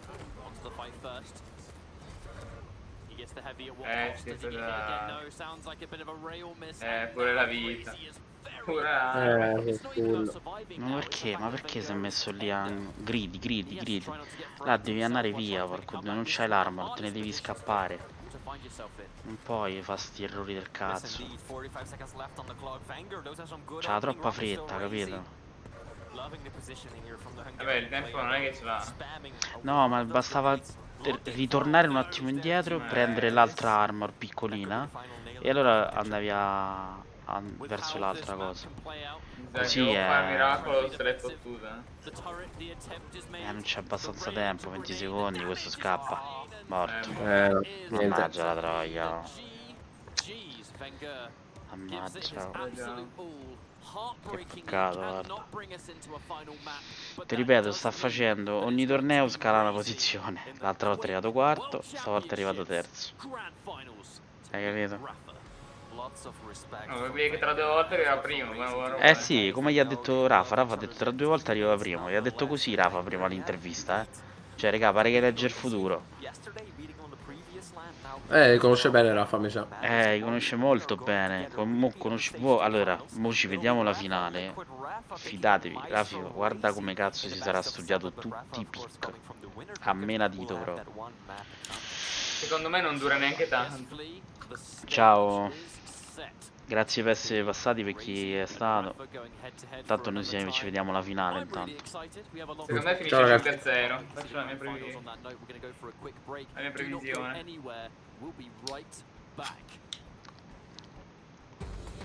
Allora, per me finisce. Allora, Rafa intanto c'ha il punto di vantaggio. E quindi quello è già da mettere a conto. Cioè inizia come se fosse 1-0, in poche parole. Vince 3-0. Quindi potrebbe vincere BO7 4, quindi devi vincere con 3-0 col punto quello gratis. Secondo me fa 4-0 vince. Potrebbe, perché se gira... Allora, se Rafa sta trombissima che gira col gioco, il giro giusto, non c'è proprio storia. Ma va, non c'è paragone. C'è proprio storia. Peccato, guarda, perché in genere ultimamente quel Risi ci ha sempre vinto. E qua c'aveva troppa tensione addosso, perché col fatto che poi ha fatto la partita con Rafa, magari non gli ha funzionato qualcosa prima, ci stava ancora pensando, perché questo è il problema. Esatto. Poi c'è da dire che comunque tra due compagni di team può sempre finire in qualsiasi modo, perché ti conosci bene, hai giocato tanto, quindi le situazioni cambiano in base a quello pure. Io loggo da telefono su Discord che devo lasciare un attimo il PC. Arrivo tra pochissimo. Sì, tanto tra 10 minuti inizierà. A posto, già. A dopo. Sì, la vince Rafa, dai. Sì, per me sì. Cioè Rafa lo vuole dal primo giorno sto torneo, l'ha detto in tutte le interviste, via. Ma Marco, regà, ha fatto dei passi clamorosi, nel senso, ti ripeto, sono 2 anni che gioca competitivo a questo livello e ha messo sotto gente che ci gioca da 20 anni e soprattutto la cosa più importante, ogni torneo comunque migliora, cioè non è che per dite che ne so, c'è il torneo prima ha fatto un buon risultato, quello dopo manco si qualifica o roba del genere, no, va sempre più avanti, quindi vuol dire che il lavoro che sta facendo è giusto, ok? Quindi questo torneo è l'ennesima prova, insomma, ripeto, lui dall'inizio è arrivato sesto, quinto, quarto, terzo, quindi ogni volta ha aggiunto un tassello alla cosa. Deve solo insistere come un pazzo, tutto là. Quindi come abbiamo insistito noi all'epoca, deve insistere pure lui. Come i pazzi. È solo quella la cosa. Esatto, un costante miglioramento. Quindi... è un terzo posto a QuakeCon, non è un terzo posto. Sì, appunto, a QuakeCon è il gioco più difficile di tutti, contro dei mostri. Esatto. Vediamo se mi offro una cena. E comunque, dico, da terzo ha buscato bei tindini, comunque. non è che non ha buscato, no? Insomma. Tra l'altro. Quindi Tra l'altro. parliamone, no? Appunto. Pure qualche soldino. Allora, sicuramente vi dico, non ci sta pensando a quello, adesso sta pensando a che vuole vincere, perché quello lo so, vale più di tutto quello, fidate, pure del dindo, però diciamo che è importante.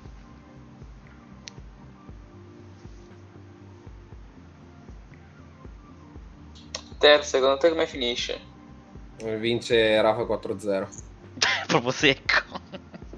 Gli diamo il beneficio del Oh, dubbio di una tutti la stessa mappa. roba. No, nessun No, per beneficio me del no. dubbio. Allora, l'unica ne ha tolta una solo Marco, vedi, 3-1, no? Come è scritto lì. E quindi per me No, vince Rafa Oresi ha dato 4-0. tutto adesso e quindi si è scaricato. E quindi vediamo.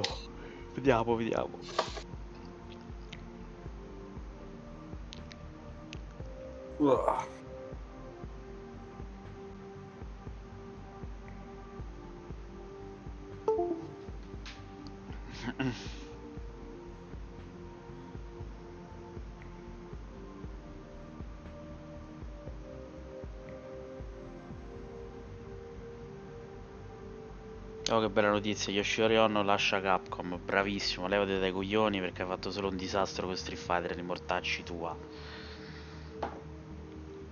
A pisciare, vai. Bella notizia. Io non seguo tanto Street Fighter. Noi sì, perché ci facciamo i tornei.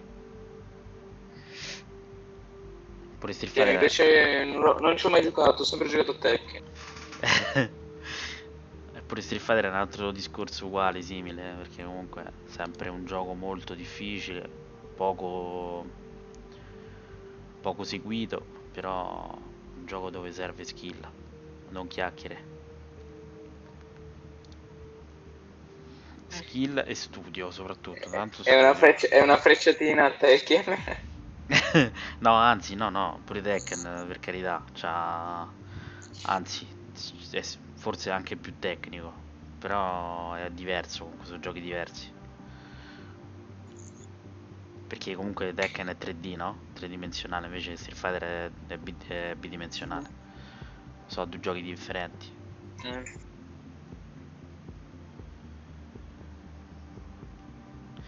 Vabbè dai, mo dopo gli mando un bel messaggio. Comunque al nostro Marcolino. A Wenger. Sì.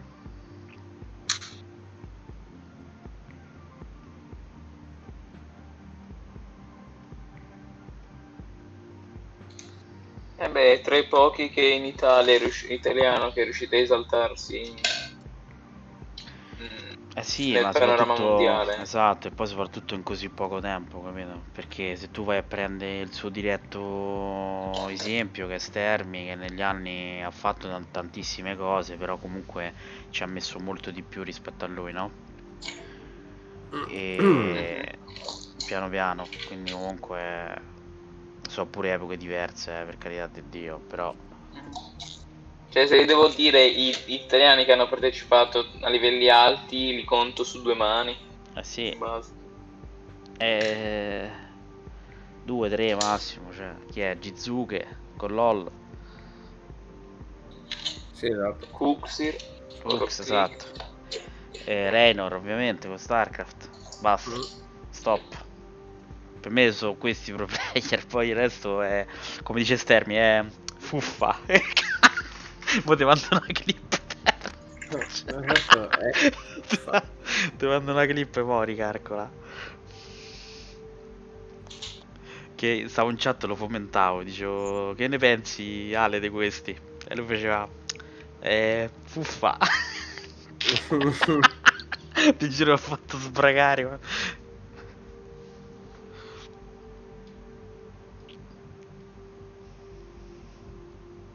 Fuffa. Il resto sono fagiani. I fagiani.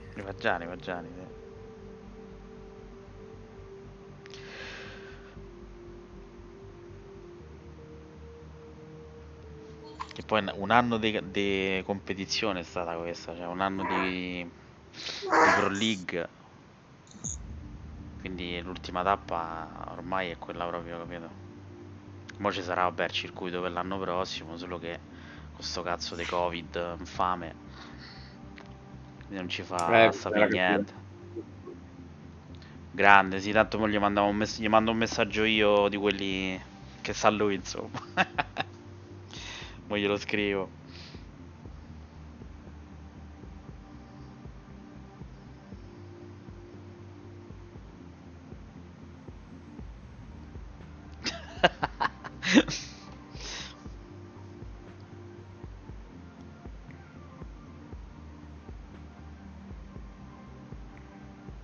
Fallo venire live, tanto a casa. Sì.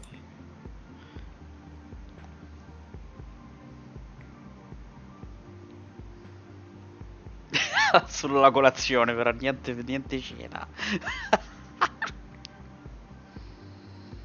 La cena col cazzo. Infatti. Una bella granita, accontentati. Solo con la brioche alla coppola.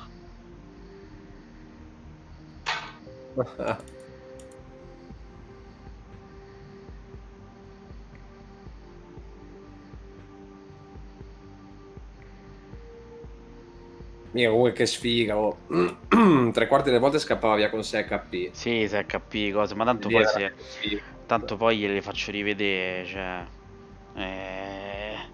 Quello ti fa rosicare un sacco. Esatto, perché dici proprio lì, porco 2, era fatta, magari un pixel in più, un ammo in più, capito? Quello che cazzo sia.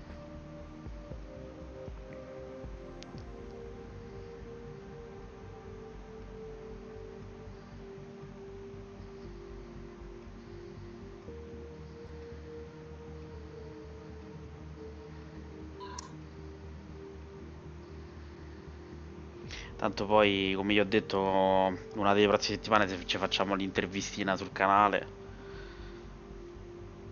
come abbiamo fatto l'altra volta.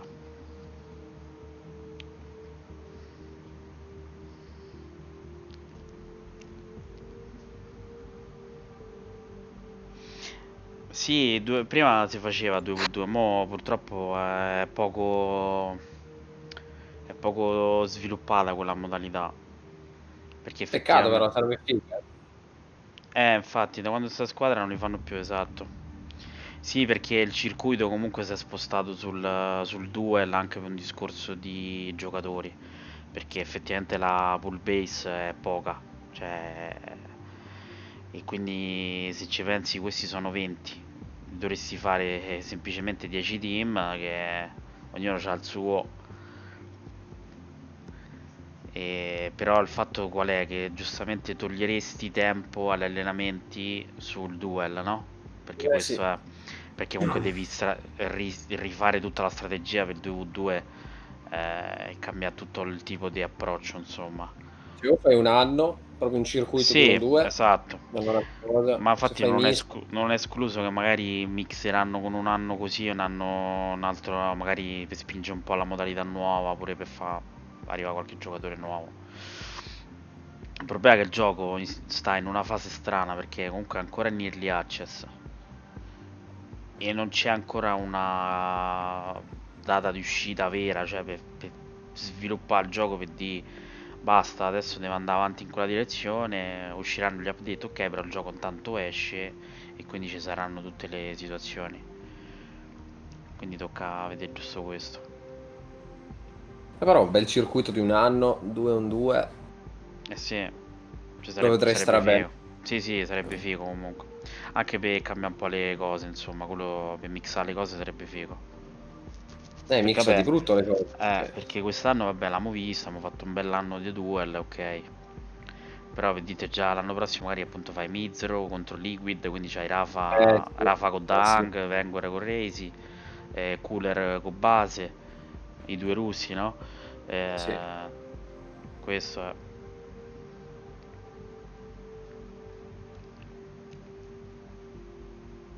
Anzi, è il Poro Zenaku che porco 2 gioca dall'Australia, cioè l'unico giocatore australiano che c'è. che ha retto tutta la Pro League. Grandissimo. Ecco qua, vedi quello. Aspetta. Infatti. E invece coso, Toxic con Sparty, questo che Sparty ormai si è rincoglionito. Era un grande giocatore, ormai si fa le canne. Come tanti. Come tanti bravi giocatori. Capito? Si è rincoglionito totalmente, cioè. Come vecchi tempi, proprio. A me basta che Mark ha battuto Kilsen. Ma sì, ma guarda, l'ha già battuto 2 volte recentemente, quindi ormai Kilsen è archiviato. Adesso il suo mostro rimane Rafa, raga. Perché È il mostro un po' per tutti, è il mostro per tutti, per carità, però è quello con cui purtroppo ci ha perso un'altra volta anche stavolta. 3-1, non 3-0 come gli altri, però lo deve battere. Rafa è l'unico che gli manca ancora. Gli altri l'ha fatti tutti. Se l'è fatti tutti, raga. Senza problemi pure, aggiungo.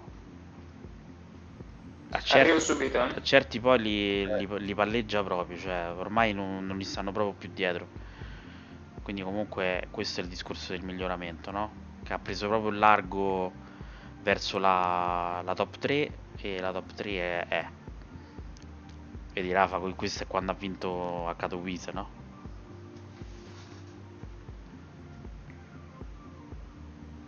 Sì.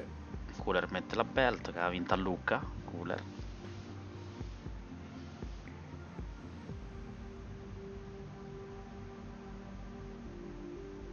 Comunque quest'anno è stata Kilsen ha vinto QuakeCon l'anno scorso, poi Cooler, Rafa, Ari Kilsen e mo vediamo che succede.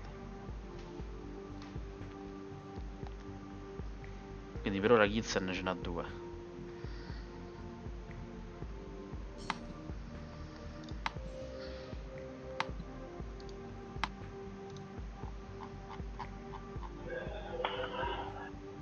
Mi sentite? Sì, hai cambiato postazione un'altra volta. Mi hai fatto tagliare l'avatar che ti sei messo. Ti sento malissimo. Però. Che ha combinato? Perché il computer è stato un attimo Si sente niente, Carco. Niente, va, fai finta di nulla. Via il cellulare, mister. Statene zitto, va che ha rotto i coglioni. Via il cellulare, mister. Ah, tra l'altro ti informo che è entrato il vero dev su cosa? su Discord. Dove sta? Sta là a destra. Sta sulla colonnina, però non sta in vocale. Ma sto frocio. Eh. Di Paolo. Entra. Era entrato pure l'altra volta.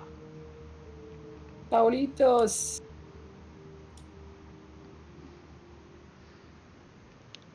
Eravamo amanti io e Paolitos. Amanti segreti.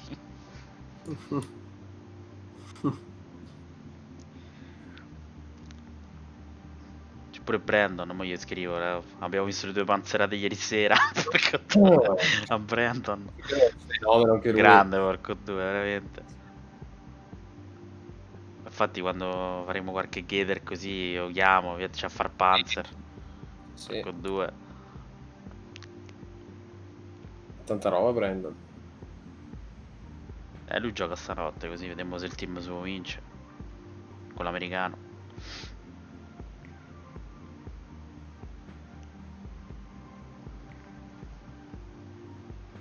Dai, 5 minuti e iniziano.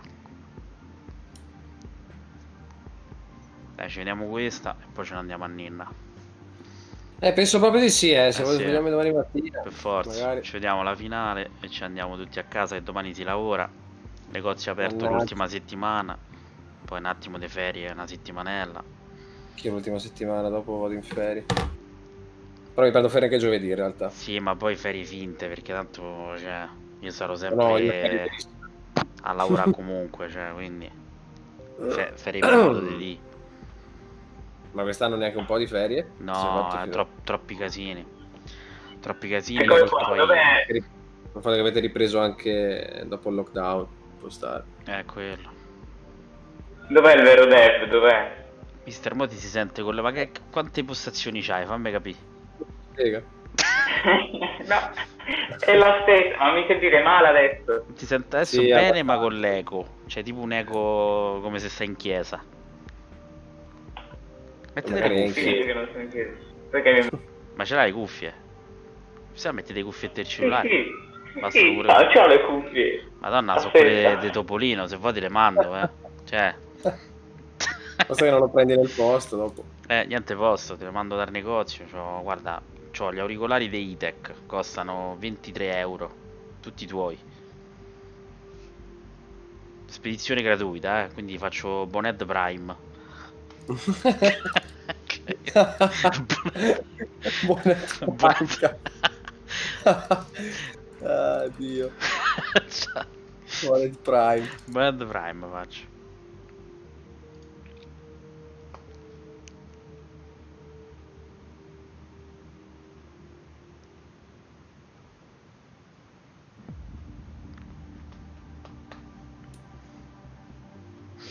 Ora fa dentro casa, sarà tipo col foglio, no? Con tutte le...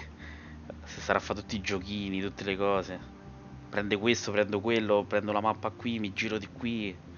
Giusto, giusto. Che sarà nerdi di brutto. Sì, me lo immagino, guarda, raga, fidate. Col foglio davanti, con tutte le cose. Con tutte le combinazioni possibili e immaginabili. C'è anche Consecro in live. Grande.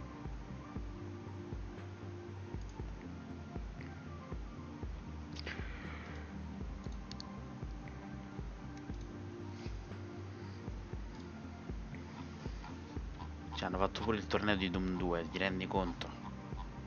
Figata. Tipo FFA 100 persone, tutti a spararsi. Non ti giro, voglio vedere dopo. Guarda. Dovevamo iscriverci tutte quelle. Sì, quello sì, te butti in mezzo, spari a casaccio. Quello che viene, viene.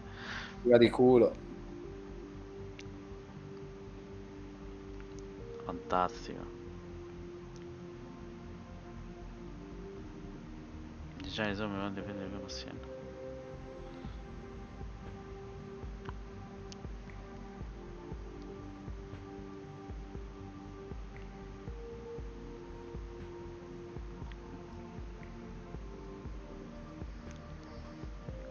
Quake 2 pure, ma quanti tornei hanno fatto? Quake 2 testi cap. Questi sono pazzi, porco.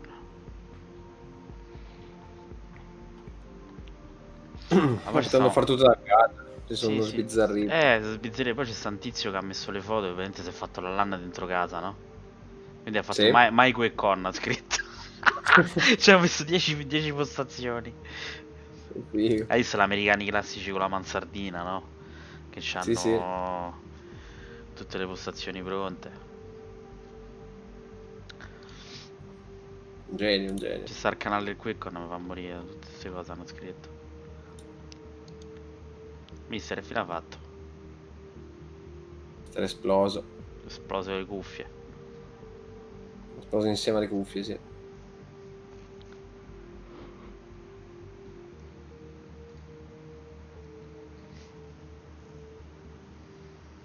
Ok, up next grand final, dai. Su.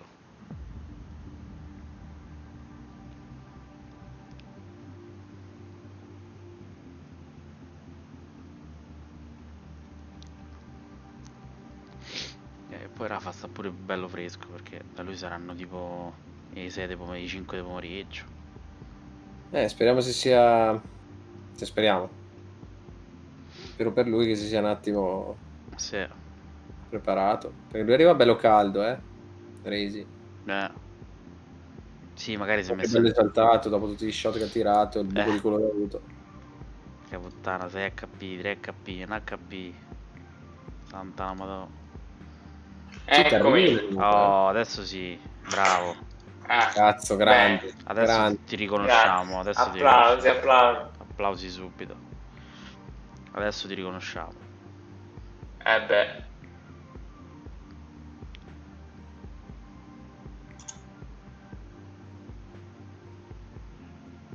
È già iniziata? No. 2 minuti e inizio. Boh.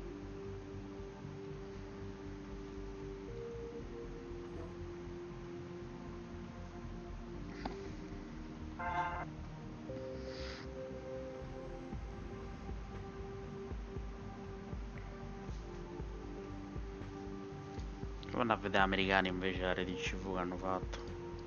Lo guardo un attimo il tabellone. Anche cosa dici? Che qua abbiamo il medico più forte al mondo. Esatto. Ottimo.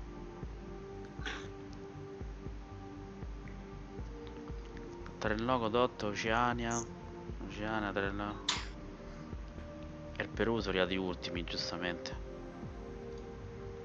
Che cazzo ci gioca Wolf in Perù, santo Dio. Oceania, Avoc, Ascend, ti mette Trelloco. Bladant, Flagrant. Terra, dobbiamo iniziare a giocare a Quake. È come non ci avessi mai giocato. Tanto questo è gratis, te lo puoi scaricare, Simo, senza problemi. Sei anche tranquillo. No, prima che lo compro e poi scopro che è gratis. Sia mai. Ah, gratis. Apri Steam, scarichi. C'è 6 euro di RTCV, cazzo. 6 euro. Ah, beh, sì, le dicevo sì. Vale la pena, vale la pena. Guarda, quello vale pure il gioco full, se permetti. Pure se, guarda, 30 euro tranquille. Ci sta. Se li devi da Overwatch, dai lì, se permetti. Appunto. Overwatch ce l'ho, ma non ci ho praticamente mai giocato. Io ci ho giocato a brutto all'inizio, pesantissimo. Poi mi ha veramente rotto le palle. Guarda, ma proprio tanto. Bonet, vieni con noi a giocare a Valorant. No, ti prego, guarda, va tutto tranne Valorant. Gioco per lui. Non è proprio per me, guarda. Non ti piace? Andiamo su Fortnite. No, è ancora peggio. Cioè, allora, già mi vedo tutti i ragazzini che mi entrano nel negozio che vanno a giocare lì da me, alle postazioni, e sono costretto ad installare Fortnite sulle mie postazioni, quindi è già un insulto, ok? Poi in più, è uscito pure Valorant. Beh, occhio ragazzini, perché mio fratello ha 7 anni e gioca a CS. CS. Allora, CS è già un'altra cosa, diciamo, ok, perché già viene da un'altra epoca. Quindi... Counter Strike è storia, dai. È già diversa. Poi ci ho pure giocato a CSS, quindi...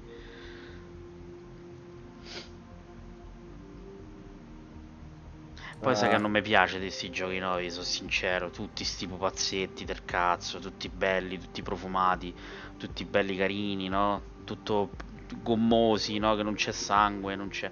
Invece lì sta RDCV, c'è sta il jeep, esplodi, a Quake ci si vedono i cervelli che partono, cioè, che palle, dai. Tutto sto cartonesco, schifoso. Per i bambini, capito? Sì, sì. Questo che proprio non digerisco. Pure cosa, non abbiamo uscito la beta di Diabotical, ok? Diabotical è quell'altro arena carino, cioè è carino, il gioco meccanicamente funziona bene. Il problema, raga, però c'ha i pupazzi tondi che saltano, no? Cioè mi hai rovinato un gioco con quelle skin di merda, capito? Questo è il problema. Sì, è terribile. È inguardabile, sono sincero, È dai. inguardabile, sì. È inguardabile, è bellissimo il gioco fluido, iper veloce, quello che ti pare. Però no, cioè, quei pupazzi mi ha distrutto tutto l'hype, te lo giuro. Questi pupazzi. I pupazzi tondi che saltano, cioè, per cortesia. No, sarebbe bello quel prossimo anno RTCV 3. Sì. Vabbè. Remaster, gli dobbiamo cagare il cazzo che... a scrivere messaggi a ruota qui sul canale. Se tutti gli scrivono, gli floodano il Discord de Bethesda, gli dicono fateci un remaster. Magari lo faccio. Io ci andrei al volo, il giorno d'uscita me lo compro. Il remaster con i controcoglioni sarebbe tanta roba. Hai capito? Tantissima roba sarebbe. Dio comanda, con le competizioni fighe. Sì. Allora sì, veramente. Perché quello vecchio purtroppo quanto vuoi, a parte che è fatto bene, ok, però non attrae il pubblico nuovo, capito? Quello è il problema. Fatto bene. Lo sai allora, che mi ha scritto, per voi... fatto bene, però per un giocatore casuale che se lo scarica deve mettere i config, cioè perché no, io conosco voi. non è fattibile, è normale, non è Non è fattibile. casual per niente. Infatti esatto. la cosa è, addirittura io ho messo una clip, no? Io metto ogni tanto carico le clip di quando giochiamo. Ho messo una Sì, clip, sì. uno sotto mi ha scritto: ma questo gioco l'avete fatto voi? Beh. Mi ha scritto così uno. Io ho detto: amore, ma posso mettermi a fare un gioco io adesso così? Perché ha visto tutta la config, no? Quindi si vede che era un gioco tipo, capito, di quelli indie, magari. Cioè, Sì, sì, che sì, puoi sì. moddare. che esatto. Rendete conto. Vabbè, però c'è cosa che viene da pensare a uno che è abituato a giochini come Fortnite, è normale. È normale, l'avete fatto voi, è gioco mio. Magari avevo fatto io, porco due, cioè, Eh.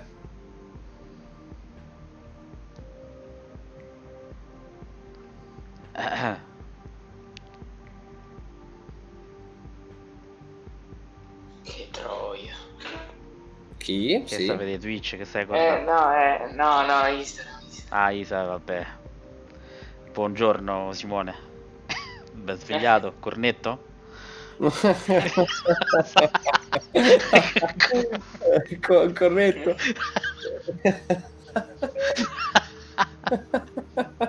No, questa l'avevo persa per andare su e giù l'avevo persa, poi un po' da battaglia. Sì. Vabbè, sì, quelle col campanaccio. Sì. Ok. Le senti a 2 chilometri. 2 chilometri calda da te. Solo in alta montagna si confonde. A posto. Oh mio Dio. Questo è infoiato sto periodo in una maniera schifosa, meglio non parlarne, va? Vabbè, poi secondo me la voglia ti è passata dopo la crema, Quella me l'ha fatta venire probabilmente, a forza di prurito. È a posto. Vabbè, No, perché chi poi è l'estate è normale, normale? si vede un po' più di carne, quindi è pure normale. Mio Dio. Dipende che tipo di carne. Tipo di non so. C'è carne e carne. Io non sono vegano, quindi non è un problema.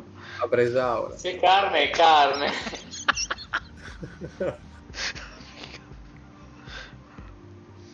Il giusto compromesso. Già.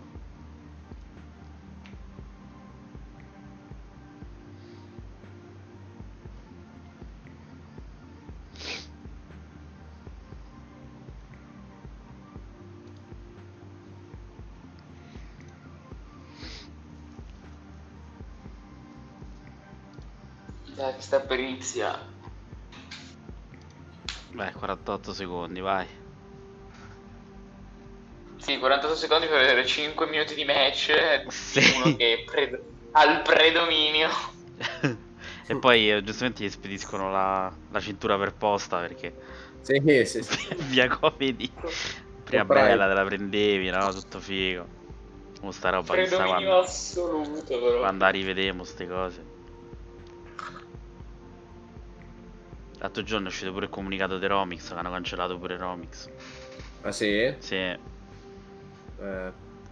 Esiste solo Lucca, ma in quella forma là super strana, ma non esiste quella non è, cioè, infatti la gente sta a dire, ma raga, ma che cazzo state a dire, ma che fiera è? No, appunto. Oh, attenzione, spot Alienware. Non me lo aspettavo. Overclockable 10 gen. Ammazza pure raffreddata al liquido, pure la scheda video. Puff. Non so quanto costano sti cosi. 5 bombe l'uno. Ecco. 4-5 bombe l'uno. I preassemblati capirai, questi qua di Alienware. Fagli vedere di capire chi comanda. Esco il cazzo anch'io. Mi sono fatto una postazione full, cioè mi sono fatto Raizen. cattivo proprio. Questo giro cattivo. Ma che te lo do questo? Oh, eccoci. Vedi Resi è sempre sveglissimo, quello devo dirlo. will go up against Rafa Rezi. Third interview today. Congratulations because you won. Great job. G-Wit lo ritroviamo al prossimo QuakeCon sempre così vestiti. Sì, sì. Con gli stessi capelli unti anche. Sì, unti. Puttana. Capite che a casa è boh, però almeno lavarsi i capelli.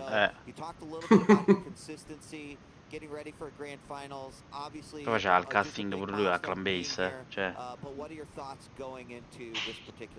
Sì? Sì, sì, ha voglia. Quando c'è stava, faceva lui o Warwitch, ti ricordi, no? Quelli là. Sì, sì, certo che me lo ricordo. Faceva sia dei Quake 3 che dei RTCV. And congrats to my teammate Wenger. He played his heart out for sure. I don't know what to think. I'm just gonna focus on my game and probably just try to take it one map at a time and make the most of it. But you know, obviously I'm playing against Rafa, so we'll see. Yeah, understood. La prima volta che lo vedo ridere a Rezi. È proprio un ghiacciolo. Gli ungheresi solo con 10 vodka iniziano. Oddio, che sono stato a Budapest l'anno scorso. A dire cosa non si può dire, però. Fare cosa non si può dire. Non si dice. No, ma poi sai che sì, che te sono andato. Come si chiama? I Quaker, tutti così, tutti. Sì, serissimi. Serissimi, imbriaconi, però da morire, perché tanto si imbriacano tutti come pazzi. Vabbè, quello lo faccio anch'io senza aver giocato a Quake, però voglio dire. No, sì, ma loro in particolare, cioè tu vedi pure quando stanno là, ma ha detto pure Marco, ha detto quando sono usciti questi hanno detto hanno cominciato a bere a ruota, non si fermavano più, ma stavano freschi, proprio senza problemi. Tanto tra russi, tra svedesi, tra quest'altri, bevono. E poi sei vecchio. Sì, poi c'è lui che è un astemio bianco, l'unico siciliano bianco cadavere. Esatto. Non tutti nascono perfetti. Vabbè, si tiene in forma, perché giustamente allena mente e corpo, capito? Sì, ma l'alcol allena la mente e il fegato. Soprattutto. Rosichi di meno. Rosichi di meno, sì. Non puoi perché penso, vado a farmi una birretta, dai. Sì. Ma il principe invece che non si sente più. Magari sei in contatto con un po' di giocatori. Allora, lui sta con i makers, no? Sì, sì. Infatti. No, ha fatto. Siccome comunque pure lì le competizioni erano tutto offline, da Games Week non ha fatto più niente. Infatti io non lo sento più, devo sparire. Sì, ma perché hanno allentato, sai cos'è? Che loro la stagione nuova gli parte a settembre con l'uscita del gioco nuovo, no? Con quella perché ogni settembre, metà, esce la versione 2022. Poi. Dopo uscirà quella nuova. Sì, quindi seriamente staranno a aspettare per quella, capito? Ma è il fatto che non ci sono eventi, c'è una sega, quindi il problema principale rimane sempre quello. Basta questi primi piano, però basta. Dai, tanto è l'ultima partita, resisti.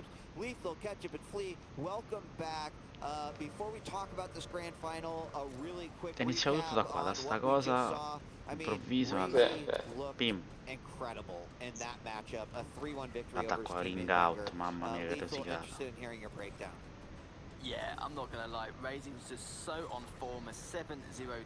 Io ho paura della sua reazione quando la riguarda e dice 5 volte. Sì, a 1, 7, guarda qua, mamma mia. Cioè, sarà successo, non lo so le volte, 15 qua.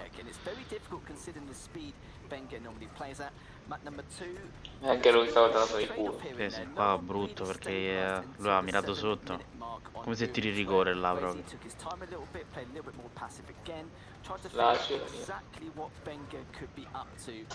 Bello, col mitrino.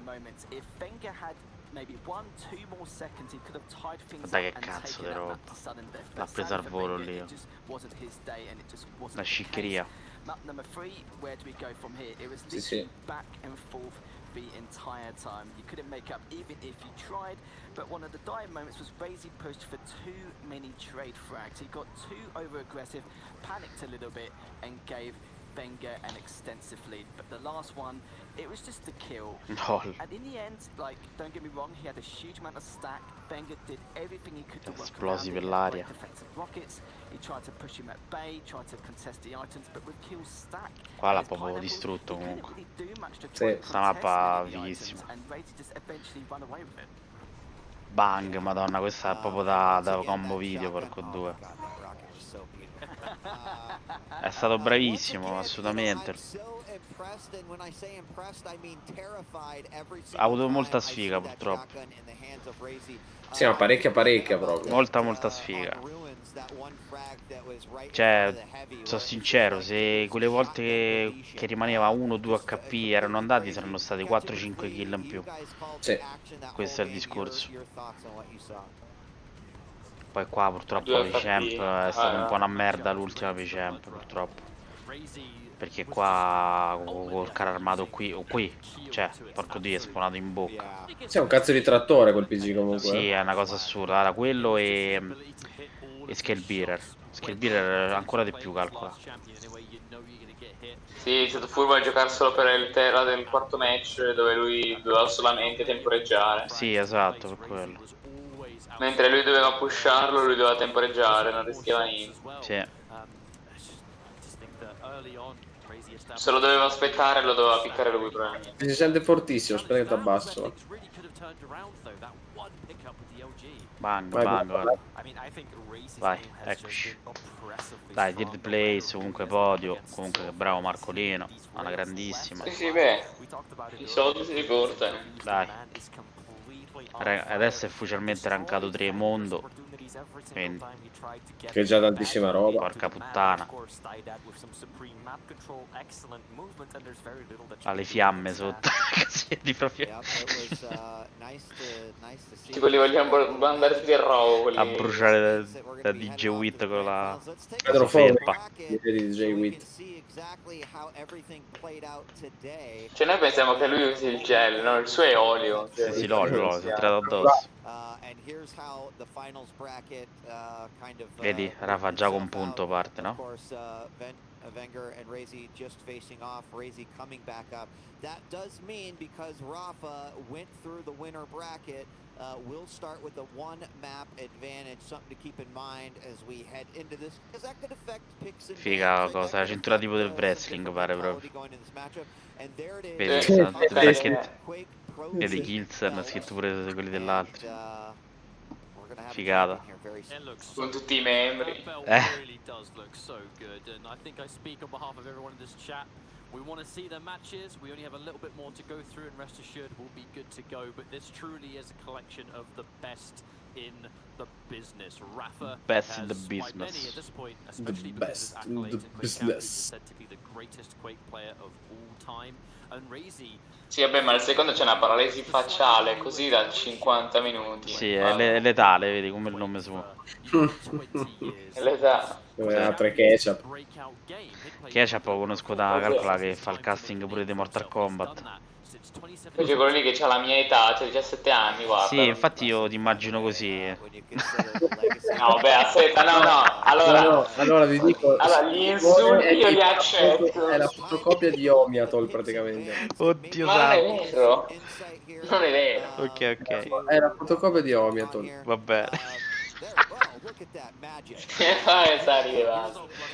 Attenzione, best of 7, Rank 1 contro rank 7. Praticamente tutte le mappe tranne una. Cioè, capito?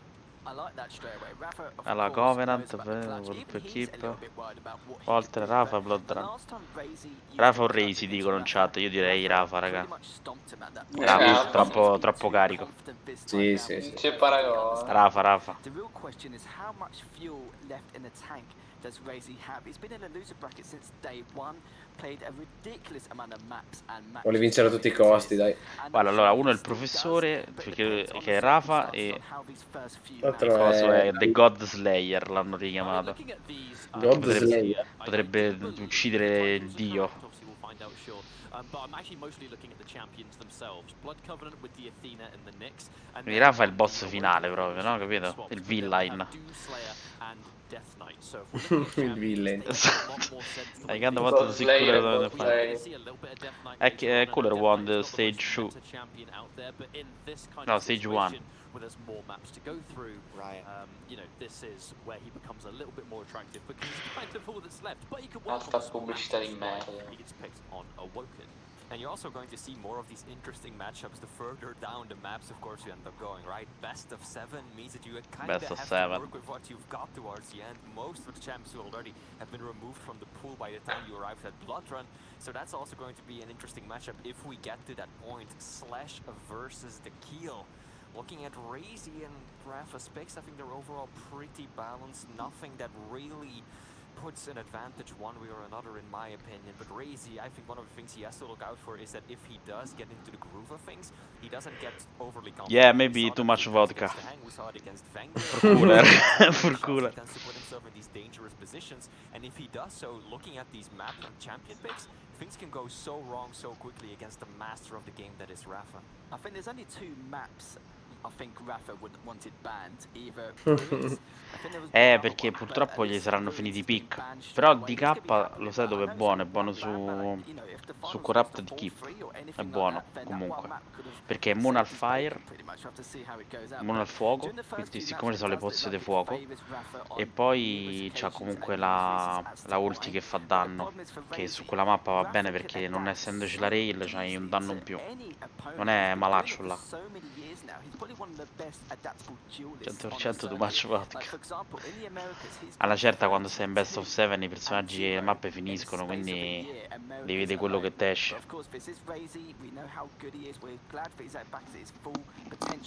Boh, ma secondo me gli servirà le prime 4 partite, poi il resto si cazzi. Sì. Anzi, le prime 3. Prime 3. Sì, se sei un mono, lo so. No, però sai cosa? Se per caso no, più che ci finisci, la usi proprio per camperare quella zona, perché ti ci metti sotto, camperi lì sotto, dici dove cazzo sta, esci fuori, pim, non ti fai danni. O se magari ci vai per sbaglio, tipo che ne so, ti sparano una rocchettata, ci vai sopra, non ti fai niente. Comunque sì, la spiegazione migliore è sicuramente che è stato costretto, perché comunque quando finiscono best of 7 finiscono le scelte dei champ. Di andare a esclusione. Di andare a esclusione, esatto. Questi sono tutti i cazzi tuoi. Vabbè, mo vediamo le altre, dai. DM6, magari le prime sicuramente c'hanno i champ belli che hanno scelto. No, solo in caso magari appunto stai in vantaggio, roba del genere. Se no quella mappa là voli. Vedi, questa l'hanno scelti loro. Palisissimo, perché Rafa qua si prende Athena con il rampino. Razy si è preso Nyx per fare i jump, wall jump, per prendere la rail come ha fatto già adesso. Sotto non l'ho vista. A posto. Oh. Vedi? Allora lui gli è andato a prendere subito la rail.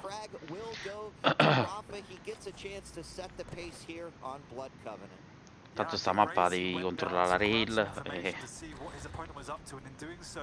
e l'armor, poi questo champ con poca vita, quindi hanno bisogno per forza dell'armatura. Se no schioppano. Guarda lì quei rocket.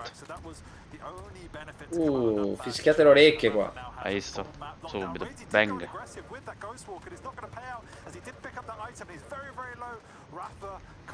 Guarda che roba, oh. Yeah, that was unfortunate. It looked like he was going to pick that one up, and Razy did do some good damage versus Rafa. Però è sempre fantastica sta cazzo di mappa. Beh, DM6 è la mappa definitiva proprio. Fatta in varie salse, ma tanto una delle migliori mai create. Esatto. Soprattutto per sto gioco, per il duel poi.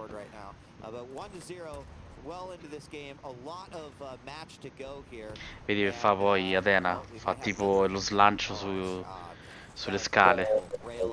Là davanti vola, porco di sto personaggio. È una cosa esagerata, va, va.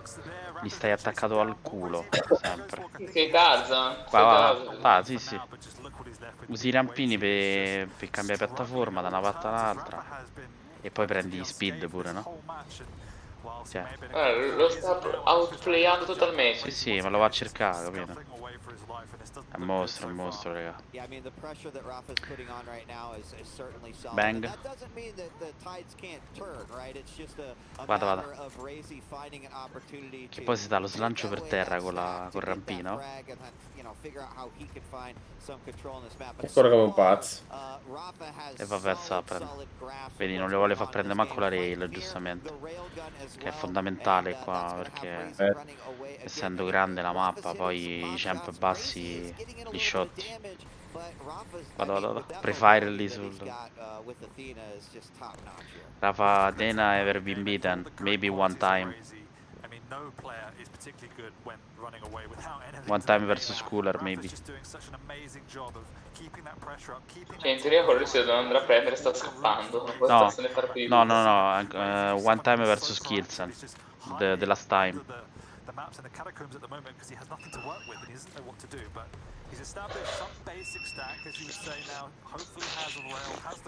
Vedi che fa? Prende subito posizione, no? Sopra. No, perché nel giro di pochi secondi ti fa il giro di tutta la mappa, capito? Ti prende... Sì, ti prende tutti gli item, vedi? Mega. Scende giù. Super speed. Armor. Sì, devo outplayare. Cioè, hai visto? Finale con shotgun. Perché ammorbidisci bene si champ. Bang. Quando fanno... Questo doppio... dopo. Doppio giro di coso.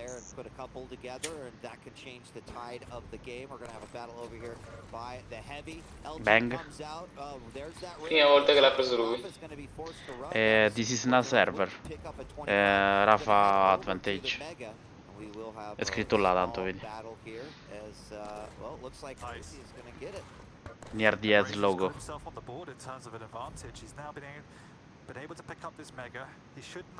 E beh, Rafa si è fatto, ragazzi, anni di QuakeCon live contro Evil.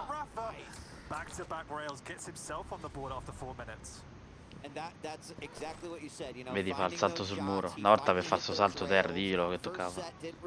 Sì. Innanzitutto ci deve avere 125 fps, se no lo facevi. È fississimo. Esatto. E poi dovevi fare il salto di Dio, se no non ti riusciva, ma invece lo fai così. Per prendere tutti gli angolini perfetti e saltare. Sì.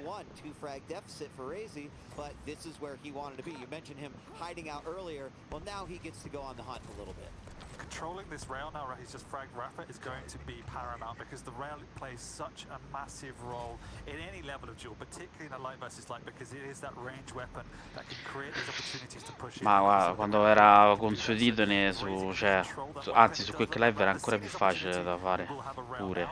Però su Quake 3 liscio era una cosa impossibile. Devi studiartelo parecchio. Devi farlo perfetto, se no niente.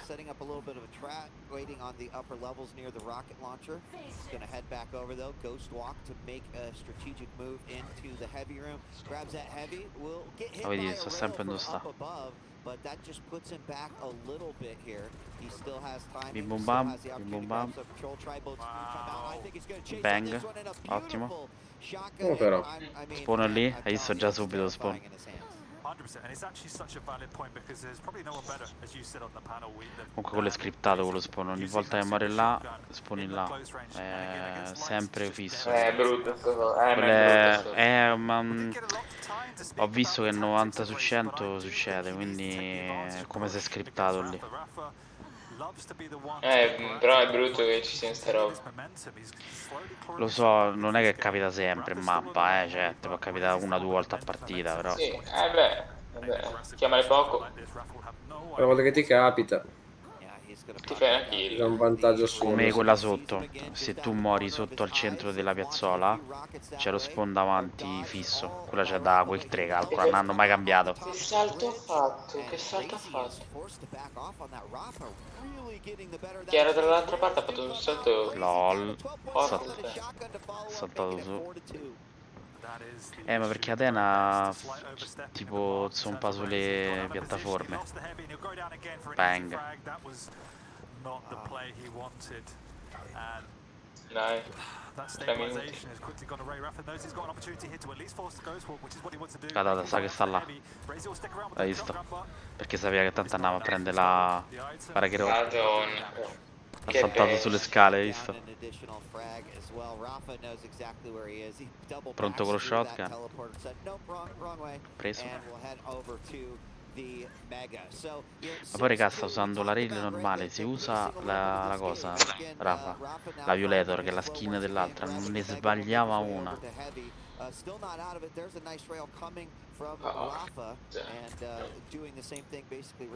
Vabbè, ma non vedi che c'è questo il controllo di mappa che fa, raga, ma non... Cioè, fa sembrare coglioni pure quell'altro, porco due, dai. Poi una mappa grande è pure più difficile. Sembrano degli scemi, cazzo, gli altri. Porco due, parlano che stanno a giocare 3 pippe, capito? Cioè, porco due. Guarda, stopwatch a sinistra, stopwatch a destra, cioè. Tiri, pallette, va. Tank, vai. Usa 100 armi, poi, porco due.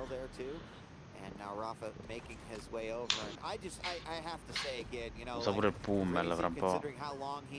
GGC, good game. Shotgun. Prang. Posto.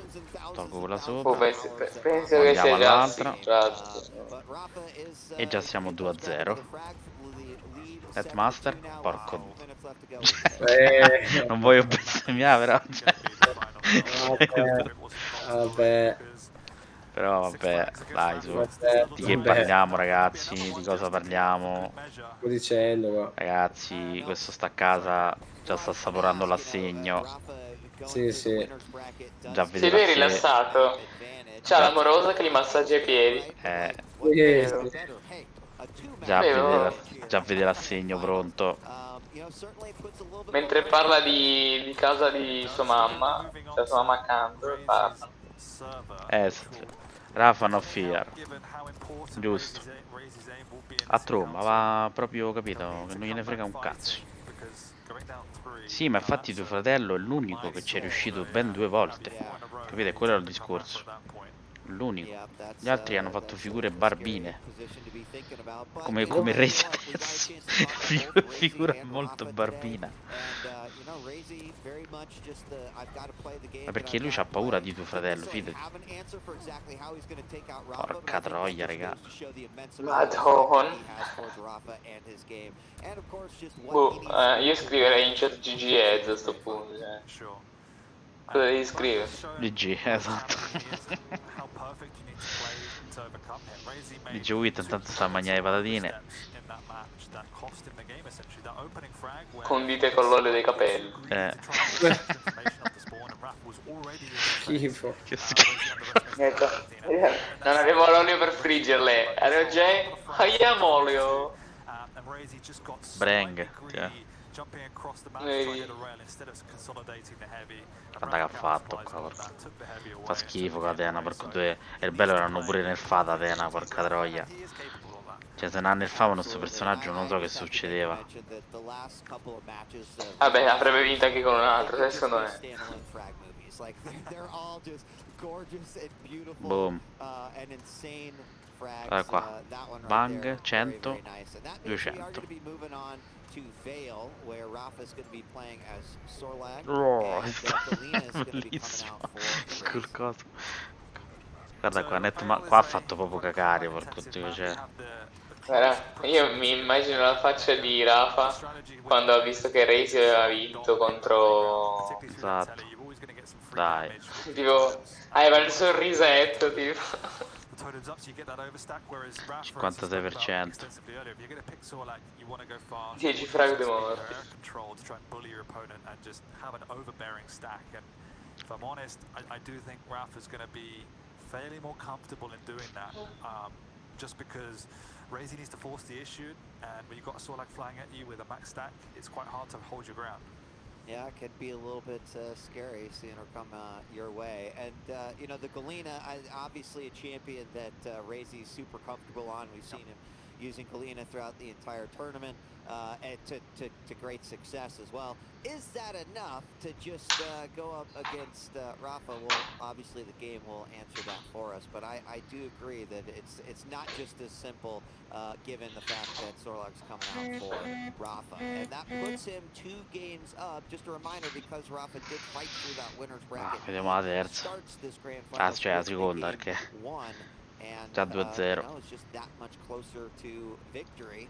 And then also with the belt, maybe you can. Se fossi in quell'altro scriverei /FF in chat. Sì, è facciato. Madonna santa. Che cattiveria. Beh, oh dai, cioè, è palese.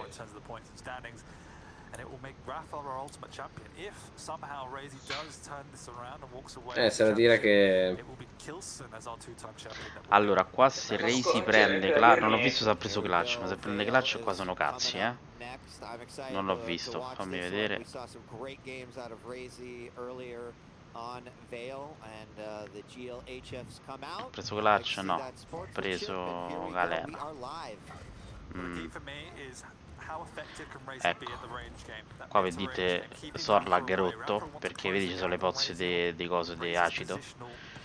E lui può andarci. Ci passa sopra e non si fa niente. Minchia però, capito? Abusing map palese. E in più è veloce, quindi questo è proprio top. No, queste cose non mi piacciono, che ci sono alcuni champ che si adattano alle mappe non mi piace. Lo so, fa parte del meta, diciamo, capito? Quello è il discorso, per differenziare pure il meta. Poi magari la trappa fa schifo, cioè, capito qual è il discorso? Se tu mi metti 2 champ per ogni mappa e quei 2 champ hanno effetti positivi in quella mappa, ok, ma solamente uno.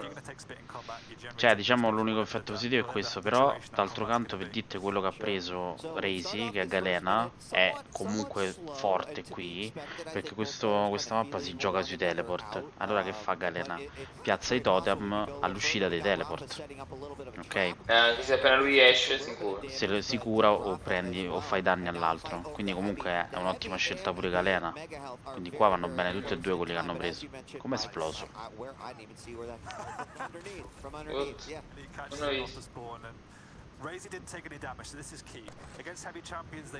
Vedi? L'ha messo lì, no? Così quello quando prende il teleport si prende il danno. E lo spotta pure? Sì. LOL. Vedi? Hai visto? Madonna. Ce l'ha di... che cazzo. Guarda il teleporto fuori mappa, bellissimo. Madonna che rochettate ragazzi. Veramente da super manuale. Proprio sui piedi, proprio quelle volanti. Si è girato, manco l'ha visto, gli ha sparato in testa. Is becoming more and more chaotic here, which is what we like to see in Quake Champions. But Razy still sitting with the mega health and a better armor stack. Rafa now kind of fighting to get back into position. Up that no. Porca troia ragazzi. Il bello è manco si vede, cioè manco si vede, porco Dio, una fliccata che neanche si vede. Infatti memoria muscolare è palese.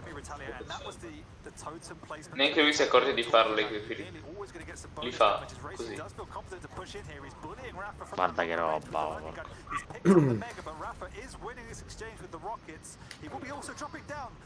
Vedi, qua era morto un altro, invece lui è andato nell'acido e non si è fatto una sega. 4 HP, cazzo. He's also shotgunnable as Rosie takes the initiative once more. Yeah, and that's what I would be almost, you know, more scared of at that point in time. Certainly lots of. Yeah, actually collecting itself, yes. But Razy knew exactly where Rafa was and cleaned that up very, very nicely. It's now up by 1 frag. Lots of time still left on this clock. And here we go. Ah, Cookie, ma ho chiesto il permesso perché sto nel team del QuakeCon.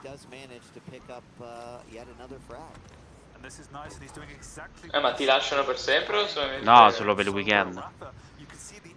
Perché mi hanno messo per fare lo streaming del torneo di coso del RDCV. Gliel'ho chiesto agli admin, capito? Figata. Sì, sì, no, solo per Sarebbe quello. bello che te lo lasciassero, No, lo so, vabbè, ma solo per il weekend. O poi magari si scordano. Te toglilo, esatto. Tu non diglielo, tu sei. Sì, sì. Some of the best Quake players in the game, they do take risks, but they don't always pay off. In a high-profile grand final matchup like that, you might take less risk, but you know, Madre these are great players, right? They will do things that we will only dream of doing. And Cioè, va che tracking, oh! Ha fatto schioppare proprio. hitting his opponent. We're tied up now, 4-4. Non ho messo un solo shot ancora.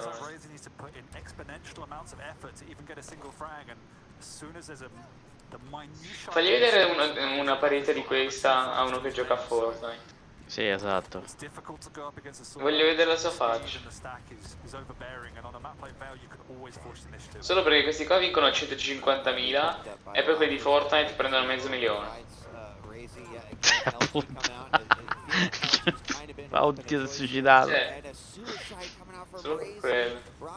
Sì, sì, $500.000 di dollari, non starà a fanculo, guarda. Proprio proporzioni competenti sballate.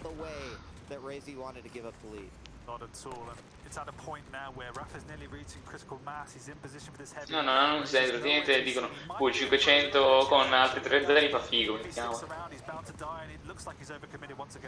RDCV, diciamo, per quello che abbiamo fatto bene, no? Nel senso che noi non giocavamo da circa 17 anni e abbiamo giocato contro team assurdi perché ci hanno messo ovviamente nei gironi più difficili del torneo e ce la siamo giocata, però ci ha fatto pure capire un attimo un po' le differenze ovviamente della gente che ha iniziato a giocare dopo X tempo, le tattiche affinate, un sacco di roba. Alla fine poi è stato molto divertente pure perché è un gioco che dopo tutto questo tempo ti dimostra quanto è superiore a tutta la roba che c'è adesso. Veggete gli altri come noi, stesse cose.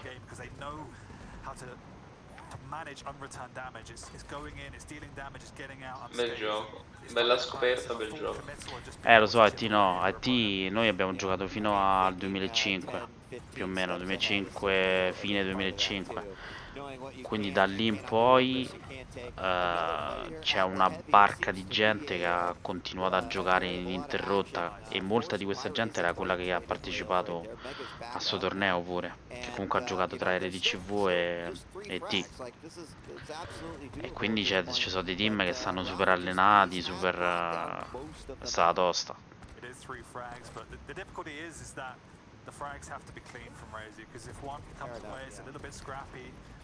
Sì, sì, certo. Ma mo la community è pure ritornata perché ho visto che comunque ci stanno i Discord, sono super attivi.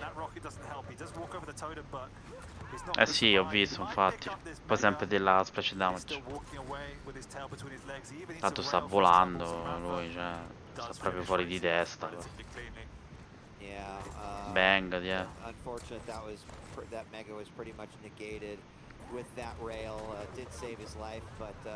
Porca troia, vabbè, mo' è finita. È un attimo che gli ha fatto via, gli ha levato tutti gli item e fatta, ragazzi. Sì, ma si sapeva tanto. Good game.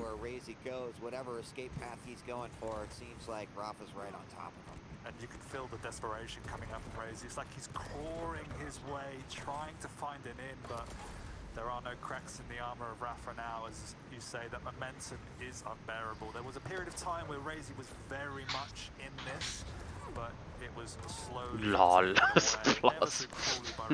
Esploso. Guardategli il sattirazzi Rocket. Yep. Dang. 3 now, and look at how quickly things can change from a this is a winnable game with 3 minutes to go to like this one is probably over and puts Rafa in what I would call Figa skin quella lì del shotgun. lead here in the grand finals with a potential third map win. Dai, sta sparando tutto, cioè spara a minelle, sputi in faccia. Mi ero un attimo afchizzato e vedo delle cose assurde. Sì, vabbè, allora, inizio sì, tirata, ma poi alla certa ha cominciato a volare, gli ha levato tutto, gli ha levato, basta. Sta tromba, quando sta tromba così non c'è niente da fare proprio. Ma ve lo vedo pure quando fa gli streaming, no? Che gioca con gli altri americani, magari quando capita. Dei bambini che hanno appena preso la tastiera a mano proprio. Bang. Sbadang. Vabbè. Sbadang. Ok. Sto decollando, ragazzi. Ding. Bing. Bing. Sbang. A posto. Cioè, combo di sputo con correlata.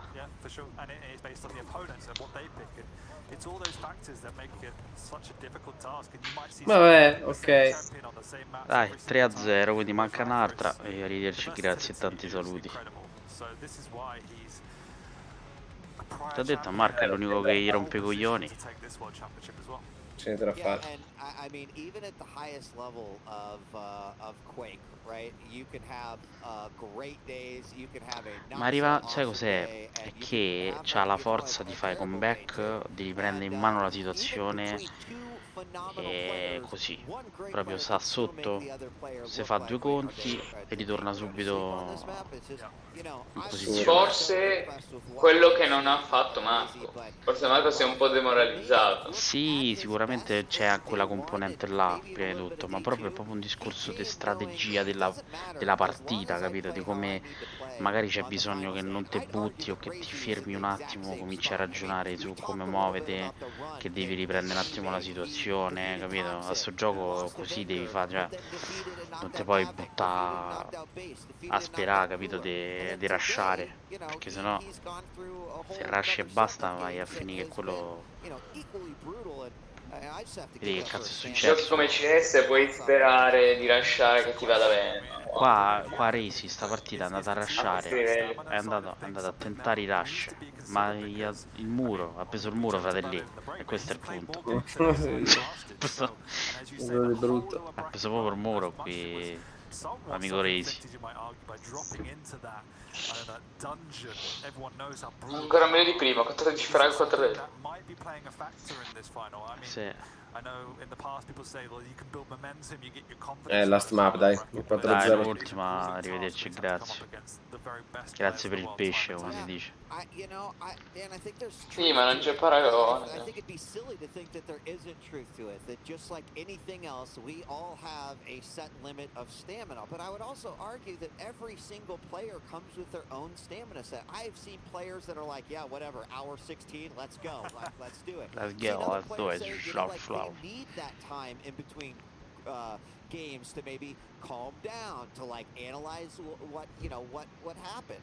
And so it's hard to say because only Razy can answer that question. Based off of his performance, I would say that his stamina has not depleted to the point that I feel like it has affected what he's been able to do. But here we are on yet another game. It's a factor. It is. And it's one of the advantages of winning through the winner's bracket, just as it would be in any other sport, whether that is Quake or whether that's basketball or football, whatever. That is, right, one of the advantages of winning. So, yeah, I do think that it comes into play. Is it coming into play now? You know, probably a little bit because you get tired, but based off of Razy's previous performances and even against his teammate Wenger just last round, you know, he did not look like he was lacking stamina in that game. You know. Point. So moral of the story is don't lose. I mean, that's what I take away from that. Easier said than done because you tell a Quake player that and they might just laugh at you. It's not that easy, even though we could sit here and say, yeah, just make it through the winner's bracket and then you don't have to worry about the stamina problem. It's not necessarily the case, but certainly we see this in esports a lot, right? I mean, it goes without saying sometimes our days can last a little bit longer. Maybe the series goes all the way. And those mistakes can, you know, start to build up. And I think that's where ultimately, you know, players have to remain focused. They have to be thinking about the game that's ahead of them. They can't let what happened 5 games ago be a part of mentally what they're carrying and their luggage with that. But you know what? Just like I said, you've got to focus on... forse qua Rusty è più avvantaggiato perché l'ha appena giocato. Questa è pure un'altra mappa di carneficina. Se non la fai bene. As much as I say it was his best chance, it is also his last chance, because if Rafa is to win this map, he will go up 4-0 and that will be it. He will be our champion. So last chance saloon for Razy, who is on the front, and Pika, as a Pika comes out early, unfortunately does no damage. Pure qua mi si mette con le torrette, comincia a fare i casini, guarda. Perché lui gioca proprio super tranquillo, proprio sciallo.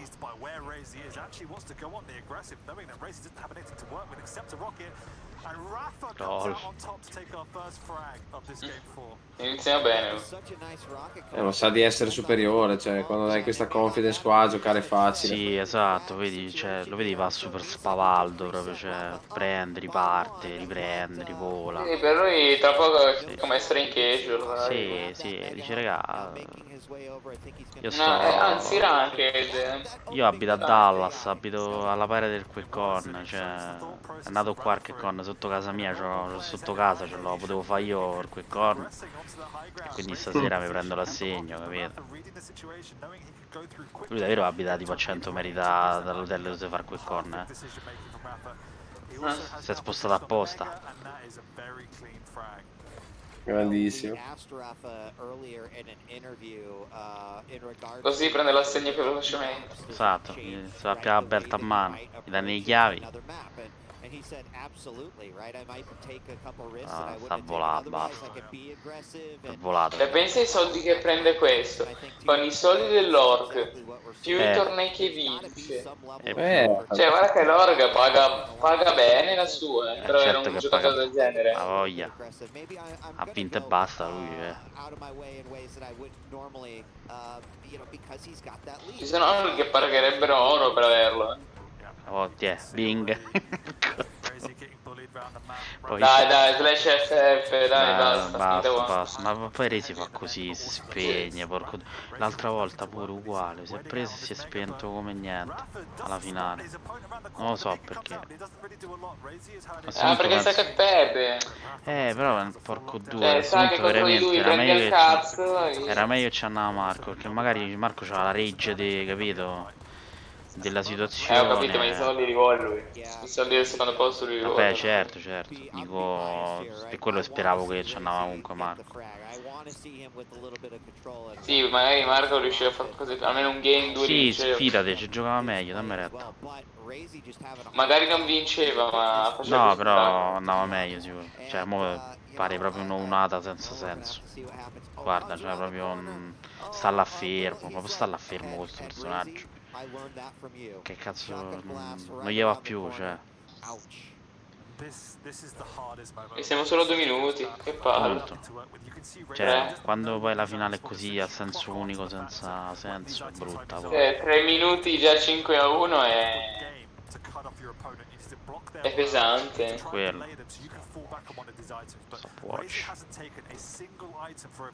Poi continua a prendersi tutto, cioè non gli dà la possibilità di prendere niente. Sì, con niente. Come ha fatto prima lui con Marco,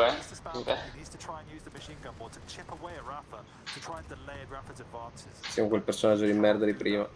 Yeah, I mean, he's hung out on that middle bridge quite a bit. We are going to have Peeker come out, and that is going to be scopato. a huge key for Sì, lui ha detto, boh, guarda, i stati al secondo posto ce li ho. Il cazzo l'ho preso, via. Basta, no, si è stufato, si vede. Sa giocare a cazzo proprio, cioè. Proprio senza senso. Qua c'è il rischio che se veramente era 10 metri diventa 20-1. Ma sì, ma ci arriverà, Questa mappa poi è veloce. magari 20 no. Secondo me a 17 ci arriva. Va.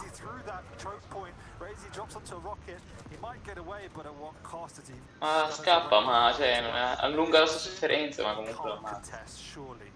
Yeah, I don't Fa tagliare su shotgun. I mean, he could have, but it just could have been another frag, and that's not what he's trying to do here. Comes out yet Esplode il shotgun. gives away his Sta cazzo di pallette, porco. and once again, like that. Ma non lo lasciamo passare. I feel trapped watching Rafa constantly keeping Razy in these sort of contained in these sections of the map. There is an opportunity now as Razy's done enough to suppress Rafa's stack and Handyman, arrivederci. Sta facendo una staffetta, lui invece è fermo, non ci presta. And Razy once again is back to square one. And the chase is on for Rafa. Razy down to just below 50 health, so he's got to be very, very careful here. Ci sta giocando Rafa, ci sta giocando. Non sta prendendo per il culo. Facci le girotonne via. Sì, lo va a cercare, provo a togliere qualsiasi roba. Lol. Col mitrino lì. Sta a decollare, ragazzi. Sta decollando. Ma secondo me sta tryhardando il minimo indispensabile. Basta.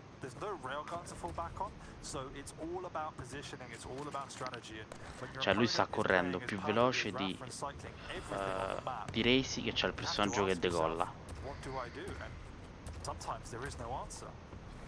Bravura. Ha tirato la torretta. Lol. Hai preso lo scudo e via. 8-1, 4 minutes remaining. Is it possible? Sure, it could be. Is it going to be hard as hell? 100%. You know, I would never count out. 4 minuti ormai è impossibile. There's still possibility here, but again, like it would be the most incredible comeback. But you know, he's keeping at it again in the heavy. Incredibile come sappia sempre dov'è. Sì, sempre. Inizia, si gira istantaneo, bim. Sì. Shotgun, bim. Pallettine. Beh, morto. 10. Caro Simone, quasi arriva a 20. Secondo me la previsione è 17-1. Come li fa esplodere con lo shotgun, perché lui è l'unico che usa il suo shotgun, mi fa morire. Vabbè, OP. Lo usa molto bene. Sì, magari non è l'arma più friendly. No, sì, però. questo è un'arma per finire. Da vicino e per finire soprattutto. Che danni che ha tirato però. Magari c'è il 17-2, aspetta. Aspetta, mo si rifulla.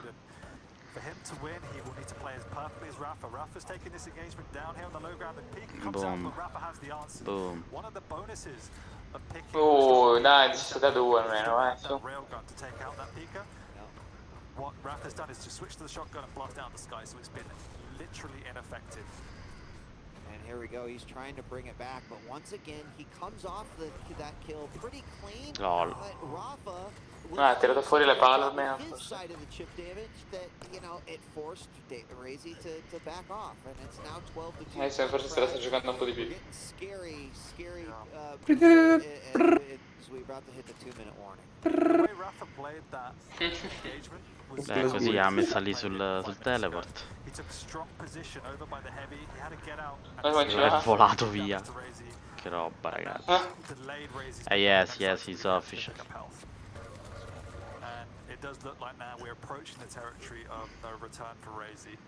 Sembra una rank. The Final Champion.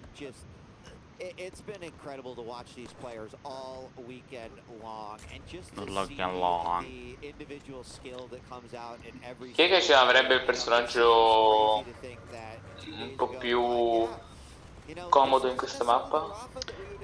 Quello che c'ha Resi va bene. Ma pure questo, sono buoni tutti e due per sta mappa. E poi c'è Blaskovic, che è forte. Che c'ha due armi, ti recuperi vita, spari col doppio mitrino. BJ. Madonna di Dios. Non ha preso l'arco. Non ha preso? Yeah, it's really insane. Really insane. Non ha preso neanche l'arma. Bang. Dai, forse vincitesimo. I mean, you know, Rafa has clearly earned his spot. Sì, 17-2. Che fai, leggi il futuro? Senti, domani che numeri ti do? Ma guarda, se avessi queste capacità sarei milionario.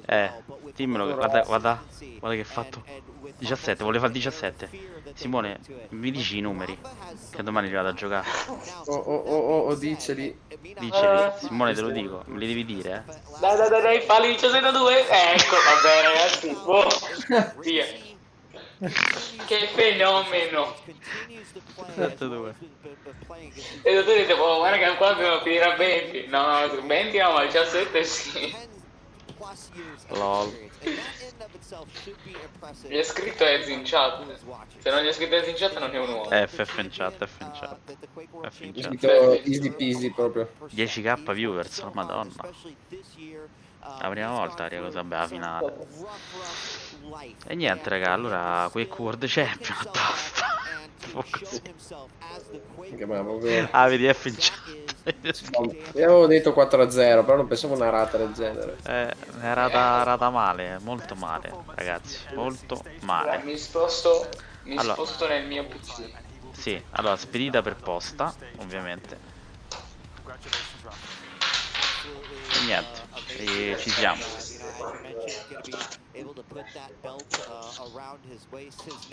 È andata dove andare così, fratelli. Questo. Ha preso il muro. Ha preso secco. Comunque quando ci demo me lo devi far conoscere a Simoncino. C'era giù a Luca, guarda che era lì che lavorava. Ok. Io stavo lì appiccicato a vedere il torneo con Marco stavo.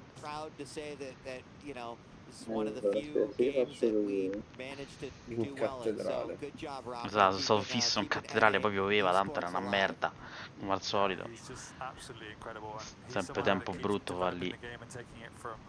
Ora sì che sono comodo. E mo si sente pure meglio. Adesso devo rialzarti, aspetta.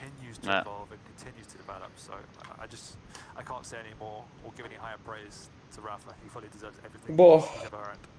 Ti voglio salutare un attimo di là. Vabbè, dai. Raga, niente, buonanotte. Io ringrazio pure tutti quelli che ci hanno seguito in queste 9 ore di streaming, perché da stamattina che è acceso. Perché 9 ore e 44, ho visto adesso. E niente, ci vediamo in settimana. Mo' vediamo un attimino quando è, ci sentiamo anche tra di noi. Così quando capita che facciamo qualcosina, molto scialla a sto periodo così. Sì, la vogliamo giù qualche partita RTC. E basta. Per il resto, per tutti quelli che ci seguono in chat, ragazzi, tanto domani siamo live e facciamo la live dal negozio. Facciamo 2 chiacchiere lì. E buonanotte al secchio. Vabbè, buonanotte, bella. Notte buonanotte ragazzi. a tutti. Notte a tutti. Ciao. Notte.